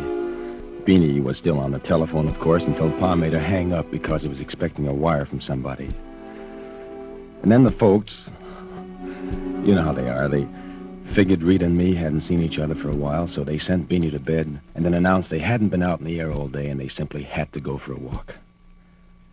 So Rita and I went in the living room and I turned on the radio. Pleasure in bringing you the winner of the local high school Independence Day essay contest, Mr. Herbert Gates, Jr., reading his prize-winning paper entitled, What the 4th of July Means to Me. To Gates. Tomorrow is the 4th of July. It is our National Day of Independence and is celebrated wherever Americans are or whatever they are doing. July 4th, 1944, or July 4th, 1776. The American people have always celebrated this day, and that will give you some idea of how important it is. Get something else. What good honey? American is not thrilled at the sight?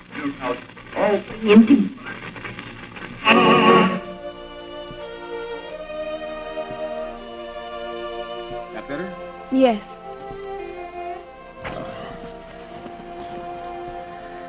I sure missed the radio at camp.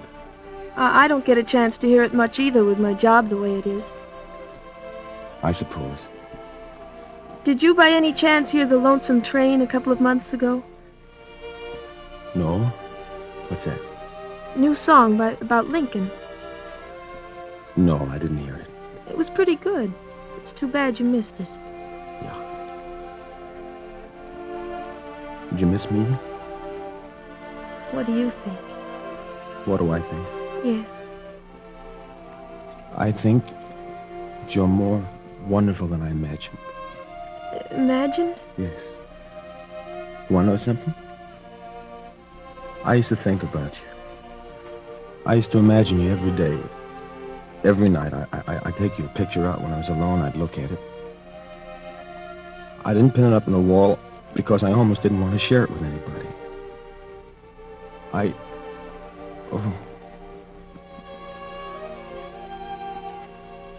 love you, Rita. Do you really? Of course I do.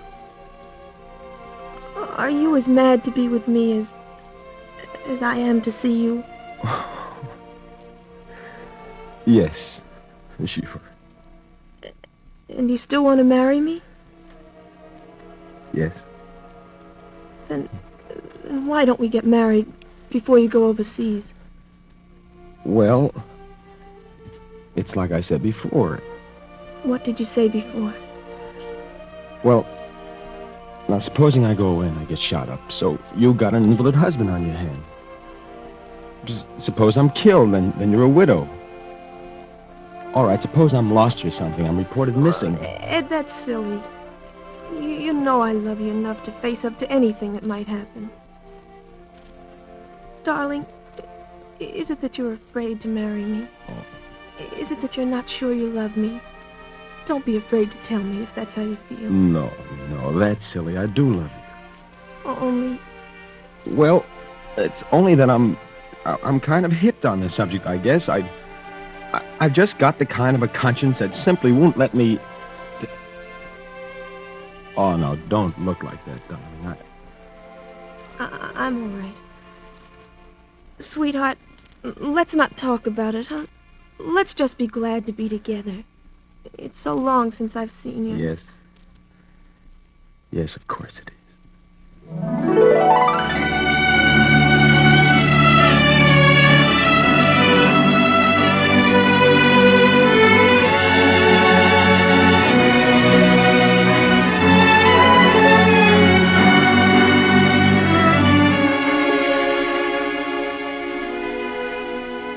We must have been sitting there on the sofa for about a half hour, and then we heard voices out on the porch. And we figured the folks must be back from their walk, so we went out and we joined them. They were talking with Bill Goggins, who had met them on their way up the street. Pa was deep in an argument with Bill. But I know what I'm talking about, Bill. I fought in the last one. It was the same thing then. They said it was the war to end war, and so on and so forth, but it wasn't anything of the kind. It's the same thing today, all over again. Well, I disagree with you, Mr. Eakins. It's an entirely different war. In the first place... What's going on here?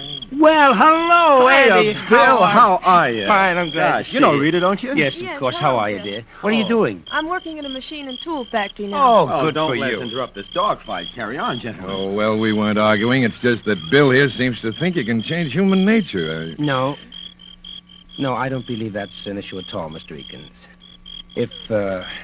If anything, people's instincts are against war. Was it human nature that got Ed and me into uniform? No, it was draft board number 17. No, it wasn't human nature. It was a very inhuman, unnatural thing. Like what? It was fascism, Ed.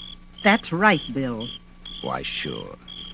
After all, peace and not war is so much a part of human nature that, well, most of us just refuse to believe that the fascists deliberately intended to make war, and we waited until it was almost too late. I still think we're going to have another war after this one. And so do I. Oh, Eddie, you don't. Sure I do. That's defeatist talk, if you ask me. Mr. Eakins, you mean you don't think anybody will have learned anything out of this war? No, I think it's exactly the same kind of war as the last one. Absolutely, I agree with my old man. Well, your old lady doesn't agree with your old man. I think we've made a lot of progress. Good for you. Such as what? Well, the Atlantic Charter and the Tehran I'll Conference. bet you don't even know what they stand for. How much do you want to bet, Oh, never mind. When you talk that way, you probably know. Well, what do they stand for? The Tehran Agreement called for the Big Three to continue cooperating after the war. I ought to know that one. I lectured to the East Side Women's Club about it. It says that Britain, Russia, and we are planning for the day when all the people in the world can live free lives, free from tyranny and, well, if I remember the wording, according to each one's varying desires and his own conscience.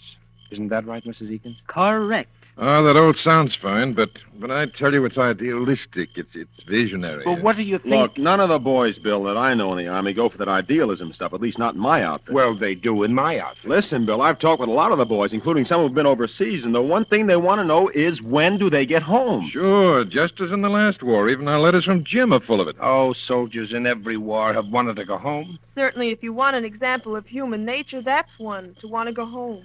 But there's a big difference in this war. Oh, you hear of men wanting to come home, sure, but you don't hear of any desertions on account of it as you did in other wars. The American soldier knows he's got to win before he gets home, or else his home won't be worth coming back to. So what's that got to do with the Tehran Conference? What's that got to do with it? Yeah. Everything. What do you suppose our men are fighting for anyway? Oh, ideals, I suppose. Oh, chicken in every Hottentot pot. Oh, that's a fine ideal for a young American. Look, we're fighting to get it over with, and that's all. Look, I don't begin to understand your attitude about idealism. You and your father seem to think that it's a little embarrassing to be found dead or alive with an ideal.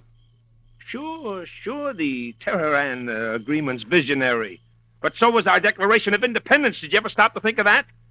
Supposing they sat around at Philadelphia 150 years ago making cracks about long hairs and visionaries. But that's different. The Declaration of Independence involved one country in 1776, and the Terran thing involves a bunch of countries in another time. I'm ashamed of you. We were practically 13 separate countries back in 1776. Where's your history? Well, I hear certain people speak about the ideology of this war as though it was something extra. Something you could throw away, dispense with, if the going gets tough. Well, I think it's a heck of a lot more important than C rations or K rations, or sometimes even ammunition. It's the whole heart and soul of fighting. And I've talked to a lot of GIs, too, and in my experience, it's hardly ever the men who do the fighting who sneer at the reasons why they're fighting. Yes, and the ones who sneer are mostly high-priced columnists who spend the rest of their time kicking about the income tax they have to pay. Sure. The only time the war comes home to them is when they get bounced off a plane because they don't have a priority. What papers do you read, Bill? Yeah, the same papers you read, sir. And I don't have to read the editorials to form my opinions. Just the main headlines and the text of the speeches and the communiques. I've been doing that right along. So have I, ever since Spain. Well, with me ever since Manchuria. Well, that's all very well, and I still say men are fighting to get back to where we were before this stinking war. That's all they're fighting for, and I think that's enough to fight for. We're not mad at anybody. Well, look, Ed. Yeah? Neither of us is on this leave to spend our time arguing.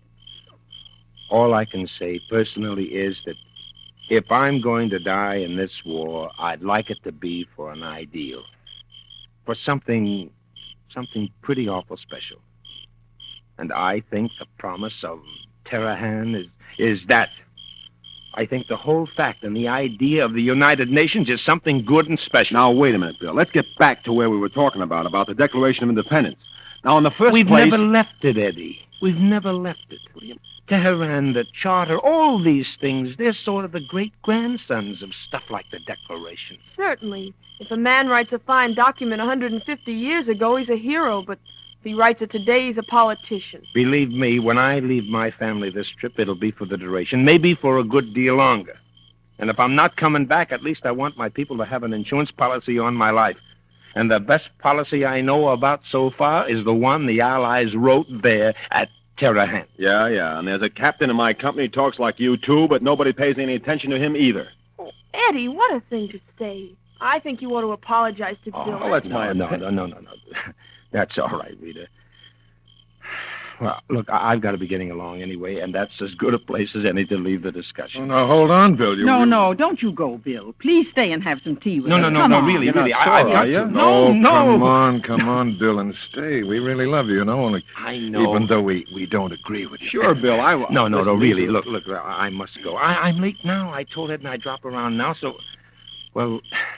Good night, everybody, and I hope that before I go, we get a chance... Oh, George, look. Here comes a boy with your telegram from McCausland. Where? Why, he's right there, crossing the street. Oh, it's about time you let me know. Nearly a whole day late with that thing. George W. Eakins live here? Yeah? Telegram for you. So I see. Sign there. Okay, here you are. Thanks. If Ed doesn't get me those reservations, I'm just going to... Look, it's all right. Well, what's he say? Well, what is it, Pa? What's the matter, George? Here, give it to me. The War Department regrets to inform you that your son, James Fish Eakins, is missing. But he's a meteorologist. Well, how can he be missing? He's stationed in England. That can't be right. There must be some mistake here. Maybe it's the wrong... Jim missing. But it just says missing. Lots of guys who are missing later... I'm going inside. Excuse me, everybody. I'm going inside. Here. Let me help you, Mother.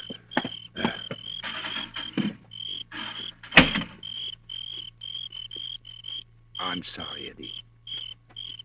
Believe me, I'm sorry. Ed, here, Oh, sit Jim's down. all right. He's missing, that's all. Lots of guys who are missing later turn up. Don't they, Bill? Don't they turn up later? Sure, Eddie. Lots of them. Sure. Jim isn't dead, I know that. You can't kill a guy like Jim. He'll turn up. Of course he will. Sure. Here. Have a cigarette? Thanks. Rita? Thanks.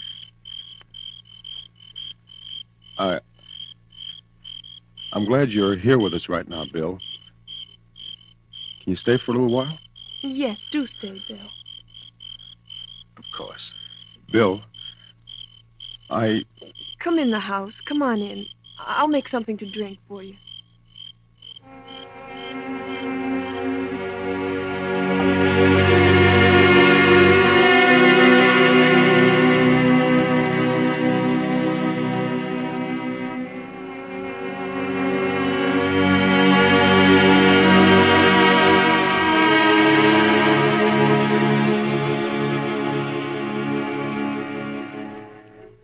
The folks were feeling better when I left the house the next day.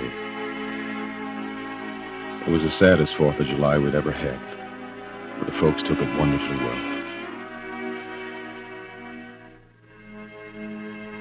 After all, Jim is only missing. Many of the boys do show up after a while, especially flyers who come down to enemy territory.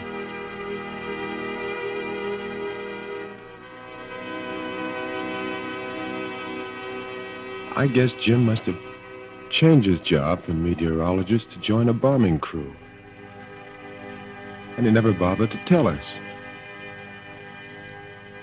Or maybe he never was a meteorologist.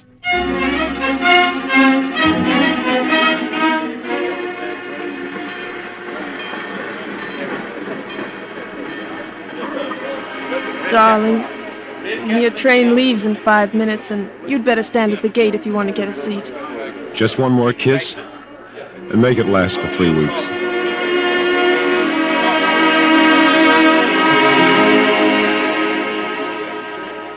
You'll come down to camp on the 30th now? Yes. I'll bring the license, too. Don't worry. Oh, yes, Mrs. Eakins. I love you. And I love you. Telegram.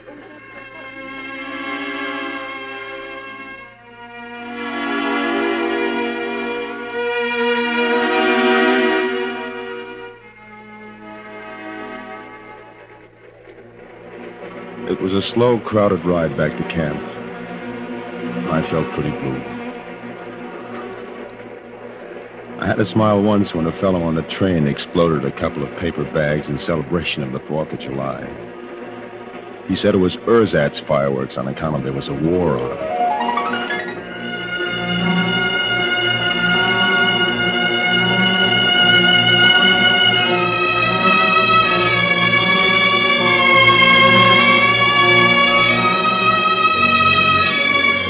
All the way back, I listened to the wheels clicking. And I kept thinking about Jim and Rita and about what Bill Goggins said. I decided I sort of liked Bill. The more I thought about him, he's really a decent kind of a fellow with a good head on his shoulders. He's like Jim in a way. Yeah. Like Jim.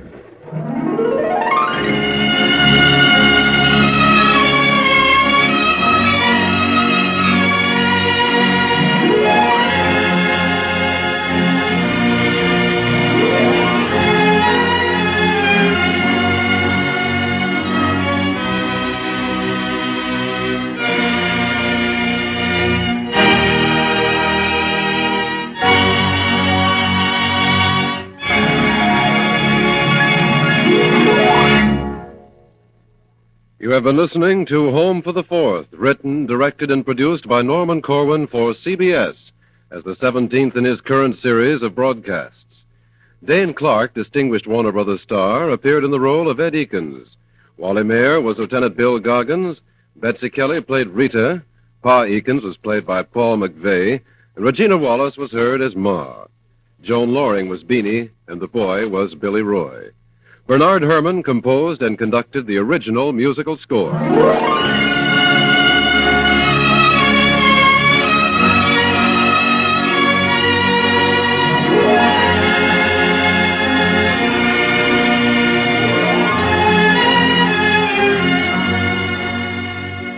Because of Columbia's coverage of the All-Star Major League Baseball game a week from tonight, Columbia Presents Corwin will not be heard again until 2 weeks from tonight, on Tuesday, July 18th, at this same time. And on that night...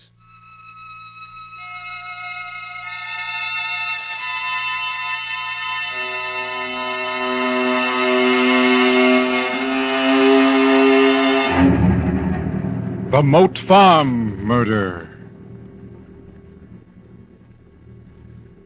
This is Norman Corwin. I'd like to take a moment to tell you something about the program we've planned for the 18th. Last year, when I suggested to Charles Lawton that he perform the Trilogy of American Poets, which you heard earlier this month, he made a suggestion of his own. He told me that in the court records of British criminal law, there was a remarkable confession by a bungling, small-time murderer named Dougal. He said he read it on a subway train in London and was so horror-struck and fascinated that he rode 3 stations past his stop. Well, we looked up the confession in an old British periodical, and I read it. It was the most terrifying study of a murderer's conscience that I'd ever encountered, and I agreed that it ought to make an unusual broadcast. So Charles Lawton will be doing an encore to his trilogy with the Moat Farm Murder on this program 2 weeks from tonight. Bernard Herrmann will again compose and conduct an original score. Remember, Columbia Presents Corwin will not be heard a week from tonight, but will return on July the 18th. This is Dick Cutting speaking. This is CBS, the Columbia Broadcasting System.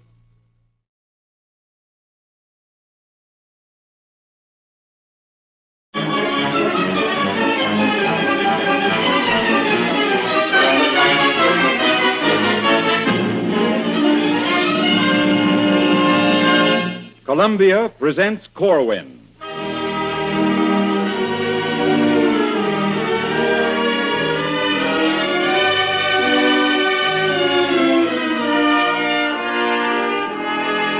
Tonight, Norman Corwin brings you A Very Fine Type Girl, starring Minerva Pius and featuring Adelaide Klein and Larry Haynes. Music is by Alexander Semler.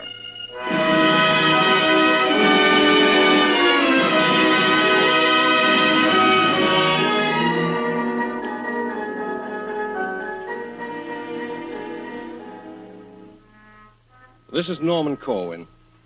I believe that Minerva Pius is one of the greatest and most versatile original talents in radio, and it's always seemed to me a pity that playwrights have never written extensively for her.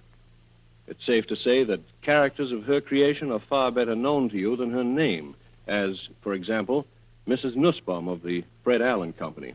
No, so you are expecting maybe Becky Grable? Or you may know her as a number of other people, including Camille Flanagan. It's strictly a matter of taste, you know what I mean? On this one series alone, Miss Pius has been heard in a wide range of roles, such as that of the hotel maid in the little English town of Cromer.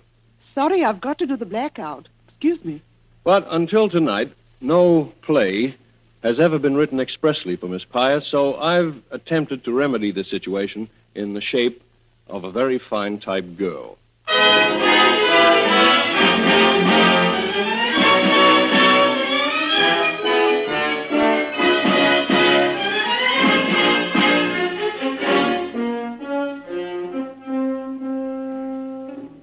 So I says to him, are you kidding? And what'd he say? He says, absolutely not. So I says, would you mind repeating that slowly? Maybe my ears are acting up. So he says to me, Vera, my dearer, get that grace note, will you, Vera, my dearer? I merely want to know, he says, whether you'd prefer to take this dictation sitting in my lap or in a more orthodox position. What'd you say to him? I says, listen, Casanova. The first place, it's much cooler sitting in my own chair. The second place, I think you're slightly repulsive with that old routine. And in the third place, I have a perfectly good boyfriend whose lap I'd much rather sit in, and which, in fact, I'd be sitting in right this minute if he wasn't out bombing Nazis in a liberator. Vera, I didn't think you had it in you. Wait a minute, that's not all. No? I says to him, okay now, Mr. Finch, have you got a letter you want to dictate or haven't you? If you haven't, then you're wasting my overtime and the firm's money. Gee, he must have sunk right through the floor, didn't he? Him? Not so's you'd notice it. He says to me, look, can I help it if you strangely fascinate me? So I says, well, you certainly can help it. What kind of a type girl do you think I am, anyway? That's straight enough from the shoulder. Oh, for heaven's sakes, if he thinks it... Oh, that's probably Mr. Finch. Well, if it is, it better be strictly business, which it won't be if I know Mr. Finch. Yeah, hello. Yeah, this is Vera Holohan. Long distance. Hey, Addie, long distance. Who'll be calling you long distance at this hour? What? New York? Hey, you got the right Miss Holohan? Well, I don't know a soul in New York. Yeah, well, that's this number, all right. New York? That's a funny one. Hello? They're ringing somebody. Yeah. Hello? Who? Pat! Not your Pat. Pat, what are you doing in New York? I thought you were in Normandy. Pat home? Pat, darling, it's so wonderful to hear your voice. Say that again. What?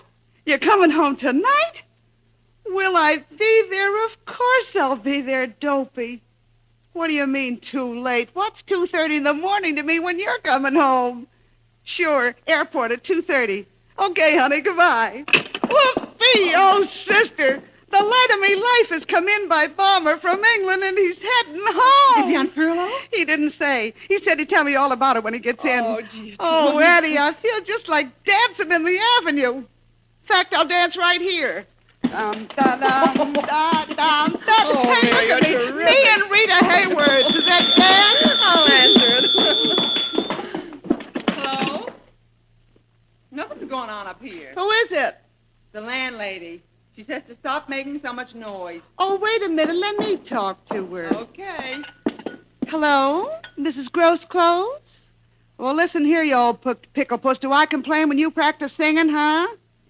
Well, if that ain't a worse noise than my tap dancing, I'll eat that new shower curtain you haven't put in yet. Oh, stop it, Vera. How dare I talk this way?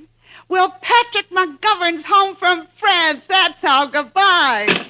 Vera, you've insulted Mrs. Gross Clothes. Listen, I feel good enough to insult anybody. Where's my coat? What's the matter with you? Where are you going? To the airport, you dope. The plane gets in at 2:30. But it's not 12 yet. I'm just going to sit around there. Maybe the plane will come in early. All right, Vera, my dear.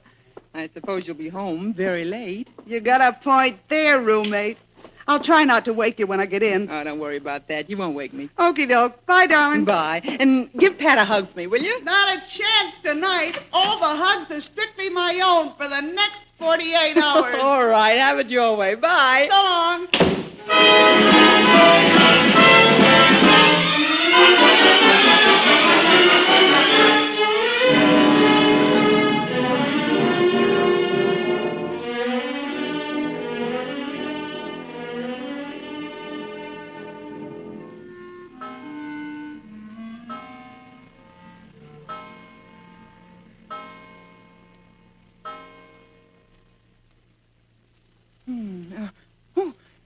Is that you, Vera? Yeah, I just got in. Did I wake you up? Oh, no. Tell me, how's Pat? Is he all right? Yeah, he's all right. What's the matter, Vera? Nothing. Go back to sleep, Addie. I'll tell you about it later. No, something's wrong. Wait a minute. I'm going to put the light on. Don't bother, please. Don't put it on. Vera, you've been crying. Don't get out of bed, Addie. I'm gee. all right. I'm just going to sit up for a while because I wouldn't be able to sleep anyway. Is he wounded? Was he wounded, Vera? Yeah, he was wounded. But not bad. Oh, that's good. He's over that. He's been discharged. Discharged? Yeah. Honorably discharged? Oh, yeah. Oh. Nothing wrong as far as the Army's concerned. In fact, he's a hero. He's got the Purple Heart and the DFC. Well, then, for heaven's sake, what's the matter? Well, he's a changed guy, that's all. He's not the same Pat we used to know. Well, how do you mean? In what way? Well, I don't know, Eddie. He didn't seem especially glad to see me. You'd think he'd never been farther away than South Chicago. I don't get it. He called you up from New York and asked you to meet him, didn't he? Yeah. Well, I guess he wanted to be met by someone. But he certainly didn't want to stay met for long. He seemed awfully nervous and jittery and... Well, maybe he's just tired, Vera. Oh, I don't know. Yeah, maybe so. There's something besides that. Well, do you think maybe it's another girl? No. It's just that he's kind of bitter. Bitter? Yeah. Well, what about? Why should he be bitter? Well, I don't know, Eddie. That's what I have to find out.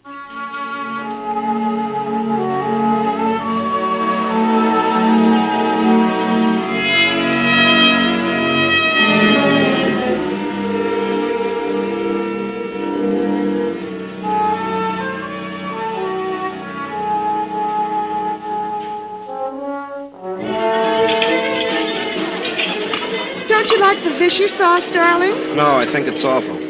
Waiter! Yes? What is it, Captain? What kind of warmed over slop do you call this? What, you don't like the soup? No. And another thing I don't like is your face. Well, I can change the soup for you, but I can't change the face. Never mind the wisecracks.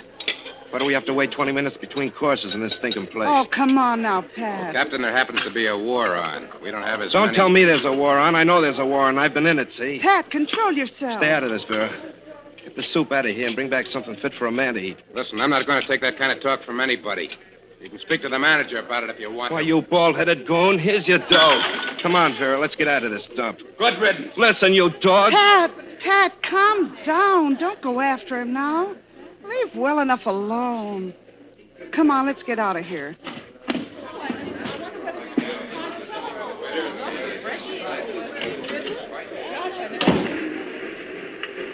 Well, so now you're out. Yeah. Do you feel any better now that you've created a scene and left our dinner standing on the table? Lay off me, Vera. I certainly will lay off you, and for a long time, too. I'm going home. You've been acting this way for 3 days now, and I don't want to take any more of it. You ought to be ashamed of yourself wearing the uniform of the United States Army and behaving the way you do. Well, maybe I am ashamed of myself. What do you mean, maybe you are? I don't blame you for getting peed, Vera. Trouble is, I don't know what got into me. I guess I'm just all mixed up. But what is it, honey? Tell me what it is, and maybe I can help you. What's eating you? I just wish I knew. This jittery is a jumping bean. Come here. Sit down on this bench. I ain't going to take another step without you tell me what's the trouble. No, let's go on and get dinner. Dinner can wait. Sit down here. Well, I don't even know where to begin. Is it that you had some horrible experience in battle? No. Well, I've seen a lot of pretty tough things, but that ain't it. Well, what tough things, Pat? Come out with them. Oh, what's the good of going into that stuff? Is it maybe that you're all tired out? No. It's more that I'm lonely, I guess. Lonely? Yeah, I can't exactly explain it. That's certainly flattering to your present company, I must say. No, you don't understand, baby. All the time I was away, I thought I'd get over that feeling as soon as I saw you again, but it's a different kind of loneliness than I ever had before. I'm just trying to figure it out. You mean you want to get back to fighting? Is it that you miss your outfit? Well, nobody wants to get back to fighting for the sake of fighting. But you know something? There was a kind of responsibility we had in the force, a kind of working together and a team feeling. Comradeship, you mean? Yeah, I guess you could call it that. We felt like we were, well, I suppose you could say, responsible citizens. You know what I mean? We could rely on ourselves to come through in a pinch if it depended on us. Self-reliant and self-disciplined is the way the colonel put it. But still, you must have had worries, too, didn't you? I mean, it wasn't exactly flying kites, was it? No. And aren't you relieved to get away from those worries? Well, sure. Well, then I should think Yeah, that but now I got new worries for old. Such as what, Pat? Well, in the 3 years I was in service, I never had to worry about where I'd get my next meal. Right. Or about a roof over my head. And now you're wondering whether you'll get your old job back again? Wondering? You're doggone right I'm wondering. I don't know whether or not I want to go back to nailing up crates in the shipping department. Look, I know a major in the Air Force who was a janitor in a school before he was drafted. I don't know whether he's going to be very happy sweeping up offices after the work he's done over Berlin and Ploesti. Yeah. I can see there are going to be some problems to take care of. Problems? Let me tell you another thing.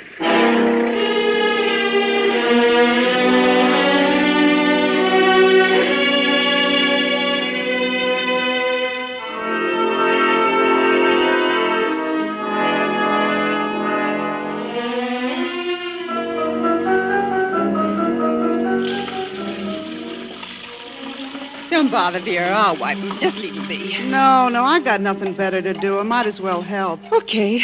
So what'd you do after the movie? Well, he walked me home. And all the way from the Strand to this doorstep, he opened his mouth only once. What?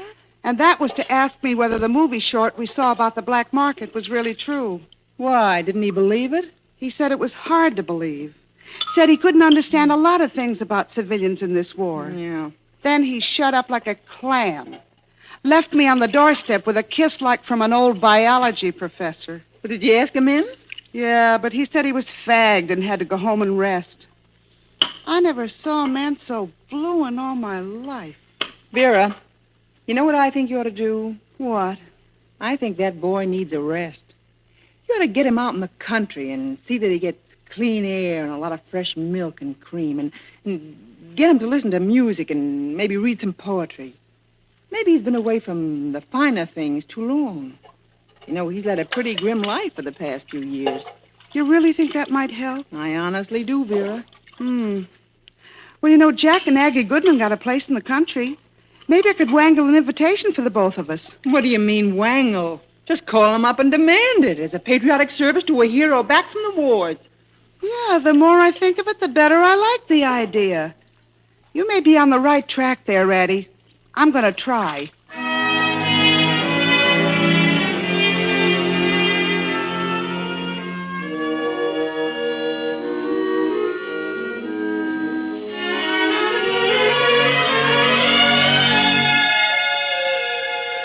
Ain't this really the nuts, Pat?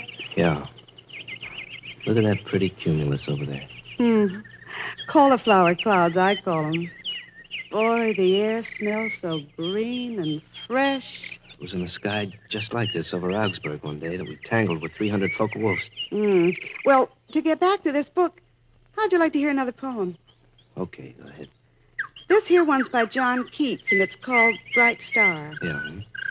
Bright star, would I were steadfast as thou art, not in lone splendor hung aloft the night, and watching with eternal lids apart, like nature's patient, sleepless eremite. What's eremite? I don't know exactly. Why does he use words like that? Well, he knew what it meant. I think it's a plastic. Eremite? Oh, no, it couldn't be a plastic because it says like nature's sleepless eremite. If it was a plastic, it would be made by man. Yeah, well, go on. Oh, where was I? Oh, yeah. The moving waters at their priest-like task of pure ablution round earth's human shores. No, yet still steadfast, still unchangeable, pillowed upon my fair love's ripening breast, to feel forever its soft fall and swell, awake forever in a sweet unrest, still to hear her tender taken breath, and so live ever, or else swoon to death. Pat, what are you thinking? I was just reminded of something. What is it, dear? Do you remember Chuck Hensley? No. He worked in the accounting department just before you left the plant. I thought you met him. Oh, no. Well, he was in the infantry. He got an arm shot off. I got a letter from him when I was in the hospital. He said in this letter that when he got back, his wife was so horrified by his injury that he didn't know what to do. Too bad about her. He said there hardly seemed to be any meeting ground between the people who made such a hero of him and people like his own wife who were afraid to face up to the fact that he had an arm off. Is he back at work? Yeah, he's got a job making ceramics.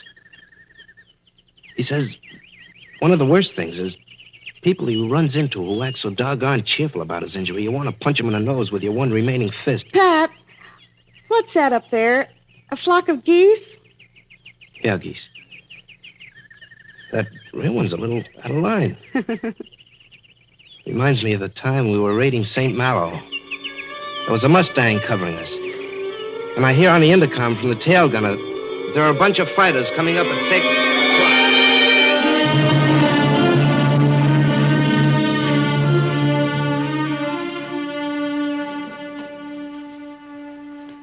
Well, so you can see the country did him a lot of good. On the way back, he got into an argument about labor, and I thought the whole bus was going to have to quiet him down. What was he arguing about? Well, he was very bitter about the number of strikes and all that stuff. Well, didn't you tell him that the number of workers who struck compared to the number who didn't strike is a very small fraction? Yeah, well, a guy on the bus who butted into the argument said that exact same thing. But Pat said even a very small fraction was too much. Well, a very small fraction of soldiers deserts at the front, too, but nobody condemns the whole army for it. Say, yeah, I'll have to tell him that. What else was eating him this time? Well, a lot of things. Little things that really piled up and got me down. He's just a sour guy, that's all. I suppose if I didn't love him as much as I do, I'd have dropped him long ago. Well, for heaven's sake, Vera, there has to be a limit. I mean, if every man who gets back from overseas is going to behave this way, we'll be in a fine stew. He mustn't expect to come back and find the world... Now, wait a minute, Cookie. Pat's been through something that's made him a little sick in his head. After all, if he'd have come back with a physical handicap, well, then I'd stick to him, wouldn't I, and help him until he got better? Yeah, so what? Well, just because this takes the form of a funny attitude, that's no reason I should run out on him, is it? I think it's even less reason. Vera, all I'm trying to say is that you shouldn't coddle him too much, because that wouldn't be good for him, would it? Yeah, but it's hard to know where to begin and leave off and that kind of thing. Gosh, I wish I knew what to do. Well, you tried rest and quiet, and you found that made him worse than ever. Say, maybe what he needs is just the opposite. Some fun and excitement. Like what, for instance? Well, go to some shows. Take him to a night spot. You think that might help? Well, it'll be worth trying. Well, nothing ventured, nothing gained, huh? Hand me the amusement section there, will you?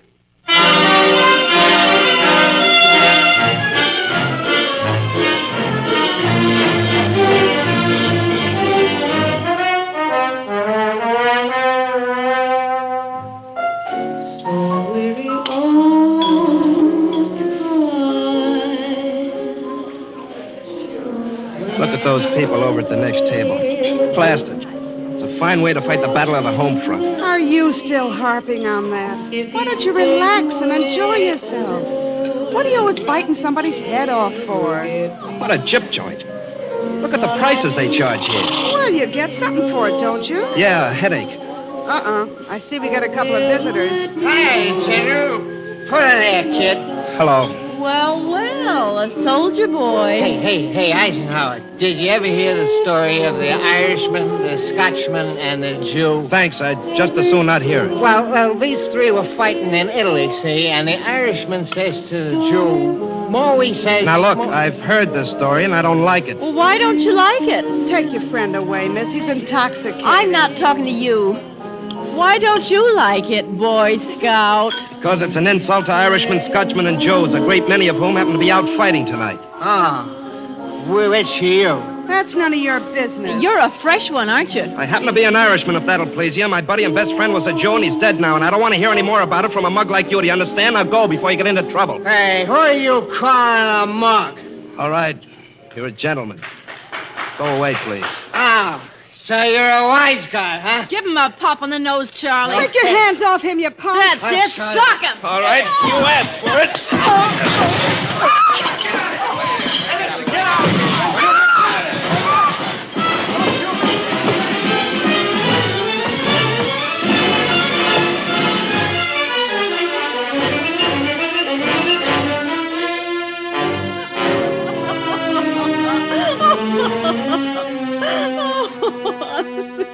Well, what's so funny, Eddie?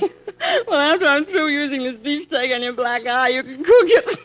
That's like having your cake and eating it, too. I failed to appreciate the humor. Well, now you got a black eye to go with your purple dress. You're making fun of me, and I've had just about more than I can take. I'm sorry, darling. I still look so funny. Pat balls me out for mixing up in the fight. Now you have to taunt me. Honestly, I'm sorry, Vera, but I don't see why Pat should have been angry with you. You were just helping him. He said he was ashamed of me coming out of a nightclub with a black eye. Oh, and what'd you say to him? I said, look, if you came home crippled from the war, I wouldn't laugh at you. He said to me, yeah, but it's different with a man. That's his job, to fight. I said, oh, yeah? How about the pioneer women in the covered wagons? Maybe they got more than a black eye when they had to get out and fight Indians. So he didn't say anything to that. So to rub it in, I said, how about them Russian women who've been flying fighter planes and shooting down Nazis? You certainly can handle yourself in an argument, kid. Well, you should have seen how the other woman looked. So wonder to me you weren't pinched. I might just as well be in jail for all the good it does me. Pat won't take me out till my eye heals. That's what I get for fighting his fights. I don't think he appreciates the kind of girl I am. Oh, Vera, sure he does. He's just probably afraid that, that if he appears with you in public, people will think he gave you the black eye. You think that's what it is? Of course. Stands to reason.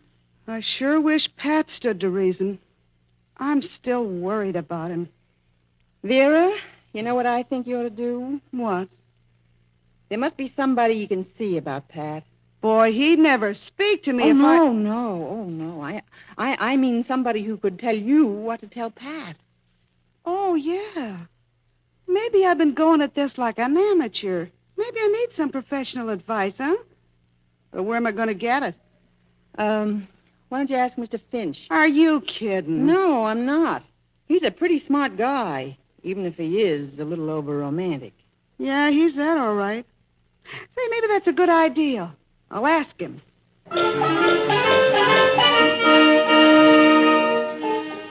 Well, let me see. Why don't you talk with somebody over at the Council of Social Agencies? You think that'd do some good, Mr. Finch? Well, they might recommend you to somebody. Well, I see your problem. We don't yet have one centralized agency to handle these cases, but I suggest that you see somebody at the U.S. Employment Service. And, of course, there's the Hines Hospital for Veterans.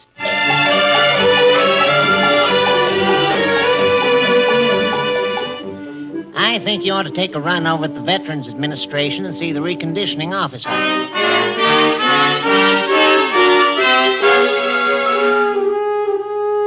And you say he's bitter most of the time, huh? Yes, Major. I think he's mostly bitter about the question of a job. And he keeps talking about whether the sacrifices the boys are making are worth it. You know, that kind of thing. Says there's a lot of people don't seem to know there's a war on. Well, I'm afraid that's not uncommon among returning soldiers. I think we have to make the captain understand that there are some Americans behaving that way, but they're by no means a majority. They're not even typical. They're an unfortunate minority. The only way we can really lick problems like this, Miss Holohan, is by the cooperation of sympathetic individuals. People like yourself who really care and want to go to some trouble for these men. Well, they went to some trouble for us, after all. Exactly. Of course, the individual can't do it alone. We're going to have to get much more help from communities and from industry itself. Now, in the case of your boyfriend, obviously the first thing is to get him a decent job. Why, yes, I do know about an opening for the kind of man you describe. You do?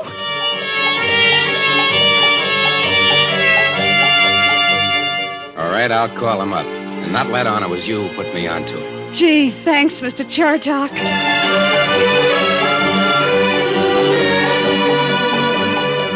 Hey, Vera, guess what? I got a phone call today, and you know what? What?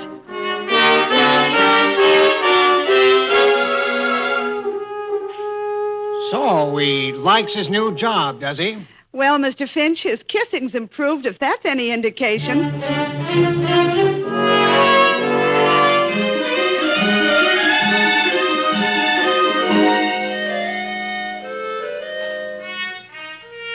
Say, what's Pat trying to do? Make a grand entrance?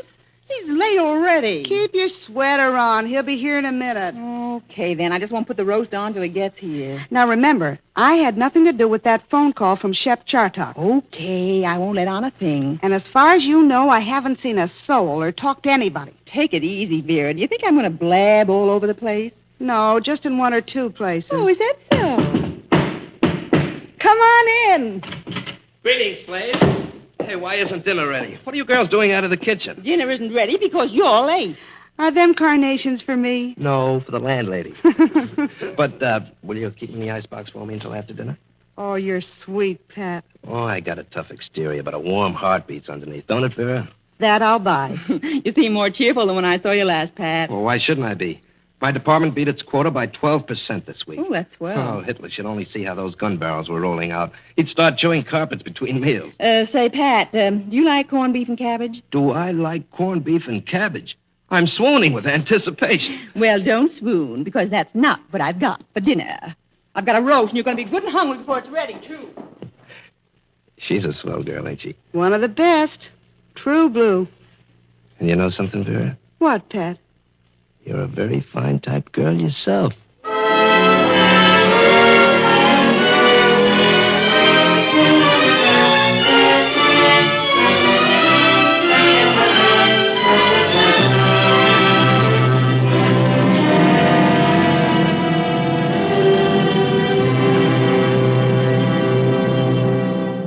You have been listening to A Very Fine Type Girl, written, directed, and produced by Norman Corwin as the 21st of a limited series of broadcasts for Columbia.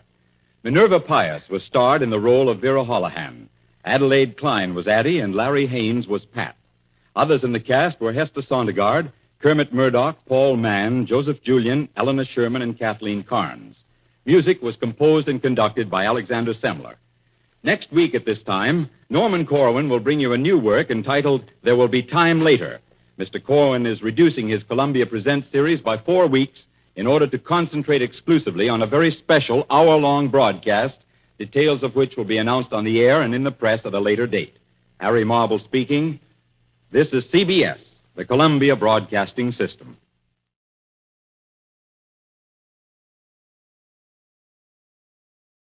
This is CBS World News. Allied troops are making good progress in their drive on the French Riviera. We've taken 2 islands off the coast in Cape Negra, 28 miles east of Toulon. There's still no word of any strong German resistance. In Normandy, however, the Germans are fighting bitterly in many places inside the closing pocket. Allied troops are moving in and have captured enormous stores of material. About 3,500 American and British heavy bombers and fighters dropped nearly 9,000 tons of explosives on enemy air bases in France, the Low Countries, and Germany. This broadcast has come to you from CBS World News. We now resume our scheduled program.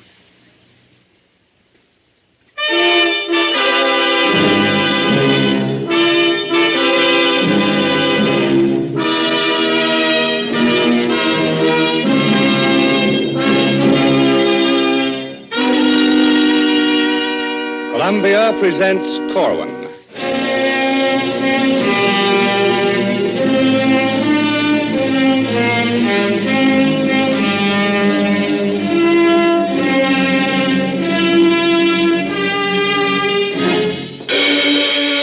Tonight, Norman Corwin brings you the last program in his special series for Columbia, a soliloquy with accessories entitled There Will Be Time Later.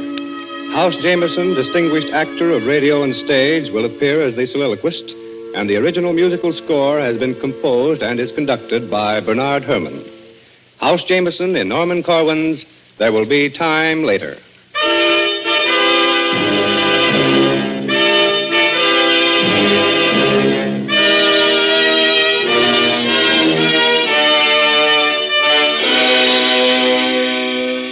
This is the moment to dig in.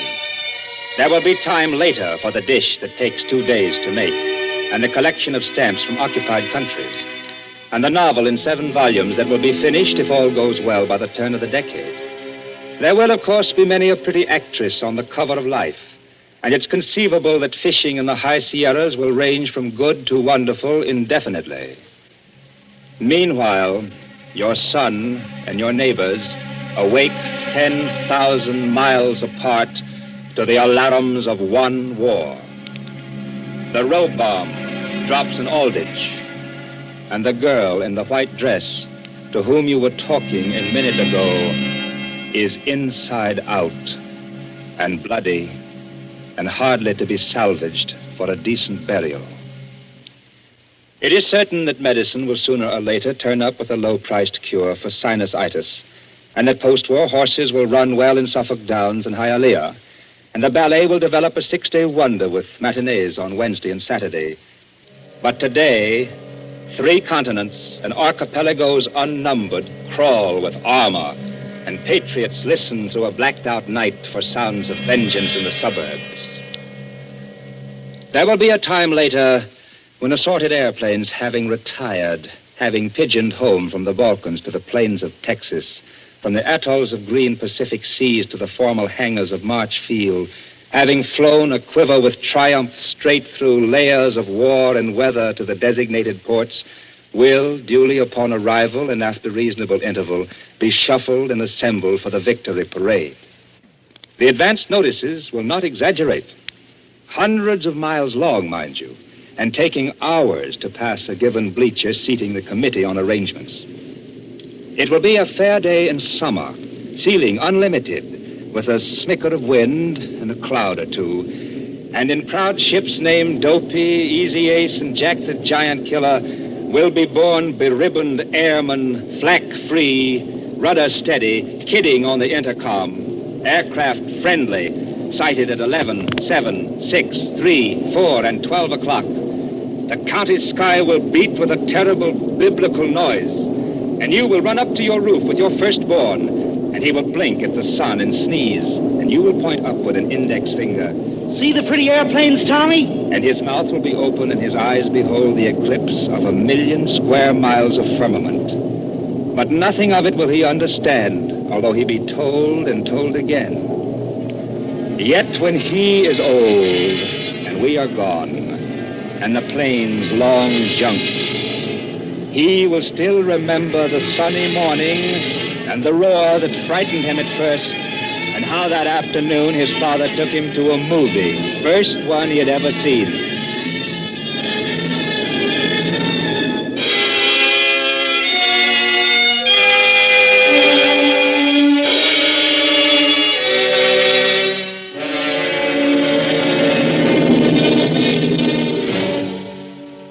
It is permissible for us to crow for 20 minutes and be happy, to enjoy the late communiques at dinner this fine evening in this brightening world. But neither you nor I must overdo it. For only this fine morning over picturesque terrain, a soldier with the glory of Tunisia well behind him, with Cherbourg in his back pocket and republics in his debt, inched forward on his belly confidently, as he had done successfully before, and drew a bead. He was unaware at the time of the optimistic tone of the Associated Press war summary, and likewise witless of the firm closing of stocks last evening. Steele had a notably good day. By night, he was beyond receiving range of the dream of the radio writer published on the unjammed air of America. For he was clipped by a bullet at 9:45 on the nose, and henceforward must be numbered among the grand total of casualties. 30% below expectations as of the first D-Day, plus 70. As he is dead, no one can speak for him concerning love and death and politics and taxes. Yet it is reasonably safe to assume that he would be amazed to hear the war is won, that the whole thing's over, and that from here on in, it's a breeze. It didn't seem that way to him this morning, when he was clipped, as I say, by a hostile bullet as he crawled on assignment toward the German border. So if we're crowing, thanks to him, because the news is good, is wonderful, is getting better, let us crow for 20 minutes only and get back to work.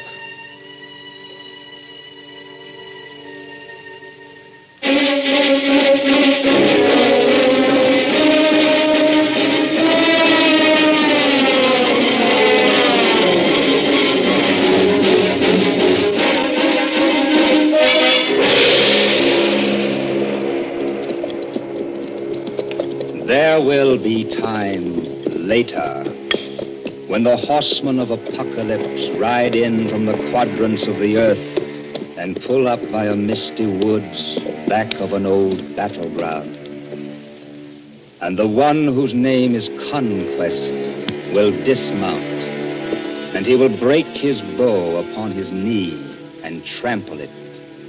He will wipe blood from both hands on the hide of his snow-white horse and turn and fade into the mists. And the one whose name is War will grasp his great sword by the hilt and circle it round his head and fling it far, and it will shatter on the crosses of fallen soldiers. And the dead young men will hear the sound, though their thoughts be distant and their bones be intersticed with grass, and the saddle of the red horse shall be empty. And the one called Famine will drop his balances, remembering the look of the rich wheat fields upon the way, and he too will alight and skulk into the darkest shadows of the woods, taking care to avoid the barest touch of the seed of the meanest fruit. And only the rider by the name of Death will sit still on the pale horse and listen for sounds in the wind and turn away in the direction of the west, leaving the riderless horses to graze forever on substances of night.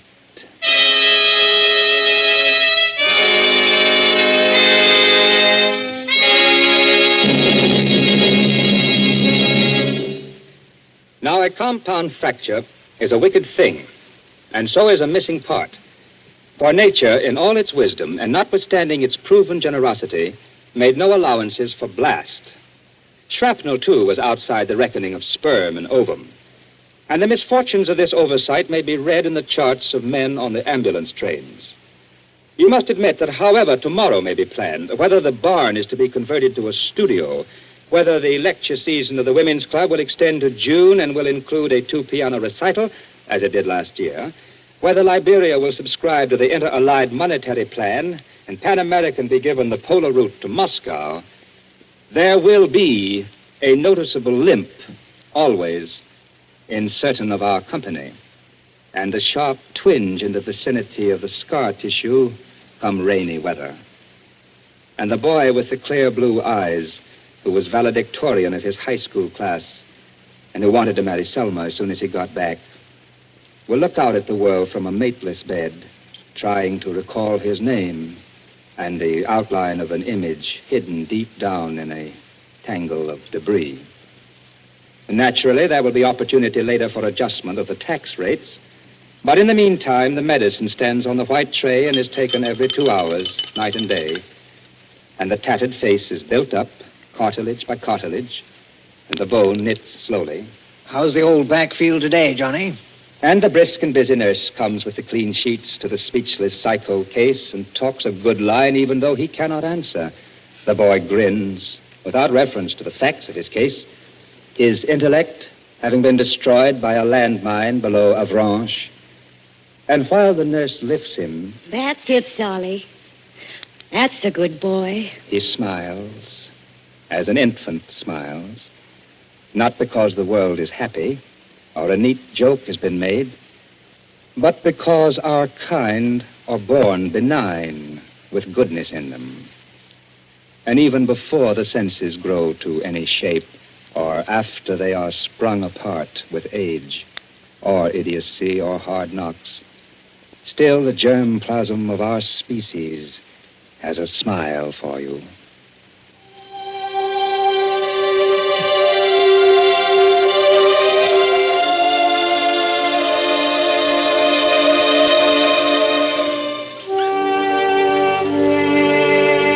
This is the very moment to dig in.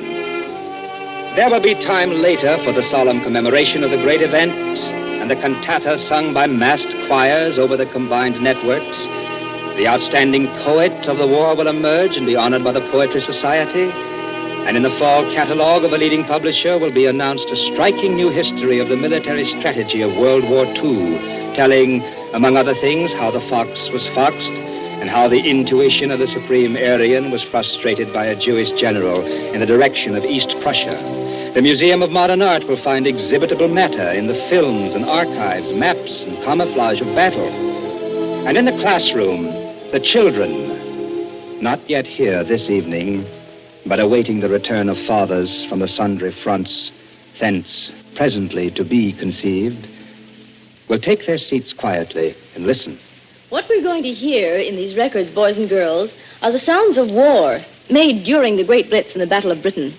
First of all, you'll hear the sound of a warden's patrol going about its duty on a London street in the blackout during an air raid. The recording was made on the night of September 27th, 1940, and is authentic. I mean, it's not fake, it's the real thing.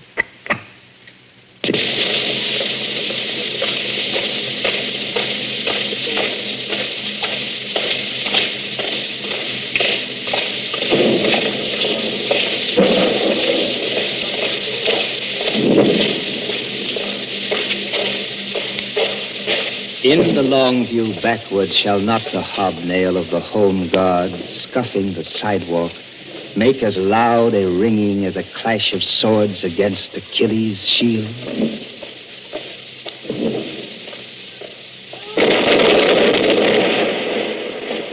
Who shall bookkeep the glory of this war? Is the farmer boy who dove his trainer straight into the earth from 15,000 feet. A mistake, mark you, but it was at night, and his first try at flight by instrument alone. Is he so far beneath a hero as to be out-countenanced?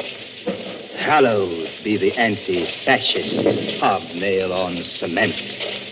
And now we'll hear various types of guns used in World War II. First, the Bren gun. It's a small automatic weapon made at low cost, but very effective.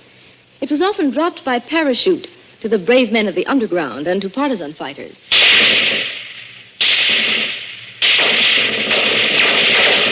A gun may stutter, but it knows what it wants to say. This one is the sound of the trench mortar, used so successfully by our great Russian allies to turn back the Nazis, which gave us time to get ready to strike from the west.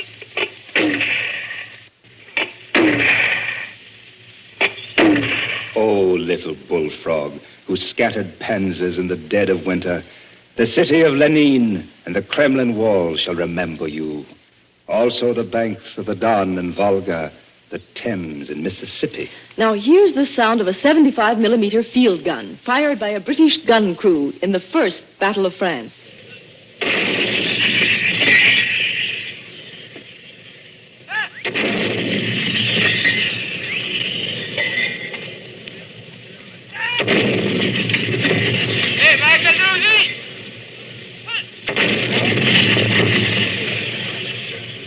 Not contained on the same side of the disc, for a class so young, is the color of the French valley that fall morning, and the posture, name, and former occupation of the dead Tommy 15 feet away. Also the smell of powder in the burnt nostril, sweat under the honest armpits, the letter in the gunner's breast pocket concerning how a fascist mission 12 days ago destroyed 2 streets of workers' homes in Swansea.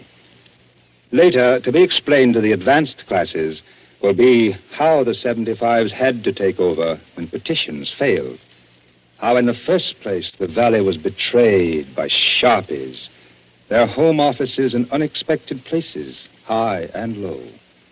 The teacher will gather up the records and examine them for flaws, inasmuch as they are to be played again tomorrow. Meanwhile, as of the instant hour, the anti-fascist hobnails scuff along in Kensington, and the patrols of Glasgow swing into their 5th year.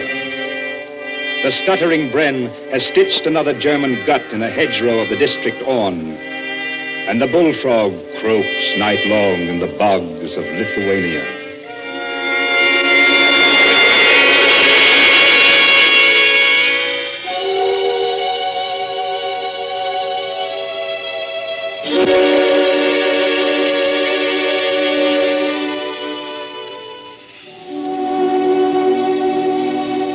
There will be time later for the staple things. Love will occur again, between four walls and out of the way of the weathers. Eyes will have license to glow in the light that slants through Venetian blinds, and lips kissed in the secret hours will speak again the ancient, sweet felicities of lovers.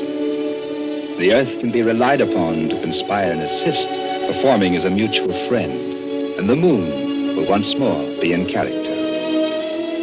The heart of man has 4 chambers, and each shall be filled with tremors in the spring. The season of summer shall insinuate with song and evidences of fertility, whereas the autumn, by incendiary measures, shall inflame the woods and demonstrate how it is possible to grow old without loss of beauty. Winter, with its stern outlook and its northern bearing, will merely underscore the warmth of the most ordinary bed, however cold the room, providing it is justly shared. Thus will the planet, busy as it is between this solstice and the next, help out a man and woman, and the race, a staple always, will continue. Meanwhile, the spleen of man is in command of him and not his heart. Your brother and your grocer's kid, one in the hellish heat of Aden and the other in the clammy Pribilofs, have been a year without a glimmer of a girl.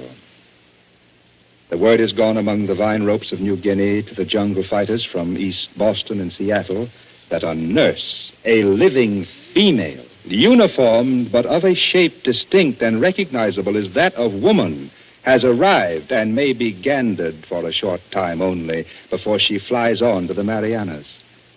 And in the hothouse evening, through the strangling green of tropic bush, the hungry soldiers, bearded, sweaty, hike for miles down to the airstrip just to gaze in silence from 50 feet away upon the constellation of a single girl. A flash of golden hair, a sparkle of white teeth, and trim American ankles. And in this shining symbol, conspicuous and jeweled as a meteor in a moonless sky, the GI sees his wife, his honey, and his hope. She is all things ever said and done between the two. The walking on the beach, the first kiss in the rumble seat. Her profile proud across the dining room. Hands held in church. Dawn through the screen door tincturing her hair. Double features at the palace, artificial stars but air-conditioned in the summer. Bridge at the Obers. Pregnancy, her mother was a great help toward the end of it. Flower somehow in a dim, lost evening gown packed in a trunk in mothballs. Waiting for B-29s to finish off in Tokyo. Waiting for a thrust of Rokossovsky's army on the Eastern Front. Waiting for the trap door under Hesse's gallows.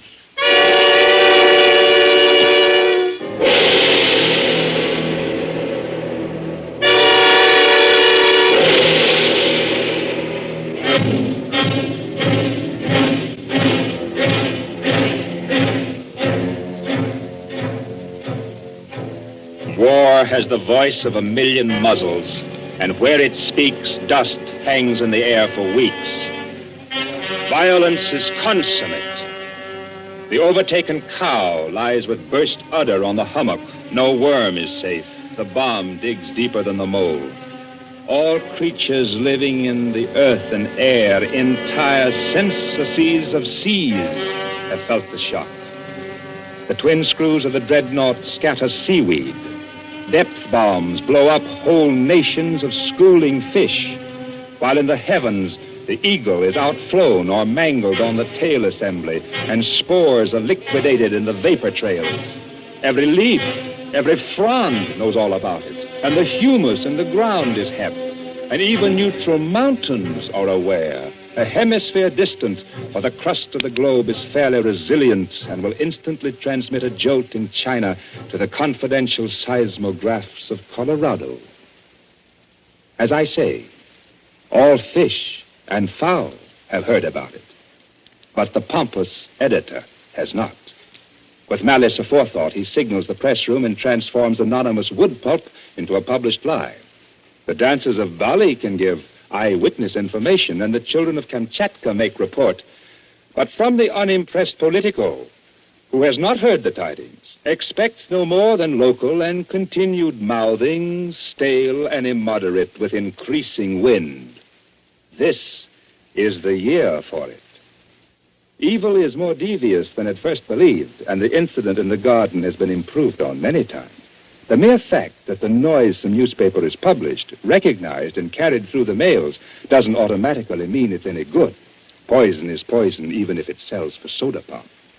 And when the candidate for district office runs against the dead and wounded, saying they died for exactly nothing, then the tactics call for you to take pins from the battle map of southern France and stick them in the county seat.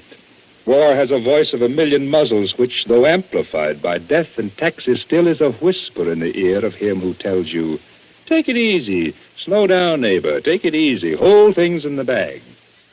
He's deafer than he's dumb, this man, for though you shout to him, war, war, a war is on, he'll be absorbed in the four-point landing of a mosquito, detectable by its faint, high hum. You can cry to him, look to the east. Your countrymen die for the cause and you. And he will look at his navel through which turns the axis of the earth. You can admonish him. We're liberating Europe. We advance on all the fronts. The armies of free people are driving to Berlin. And he will make tidy notes of the campaign and predict new landings, urge reconversion to ping-pong paddles in a letter to the Times, corner the market on Modigliani's, and buy up first editions, but no war bonds. And when you talk to him of post-war plans for unemployment, he will say, why should we bother with the great unwashed? At that point, you can break the news to him, that it's the great unwashed who wash away the stains of high corruption. The common man unmanicured whose hand prevails against the elite god. That the people shall come before the princes in the alphabet of things. And in the eyes of free men now and ever hence, the unwashed shall be white as snow, even if the dirt and smell of battle lingers on them for a generation.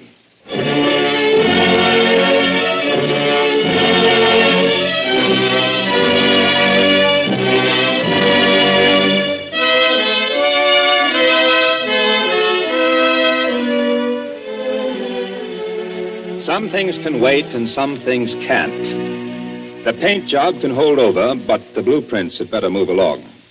There will be time later for the train trip to visit the folks on the coast. But at the moment, George's teeth should be seen to. There will be time later for the dividend and for further findings from a bathysphere. The lot on the California hilltop can afford to wait until after the cellars of Warsaw are cleaned out. But in the meantime, non-committal mailmen keep distributing familiar greetings from the President, Form 215, for pre-induction physical. The boys who passed their physical some time ago die on a sand dune with the sense of winning in them, their last frame of life being the forward movement of their comrades. Meantime, the soul of man emerges quickly from the caves and sewers. Truth, revised, expanded, unabridged, stirs from among the ashes of burnt books. The essence of dignity, last seen hurriedly packing a bag in a hotel in Munich, picks itself up from the gutter where the old Jew lay beaten and bleeding. The dream of hale and hairy-chested Amity flies on the shuttle route from Oxfordshire to Minsk. The key is heard turning in the barbed wire cage mid the clamors of the box barrage. And liberty, that dog-eared parchment signed by Christ, the angels, and a most impressive list of sponsors, big and little, arrives at your front door in the morning.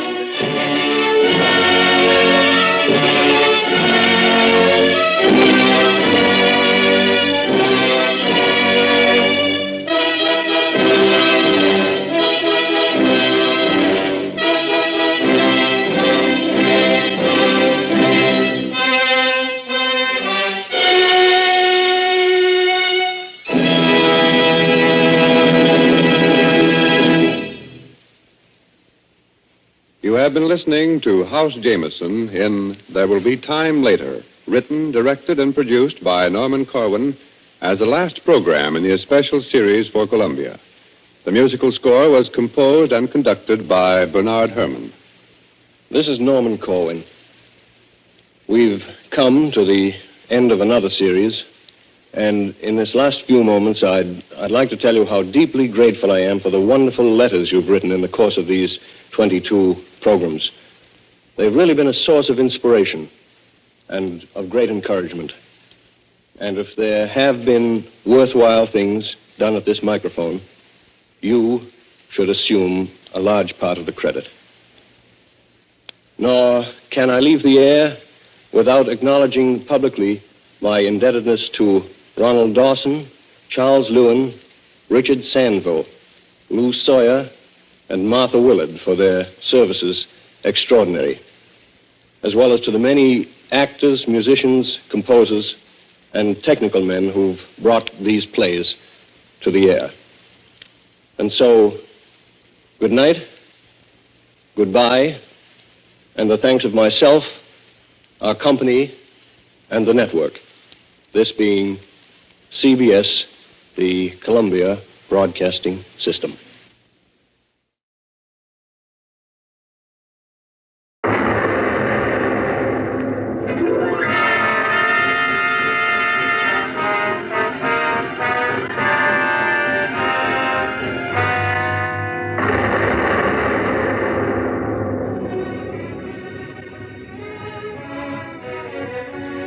This day is the father of great anniversaries. Men and saints shall picnic together on 14 August, down more years than you or I shall see. So say it tonight with saluting guns. Say it with roses. Say it with a hand clasp, a drink, a prayer. Say it any way you want, but say it! Say it!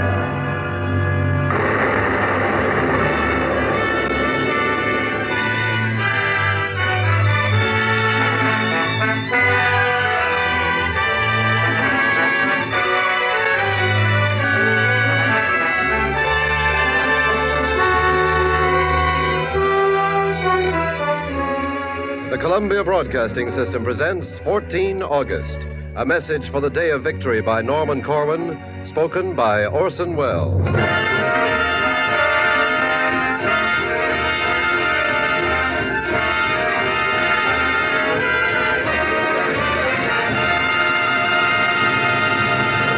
Congratulations for being alive and listening on this night.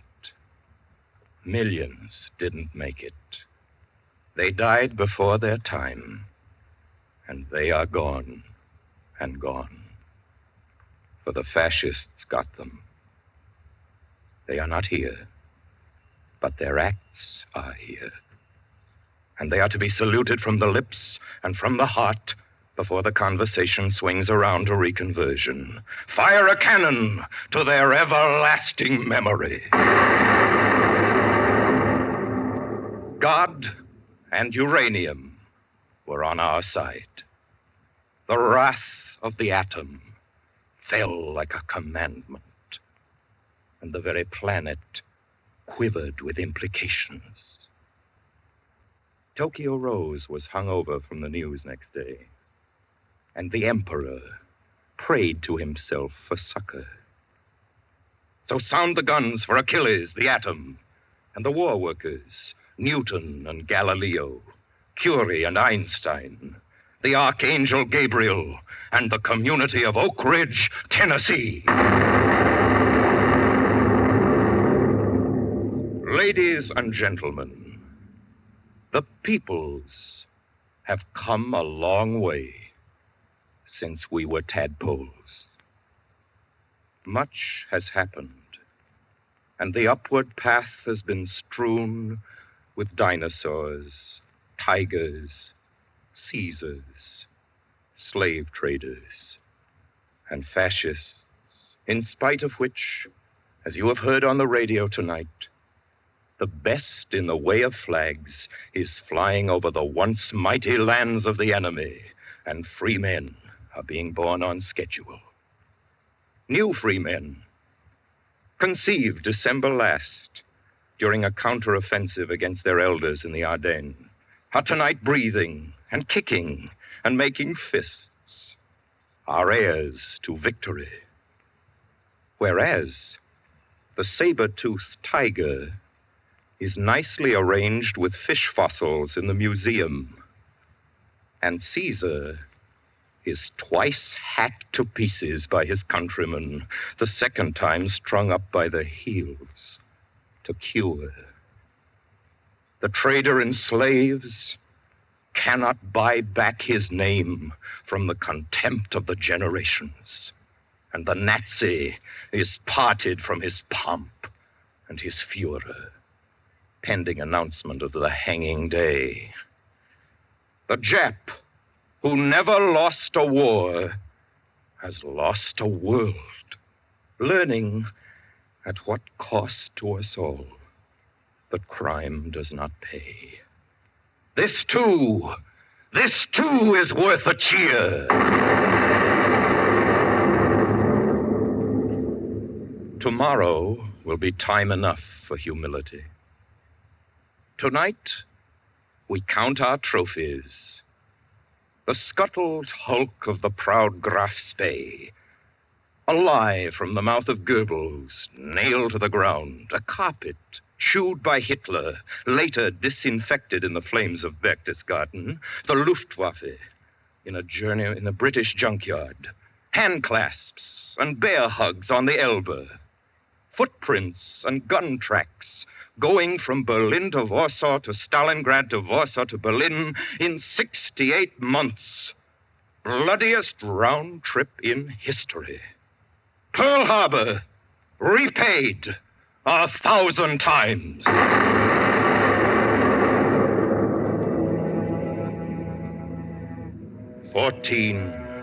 August 14 August to the gun turret and the turret lathe, and both stand still, and their masters stop to wipe away the sweat of winning. 14 August to the tractor in the wheat field, and the farmhand who heard the news from Washington on the local wavelength a few hours back.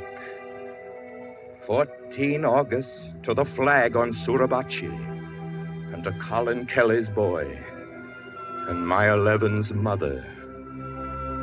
The bones of the expendables of Corregidor stir imperceptibly on 14 August. 14 August, Chinese time, to the bridge at Mukden where the Japanese crossed over into war some 14 years ago, next month. 14 August, to the blood brothers of Stalingrad, their armies lately a burning wind across the plains of Manchuria. 14 August, to the mending wounds among the hospitals and to the barracks bags and to the bunks and flight decks of the fighting ladies. New homecoming Now the dog tag exchanged for the name again. They will converge from outlandish zones of time, from secret somewheres known alone to postmasters, from lanes of oceans, and from windy desert camps. The comrades will write letters to each other for a while, and then drop out of touch. The mess halls where the meals were on the house will be forgotten soon enough between Jim's diner and home cooking. Beaches without beachheads. Jobs without sergeants. The men who tilted guns of battleships and stoked them in epic battle will ride the level ferries of bay and river, and tank men will drive a powered lawnmower while their fathers watch. The pilot with many missions will do errands for some civilian company, and the bombardier who crushed a city in a blinding instant will help his wife dry dishes in the kitchen sink. But peace is no dull enterprise this time. It will be armed and vigilant, not languid and flabby.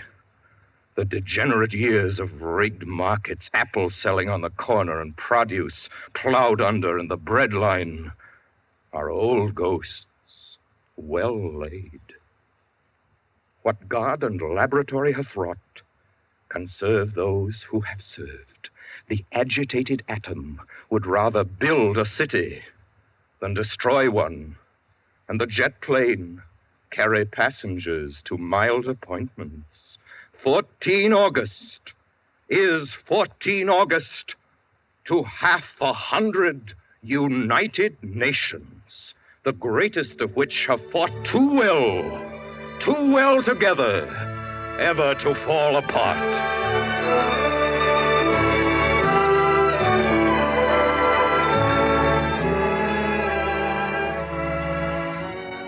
Listeners, on 14 August, 1945, size up the latest news bulletins against the morbid yesterdays of Warsaw and Pearl Harbor, fallen Paris, and the Blitz on London.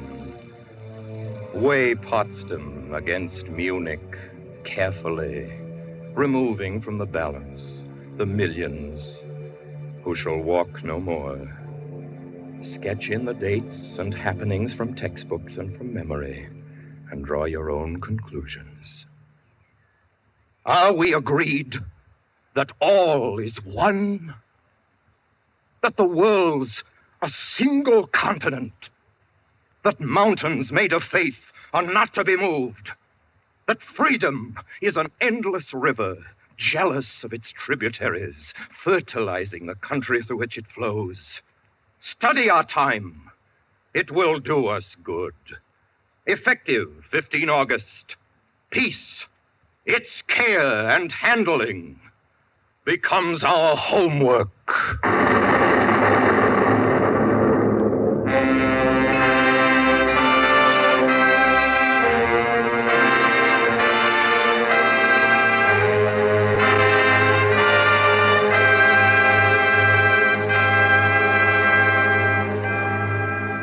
Say it tonight, with saluting guns, with champagne, and with laughter. But also remember the fields beyond, and the names and faces beyond.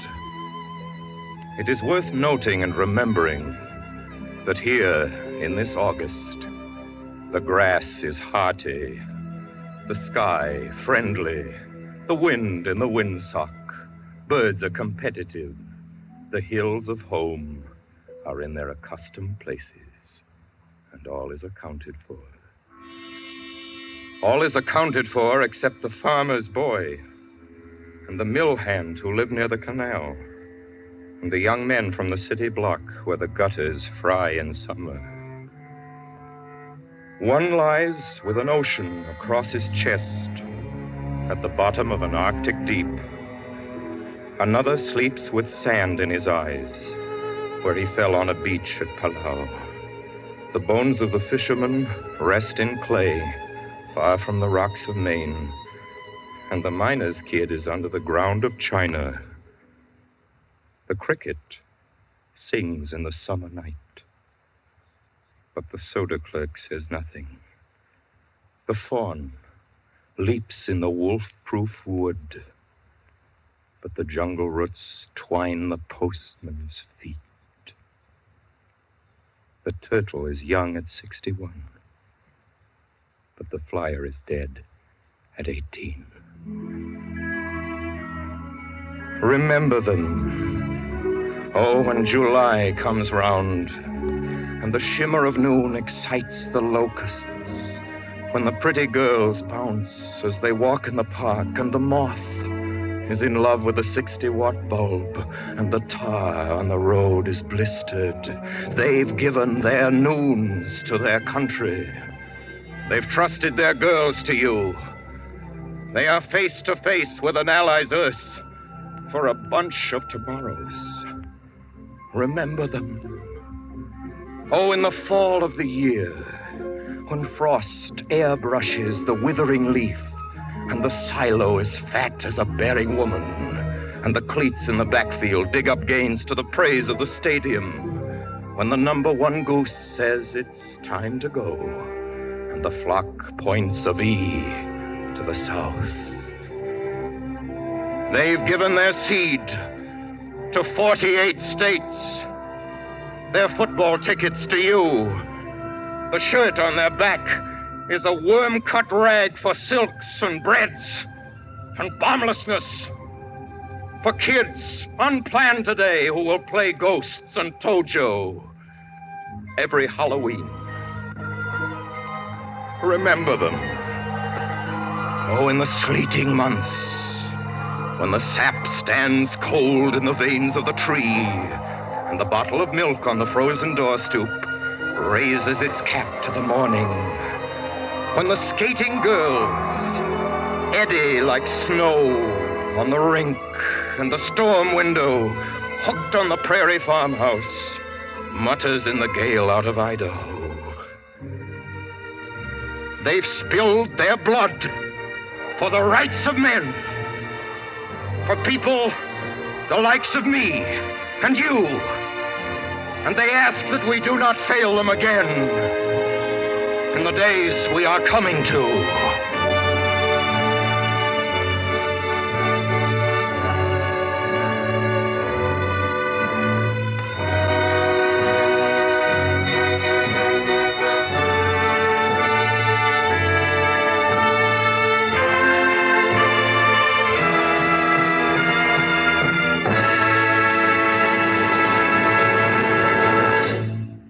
You have been listening to 14 August, a message for the day of victory, written, directed, and produced by Norman Corwin and spoken by Orson Welles.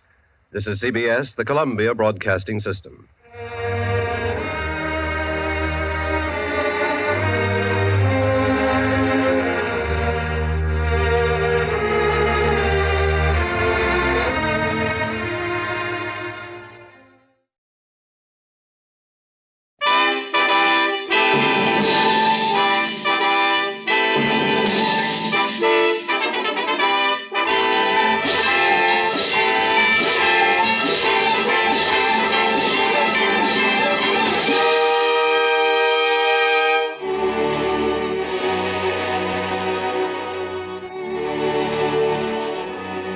So they've given up. They're finally done in, and the rat is dead in an alley back of the Wilhelmstrasse. Take a bow, G.I. Take a bow, little guy. The Superman of tomorrow lies dead at the feet of you common men of this afternoon. This is it, kid. This is the day, all the way from Newburyport to Vladivostok. You had what it took, and you gave it, and each of you has a hunk of rainbow round your helmet. Seems like free men have done it again.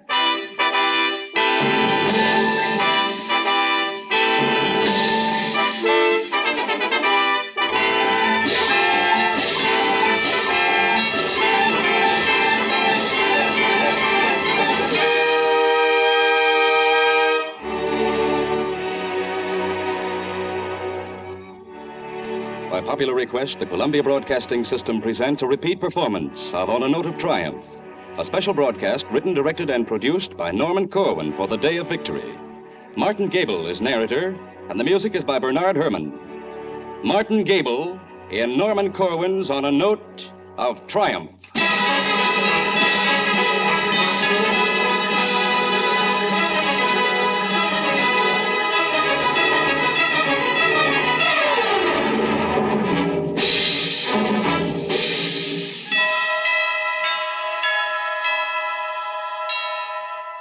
Is victory a sweet dish, or isn't it? And how do you think those lights look in Europe after 5 years of blackout going on to 6? Rather pretty good. Pretty good, sister. The kids of Poland soon will know what an orange tastes like. And the smell of honest-to-God bread, freshly made and sawdust-free, will create a stir in the streets of Athens. There's a hot time in the old town of Dnepropetrovsk tonight. And it is reasonable to assume the same goes for 1,000 other cities, including some Scandinavian. It can at last be said without jinxing the campaign. Somehow, the decadent democracies, the bungling Bolsheviks, the saps and softies, were tougher in the end than the brown shirt bully boys, and smarter too, for without whipping a priest, burning a book, or slugging a Jew, without corralling a girl in a brothel or bleeding a child for plasma, far-flung, ordinary men, unspectacular but free, rousing out of their habits in their homes, got up early one morning, flexed their muscles, learned as amateurs the manual of arms, and set out across perilous plains and oceans to whop the bejeepers out of the professionals. This they did. For confirmation, see the last communique bearing the mark of the Allied High Command. Clip it out of the morning paper and hand it over to your children for safekeeping. We're gonna tell the postman next time he comes around that Mr. Hitler's new address is the Berlin burying ground. Round and around Hitler's grave, round and around we go. Gonna lay that feller down so he won't get up no more. Hitler went to the Russian front where every bullet missed him, but he caused a dose of Stalingrad that spread all through his system. Round and around Hitler's grave, round and around we go. Gonna lay that feller down, he won't get up no more. There are many variations on this melody tonight. Many a different tongue and tune saying the same thing. The Serbs would refer to it as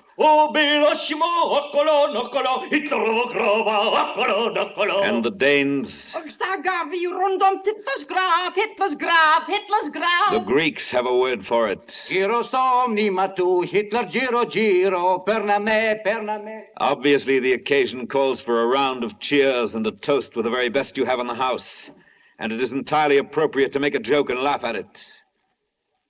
But fix your eyes on the horizons. Swing your ears about. Size up the day and date. Look in on prayer and thanksgiving, song and laughter. Dated planet Earth, May 1945. You, mother, in St. Louis on the Mississippi, whose firstborn is a visitor in Magdeburg on the Elbe. Thank God I'll get my boy back instead of a telegram. You patient wife of Bridgeport, whose husband sat it out inside a Nazi camp. Now he'll be home for longer than a furlough. Now he can see our daughter for the first time. She's 2 years old, and it seems strange to think they've never met. You minister and congregation in a wooden church, having come in from your farms through the nippy night air of New Hampshire, meeting together to thank the God of wrath for justice done. Oh, sing unto the Lord a new song. Let the congregation of saints praise him. Let the praises of God be in their mouth, and the two-edged sword in their hands, to be avenged of the nations, and to rebuke the peoples, to bind their kings in chains. And you, Rabbi, in the synagogue, by the light of the menorah, by the light of the proud candelabra descended from the tabernacle in the wilderness, from Egypt to the Oklahoma prairie town, you, Rabbi, entering another Red Sea crossing in the ancient scroll. No great tyranny has ever lasted the empires of Pharaoh, Caesar, Philip, Napoleon, Hitler. Each flourished and held sway and was destroyed. They were powerful, but all of them forgot one thing, that the only civilization which can endure is a free one. And you, Bishop in the cathedral, singing Te Deums to him who has again delivered man. Te Deum laudamus. Te Dominum conjiteor. Te aeternum patrem. Omnis terra veneratur. Tibi omnes angeli. Have you time right now, listener, to stop in at 100 million homes? Some of them with plaster loose from the last bombing. Some in towns where townsmen's blood mixed lately with rainwater in the gutters. In farmhouses of steppe and upland. In mining villages with regimented chimneys. In apartments of executives where decor is impeccable and genuine utrillos hang. In tenements where L trains go by every 7 minutes with a rack and roar. It's top of the evening. Hip, hip, hooray. How about another drink out? And a very good time's being had by all. Meanwhile, the crowds gather.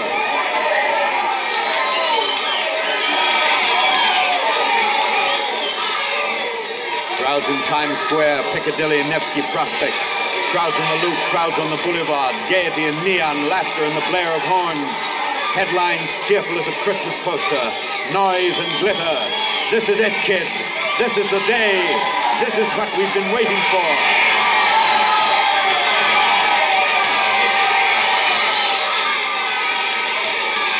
But through the din, the clamor, you hear a voice. In the hearing of your conscience, don't you get a whisper? Listen. Listen. Nothing yet. Just crowd. But listen close. Take your good ear out of low range. Whisk it high. Hoist it up to Cirro Stratus country. Up to where a B-29 has wing room.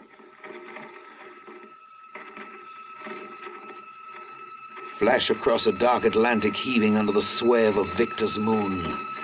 Listen for intimations of wind and water in a rush of fog eastward of the Grand Banks. Below these waters, strewn beneath the lanes of porpoise and whale, the bones of how many good men lie.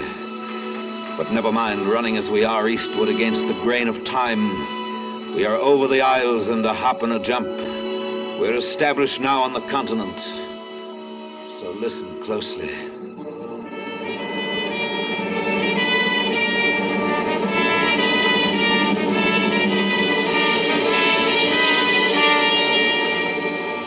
In just a moment now. Don't expect to hear metallic speech from a rosette of amplifying horns on the high poles of the public address system. But listen for a modest voice, as sensible and intimate to you as the quiet turning of your own considered judgment. Now we're ready. The voice you hear will be that of the conqueror, the man of the hour, the man of the year, of the past 10 years and the next 20. I'm a private first class in an army of one of the United Nations. If you don't mind, there's some things I'd like to ask. Just a man in uniform you've met somewhere or seen in the newsreels, loading a truck, or marching, or read about in the dispatches. A fighting man, glad to be alive, a little tired but in good shape, a dozen battles notched in his gun stock and dug in his memory. Who is he? Well, his name and rank and nationality don't matter much. Just picture him where he may be tonight in Europe. Perhaps in his cot in a barracks, his hands behind his head, thinking things over. Perhaps he's standing on a village green before a monument to the dead of World War I. Perhaps he's strolling in a history-weary valley under the same stars which 2,500 years ago watched a Persian brand of Nazi take a beating in the hills of Marathon. Close your eyes, and it could reasonably be this boy, that boy, any boy at all with war still thumping in his ears. Close your eyes and concentrate and listen. If you don't mind, there's some things we guys would like to ask. First of all, who did we beat? How much did it cost to beat him? What have we learned? What do we know now that we didn't know before? What do we do now? Is it all going to happen again?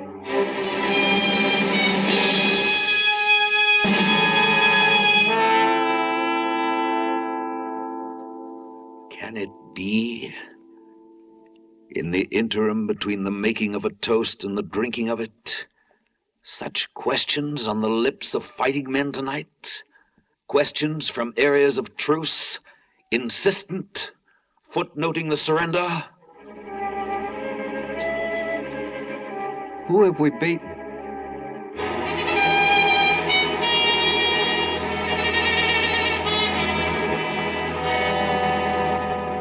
Who have you beaten?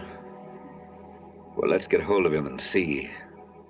Lead him in and prop him up before our microphone. Now, look at this rubble of a man. Ragged, broken, blonde Nordic hair matted with pure Aryan blood, deaf from blast and blind from smoke, chin down, tail between his legs. Pity the poor beggar? I was ordered to do it. You hear? He was ordered to do it. I'm a soldier. I'm a little man. I merely obeyed orders. Whose orders? The party's. Who elected the party? I did. Who supported the party? I did. When you saw where the party was taking Germany, whose job was it to overthrow the party? Mine. And did you? No. I was a member of the party. He's meek. Now, he answers questions. He stands before you gun-reft, palms empty, steel whip confiscated, wounded, defenseless, thrown upon your tender mercies, the quality of which he trusts shall not be strained. Observe him. Note him well. Now, if you wait until we spin the mic about so that it picks up the winter of a not long bygone year. It was the year Broker's Tip won the Kentucky Derby, and 3.2% beer was proclaimed morally fit for Americans to drink. It was 1933. The mic, reversible, goes back to it.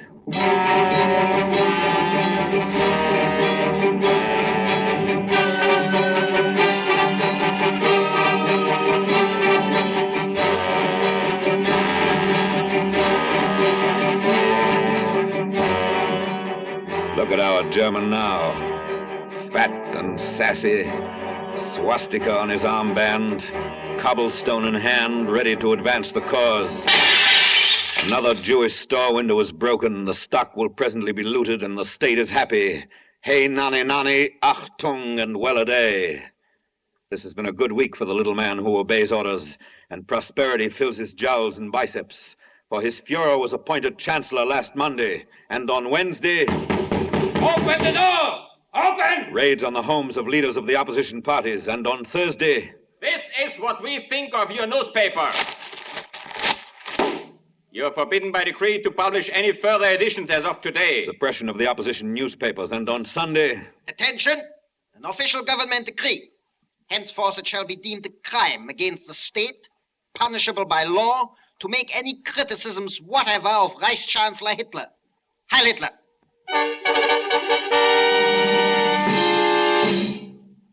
All this in the first week they were in the saddle. Every week then after for 12 inbreeding years of 52 weeks each year, week in, week out. The looking around carefully before speaking. The leather heels on the door stoop and the bell ringing insistently at 3 a.m. The stormtrooper, authority dangling from the holster on his hip, smugness fitting him like tights. The new decree even worse than the one published last week. The dream of escape. The pillowful of border where kind people wait just across, just beyond, on the other side, so near they see you and have pity for you. And then the awakening in the room in Dusseldorf. You're under arrest. Put your clothes on. Come with me. Violence beyond the fitful dreams of the straitjacketed maniac in the asylum. Tear out his beard by the roots. If his face comes off with it, all the better. Arrogance enough to dwarf an Alp. God has manifested himself not in Jesus Christ, but in Adolf Hitler. Last week pillage, this week murder, next week burn the books and don't forget the Bible. Fourth week in April, trial of 1,000 priests and nuns. The men who were masterless but free now have a master but no freedom. However, they have discipline and a scapegoat, and one can go far on that. Hunger and poverty and a couple of big contributions from a couple of big industrialists were enough to get them started. And fancied treasons, foreign and domestic, kept them going. Also cruelties to make skin creep on the sweating scalp. The fat and hairy fist against the fragile mouth. Now spit out your teeth, pretty one, and tell us, who else was in your trade union? The conscript children. Putrescence in the classroom. Scum injected into the growing arm. My father last night said to my mother that he hates der Führer. Good boy. Where do you live, hon? Last week purge, this week putsch, next week break a treaty, form an axis, give a hitch to Franco. Meanwhile, the small businessman who didn't kick into the party is framed on a trumped-up charge of listening to the British radio and is thrust protesting on a table for the guillotine. No, I'm innocent. I have no radio. I'm innocent, I tell you. No, This week and every week, the staggering lie. Nations stripped and tortured like a captive girl, while sidewalk superintendents stand by around the world and look on, fascinated. Even as they watch, of course, death warrants issued to themselves and to their sons. Extra, double feature, Austria and Anschluss, and the corpses of the suicides of gay Vienna are sanitarily disposed of. Darkness rising, pageants and parades, drapes and flags and searchlights in the goose step. Next week, umbrella dance at Munich. Salome bearing the head of John the Czech. And coming soon, too soon, lavish spectacle, millions in the cast, curtain going up, Poland devoured by lightning and locusts in 18 days.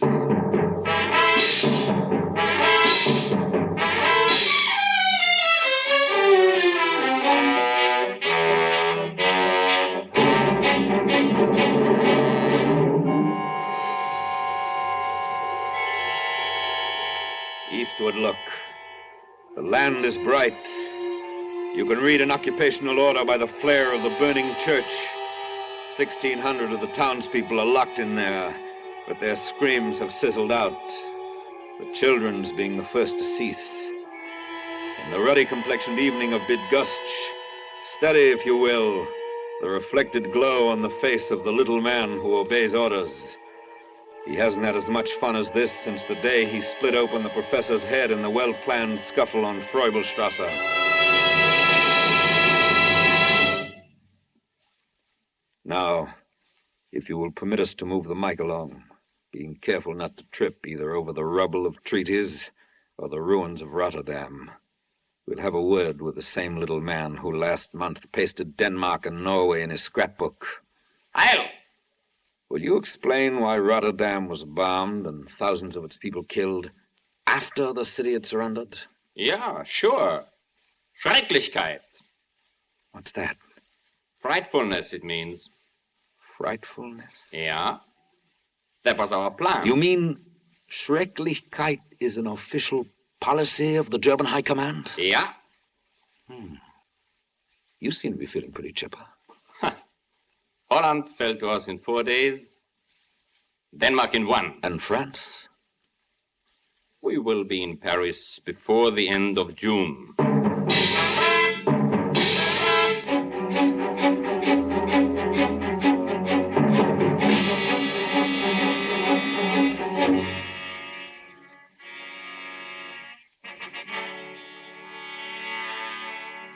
Scene: a clearing in the forest of Compiègne before the end of June.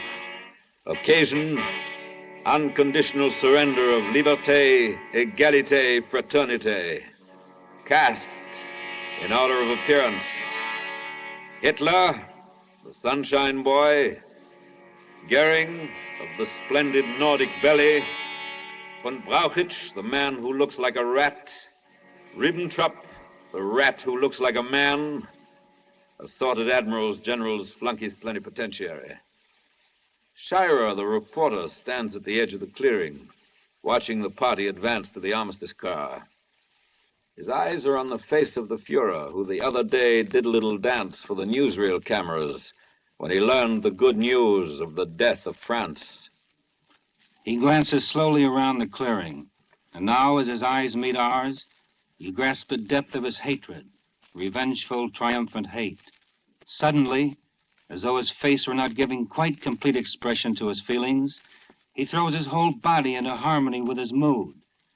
He swiftly snaps his hands on his hips, arches his shoulders, plants his feet wide apart. It is a magnificent gesture of burning contempt of this place.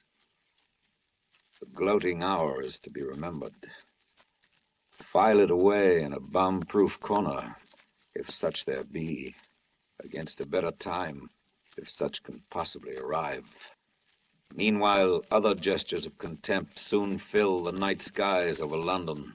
The cocky pilot, little man with wings, smiles in German, and the bombardier spits on his punctual hands, in forewarning of which below the news is published on the blacked-out air.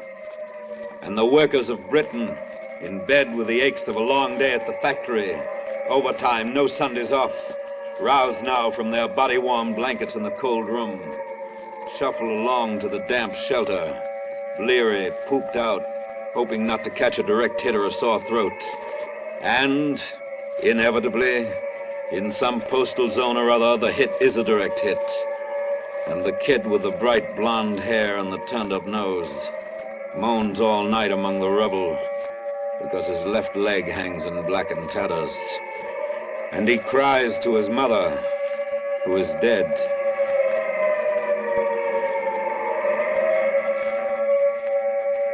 The siren is a musician of no value, knowing only one tune, which each time played is a disturbance of the peace. Oh, in the prime of the Luftwaffe, when there was nothing west of Dunkirk save prospects of invasion, the tenor of life in London was considerably beneath that of Berlin. For whereas the pubs of Westminster burned like books in synagogues, and the waters of the estuary blazed with oil, the warm cafes of Kurfürstendamm were busy and gay, and there was boating in the Tiergarten. The waltzes of J. Strauss of Austria, now part of the Reich, were especially lilting in the ballroom of the Adlon. The dances of A. Dvorak of Bohemia, lately absorbed by the Greater Germany, were gay as could be, and the contralto in the Rathskeller, abrim with charm, sang feelingly the leader of E. Grieg of Norway, Reich Protectorate.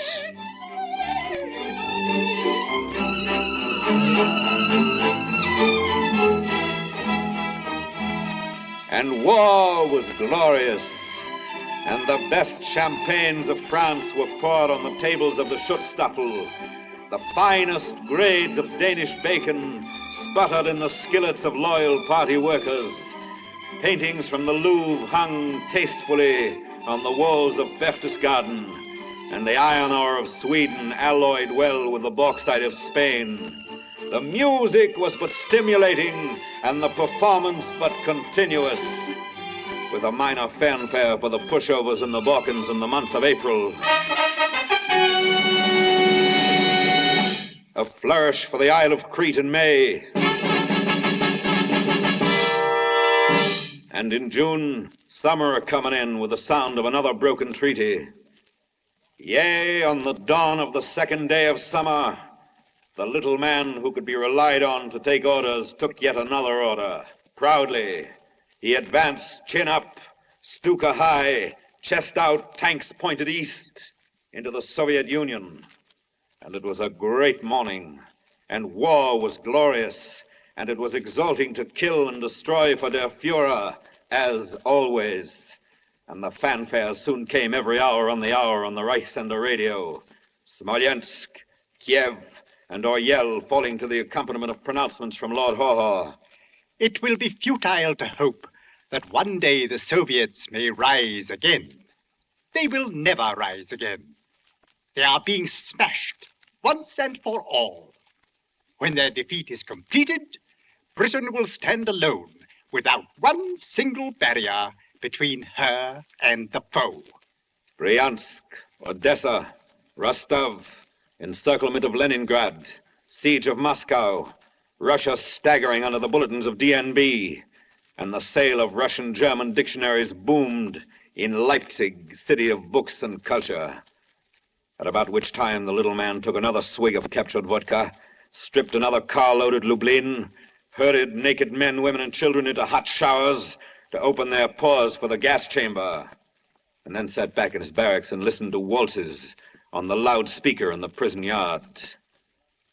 Later, in conformity with the predictions of seasoned military observers, the Russians were crushed at Stalingrad, and that was the deciding blow.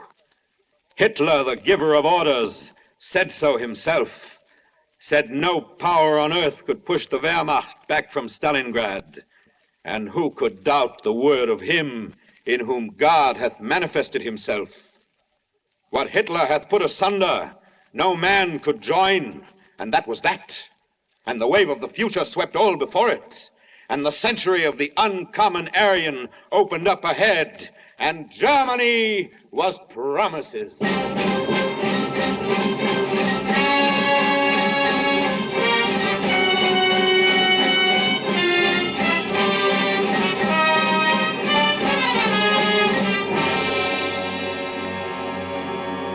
The little man no longer was a little man. He was a colossus who stood with one foot in Rhodes and the other in Finland.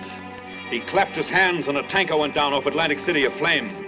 He blinked his eyes and there ensued mighty thunder, and Tobruk was his in a day. He inhaled and 1,000,000 slaves trembled in his galleys. Nothing like him ever was. He was organized from the womb, often illegitimate with state approval, to the grave of his enemy. His brand was on the soul of his victims, and the planet fitted in his palm.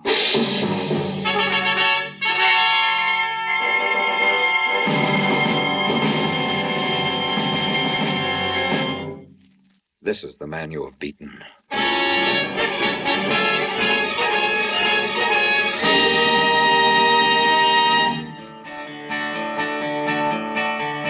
German Army General Staff, I guess they missed connections. They went 100 miles a day, but in the wrong direction. Round and around Hitler's grave, round and around we go. Gonna lay that feller down so he won't get up no more.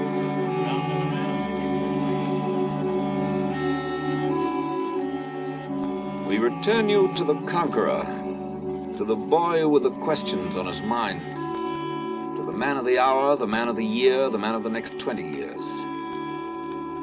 So that is the man we've beaten. How much did it cost to beat him?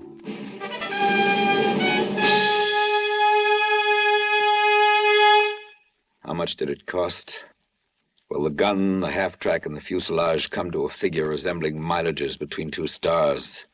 Impressive, but not to be grasped by any single imagination. High octane is high, and K rations in the aggregate mount up, also mosquito netting in battleships. But these costs are calculable and have no nerve endings, and will eventually be taken care of by the federal taxes on antiques, cigarettes, and excess profits. However, in the matter of the kid who used to deliver folded newspapers to your doorstep, flipping them sideways from his bicycle, and who died on a jeep in the Ruhr, there is no fixed price, and no amount of taxes can restore him to his mother. His mother sits in a room with a picture tonight and listens to a clock ticking on the mantelpiece and remembers, among other things, how he struggled with a barber when he was getting his first haircut and how she tried to calm him. And the upstairs tenant, in consideration of the news outdoors, says to his wife, "Shall we invite Mrs. Fish to come up? She's all alone tonight and seems sort of a shame." Well, I have a hunch she'd rather be alone tonight. Think so? I don't think she's in the mood to talk or carry on. She probably just wants to be with her thoughts. Maybe you're right. And the thoughts of the mother are tall, straight thoughts. And they burn like candles, quietly and slowly. And they trail into smoke and are lost in shadows. He was a good boy. My grief, I'll take with me to my grave. But also my pride, for he died in the service of his country. It's a good country, and he was worthy of living in it. Pray God it'll always be worthy of his having died for it.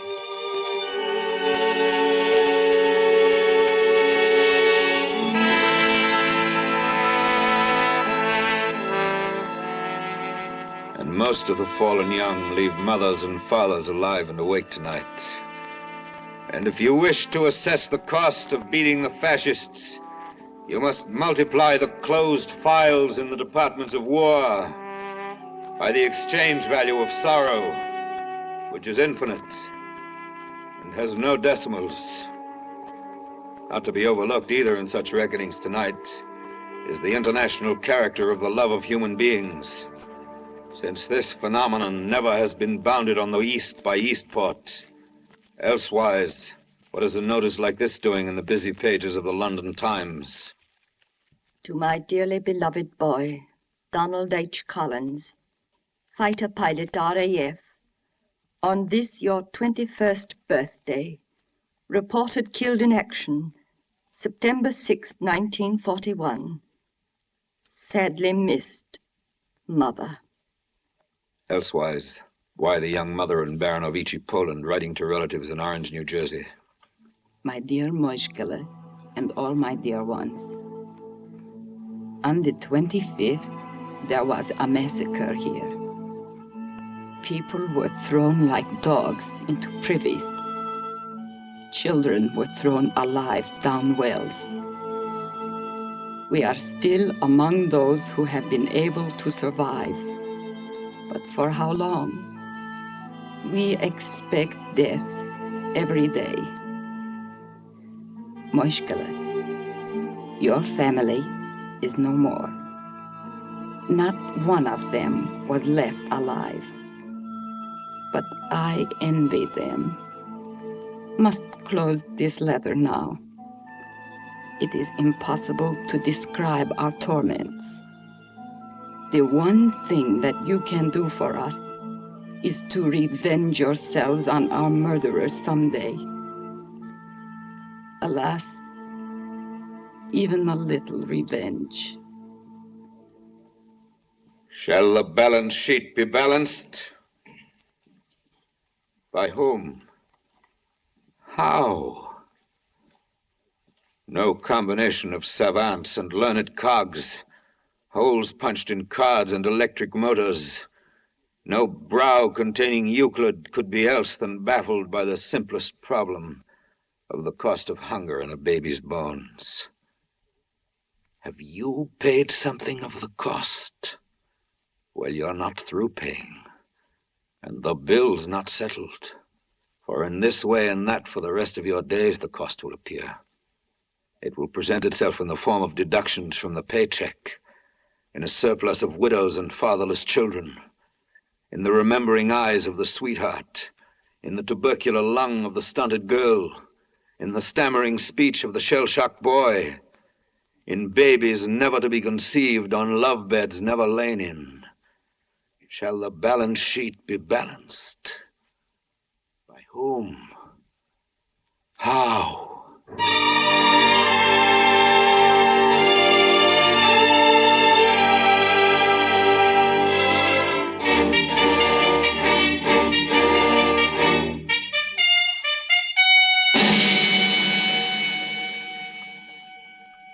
Again, we return you to the conqueror, man of the textbooks of millenniums ahead.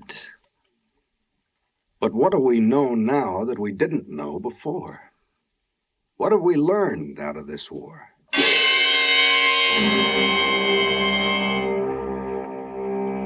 What have we learned?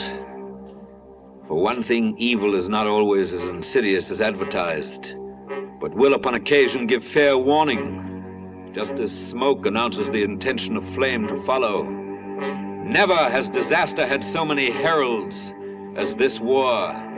Cassandra spoke from every lecture platform, and the notices were posted high and low. A cabinet minister resigned at Downing Street protesting. A president cried quarantine. Moscow sent food and guns to Barcelona. A housewife of Duluth boycotted German goods. An emperor of Ethiopia said in good French before the statesman of Geneva, Je suis venu pour avertir l'Europe de la catastrophe qui l'attend. I came to give Europe warning of the doom that awaits it. Je suis venu pour défendre la cause de toutes les petites nations menacées d'agression. I came defending the cause of all small people who were threatened with aggression. Aujourd'hui, le problème a une portée beaucoup plus étendue que l'agression italienne en elle-même. C'est la sécurité collective. The problem today is much wider than merely a question of Italian aggression. It is collective security. La moralité internationale est en jeu. It is international morality which is at stake. Dieu et l'histoire se rappelleront de votre jugement. God and history will remember your judgment. signs and portents. It was no furtive tapping on the windowsill at night, but clamorous pounding in the public square, blow after blow like a monstrous drop forge, beating into shape the time to come. And the time came, and the prophecies matured. The storm arrived and was no surprise to the barometer, the Jew who had cautioned. The Nazis are not against the Jews alone. That's just a sham. If you let them carry on this way, there'll be the death of Christians, too. He saw Gentiles die as well and sighed, and foraged for bullets in the cellars of the Warsaw Ghetto. Yea, and the time came, and it developed that Cassandra and the Jew were right, and that the Cliveden set was wrong. Fire and brimstone dropping from the sky were educational. There were tongues and torpedoes, sermons in bombs, books in the running battles. Whatever was learned the hard way, between blood transfusions and last rites. Each lesson fell trip-hammer hard, with a bang that killed a citizen or two somewhere. We've learned out of World War II that we'd learned nothing out of World War I. We've learned that nations don't know what they want will get what they don't want. We've learned that our east coast is the west bank of the Rhine, and the defenses of Portland begin in Shanghai. Soft answer doesn't turn away wrath. And if you offer your other cheek to a fascist, you'll get your head blown off. We've learned that a newspaper with a big circulation right at home can lie with a straight face 7 days a week and be as filthy and fascist as a handout in Berlin. We've learned that those most concerned with saving the world from communism usually turn up making it safe for fascists. We've learned that women can work and fight as well as look pretty and cook. We've learned the Germans came close to winning the first time, even closer the second time, and might damn well win if we give them a third time. We've learned the value of allies in a world where any war is sooner or later a world war. We've learned that some men will fight for power, but that most men will fight to be free. We've learned that freedom isn't something to be won and then forgotten. It must be renewed like soil after yielding good crops. must be rewound like a faithful clock, exercised like a healthy muscle. Free men who forget that lose their freedom.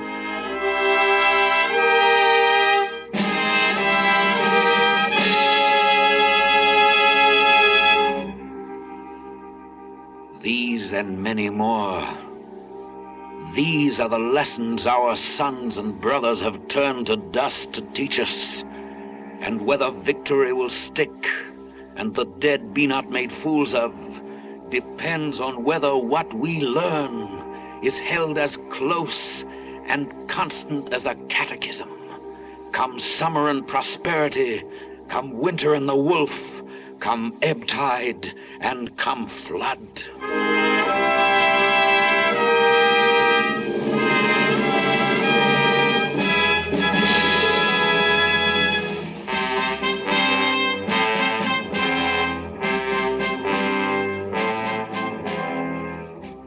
Again the Conqueror, where he patrols in Germany tonight under a streetlight.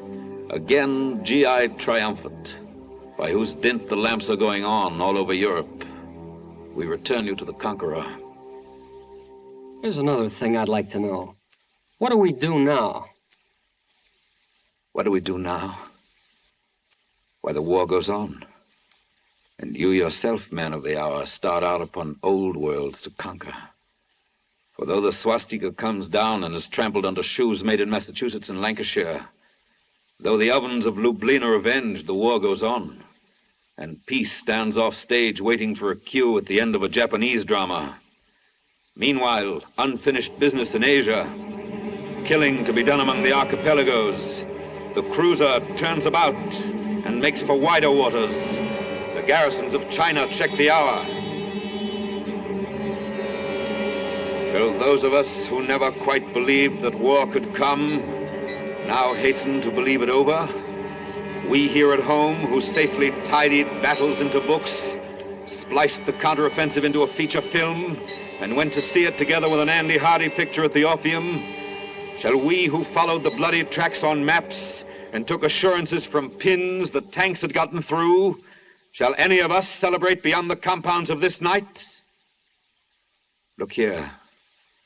We hoist our microphone again, 50 feet higher than Everest, and listen to items blowing toward us on the west wind over unpacific oceans. Listen. You hear it? The report of young men from Nebraska dying. Yes, this night. Word that Kentuckians are navigating coral seas. Texas Rangers bombing in pagoda country. Run with us westward now in pursuit of a sun last seen on this continent an hour back. Westward with the grain of time over an afternoon of ocean. Over humid isles where the situation is in hand. And into tropic skies to overtake a young American on vigil. Ahoy there! Hey! Have you heard the news? Yeah, pretty wonderful, ain't it? Run on among the Indies.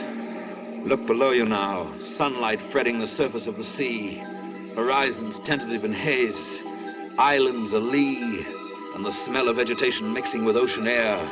In a flicker, banks of cumulus ahead now fall behind.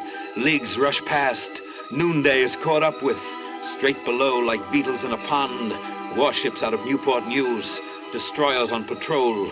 We plummet to the leader, and through a ventilator on the port side aft, lower our microphone until it touches bottom in the engine room. Ahoy there, engineer! Ahoy! Have you heard the good news? We sure have! What do you think of it? 2 down and 1 to go! Now, hoist you up and overboard and dive with your equipment well in hand into the sea and under it.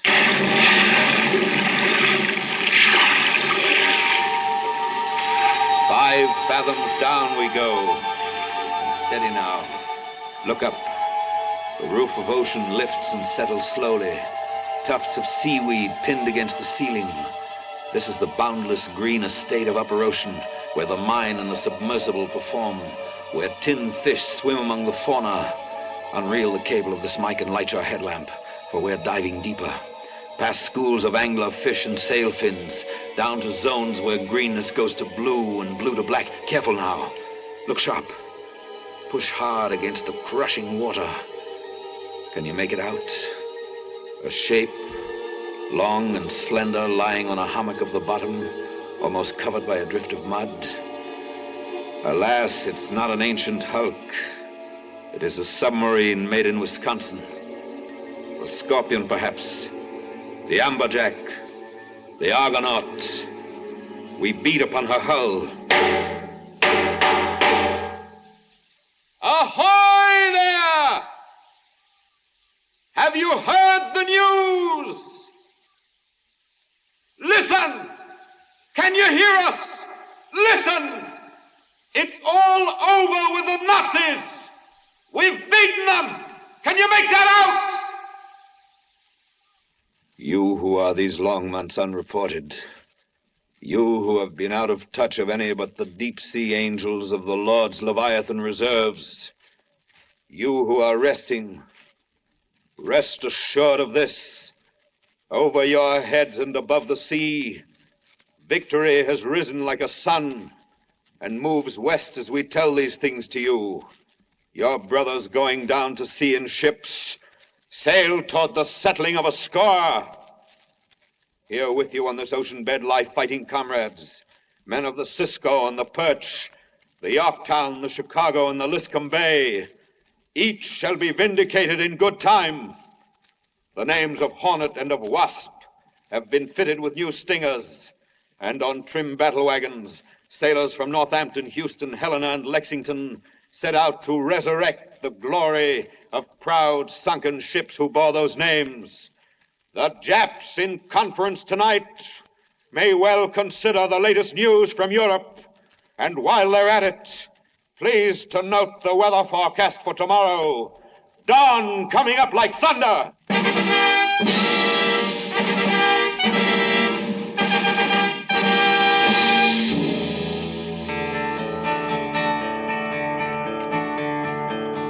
Let me tell you, Hirohito, now that Hitler's down, better buy a black kimono, cause you're on your last go-round. Round and around Hitler's grave, round and around we go. Gonna lay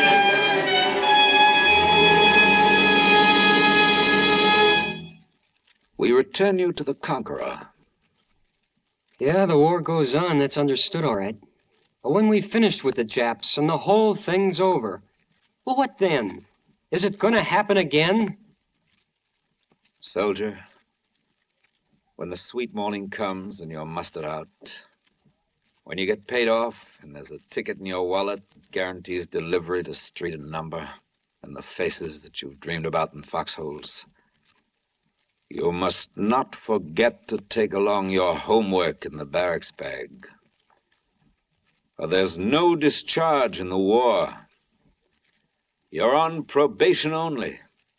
You and the faces you've dreamed about and all the rest of us.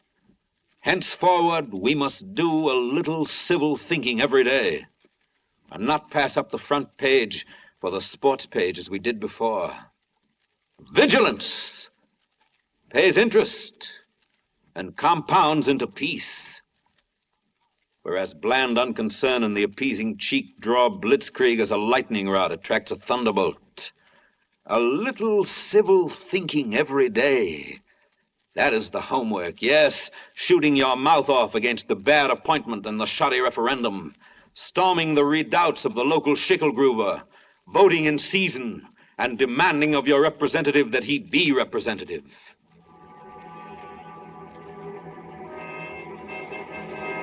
Is it going to happen again? Listen. Peace is never granted outright. It is lent and leased. You can win a war today and lose a peace tomorrow. Win in the field and lose in the forum. Peace has a mind of its own and doesn't follow victory around. What is 2/3 finished in Germany won't be 3/3 finished in Japan. There's a homely maxim out of London says it better. The duration's gonna be a lot longer than the war, Governor. You can make war quickly, but you make peace slowly. It takes a second to break a piece, but a long time to put it together again. There are some records in Washington say it better. Congress took only 8 minutes to declare war on Germany. And in the same session, it took only 5 minutes to declare war on Japan. But between this war and the last one, the world took 25 years trying to declare peace, and then couldn't do it. Listen, to win is great. To learn from winning greater. But to put the lessons learned from winning hard to work, that is the neatest trick of all. Shall we live alone this time and like it? We tried that before, and it didn't work. Shall we sit with the rest of the world in common council or stand apart in splendid isolation? We stood apart last time, and it didn't work. Shall we merely assume it will happen again in the course of human nature and make up our minds not to make up our minds about anything really important? We tried the ostrich routine last time, and it didn't work. Soldier, don't you feel in your bones that we can keep it from happening again? That we're smarter now we've learned some lessons, and stronger now we've made some friends. For has it not been shown what free, united peoples can accomplish? Wonder staggering the naked mind. We came from behind and we came up fast. We got together and spotted them, aces and spades, and beat them at their own game. Showed them how to pull off what Napoleon and Hitler never even dared to try. Invasion across the channel. Showed them how to flank a flank and blitz a blitz. Showed them that when you get together and conquer, it works out better than divide and conquer. Showed them how to wage a war and work and plan and sing songs all at once. We're gonna tell the postman next time he comes around that Mr. Hitler's new address is the Berlin burying ground. Round and around Hitler's grave, round and around we go. Gonna lay that feller down, he won't get up no more. Adolf Hitler started hot, he was mighty big and bold, but the Allies slapped him down so hard he caught his death of cold. Round and around Hitler's grave, round and around we go. Gonna lay that feller down, he won't get up no more. Round and around Hitler's grave, round and around we go. Gonna lay that feller down, he won't get up no more. The singing fades. The celebrants go home. The bowl is drained and emptied, and the toasts are drunk. The guns are still, the tanks garaged. The plane rests in the hangar. Only the night remains, and the armed camps. The boy with questions on his mind turns on his cot in the barracks, stares at the ceiling, says to himself, I hope to God it's not going to happen again. I hope they planned better this time. Outside, the dew of morning glistens like a hope, and light of day is just beyond the local curve of earth. The plan gets ready for tomorrow. Tomorrow is ready for the plan.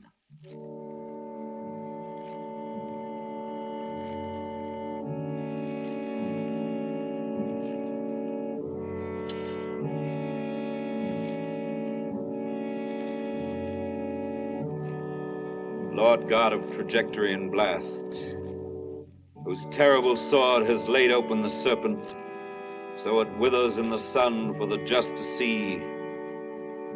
Sheathe now the swift avenging blade with the names of nations writ on it, and assist in the preparation of the plowshare. Lord God of fresh bread and tranquil mornings, who walks in the circuit of heaven among the worthy, deliver notice to the fallen young men. The tokens of orange juice and a whole egg appear now before the hungry children. That night again falls cooling on the earth, as quietly as when it leaves your hand. That freedom hath withstood the tyrant like a Malta in a hostile sea. And that the soul of man is surely a Sevastopol which goes down hard and leaps from ruins quickly.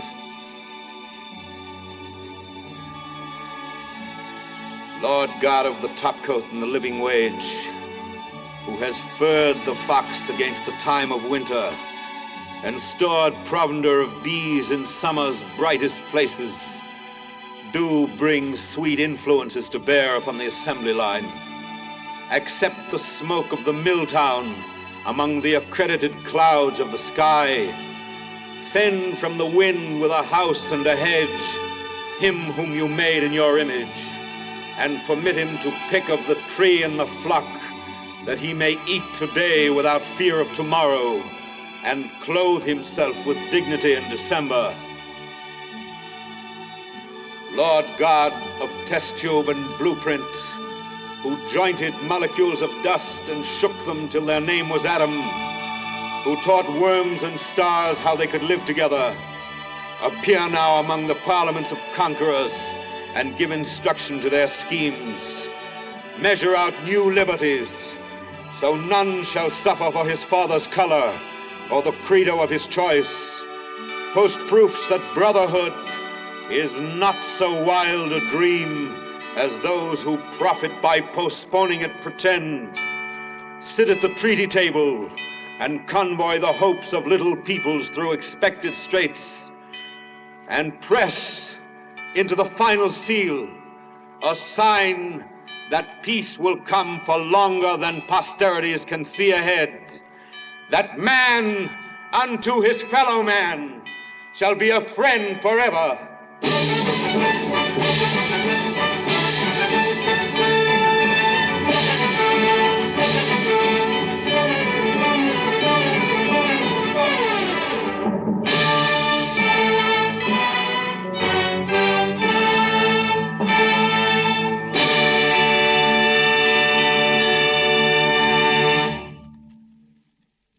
You have been listening to Columbia's presentation of On a Note of Triumph, a special broadcast written, directed, and produced by Norman Corwin for the Day of Victory in Europe. Martin Gable starred as narrator. The musical score was composed by Bernard Herrmann and conducted by Lud Gluskin. The text of tonight's broadcast will be for sale at bookstores throughout the country tomorrow.